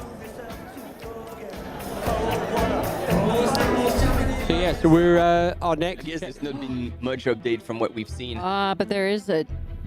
Okay, so right now, giving you an idea, if you're not familiar with the race we're about to start, the UTMB 100-mile course. This is what you're going to see with us tonight, UTMB live to Saint-Gervais. And then on the way to Lake Contamine, then they're going to hit the crazy noise at Notre-Dame de la Gorge, and then they're going up into the high mountain country, Col de Bonhomme, Refuge de Bonhomme, down to Les Chapieux, up to the Col de la Seine, the border with Italy. This one. We're going to drop to Courmayeur, where we're going to bump into Martin Gafuri, and I'm going to pass it over to you, Martin. Yes, exactly. So that descent with the Pyramide Calcaire, hopefully the weather would be good, but so far it's still on the course. This is the first part that usually gets chucked. And then down into Courmayeur. This is, I mean, going into Courmayeur when you're racing UTMB, you have to come there feeling like you haven't started working. Because then you go up to Refuge Berton, not to the high point that we did go through with CCC, and then all the way up to Val Ferret, the same course, Grand Col Ferret down, and then again from Grand Col Ferret to Prat-Fort. This is the 20K section with 1,400 meters of descent that you have to hold yourself back. You can start opening up, like get a feel for that, and then you get up. Climb to Champelac. I would advise to walk, and then from Champelac, 3 big climbs up to La Giette, down to Trian, up to Les Steppes. Again, very, very steep one, down to Valorcine. Like a douche grade climb up to Col des Montais, which is very tough on the mind, and then Tête de Béchard down. They don't go up to La Tête au Vent anymore, Tête de Béchard, La Flégère, and down into Chamonix. And so basically, once again, you see this. Like, I mean, it's mind blowing when you think about that route. There's a lot that's going to happen. Is that Sébastien Spinner? And if you're just joining us, yeah, it is Sébastien Spinner. You see him right here with Catherine. Yeah.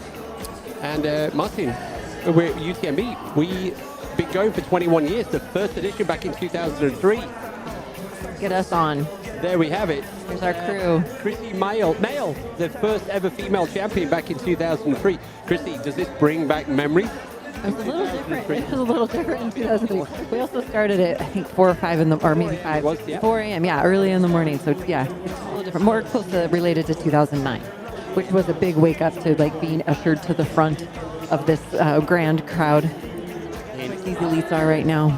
Do you remember what your UTMB index was back in 2003? Wasn't in existence back in 2003 or 9. and talking about existence, I was going to ask, were you carrying a phone? We did have to carry a phone. You know what I did? I had to buy a phone here and put a SIM card in it. Like, international technology was not where it is now. I had to have a French phone that I bought specifically for this event. And it was a flip phone. You weren't texting anybody. T9, remember that? We're the bomb. I'm dating myself so much right here. Yeah, and no Strava segments. No Strava. Strava was in existence. Exactly. It's like, what? This is a different deal. And I was telling the story earlier. Yeah, when I won in 2009, I had to be on a plane on Sunday after the awards ceremony and in the office first thing Monday morning. It was brutal. Yeah. And how did that feel? I don't remember. I think you blocked some of that stuff out. You black out for the entire time. It's like, all right. I met a friend. Remember that. Met up with a friend during my little break, Britt Nick, and she reminded me. She told me I had told her a story when we met 10 years ago. That was the only time that I went up and said, "Hey, I just won. Can I use this trophy to get upgraded on my airplane because I have to work tomorrow?" It didn't work. Anyways, let's look at our top 3 women today. We've got Katie Scheid, winner from 2000. Everything. Pretty much everything. Fair. Recently, Western States, Hoka Canyons Endurance Run, and Le Grand Reunion. 1, 2, 3 first places. Blonde, Hirondelle. Blondine Hirondelle. Those are like the most recent references, but she's twice trail running world champion. She's won CCC here, she's won OCC here, and actually together with Ruth Croft, if either of them win UTMB, they will be the first woman to win these 3 races. Triple Crown, you guys are calling it. And then our third runner, who's Zhao Zhang. She's got a second at Western States, so another double coming from Western States. The top 4 women at Western States this year are looking to double into UTMB this year as well.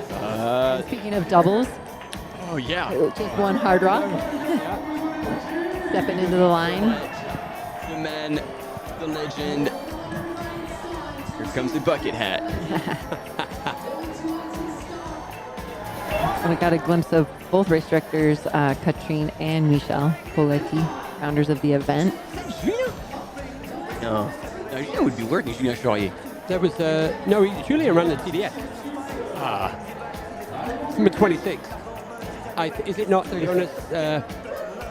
Jonas Rusty? No. I don't have it. Apologize. Gotcha. Yeah. Jonas, it is Jonas. Rusty. Jonas Rusty, winner of the Lavaredo last year. Now we'll go through our top 3 men. Yeah, Jonas living in Andermatt. There we go. Well, does it need to be presented, ladies and gentlemen? Jim Wamsley, the one and only first American male. There we go. Last year, once again, 3rd-time winner of Western States. An absolute champion, and super excited to see if he can double repeat. Yeah, and Tom Evans, double winner of the CCC, winner of the Western States last year. So Tom, also the coach of Tony McCann, out on the course right now. So that's Tom Evans from the UK, and then in 3rd, Dimitri Mitayev. He's had a really good streak of solid run, and you're all here. Cape Town 100 masterclass. In the first kilometers, he was already ahead of everyone, and then he was never looked back. And he's a big unit. If you're not familiar with his silhouette, he's a massive man. There's no way these guys. Check out Dimitri's quads. the quads, the calves. Here we go, Shen Jiasheng from the North Face gang. Yeah, and so Dimitri Mitayev again, he was earlier in the valley, end of June, running the Mont-Blanc 90K, and he won without poles. And purposely, again, he says I want to be able to run efficiently without poles, but then after he won that, they're like, okay, when I'm training for UTMB, poles are back. Yeah, poles are back. There we go. And he wanted to be able to have those. Shane is the 2nd coolest person in his family. His son is the coolest kid in town. But yeah. And I really value this man in the way he approaches his racing. We got a little hip swing on that one. We also saw Shane fishing last week at Champelec. Yes, and he caught a lot of trout. Yeah, and he also did all the work on the fish as well, so we're very impressed. I reposted that, and someone's like, wow, he also gutted the fish, so yeah. Yeah, and he just prepares the race. Last year he did rekey the race. He knew exactly where everything was, and he just leaves very little to doubt. And also can appreciate that he went into the race knowing he had a newborn baby, and then he spent half the year away going to Western States to train for it, and then again train on a course for CCC or UTMB last year. It was CCC with Jean Albon, right? Yeah, it was. Yeah, it was CCC. Yeah. Look at this trio. There we go. On the left in the blue, that is Ida Sophie Hegemann from Germany. So we've got a few strong German athletes here. Hannes Namberger too. I love that togetherness. Yeah, this is it's like, come on, This crowd's pretty scary. Let's go down as a unit. Here we go. Go that tramp was in there. Oh, cowbell. Oh, you're joke. Former winner of the UTMB back in 2019. Pao also now has become a dad. All right. Yeah. So all our heroes are growing up. Tell me about it.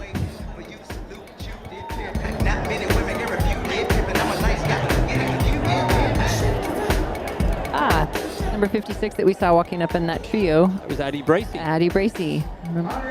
U.S. running for Team Nike. Top spots. Screaming for the family. I want to get a little glimpse back on CCC before we get this thing started. You sound like you're someone in the chat. So you want to? I know. Hot day as well. I know.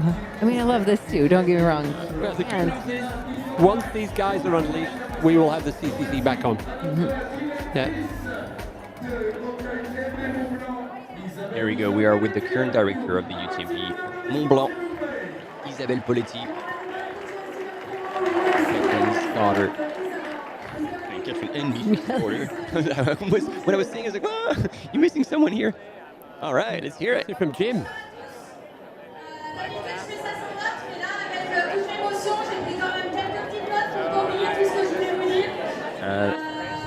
C'est toujours une énorme émotion de voir tous réunis.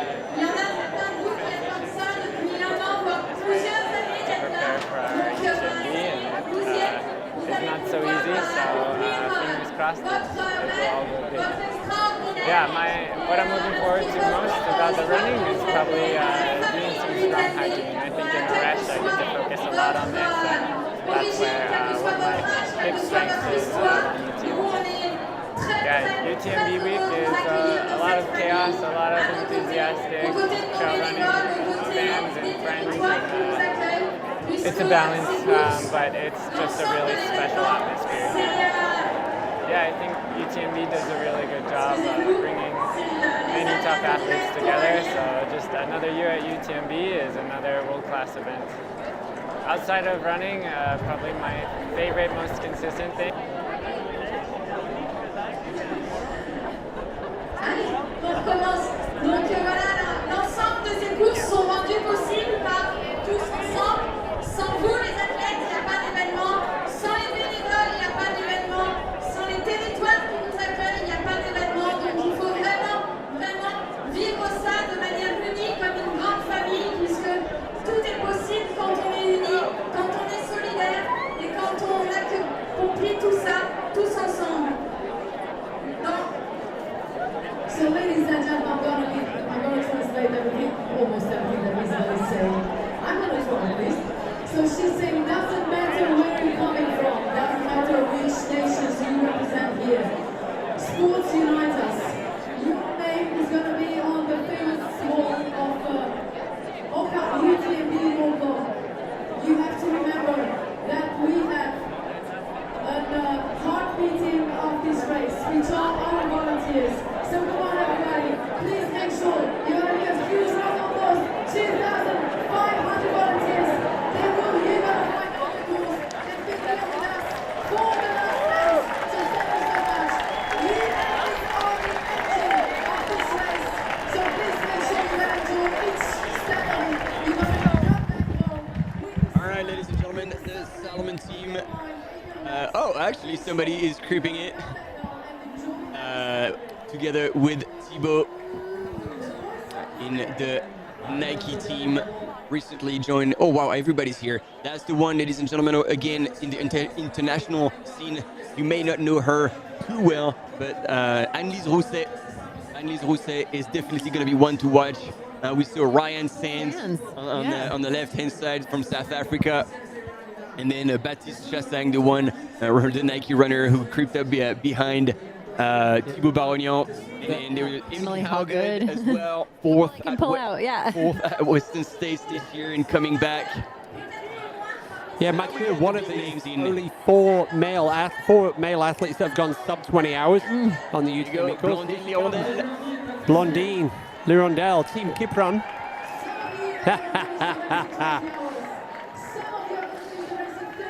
She's looking ready. But this doesn't matter. The most important thing today is to start the race, begin and go to your finish line. Vous connaîtrez peut-être beaucoup de hauts, on vous l'espère, certainement aussi des bas. Mais There you go, the couple from Terex, Dimitri and Ekaterina Mitayev. Both winner of the Mont Blanc 90K end of June. Yeah. They will be ready.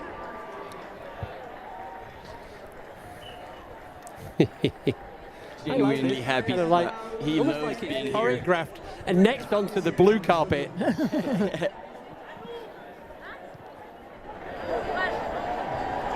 Looks like it's choreographed. I think it is. Yeah, they're just calling them one after the other. Oh, wow. I was not expecting him to be at the start. Wow, Thibaut Garivier, he's a doctor, but he broke some ribs. Oh, wow. He broke some ribs earlier this summer, and he said, like, well, the build-up has been nearly impossible. And I thought he had pulled the plug. Okay. Well, if he's here, he's probably in good enough shape to hope that he can go around. That looks, could that be Zhang Fuzhou? We just saw there.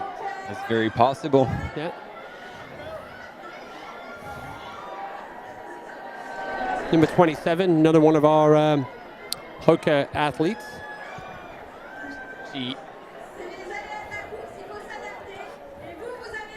Wow. Duo G. Duo G. Sheepishly walking to the start line. Maybe nobody will notice me.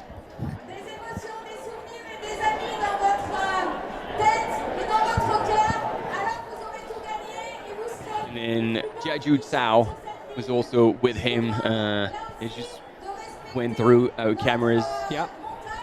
Jiaju, like, it was going to be interesting because usually it's either all out and then he makes it, or all out and he blows out hard. Yeah. So we might see him, as you were saying, like, which are the runners who are going to be going out fast. Possibly he's going to be one of them. Namberger. There we go, one of the big dogs in this year's race. So Hannah's also become a father now. Hannah's a three-time winner of the Lavaredo. And Hannah's is in Cortina now. Hannah's has a pizza named after him in one of the restaurants. So the pizza Hannah's Namberger. Do you have a pizza named after you? Do not have a pizza named after me. That is pretty awesome. Retire after that. That's like Hannah's and Tom Evans went head-to-head recently in Lavaredo. So big effort.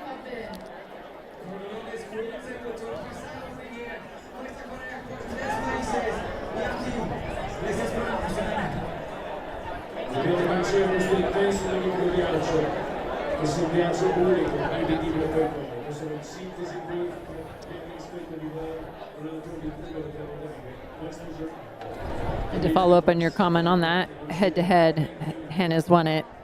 Evans was second. Lavaredo, yes. Wow, Stephanie. Hey, our Courmayeur correspondent. Yes, she's going out late tonight. So awesome. Stephanie Case just came in to see how this side of it works, but she's going to be in the field in the middle of the night with baby. I have to say, being up super late. Steph would love it in the chat. They've been saying, hey, can we have more focus on the men's race? So we've had enough women. No, it's never enough. Hey, gang. So, yeah, we'll see you tomorrow morning in Courmayeur, Steph. Good luck, you and Martin. Yeah, we'll be there. You're in the front of the race. That'll be great. I was when we saw Ryan Sands pop on, we got his name shot out today from the Mutt race. They said that Ryan had come and run that. Pau Capel, Shen Jiasheng, that was Ludovic Pomeray. Ludovic, 21:30 at Hard Rock this year. That was the back of the field. Yep, so there's Shen, just kind of like posting a couple things. So yeah, now you can see over the top, that is the back of the 2,600 runners that are about to be unleashed. Yeah. And this year we need to do a time. I always wonder what's the last runner that crosses the start line. That's a very How many minutes it takes to cross. Yeah. And we're just over 8 minutes before the start. Yeah. They're calling all the runners to come through down the finishing chute, so all can be recognized.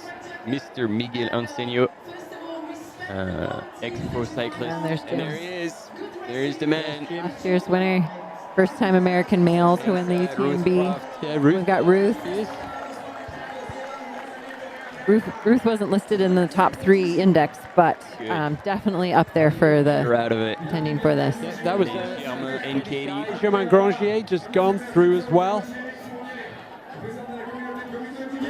And to call out a little bit of the difference, Ruth did not race Western States, so coming into this a little more fresh. She did not race Canyon either. I think that is not that could be in her favor today when people are coming in with those on their legs. It's hard to tell until you get out there. What we are going to see, Christy, and I'm going to let you call it out, is there's going to be a split between the male and female elite athletes on the front, right? I'm really encouraged by that. Because that's been at OCC and yeah, we've seen it already, right? They were going to do it, and they're probably maybe they're starting to do the shuffle now. There you go. Look at that. That's She's been really definite about it today. Or at the other 2 races, I've seen her up front. Yep. She was making sure that space was truly allocated to the women's. And we were talking about the additional space reserved just behind, just in case nobody feels, or if there are some people that don't feel as comfortable being pushed. There we go. There's and that's what it feels like. From UTMB 2022, Katie Scheid, Marion Hogan, and actually there seems a lot more space here on the female side of the than on the male side. Well, I really hope they'll pull them. It turns out to be a good thing. Perhaps, as long as that space is still held and reserved for them. Do not go there. It is intimidating to have that force behind you. 2,600 people that have been waiting for maybe 10 years to run this race. Yep, there's a lot of energy. Right here as well. Yep. And again, Lucy Bartholomew on the right. Abby Hall. Yeah, on the left. Yeah. So that. Lucy Bartholomew from Australia. There's Zhang Fuzhou. And there we go. There is a famous mountain. Can we see Killian up there?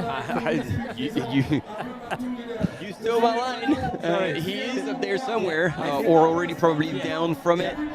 Not too sure. The chat has lit up. I think we have a lot of people joining us now for the start of the UTMB. We're going to be shutting up in a couple of minutes to let you suck in the atmosphere at the start line. And here we go. Over 5 minutes to the start. The conquest of paradise is coming. Wow. Oh, there's a lot of iPhones.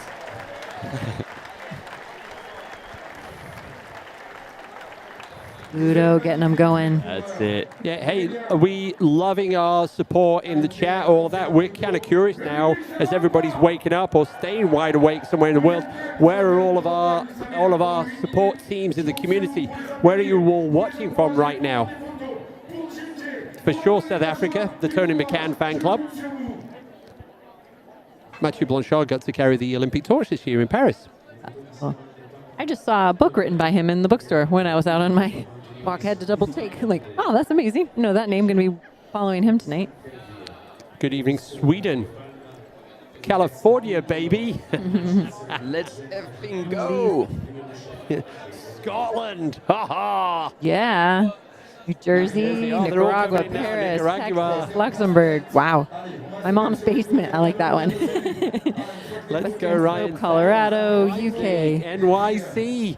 Loving it. Leipzig, Germany. Asking for updates on CCC. We will get those as soon as we get this event out the door. Where is Sally?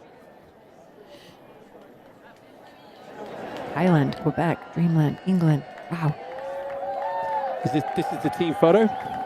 All right, so now the leadership, Michelle Paletti, Catherine Paletti. Look at that. Wow. A sea of humans. Oh, and they're all moving, fill in that gap now. Yeah. Right. Here we go. Pulls away, people. He's getting it. On the bib number.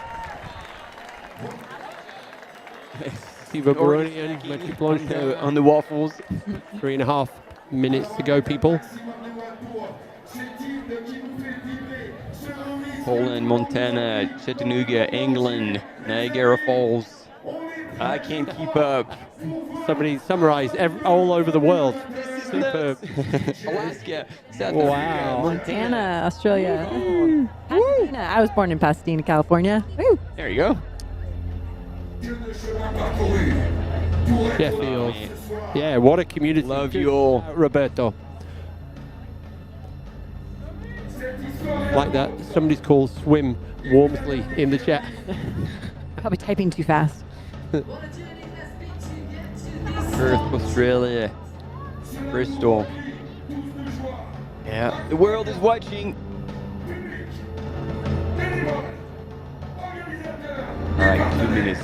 I think this is the time where we stop talking, and we're gonna let you fully embrace that start.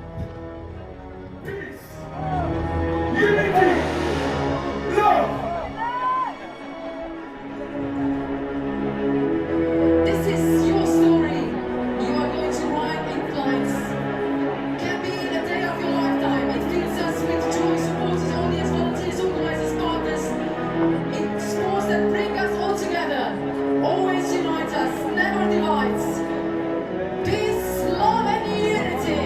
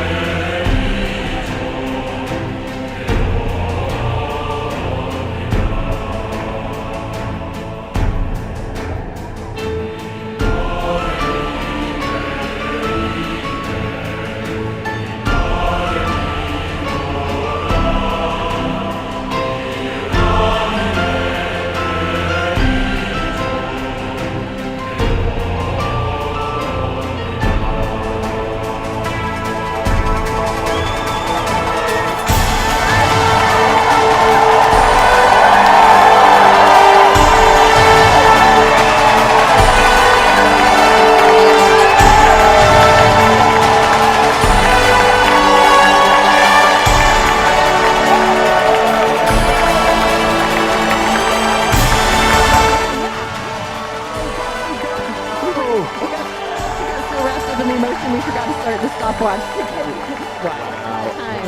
Wow. How long will it take to get 2,700 runners across this start line? Everybody moving at a pretty quick clip. Not emotion. In a 100-mile race.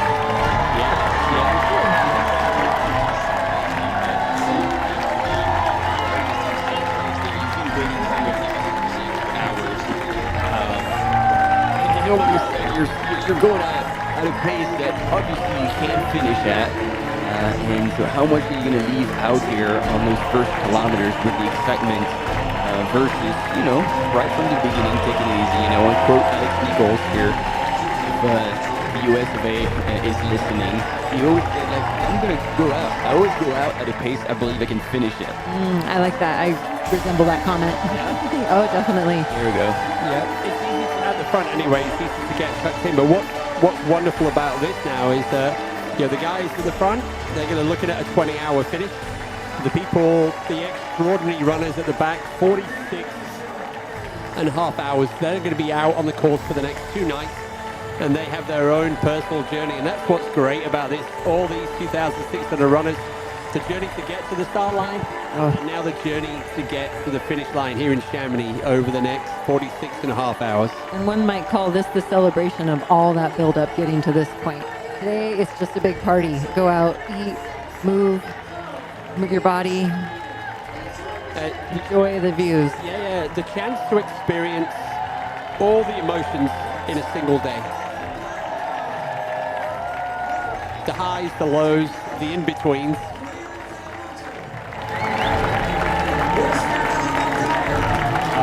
Superman. That's awesome. I always feel like Superman getting to do this. I feel there's not enough fancy dress outfits in the UTMB. I think that should be a category in the future. Yeah, I would support that. Yeah.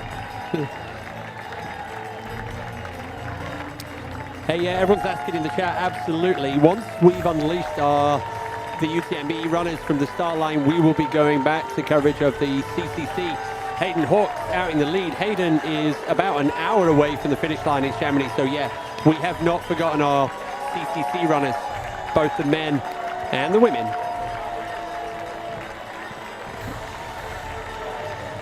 Yeah, look at that. Absolutely. And now we've seen it already in the OCC and the CCC. We're going to have a huge pack at the front here. They're going to be running along through the streets of Chamonix before they hit the trails on the outskirts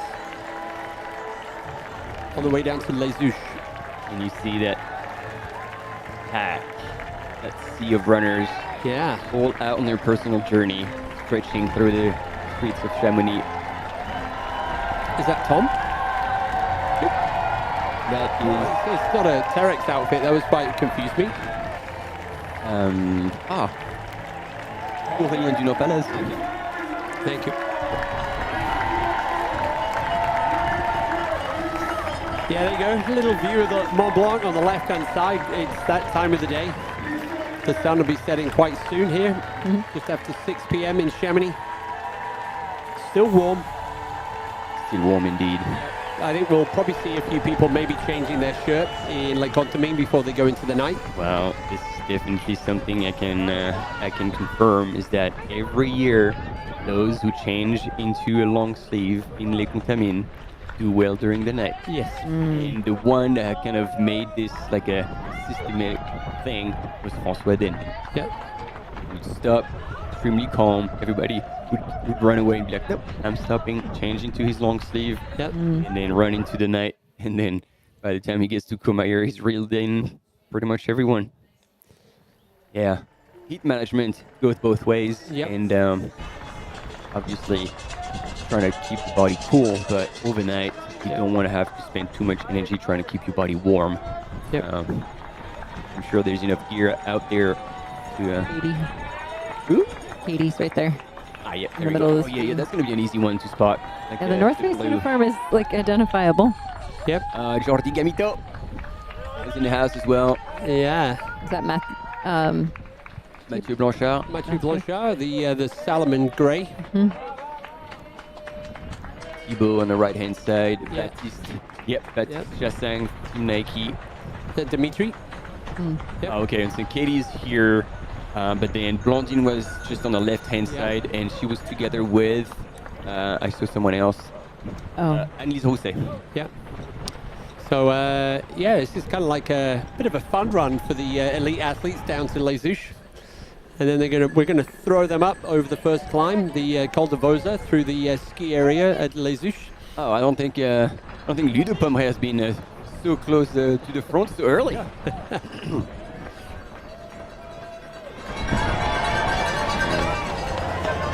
Dude, like, I mean, yeah, I think the ladies are right there with the front main pack. I think these guys are just going on for a jog. Yeah. I bet you that is not a jog pace.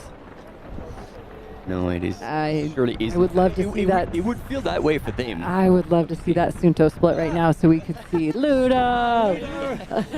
I just won Hard Rock. Ludo, president. Yes, man. I've already won it from the back. Let's see what it's like winning it from the front. I fooled you guys. You thought I was going to come from behind. I'm going. If you guys are going to go for it, I will. Love it. Was listening, as I've said, he did 2 tours of the Hard Rock before he won it last month, and he did 2 tours of the UTMB, just slow and steady, no out racing. Yep. Just eyes on the course. Oh, that was Dmitry Dmitry. must have dropped something. And, damn, this is a big unit to be going up. Yeah, it was visible. Oh, here he comes back up the right or the left. Whoa, that was a close call. Jeez. Yeah. Like, and he's also nearly hit that.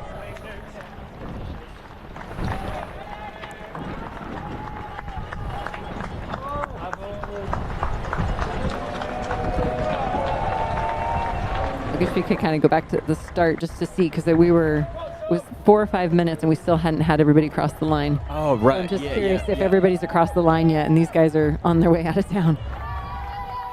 Scotty Hoker on the left.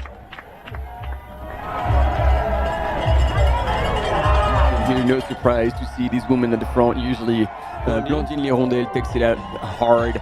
Katie was up there, and then Annelise Rousset also. She's got like really fast references on flat. Casquette Verte, that's probably not going to talk to many people, but right here on the left-hand side is a man who lives in Paris and trains about 30K per day in Paris, and has done probably 10 plus ultras this year and every year. That's his thing. He doesn't care to be too competitive, although he's on podium of races, and it has a huge following. Well, that's going to become tricky. Watch. Oh, narrowing, yeah. Getting very narrow now. See parents pulling their kids back. And that's why nobody has their poles out right now. Oh, not allowed, yeah. Yeah, now it gets a little bit twitchy. Call that a pinch point. Please, no falls, please.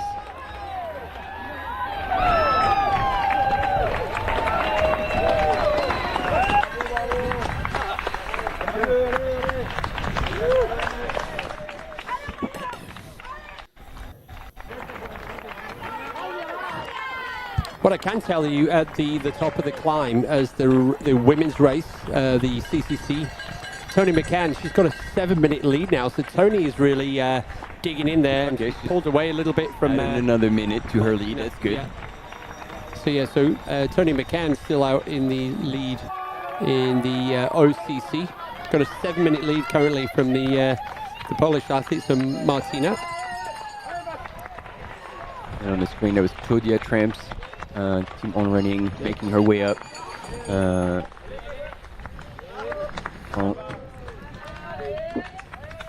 Yep, it's kind of... Yeah, so Tony 7 minutes ahead, and then Martina has a 16-minute lead over Rosanna. So Rosanna has actually gone past Hao Hati again. So those two are having a real ding-dong battle there.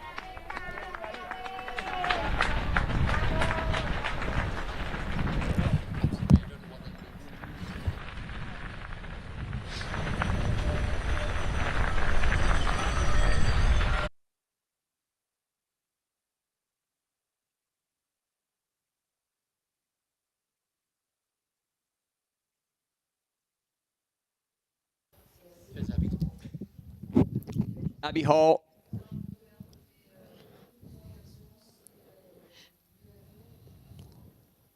From America, having a crack at UTMB.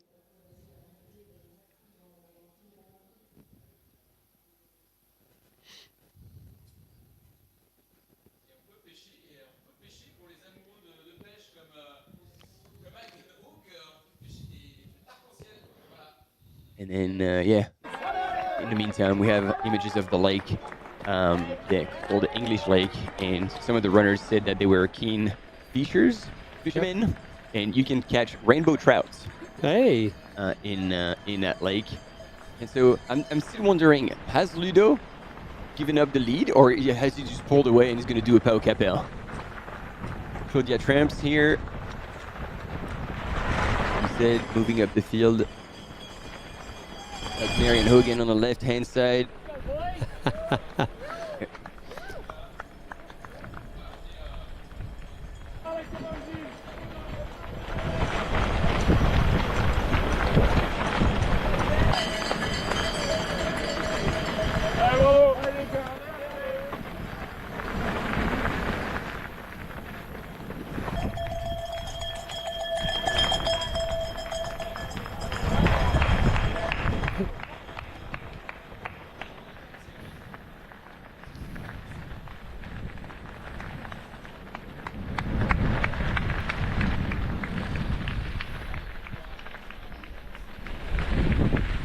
Arthur Joyeux-Bouillon, French runner, decided to take on the lead. He was actually neck to neck at Istria 2 years ago with Jim Walmsley until about the 100K mark, and they were really close. Oh yeah, you were there. You were on that finish line. I got there. I think Jim did his strategy of he wanted to run with somebody overnight, and then I think in the morning it was like, okay, I'm going. True. So yeah, no, I had the pleasure of being there, as I did again this year in Istria. And actually, Arthur Joyeux-Bouillon, he's used to going out hard. He did at Istria, for example, and he finished on fumes. Like his quads were shot, and that was painful to watch. But if he's done the right conditioning, well, could be done. Oh, and I was telling you about him. The Chinese runner who always starts out really strong, and you don't know if that's gonna hold until the end or not.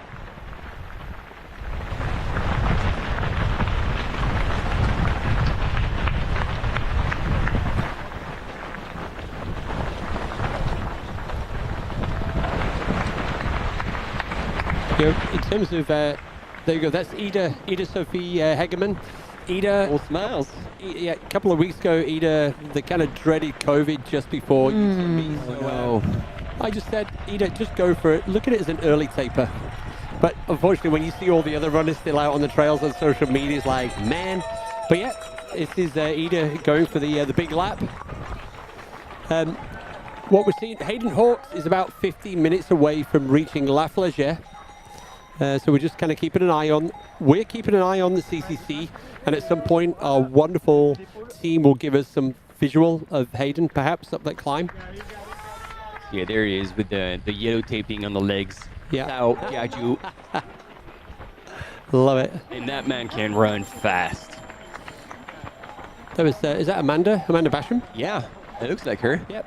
Amanda from Boulder. Together with Lucy Bartholomew. Having a yarn together. Safety in numbers. Yeah.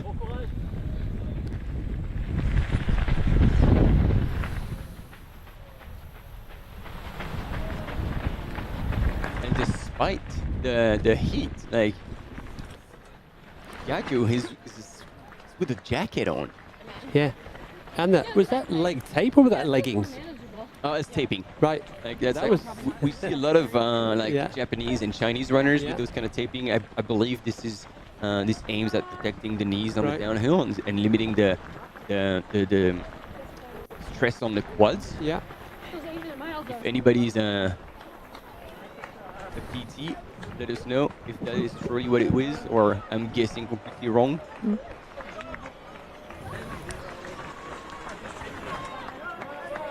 There we go. There's Deng Guomin from China. He was Western States is also this year. Shen Jiasheng. So yeah.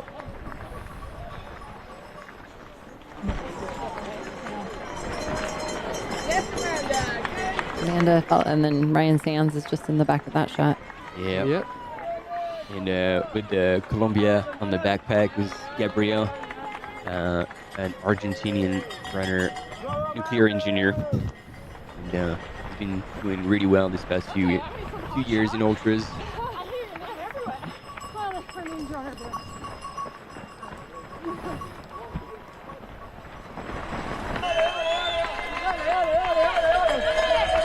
Oh, that looks warm. Yeah. Oh, the jacket on so soon. Yeah, the jacket. Oh yeah, and it's definitely taped because there's nothing on the back of the legs. I think that might be Josh Wade. And there's Ludo to confirm that he did not go off the front. Yeah, it was just a bit of a bluff. Yeah, maybe somebody, Ludo, I bet you don't do it, so there's kind of like... Earned himself a case of beer. So. Yeah, there he is, Arthur. Go ahead, carry on. You can do it. Joyeux bouillon. I was going to say joyeux bouillon. Hey, well, that's close enough. Hey, well done. merci. No, I've had enough practice with Arthur. It's when it gets to Martina's name, the Polish names, that's when I fall apart. But giving it my best shot. Wow, these... They are opening up again. Yeah.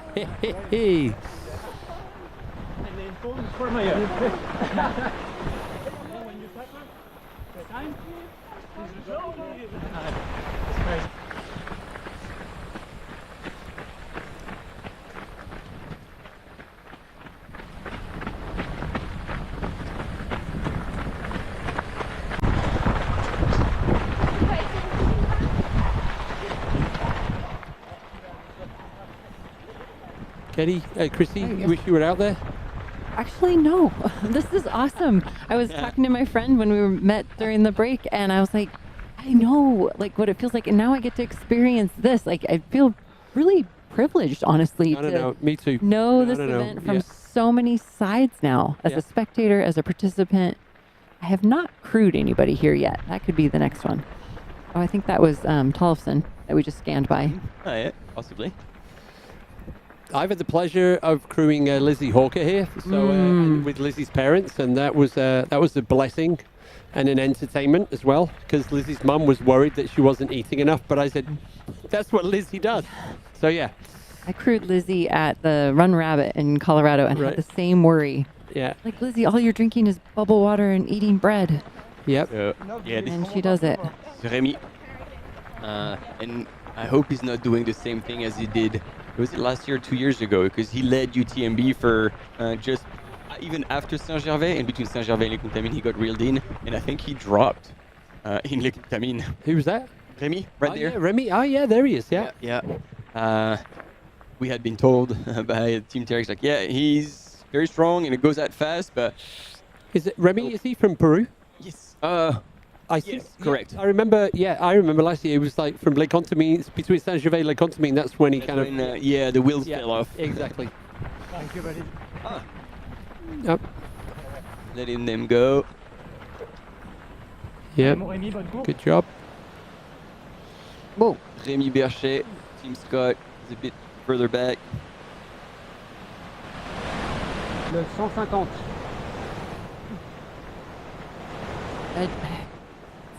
You keep talking about the strides that you know. Tim Tollefson's is a stride that stands out to me. Like, I could pick him out even though he's blurry and pixelated there.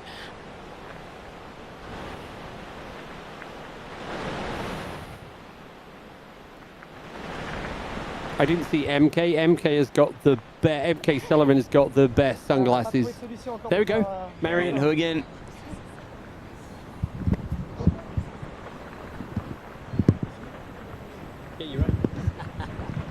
I do love her sunglasses. So I'm just teasing everybody. Oh, we're going back to the CCC. Sorry, not quite yet there. Of course, this morning. Yeah, I was like, wait, I remember those sunglasses. Team 9, normalement, c'est la 4e.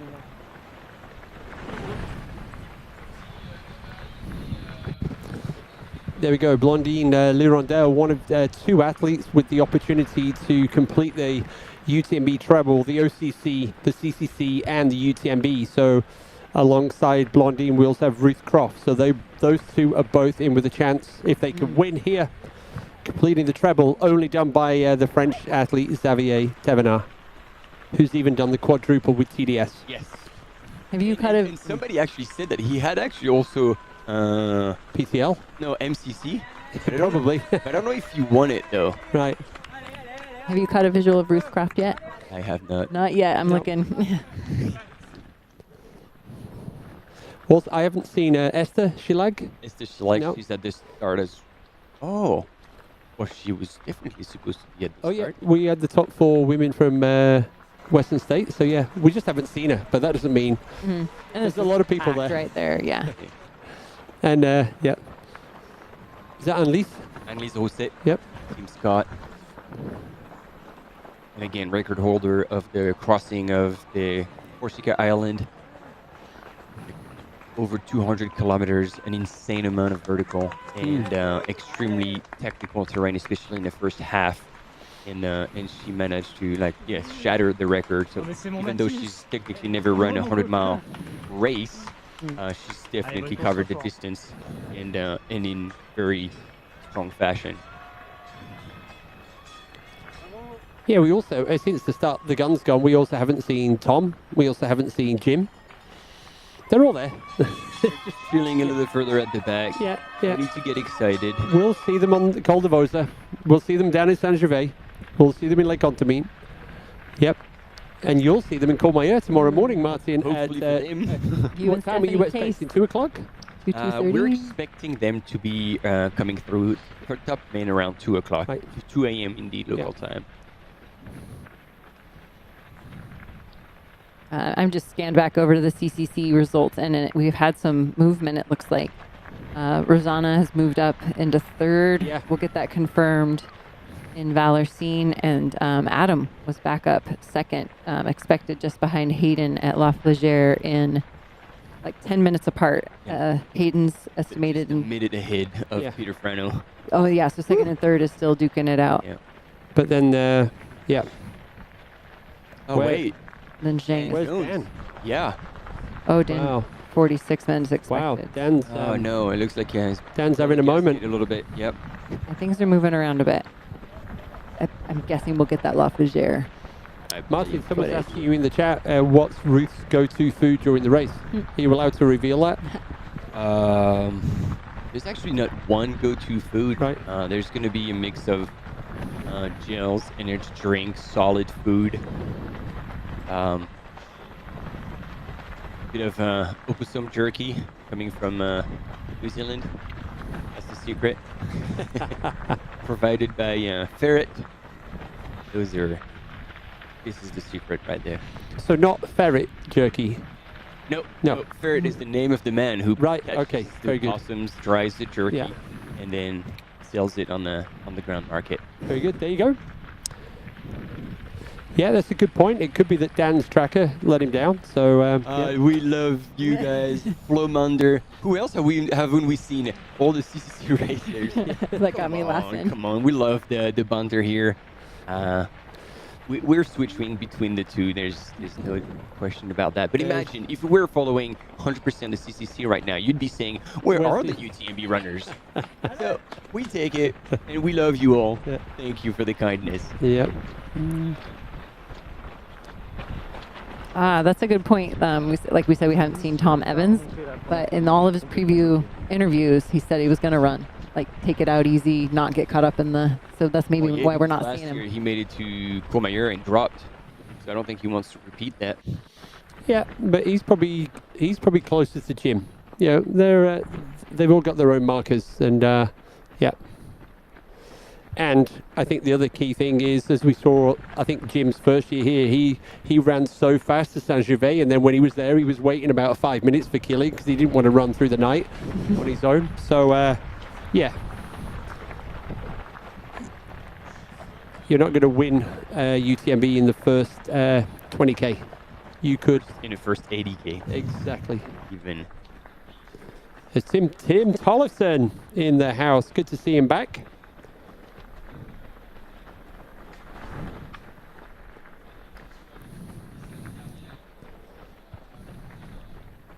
Oh, somebody noted that Tom Evans was right behind Timo. Timo. Okay. There we go. There's on the left-hand side. That is the statue of Christ the King, and it's actually the second tallest statue in France. Oh. And it's made from reinforced concrete, which apparently in 1934 was actually state-of-the-art material. So there you go. Same lineage as the statue in Rio de Janeiro. Oh, no way. Yeah, that's exactly what it reminded me of, but I was like, God, don't even make that comment. Oh, yeah. Yeah, it's listed as a regional historical monument as well. People are we're waiting for the footage. We're not going to read them out, but we're just loving the comments in the chat. Brilliant entertainment. Thank you very much. Potentially a dad joke. Yeah, we're reporting on what we see. Yep. And the tiniest bit of red showing up on that elevation profile. So wait, they said that they saw Tom right behind.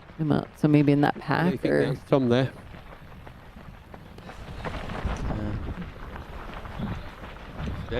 So that would mean he's not wearing a Terex bag? Is that black tag? I don't know, maybe that's the new one.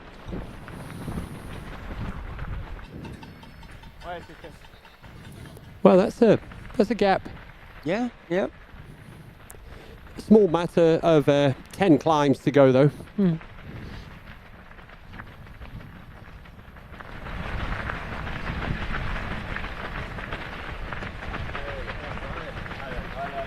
Somebody said Tom's wearing a black vest.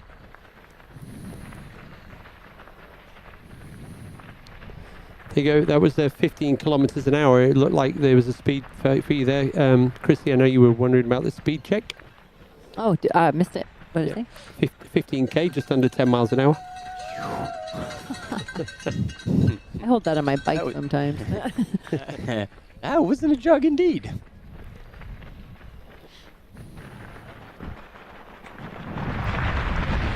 Cody Lind is right behind Timo in yellow and white t-shirt. Several top 10 at Western States.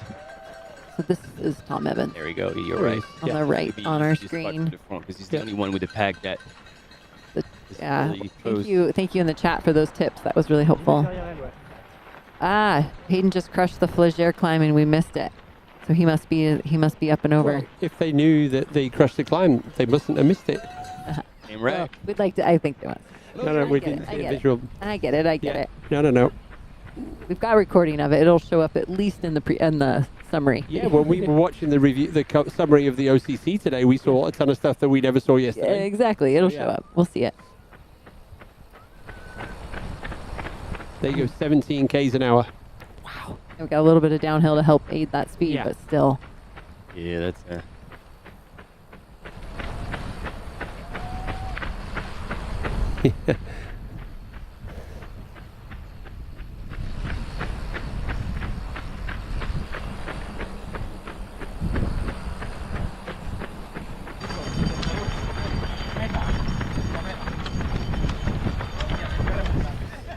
So yeah, Hayden's arrival at the La Flagere is imminent, I would say.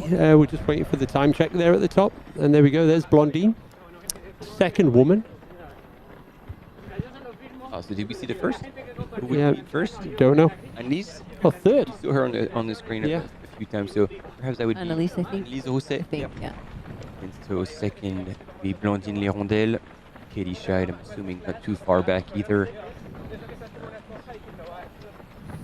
Fujiao shouldn't be too far. Like she usually races pretty strong early on.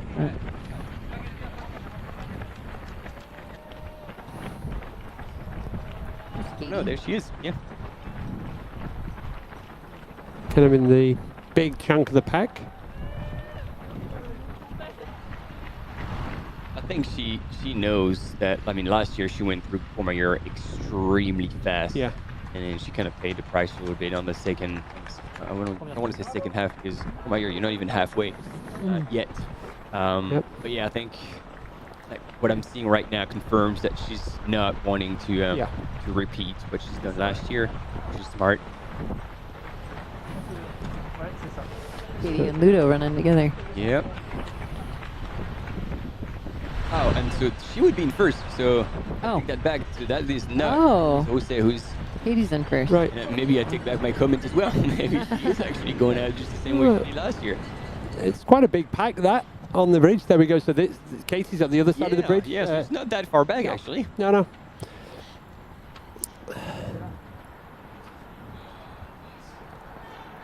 So here we are. We're just about to arrive into Les Ouches and crossing the Lave. There we go. The river that runs through the heart of Chamonix.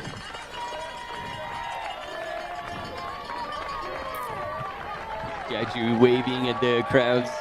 Good spirits.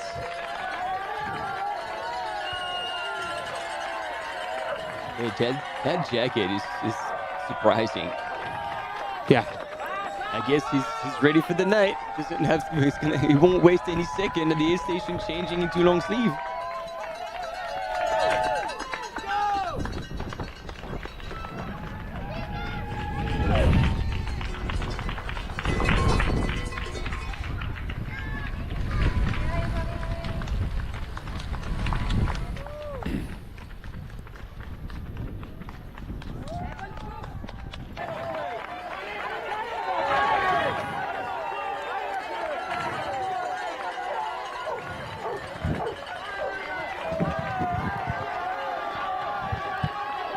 There's some high fives. Different attitudes here. Mathieu Blanchard giving you away high fives. Katie as well. I think they see people. There you go. Scotty Hawker. First time we see Scotty. There's Pau Capel. I think Scotty had ran his first UTMB 10 years ago. Yep.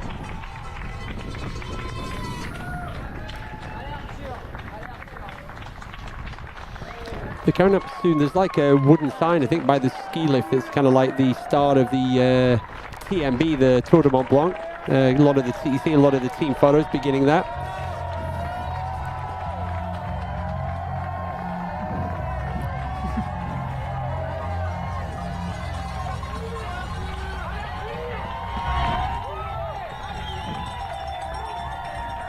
I think the crowds are big here. Wait till we get down to Saint-Gervais. Oh, Saint-Gervais, they love a party during UTMB week. They do indeed. And as much as these guys are now like flying through Les Ouches, I just want to remind statistics from last year. Top 5 at Col de Vos, the men's. Yep. 4 of them DNF'd. Yeah. There you go. A water station. Therefore, you could have chosen to. Oh, I think that was Drew Holman at the water station. So Drew. Oh, good. But then I think the Nike pack. So quite a few of them stopped. So Thibaut Barognon used water to pour over himself, cool himself down. Digging for the poles. Yeah, and then knows the course so well. That's Blondine. Yep. She was, what, 30 seconds back? Yeah. Still waiting for the time check for Hayden at the top of that last climb at La Flégère. I'm not getting it so far. I don't think these two stopped for any water in that Les Ouches.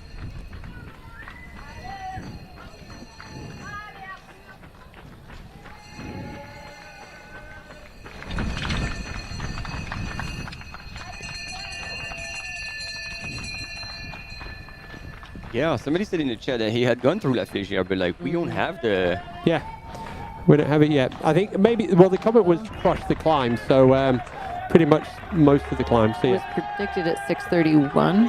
Yeah, because now Adam Peterman is expected there in 4 minutes, while the gap was almost 10. Yeah. So either he didn't record going through it, which is possible because we've seen Live Trail probably glitching today. But perhaps something also happened.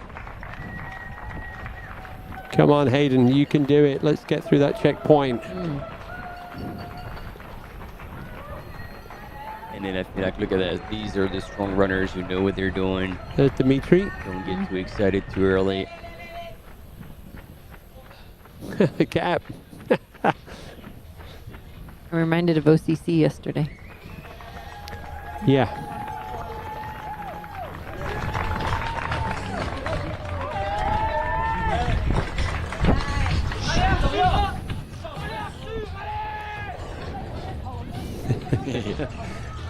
Okay, they are about to drop onto the climb.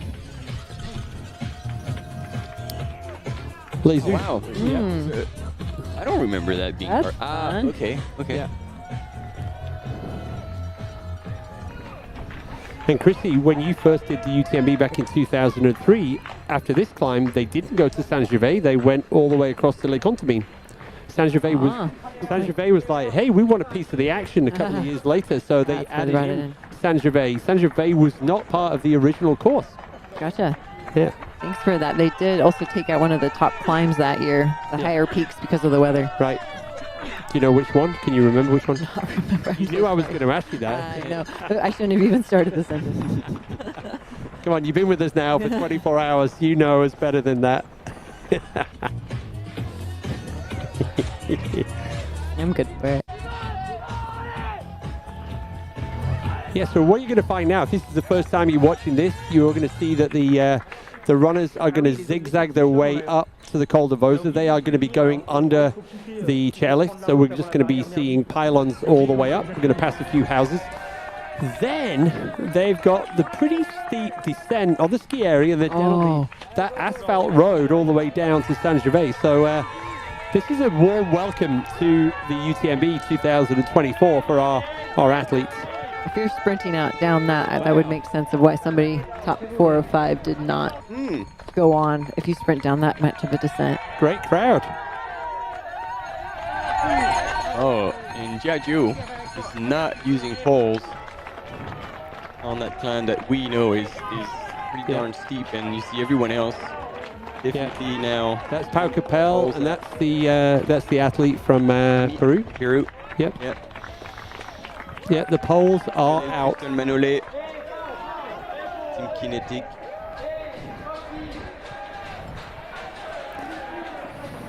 Yeah.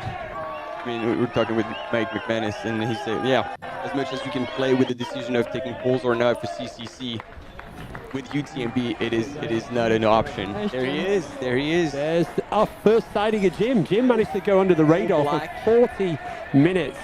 Bib number 1. Number 2. Number 2. Katie's wearing 1. Katie's number 1. Last year, Courtney was number 1. That's right. Okay. Yeah. Good. Yeah, because with the index, they then have a coefficient, so they can do and I think it's about 14% difference, so that they can then compare men to the women. And so yeah, Katie's got bib number 1.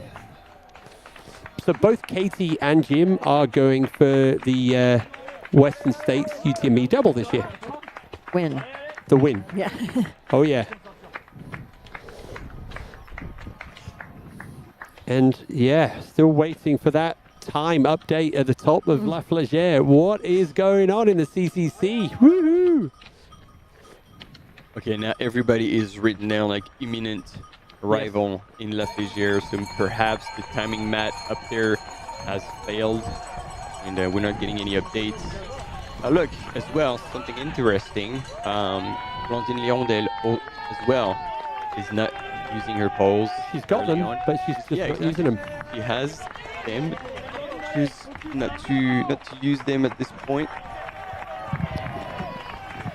and might not be there to talk about that. But when she go to Les Contamines, you can hope that this time she has her gloves. Because last year she had to run back 1K to the aid station to pick up the gloves that she had forgotten there. She knew it was part of the mandatory equipment, so she couldn't go further. So she ran 1K back into the aid station to pick up the gloves she forgot.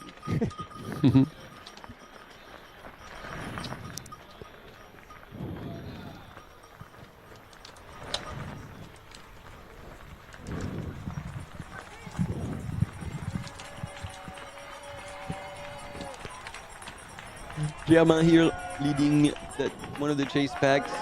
Tom Evans right behind him.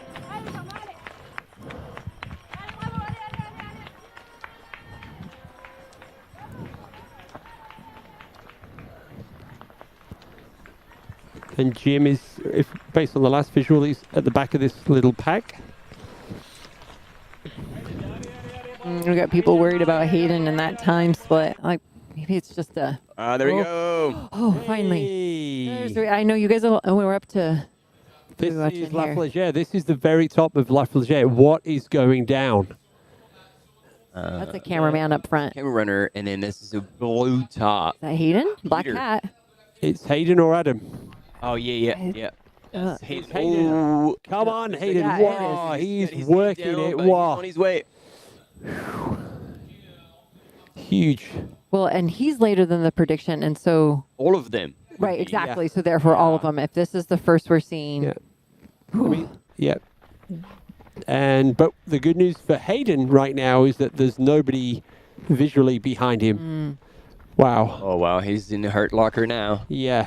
This repeat yesterday, Eli trying to just get me to the top. Yeah. He said he just had to get to the top. I wonder if that's the same thought going through Hayden's mind right now. He can see it, and then from there, after covering so much, it's all downhill. Just have to get the legs moving. He's running well. I mean, if you're that's better Wow. turnover. Man.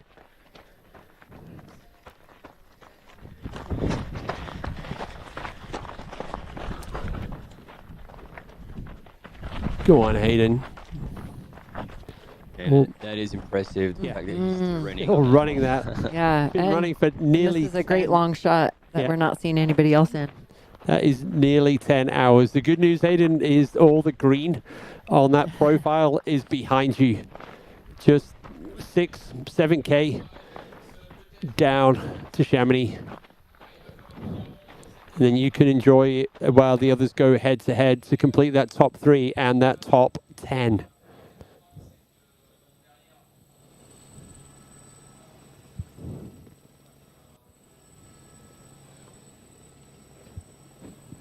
There's I wouldn't describe. I guess because the cable car closes, I guess that's why we got not much of a crowd up here for Hayden. But the good news, Hayden, is there is a huge crowd for you down in Chamonix. They are waiting for you now. So yeah. Yeah, I guess with the start of UTMB, everybody's down in. Oh yeah, they're all down there, and they're all encouraged to wait now. We got our champion in the CCC coming to town.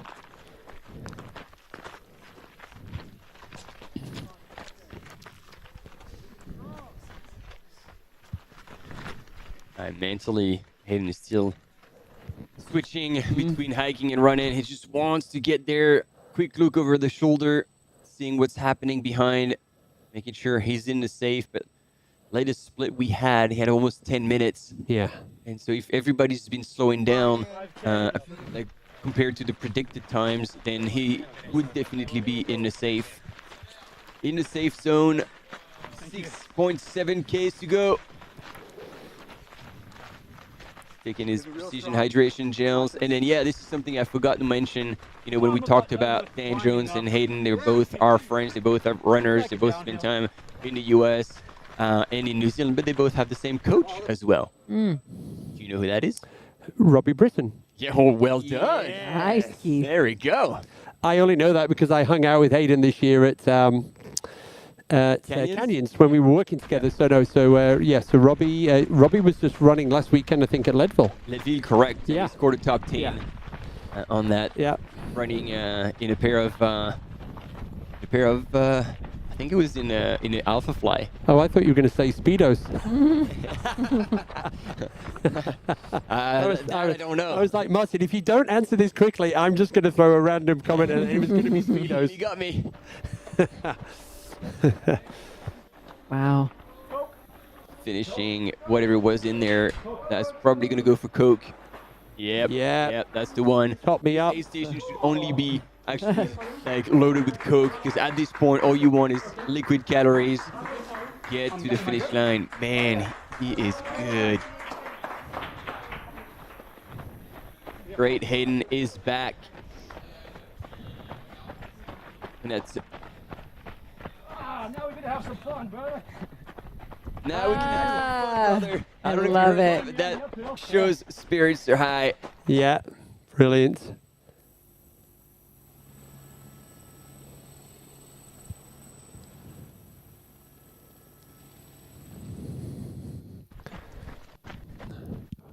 What I can also tell you is that in the front of the women's race, both Tony and Martina have gone through Vallocine. Tony has an 8-minute lead on Martina, so that gap is holding. So they've got one big climb to go at the front of the women's race as well, and we will be covering that too.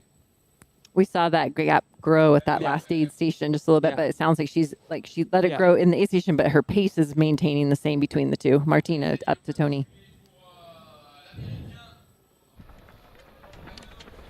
And there we go. Bouncing back to the front of the UTMB. And I was going to say, like, you know, the best way to know whether you're watching CCC and UTMB is the color, but actually they got it wrong here up at the top. So the green colorway is CCC and UTMB. There we go. They corrected it. Is, Wow, Martin, the power of Martin to change colors just on talk the to screen. the screen and Wow. things happen. Dimitri, Tim, and Katie. A little pack there.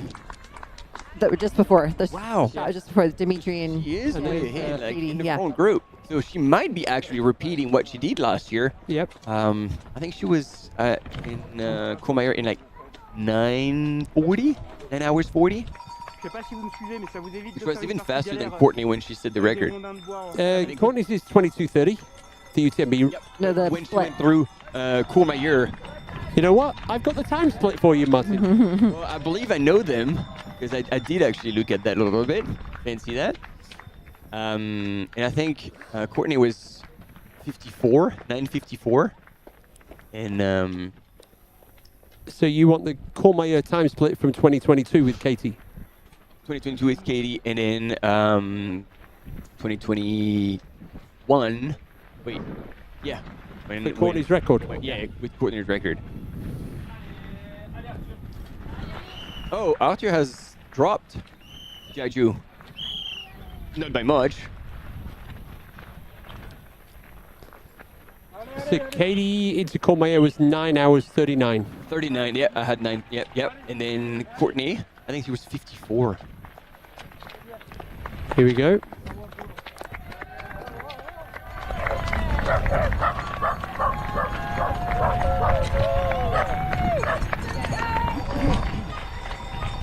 Courtney, I have 9:54. 9:54, yep. All right, so Katie was inside. Yes. Wow. Okay, that was your point. 15 minutes inside Courtney's record. Exactly. And so that's why I was thinking, oh, okay, Katie's going to slow down and then take it a little easier because obviously she was faster up to Les Coutamines, Courmayeur, but then she faded because that was Katie had a tough time on the Grand Col Ferret, and that's where Marianne Hogan passed her. True. And then Marianne had that kind of injury, I think, and then that's when Katie caught up again. Drew came caught up. Oh, that's good. It's a good team here, Drew and team. Yeah, Drew Holman, the ultimate gent. Just like oozes psych. He's just always. And what you'll see with Drew as well in the A station with his support crew will come in and go, I really appreciate you. He's always thanking. He's just. And recently got engaged to Sasha. The amazing Sasha. I love. Last week they shared the story of how it was all organized, and we even had a Q&A afterwards asking Drew and Sasha questions. But I promised I wouldn't share the story on here. All right. I'll save it till tomorrow. When you're too tired to remember your filter. So yeah, Arthur is. Oh no, he's still with his with the other athlete behind. Jiaju. Yeah. Yep. That looks like Shen. Yep. Germain. And Germain, yep. So Germain also had a good fall and broke his ribs the week before Lavaredo, doing that little bit of a Superman trip. Yeah. So, yep. But I like the way his doctor at the start of July said you could start training at the end of July, and he was like, what about the beginning of July? So, yeah. That's such a rough injury. There's not much you can do but Yeah. rest and wait for it to heal. Oh yeah, no, Jack Joe's here. Hey, we're getting a bit of love from the community, kind of as we help identify runners. And I have to say, we'll throw that love back at our community. We're loving all of the feedback and also the gifts and the flags and all of the fun. So yeah, we're going to be here until the end of tomorrow. We're going to be calling the top 10 men, top 10 women in UTMB. And we're also going to be calling tonight our top 10 athletes in the OCC, both in the men's and the women's race. So then we're going to send Martin over to Courmayeur to do the night segment as punishment, because tomorrow Martin's not going to be with us. He's going to have the pleasure of being out on the course, a part of the support team for Ruth Croft. Yep, the excitement. Yeah. And a whole lot of stress, making sure you don't screw up. Yeah, and don't forget, Martin, to wave when you're on camera. Wave to us, because we'll be there. Don't forget us in the studio. I'll be ignoring the cameras. I'll be trying to focus. Yeah. No, throw your energy in Ruth's direction.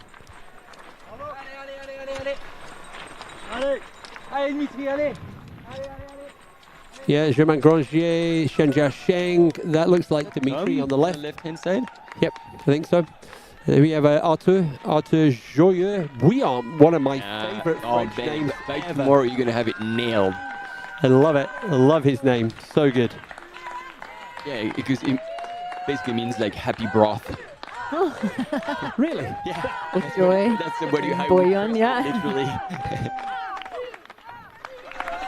I think we'll get the CCC women coverage once we have those La Flégère shots. Would you probably a pretty good guess on that? Hey, we've got a great insight from our colleagues in the Chinese speaking channel. They're saying that Zhao Jiaju, who's second place, he did UTMB 2022 and 2023, 2 DNFs, and he's promised everybody in chat that he will not drop this year no matter what. However, he's kind of going out pretty hard. So let's see. Let's hope he's a man of his word. Yeah. There we go. There's Dimitri. Still not taking out the poles as well. Shen, Germain, Serge, as they call him.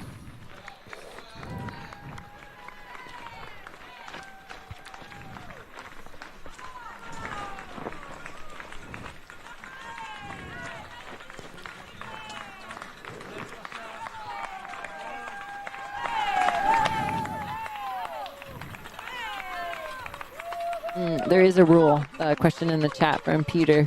If you start with poles, you have to end with them. You cannot hand them off to your crew. Yes, You have to carry them start to finish. Asking with both poles. Hopefully if you break fair. one or something, but you do have to finish with whatever you started with. So even if it's a broken pole, carry it. Can't let it go. Hey, still no sign of our second athlete at the top of La Flégère. So Hayden, Hayden has let's say, I think we call it breathing space. So hopefully he's getting some intel to that effect so that he can enjoy the final descent, not worried about being chased down. Hayden is due into Chamonix in less than 30 minutes. So Hayden Hawks is less than 30 minutes away. And he's right on the time you were thinking. 7:20, 7:30, somewhere in there. And that's going to be pretty much on Hayden's time for 2017. Wow. Correct. Following his own splits. I'll dig it up in a little bit, but yeah, Hayden is pretty much on consistent with his 2017 course, and we don't even know. I can't remember if there's a course difference. They're not going up to the Tête au Vent, so yeah, I don't know. Here's the pole talk. And sorry, I want to clarify that. Maybe that wasn't clear how I explained this. If you break one pole, you 100% can change into a new one if you get to a crew or like an aid station where you can have crew access. And obviously, you don't need to carry that broken pole to the finish. Yeah. It sounded obvious, but maybe not. So yeah, we've already seen somebody changing their poles today. I can't remember who it was. But yeah, Arthur is on the climb. All right, and it sounds like Peter Frano has gone through La Flégère. Oh, I wish. I told you, that guy doesn't die. Team Scarpa. Yep. That'll keep Chrissy happy. There we go. We are already just over 11K. So just just 100 miles to go, 160K until the finish line. Adam Peterman has gone through La Flégère as well. 1 minute back. Oh, there they go. Oh, yeah. Not even less than a minute back. Wow. Oh, that downhill is going to be a hell of a fight. Thank you to Shaba. Yeah, it was Tony. Tony changed her poles early today. She broke them. If that's why we were wondering why is she not using them on the climb, it was all the way up to Champlain. And why is she not using the poles? Exactly. One of them was broken. There we go. Yeah. Thank you, Shaba. Today starts to blur into itself, so it's good when we have our audience kind of giving us some sanity checks. There we go, Blondine there. So she's... Oh, yeah. So... According to what's on your screen, apparently she would be the race leader. So she would have put up with Katie. And we have a woman. I think that's Katie. Yeah, I think that was the women's race leaders. Oh, yeah, Katie's with Jim. Yeah. Ah, yeah. And Shen right there. The back of the screen. Yep. So there goes Jim. There we go. There's our current 2 Western State champions. Demon? There's Ben Demon on the left-hand side. So Ben Demon from the US, Jim Wormsley from the US, Katie Scheid from the US, although if she wins, the French will claim her. Forceful. Because she's been living here. Yes, she's living here. And Jeju apparently has not followed, because I've just heard what the camera mountain biker has said, and he says like he's attacked. And so now he's in the lead, and Arthur Joyeux-Bouillon did not follow that. Wow. And that's the man who promised he would get to the finish. Well, you know, in the chat, someone wrote, Jacket Guy has had 2 DNS before. It's like, I wonder why. But hey, interesting. Hey, horses for courses. Let's see how it goes. I love that. I love that in the chat. Katie marking Jim. Solid strategy.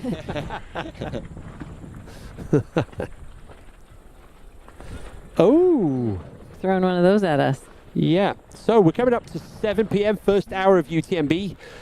We are going to go for a well-deserved ad break. That's our opinion, nobody else's. And when we get back, I'm expecting us to be cheering Hayden Hawks into the finish in Chamonix, as well as following our top female in the CCC. Yes. Going up to La Flégère. Quick commercial break, ladies and gentlemen. We'll be right back.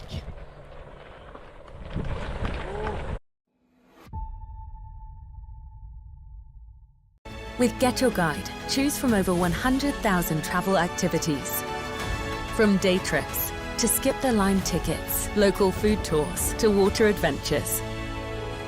Get Your Guide, unforgettable travel experiences.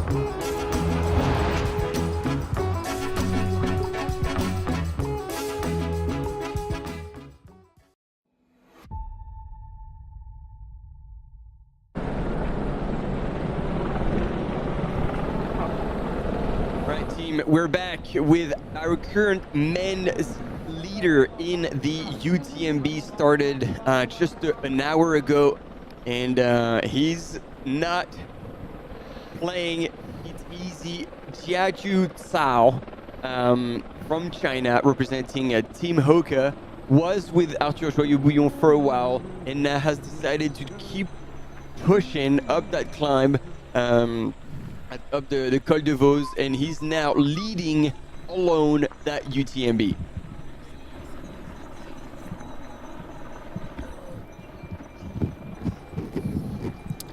Yeah, sorry, Chrissy's just come in saying there's great footage of Hayden on one of the other cameras, so hopefully we're going to see that in a second. So I thought twice about mentioning that to the audience, but hey, come on, we're being honest and open. So there we go. So hopefully we're going to switch to Hayden any second now. In fact, if you look over there in the background, there he is. Yeah. Yeah. Actually, you should have mentioned it to the producer when you're out there. Hey, can we just have that on the screen now? Bit of a zoom. Yeah. There we go. So yeah, front of the UTMB, 1 hour into the race. We've got at least another 19 hours until we crown our male champion. Current course record, just sub 20 hours in the women's course record, 22.5 hours. And like we've been doing for the previous two races, it's also fun to show you the different Strava segments. So here's the first Strava segment of the UTMB course we're going to share from Les Ouches up to La Charne. So we're talking 6 kilometers, 800 meters of positive elevation. We're going to give you the fastest female, fastest male time, plus all of the ordinary folks. What is the average time? What we're calling the amateurs. So we're going to pop that up on the screen any second now. And here we go. Jim Walmsley, 41. Jim might lose it, actually. Oh, Gallagher, 51. Yes. Wow. And then the average time is about 1 hour, 15 minutes. So there you go. Missed here. First, Claire Gallagher. Yeah. Go. Claire on the recovery. I see Claire's hanging out in Boulder these days. She's just on the recovery from injury. So okay. So she said she'd rather be racing this year, but she's not here.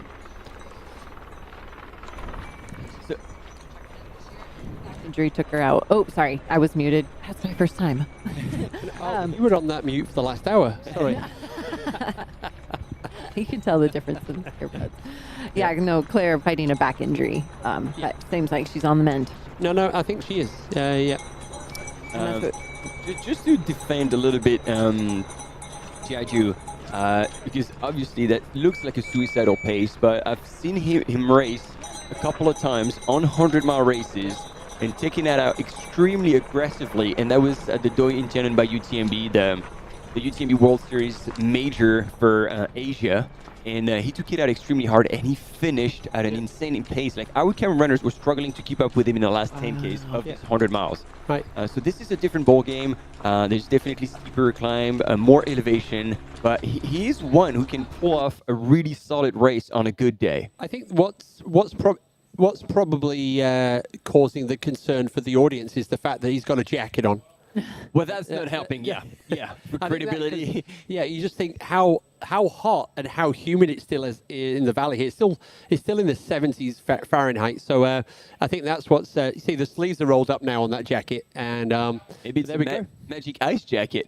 Yeah. Who knows? This is he's the smart one, and everyone else is like. Yeah, so he's an early adopter. And it's good to see the flags. Look at that. Like, it looks like a breeze. Yeah, there's a bit of a breeze up there, which I'm sure is going to be appreciated by everyone.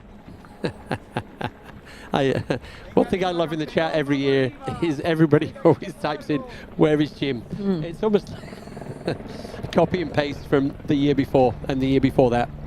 So yeah, keep it up, gang. You're keeping us very, very happy and wonderfully entertained. We're hopefully doing a little bit the other way too. There we go. This is Blondine Lirondelle from Team Kipren. So French athlete, former winner of OCC, former winner of the CCC. And going for the Triple Crown. The UTMB Triple Crown.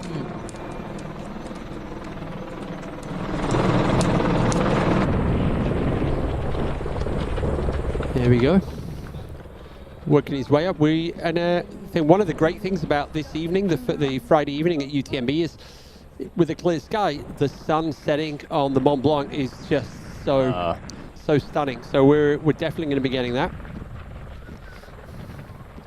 in the near future as well. And we're seeing the temperature come down. I've watched that number go from 16 up to 24 today, and now it's finally on the decline down to 21 degrees.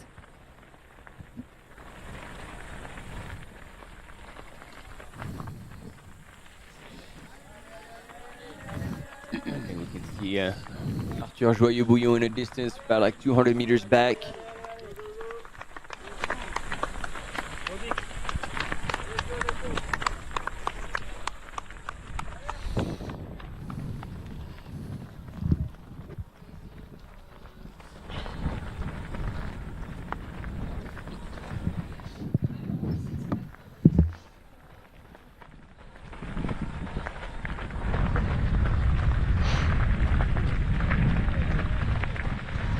Very good job.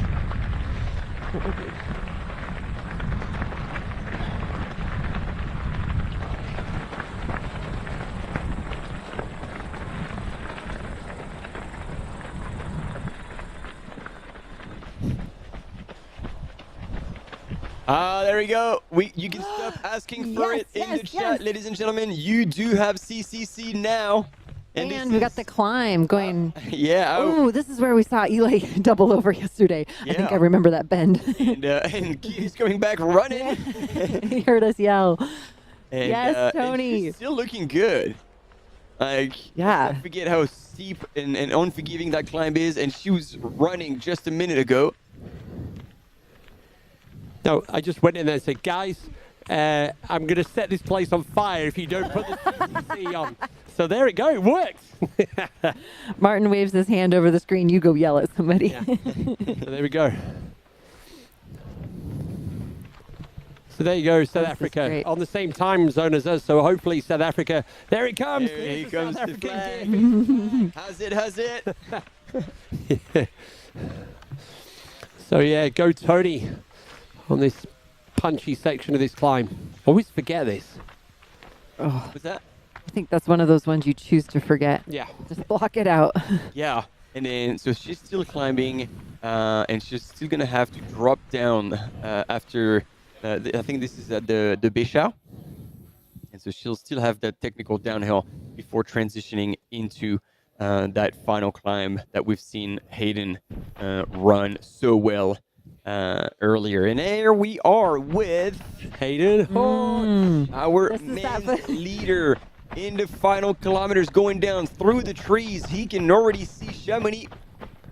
Okay, I'm smelling some serious American flag gifts about to land in the chat now. Oh, and a little look to see guys flying down, and the cameraman too. These guys are cruising 2.66K to the finish. There he is. You can appreciate he's over halfway down. He's done definitely more than half of the elevation loss into the finish. It's going to be a bit of a runnable section. But don't forget the stairs over the stairs. I just saw that and just my heart went out to all the runners. I saw the OCC people going over it last night, and these will be our first CCC people going over it. So yeah, Hayden Hawk. Turn around, brother. Don't look too long. 2017, 10 hours, 24:30. Yeah. That was his winning time. He's waiting to have a long stretch, right? So he can have, he's choosing like intentionally of when to look back. You don't do it right after you go around a bend. You wait till you've got a long stretch of street. Yeah. Oh, the American flags are flying now. No, oh my gosh. And there are some very American ones. Martin, are you going down to the finish line to do an interview with Hayden? I will indeed. Very good. Actually, that's the thing I'm waiting for, and then I'm gonna silently make my way to cross the tunnel, right, and get to Courmayeur so I can get a few hours of sleep before we tune in live to see all the runners from UTMB go through Courmayeur. So yeah, so Tony still working away up this climb, probably 12K to Chamonix, so that means still 5K to get to La Flégère. And on the flip side of that, we have Hayden Hawks, 2K to go now. Hayden Hawks is almost down to the road, almost down to the bridge, almost down to the river.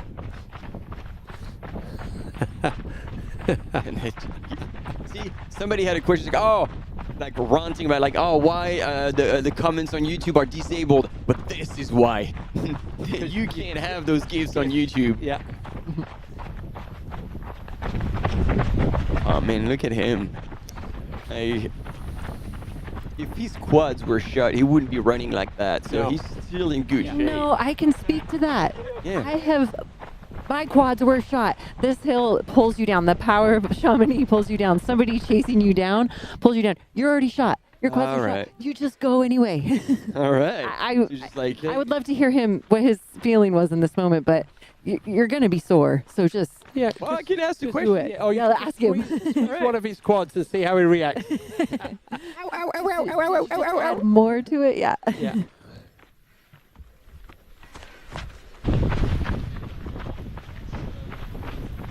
Martin, have you got your questions for Hayden, or would you like one from the community? Yeah, the one from the community is probably going to be like, oh, what do you think about the start of UTMB? Yeah. Okay. Can we show more of how Hati? I mean, there's definitely going to be like what his pacing plan was compared to 2017, because he's going to finish in the kind of a very similar time. He's probably got, hey, here's the same piece of paper we used back in 2017.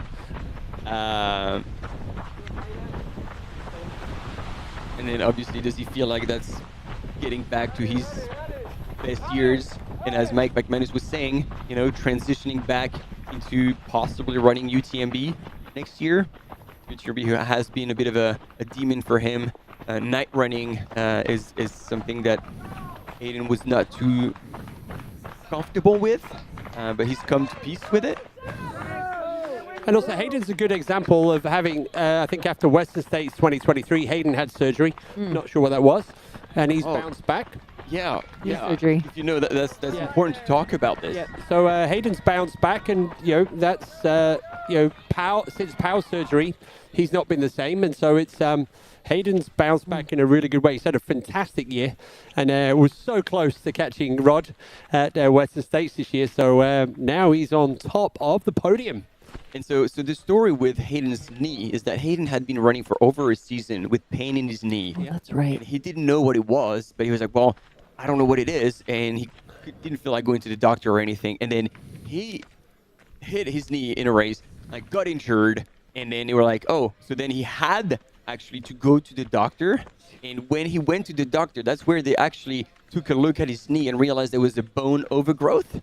And then they were like, whoa, but this is what's been so painful. So we need to take care of that. So actually, that injury was a blessing in disguise, because then he finally managed to identify what that pain was coming from. Yeah. And then he took that time off, got healthy again, and then, ran strong since. And he's coming back stronger and stronger. I was going to say, does not seem to be favoring a leg here. His right leg turns out more than the other, than his left. So I don't know which knee it was, but... yeah, I'm not seeing any favoring, and it would be showing now if it was hurting. And at the finish line, Hayden's wife and his kids are going to be there for sure. Oh yeah, they've been having a whale of a time since they came over to Europe. Road now. Oh yes. There's still a very dangerous turn to be taken. Oh yes. Yep. This and then down across the gravel. Because that's where Judith hit the deck yesterday. Big time. He's now going past that. All good. Oh, he can smell the barn now. And sharp left. There. So, yeah. Oh, here comes the boss.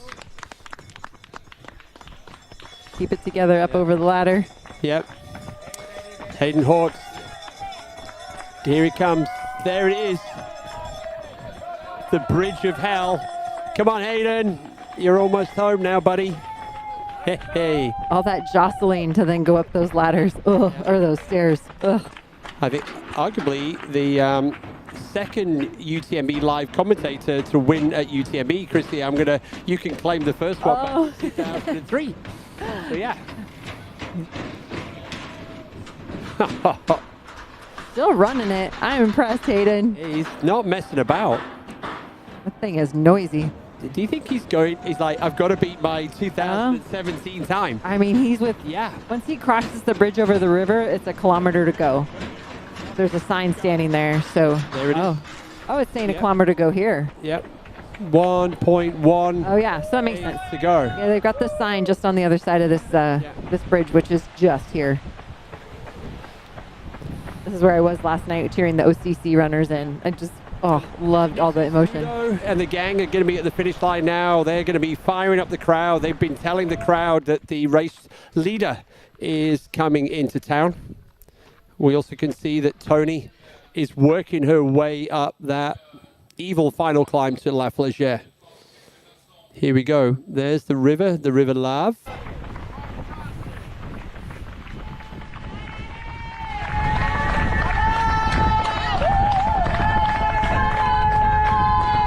Yeah, oh yeah, he's feeling it. All the vibes, all the energy of these people cheering him in, taking that glance over the shoulder after he's gone a bit on the straightaway to see if he's got anybody behind him.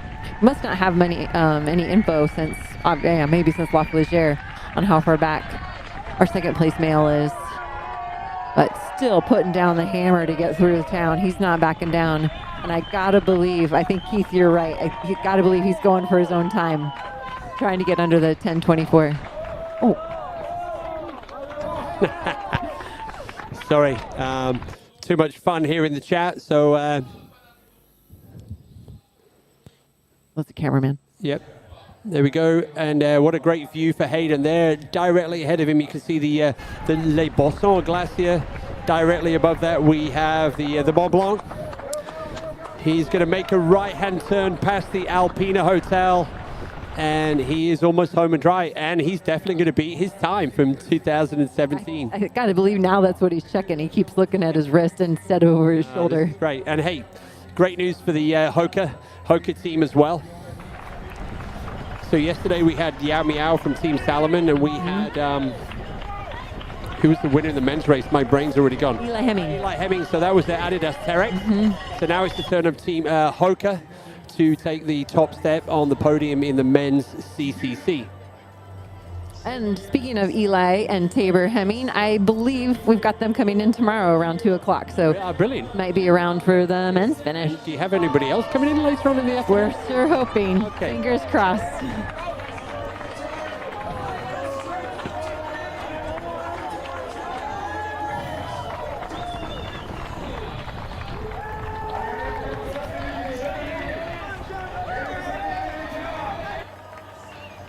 And just to let you know, people, that Peter Frano, Adam Peterman, and Dan Jones, they're also on the descent to Chamonix.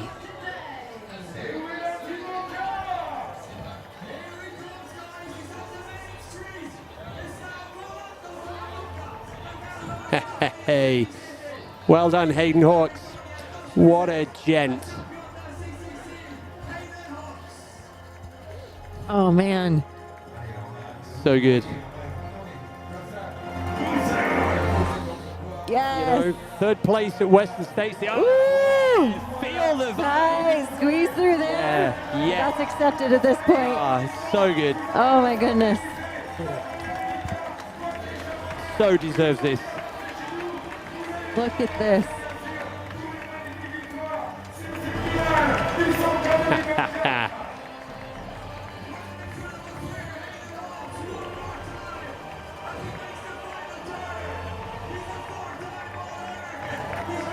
It just gets thicker and thicker as they make their way back closer to that center. Hey, Friday evening, the best time to be arriving in Chamonix. Yes, working hard and under his time. 10:19, 10:20. Oh yeah. From Utah in the United States, you are our champion. Yes, Hayden Hawks. I gotta say it. Also a chucking-it winner. Of course. Hayden. Loving it. Brilliant. Hey, your dad just won UTMB's World Series CCC race, kids. Incredible.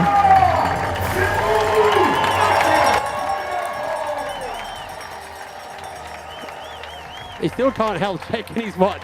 Yeah, Billy Yang kind of congratulating Hayden on his victory. Oh, yeah. I can already hear Debo jumping up and down in Germany now on top of the building, waving these stars and stripes. So, yeah. Yes.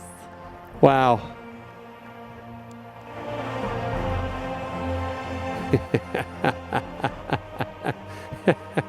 So, yeah, saying thank you to the crowd. Wow. Oh, this is so good.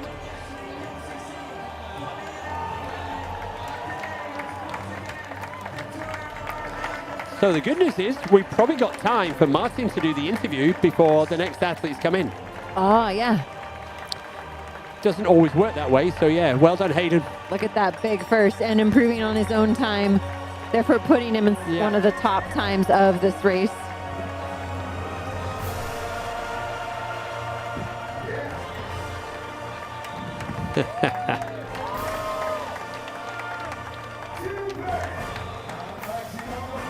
Oh, the photo. The photo for the. There we go. There is the wall of media. I think we've got 500 media covering UTMB this year. 500 media here in Chamonix to boom this around the world. 2 wins, is that? Oh yeah. Well, I was either that or an offensive sign. I think 2 wins. We'll go with that. Yeah, we'll go with the 2 wins. No, well done. And there's Martin. Sit inside with him the last however many hours. This is going to be great. He's been watching this footage closely and has some good questions lined up for him. Yeah. It looks like he cracked into the lozenges as well. Oh yeah, I might take one of those. Yeah. Oh, and there's Mike, who we had on earlier. Well, yeah, the HOKA team, stepped up big time this year with their investment in the UTMB. Double the price purse. Wow. And also huge investment will allow for a lot of doping control also outside of the race.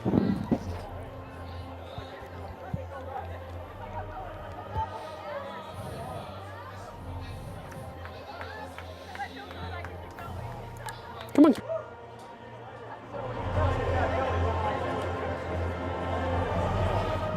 We can talk online. No, I just worry that people aren't wanting to know these things that I'm questioning on the screen. Julian was 11th in the TDS yesterday, and Julian now is managing that whole process. Okay, we're going to shut up now and let Marta do the interview with Hayden Hawks.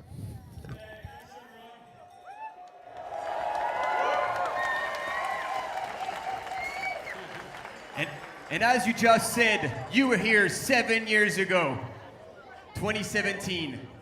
Do you remember how fast you ran back then?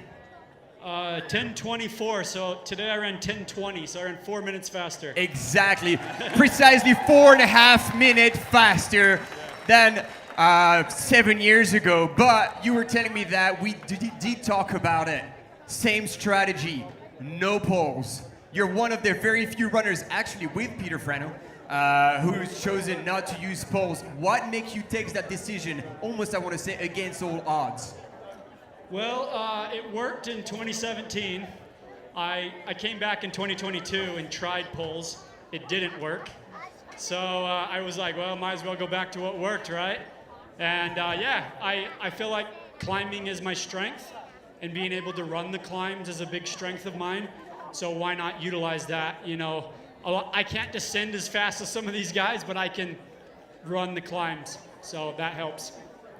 Voilà, donc ma première question à Hayden Hawk, qui était là il y a 7 ans et qui avait déjà remporté la CCC dans un temps de 10:23:30. Et bien là, il a remporté en 10:20. Il fait 4 minutes 30 de mieux. Et je lui demande, effectivement, une fois de plus, alors qu'on voit beaucoup de coureurs sur la CCC avec des bâtons, et bien il avait choisi déjà en 2017 de ne pas avoir de bâton. See, while Martin is doing the interview, we are about to see Petar Frano.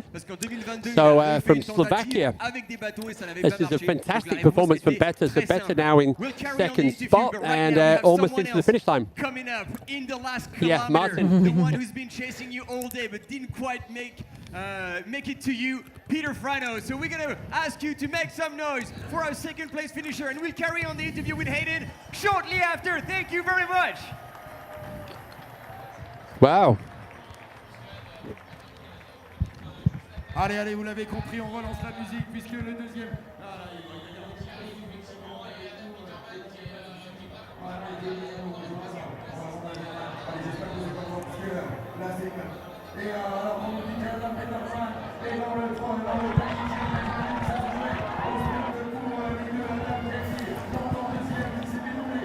Oh, we jumped ahead. Oh, that's the delay.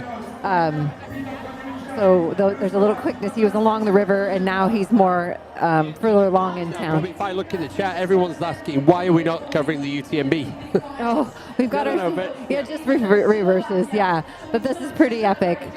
Peter and Hayden and Adam have been duking it out, and especially that second, third place. Hayden has held at least a 6-minute lead. I don't think And we've got Hayden was Adam is not far behind. Wow, but I don't think Hayden was expecting Martin to say Petafrano.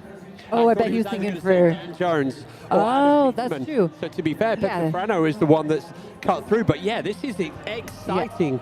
Right the way to the finish line. Frano can't let up. No.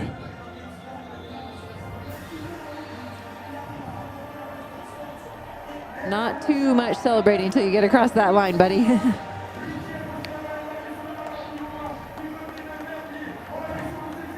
Giving him just as solid of a welcome as Hayden. He's starting to relax a little bit. I mean, working hard, but the face is like, okay. Hey, well done to Face is saying, all right. from Slovakia. I bet Petterman can hear that cheer. He's not far back. So close. Wow. What do we got? 3 minutes back. Hey. I like to hear what they're saying to each other right now, pushing all day. No, wow. And they're just going to hang out and wait because Adam Peterman. it wasn't. Result Yep. for Adam.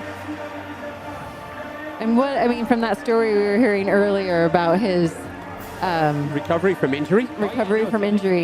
In In terms of sacral fracture. for all the recovery, Yes. this is Actually, great. After Western States as well. And Hayden too. Like Hayden from the knee and Adam from the sacral fracture. yeah. Put the work in. You can get your body. Slovakia again. I love that one. Yeah, there's the smile. And we'll have to have a look because his partner, Erin Clark, is out on the course right now as well in the CCC. But no, this is a great result for Adam Peterman from Missoula in Montana. Yeah.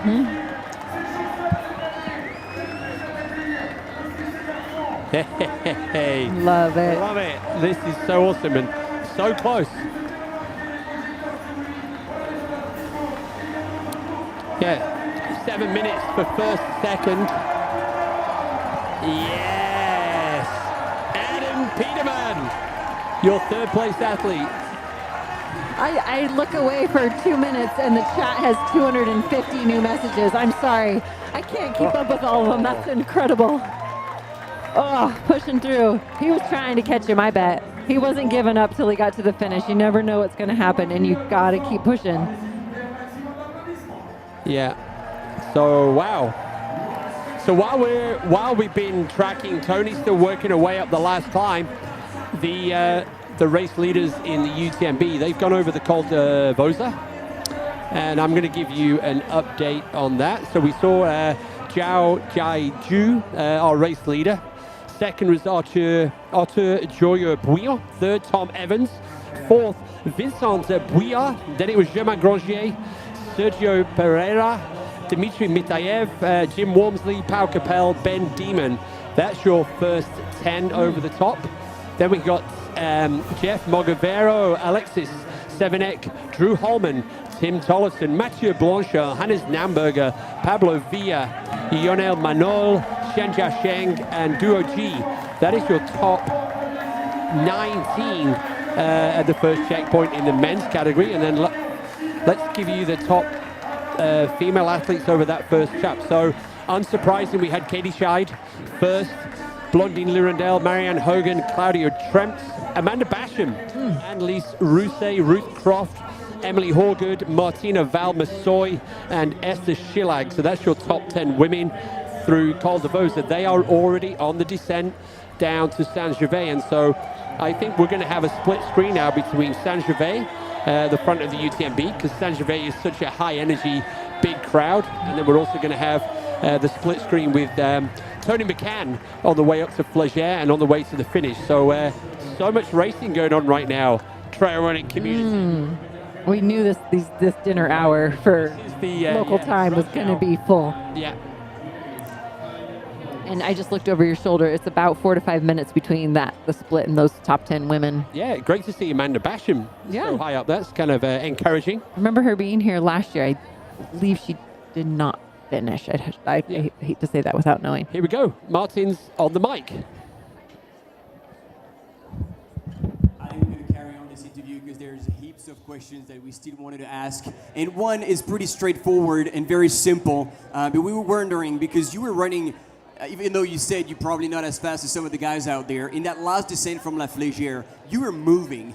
And I was like, wow, well, he looks like he's still good. He's not hurting. And then Chris Simon, who's with us, first ever female winner at UTMB in 2023, she's like, you know what? When you get to that point, you completely forget about the pain, forget about everything. And I believe his quads are screaming. How were you feeling physically in that descent? Yeah, before I answer that question, I just want to give it up for these two guys. Me and Peter ran in Slovakia about 5 years ago.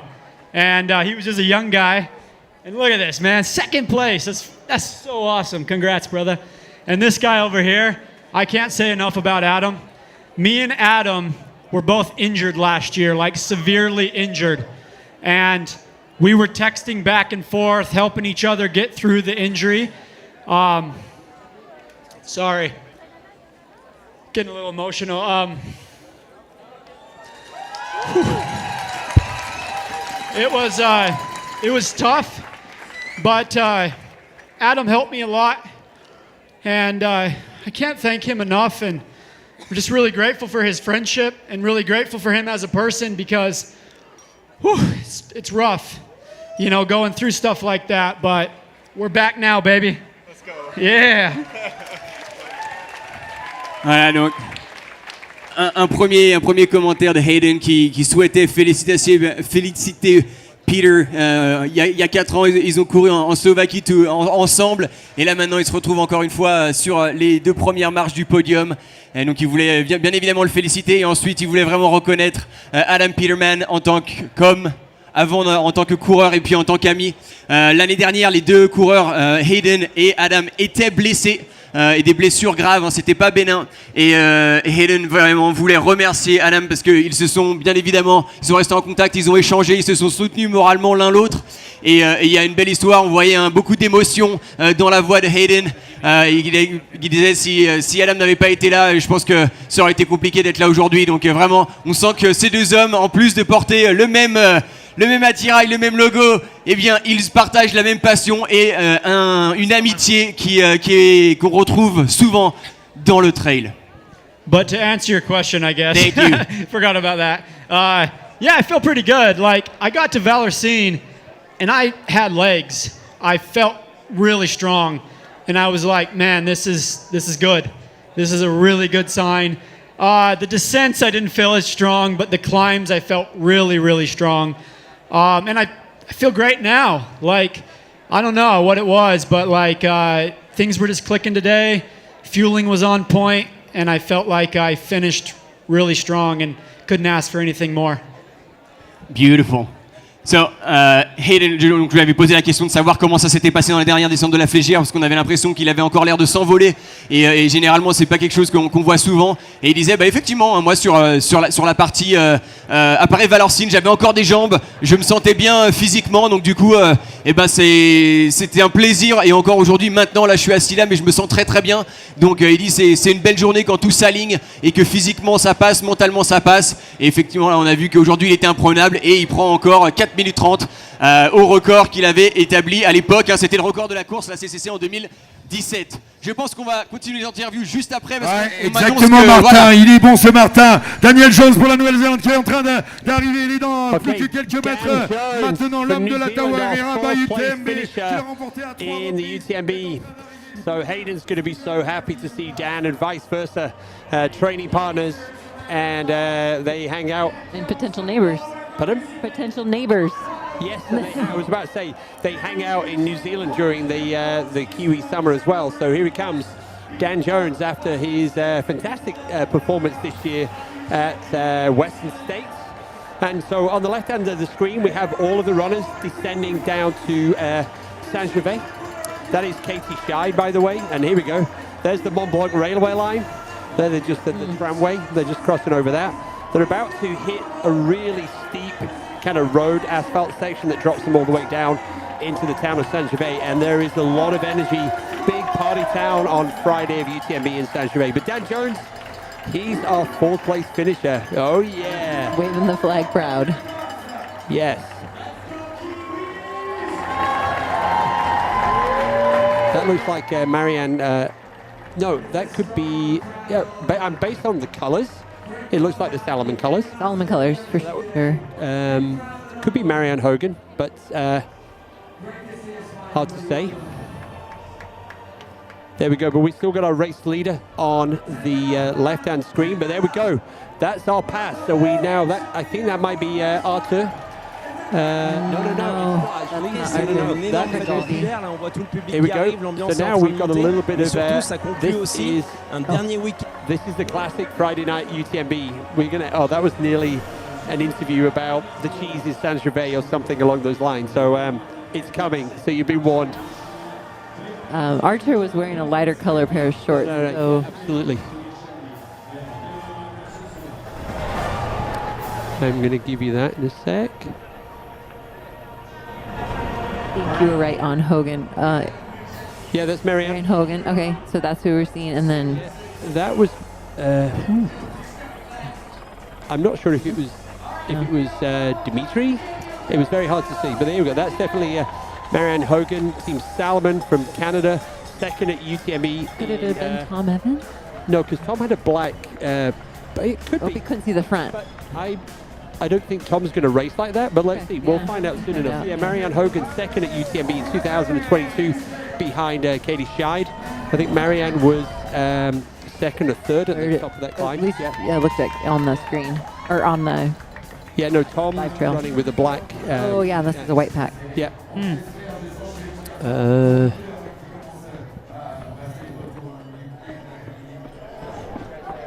All right, Peter, I think you worked pretty hard today, so we don't have to make you work too much right now with questions.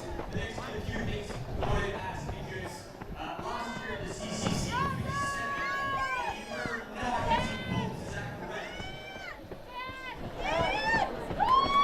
Yeah, the assumption from my side is that's, here we go. This is party down in Saint-Gervais-les-Bains. Entertainment in this town is something to look forward to. That was an outfit. Yeah, so I think that was Arthur Joyeux-Bouillon. So kind of retaking that 2nd spot, but we'll find out soon enough as they land into in Saint-Gervais. Back with Marianne Hogan. We're also going to be doing the split screen soon enough, I guess. Here we go. There's confirmation. Oh, it is Arthur. Yeah, you got me doubting myself. Bad. I am so... It's okay. This is also half the fun. This is my bad. Athlete spotting.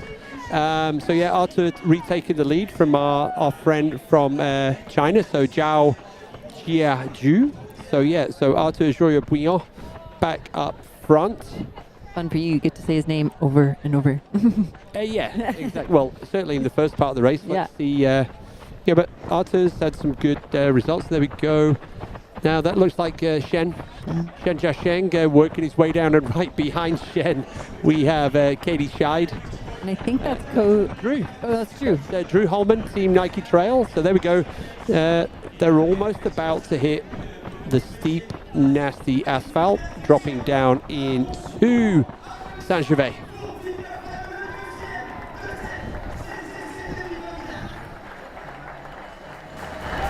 Yeah, big crew here. Early days.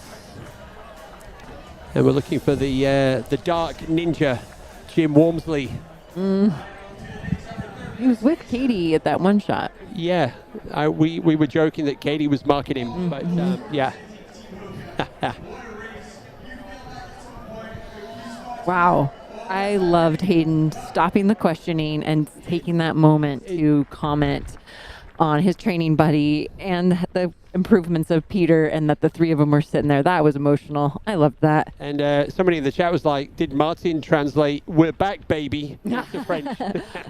I hope so. Yeah, me too. But yeah, beautiful. no, and that, you know, that sums up Hayden Hawks in a nutshell. So yeah, he is such a fantastic human being. So there we go. That we love Hayden Hawks, and UTMB live commentator, as well as a fantastic athlete. He was at Canyons, sir? Canyons, yeah, and also great husband and also parent. So yeah, there we go. That nasty little railway crossing. Yeah, that could be brutal if that went. Yep, all done. So our athletes are going to be dropping down to Saint-Gervais soon. It is getting up to 7:45 here in the evening in Chamonix, and between Saint-Gervais and Lake Contamine is kind of like rolling through the woods, the forest. So you may start to see some athletes throwing on their headlamp. They might not turn it on, but they may well throw their headlamp on top of their head, ready to be ready in case it's not so easy to see inside the forest between Saint-Gervais and Lake Contamine. And definitely better to get it on before you need it. 100%. That all you're having to do is click it. If you have to go dig in your bag and it's already dark and can't find what you're looking for, better to same thing if you're getting cold. Yes. Or put your coat on before you get cold. 100%. Reserve. What I can promise the audience, you definitely got to stay with us. So once the athletes have gone through Lake Contamine, shortly afterwards they're going to hit Notre Dame de la Gorge. The crowds there, the HOKA, they have a big show ready for us for this evening. So Notre Dame de la Gorge, also Time to Fly Notre Dame de la Gorge. Their HOKA team have renamed it for this year.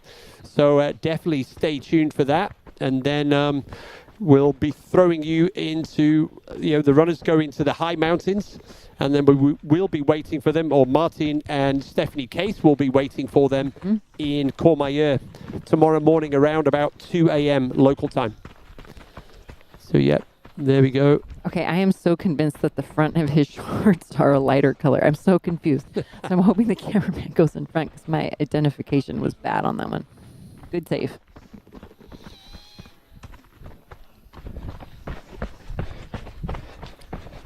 So there you go. So we get a little bit of the data on the screen. So they're descending now. In fact, Saint-Gervais is the lowest point on the whole of the UTMB course. There's your useless statistic. That's the one I've got lined up right now for Saint-Gervais.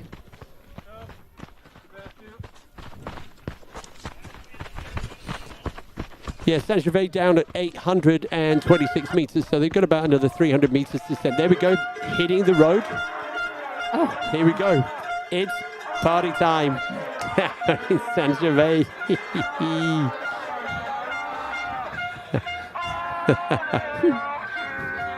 is quite the cheering group. I love it.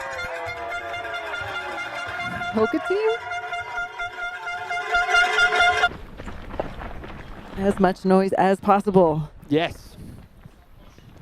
It's almost like a competition between all of the different towns that host the UTMB around the 3 countries, and I think it's 11 communes who can have the best party.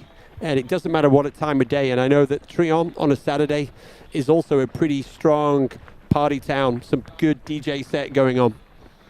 Marianne Hogan, there she is. Just had the glimmer of Tony through La Leger yet.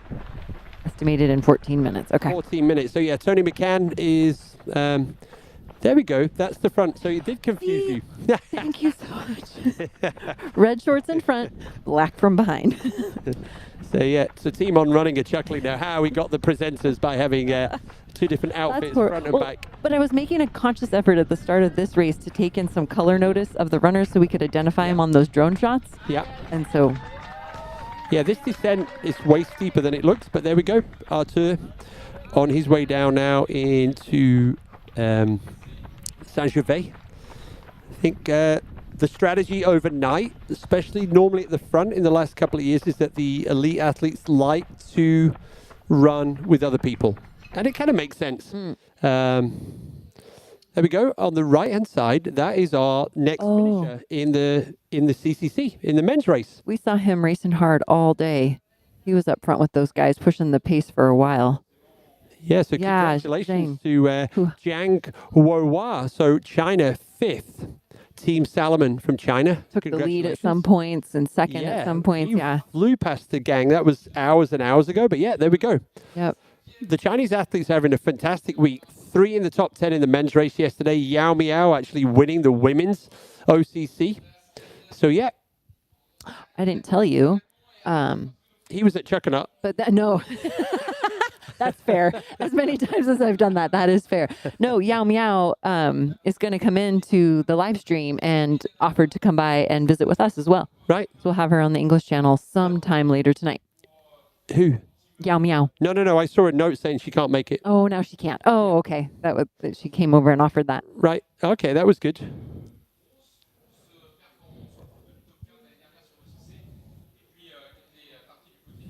You know what it might be? He might have I'm so tight on this jacket tied around his waist.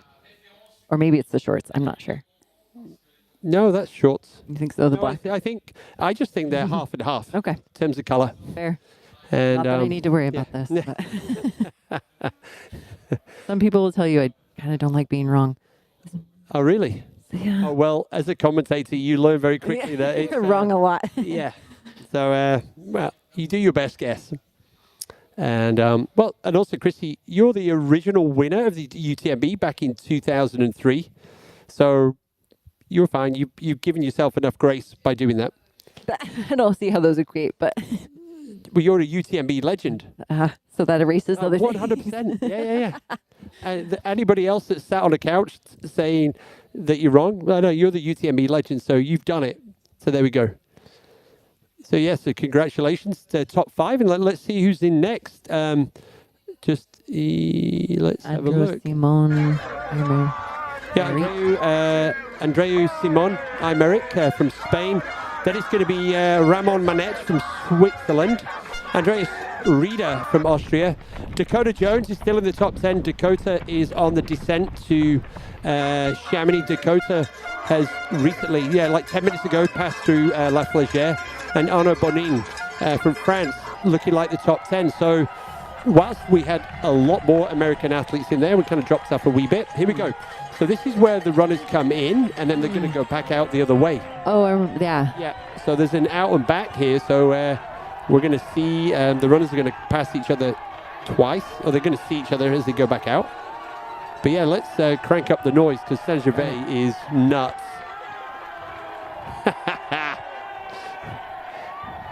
This is a little more fresh in my mind. We got to run this. I got to run the first leg of the Legend Relay last year. So I was on that starting line and ran to Lake Contamine. So I did get to participate in this awesomeness.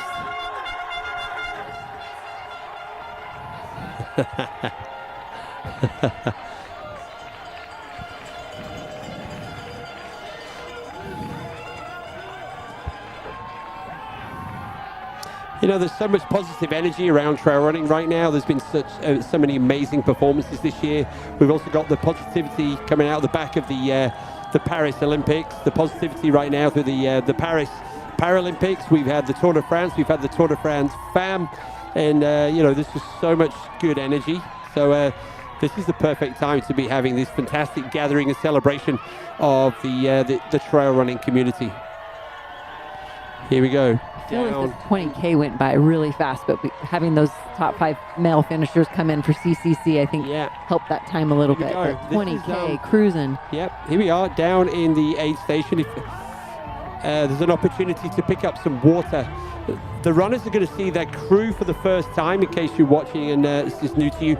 They're going to see their crew for the first time in about another 10K when they get to Lake Contamine. And it's a really key checkpoint, because then it's 50 kilometers without their support teams, and they're going to be going into the high mountains overnight. So there we go.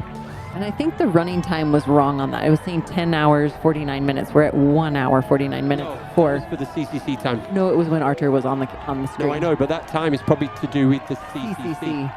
But it's next to the red, I know why that time is up there. Mm-hmm. Yeah. So that's the running clock 1 for hour CCC. 50. Yeah. And 1 hour, okay. Yep. 1 hour 54. Archer coming through this first aid station with a beautiful sunset in the backdrop. Oh yeah, no, it is stunning. And Yeah. Go Saint-Gervais, doing such a great job. So basically, all of the roads up to this part of the course right now are closed to traffic. And so, yeah, they're just busing people up to Saint-Gervais and to Lake Contamine. So yeah, no cars up here, and the crowds are huge. There we go now. Arthur is passing. So he has the chance to see runners going the other way. Have you seen anybody go the other way? No. Okay. So that's significant. That's just, yeah, just hope he doesn't run into anyone going the other way. Right. Yeah.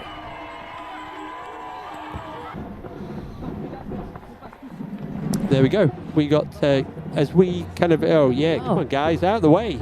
Hey, somebody having a pee. Oops. Yeah, so there we go. That is our race leader, Katie Scheid. Katie's style, going from the front. Tried that in 2022. Had the changeover with Marianne Hogan, but then eventually made the second pass on Marianne around Bovine after Champellac. But yeah, no, Katie's going out. In fact, I'm going to be able to give you a time split on Katie and Courtney's times from 2021 and 2022. 2021 was when Courtney set the record, but Katie's times through the first 50K were probably, we're going to prove were faster than Courtney's course record times. I'm going to compare Katie to Katie. 153. Drew hanging there, Sten hanging there with Katie. Yeah, Katie's kind of running the same speed she ran 2 years ago. Okay. So for the course record, the quest would be to hold on to that pace. Yeah, that was the thing. Katie was ahead of Courtney's time by 15 minutes in Courmayeur, but then slowed. Love it. Yeah.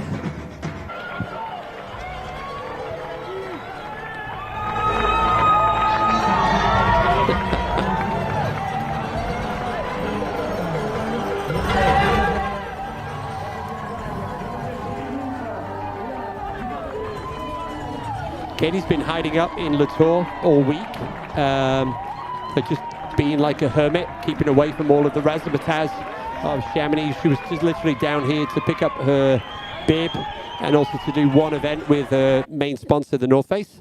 So yeah, so Katie has been trying to keep away from all the noise, kind of protect her energy. So, I messaged her last night. I only know her from the Legends stage last year. And I messaged her last night and said, "We spotted you." And she was like, "What?" And I said, "I'm on the live feed. And I was watching cameras all day and we spotted you." Yeah, Katie was out in Le Tour. And here we go. Here's our next finisher. That is Andreu Simon Aymeric from Spain.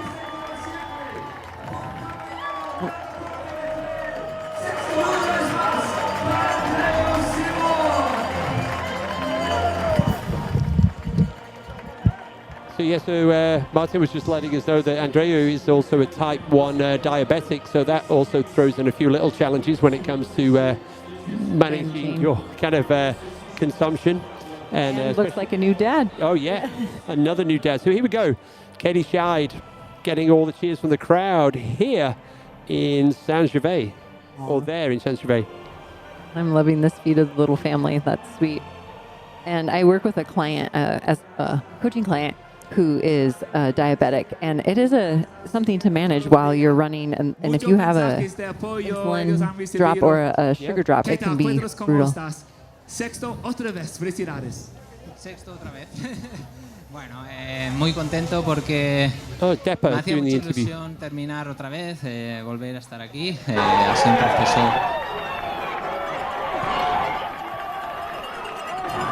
exigir más ni pedir más. He hecho la carrera que más o menos tenía planteada. La gente corre mucho y muy bien. Y nada, sí que he pasado 2 horas de crisis, pero bueno, es parte de los ultras.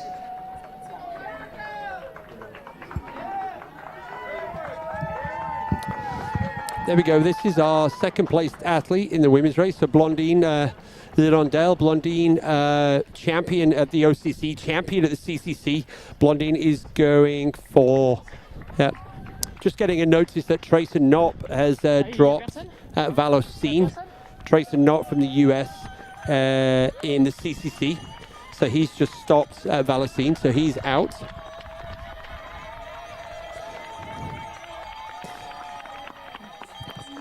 Yeah, so they've I'm just showing Chrissy the support crew have made these huge head shots of the athletes to cheer them out on the course. I think we should put that up on the screen. Can you share that with everybody? I think I this don't is think great you can see it on there. Oh no, if you don't hold it. Oh, okay, with the No, I technology. think it's going to be tiny. So yeah. Gotcha. These huge drawings of Katie. Well, I think they'll see them out on the course later. We may well see them on the big screen. And it's that same blue color that those uniforms are in. Yeah. So Tony McCann, probably about 2 minutes away from reaching the top of the climb at La Flégère.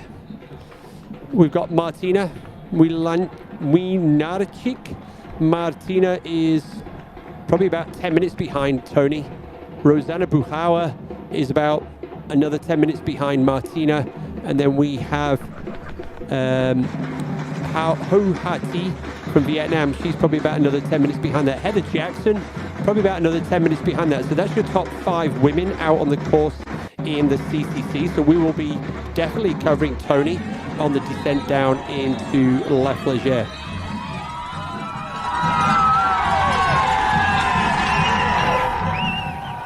There we go. I wonder if we'll get to see the passing, the Katie out and Blondine in. It doesn't overlap the whole way.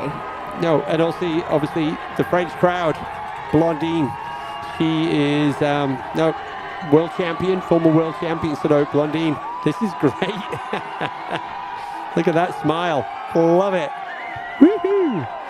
Blondine Lirondale, Team Kipron, the Kipron women's racing team.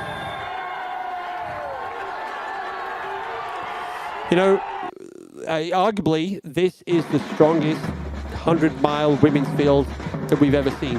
So they're saying that on free trail. I think that's one of the conversations, and we've, this is just 2 women, but it's very early stages yet. And so yeah, there we go. There's Arthur.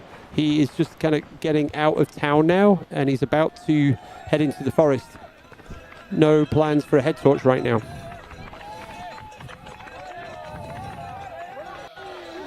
Yes, there's quite a few stories going on here this year at UTMB. Obviously, we've got Jim and Katie going for the UTMB Western States win double. We've got the top 4 women on the start line of this year's Western States. We have Ruth Croft and Blondine Lirondale going for the UTMB Triple Crown. Actually, and in the women's race, the US women are on a 4-year winning streak. So between Courtney and Katie Scheid, they've won it for the last 4 years. So is Katie or somebody else going to continue that run? Here we go. Some great outfits. Yes. Well done, gang. That's not Courtney, is it? It is Courtney. That's Courtney DeWalter. That was Courtney DeWalter. Nice. Yeah. Talk about in disguise. Well spotted. I was like, that looks like Courtney. No way. There she is. Go, Courtney. Ah, that voice. Love it. So the question is, who are the other athletes? Francois Den? I don't know. But well done. That's good.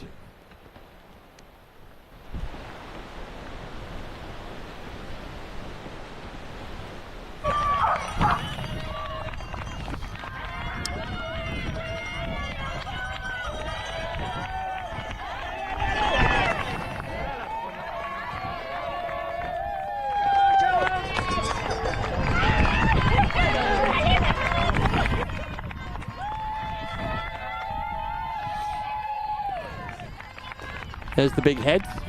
We're on the right-hand side. I just heard a loud thank you, everyone. Yeah, no, it's great seeing Katie and Blondine already thanking the crowd. Kind of energy works both ways. So in the same way that Marta was saying that, heat management works both ways. It's the same for the vibes and the energy that you're getting from the crowd.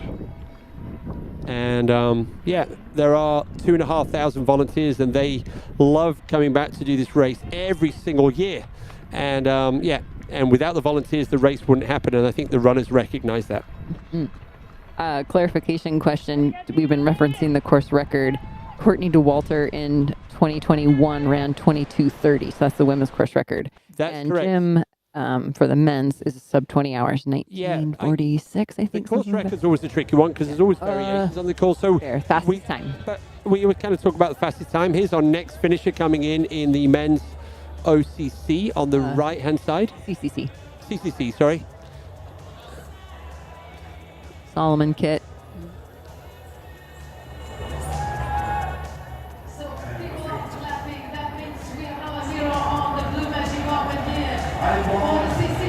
That is going to be Ramon Manech from Switzerland. So Ramon is our 7th athlete across the finish line. Not far behind him now is going to be Andreas Borida. Then we've got Dakota Jones in 9th and Arnaud Bonin in 10th. That will be our podium, top 10 podium in all 3 races. I can also give you a time check into Saint-Gervais for the front of the... let's do the front of the men's race first. So we had Arthur in first place, Arthur Joyo-Bouillon.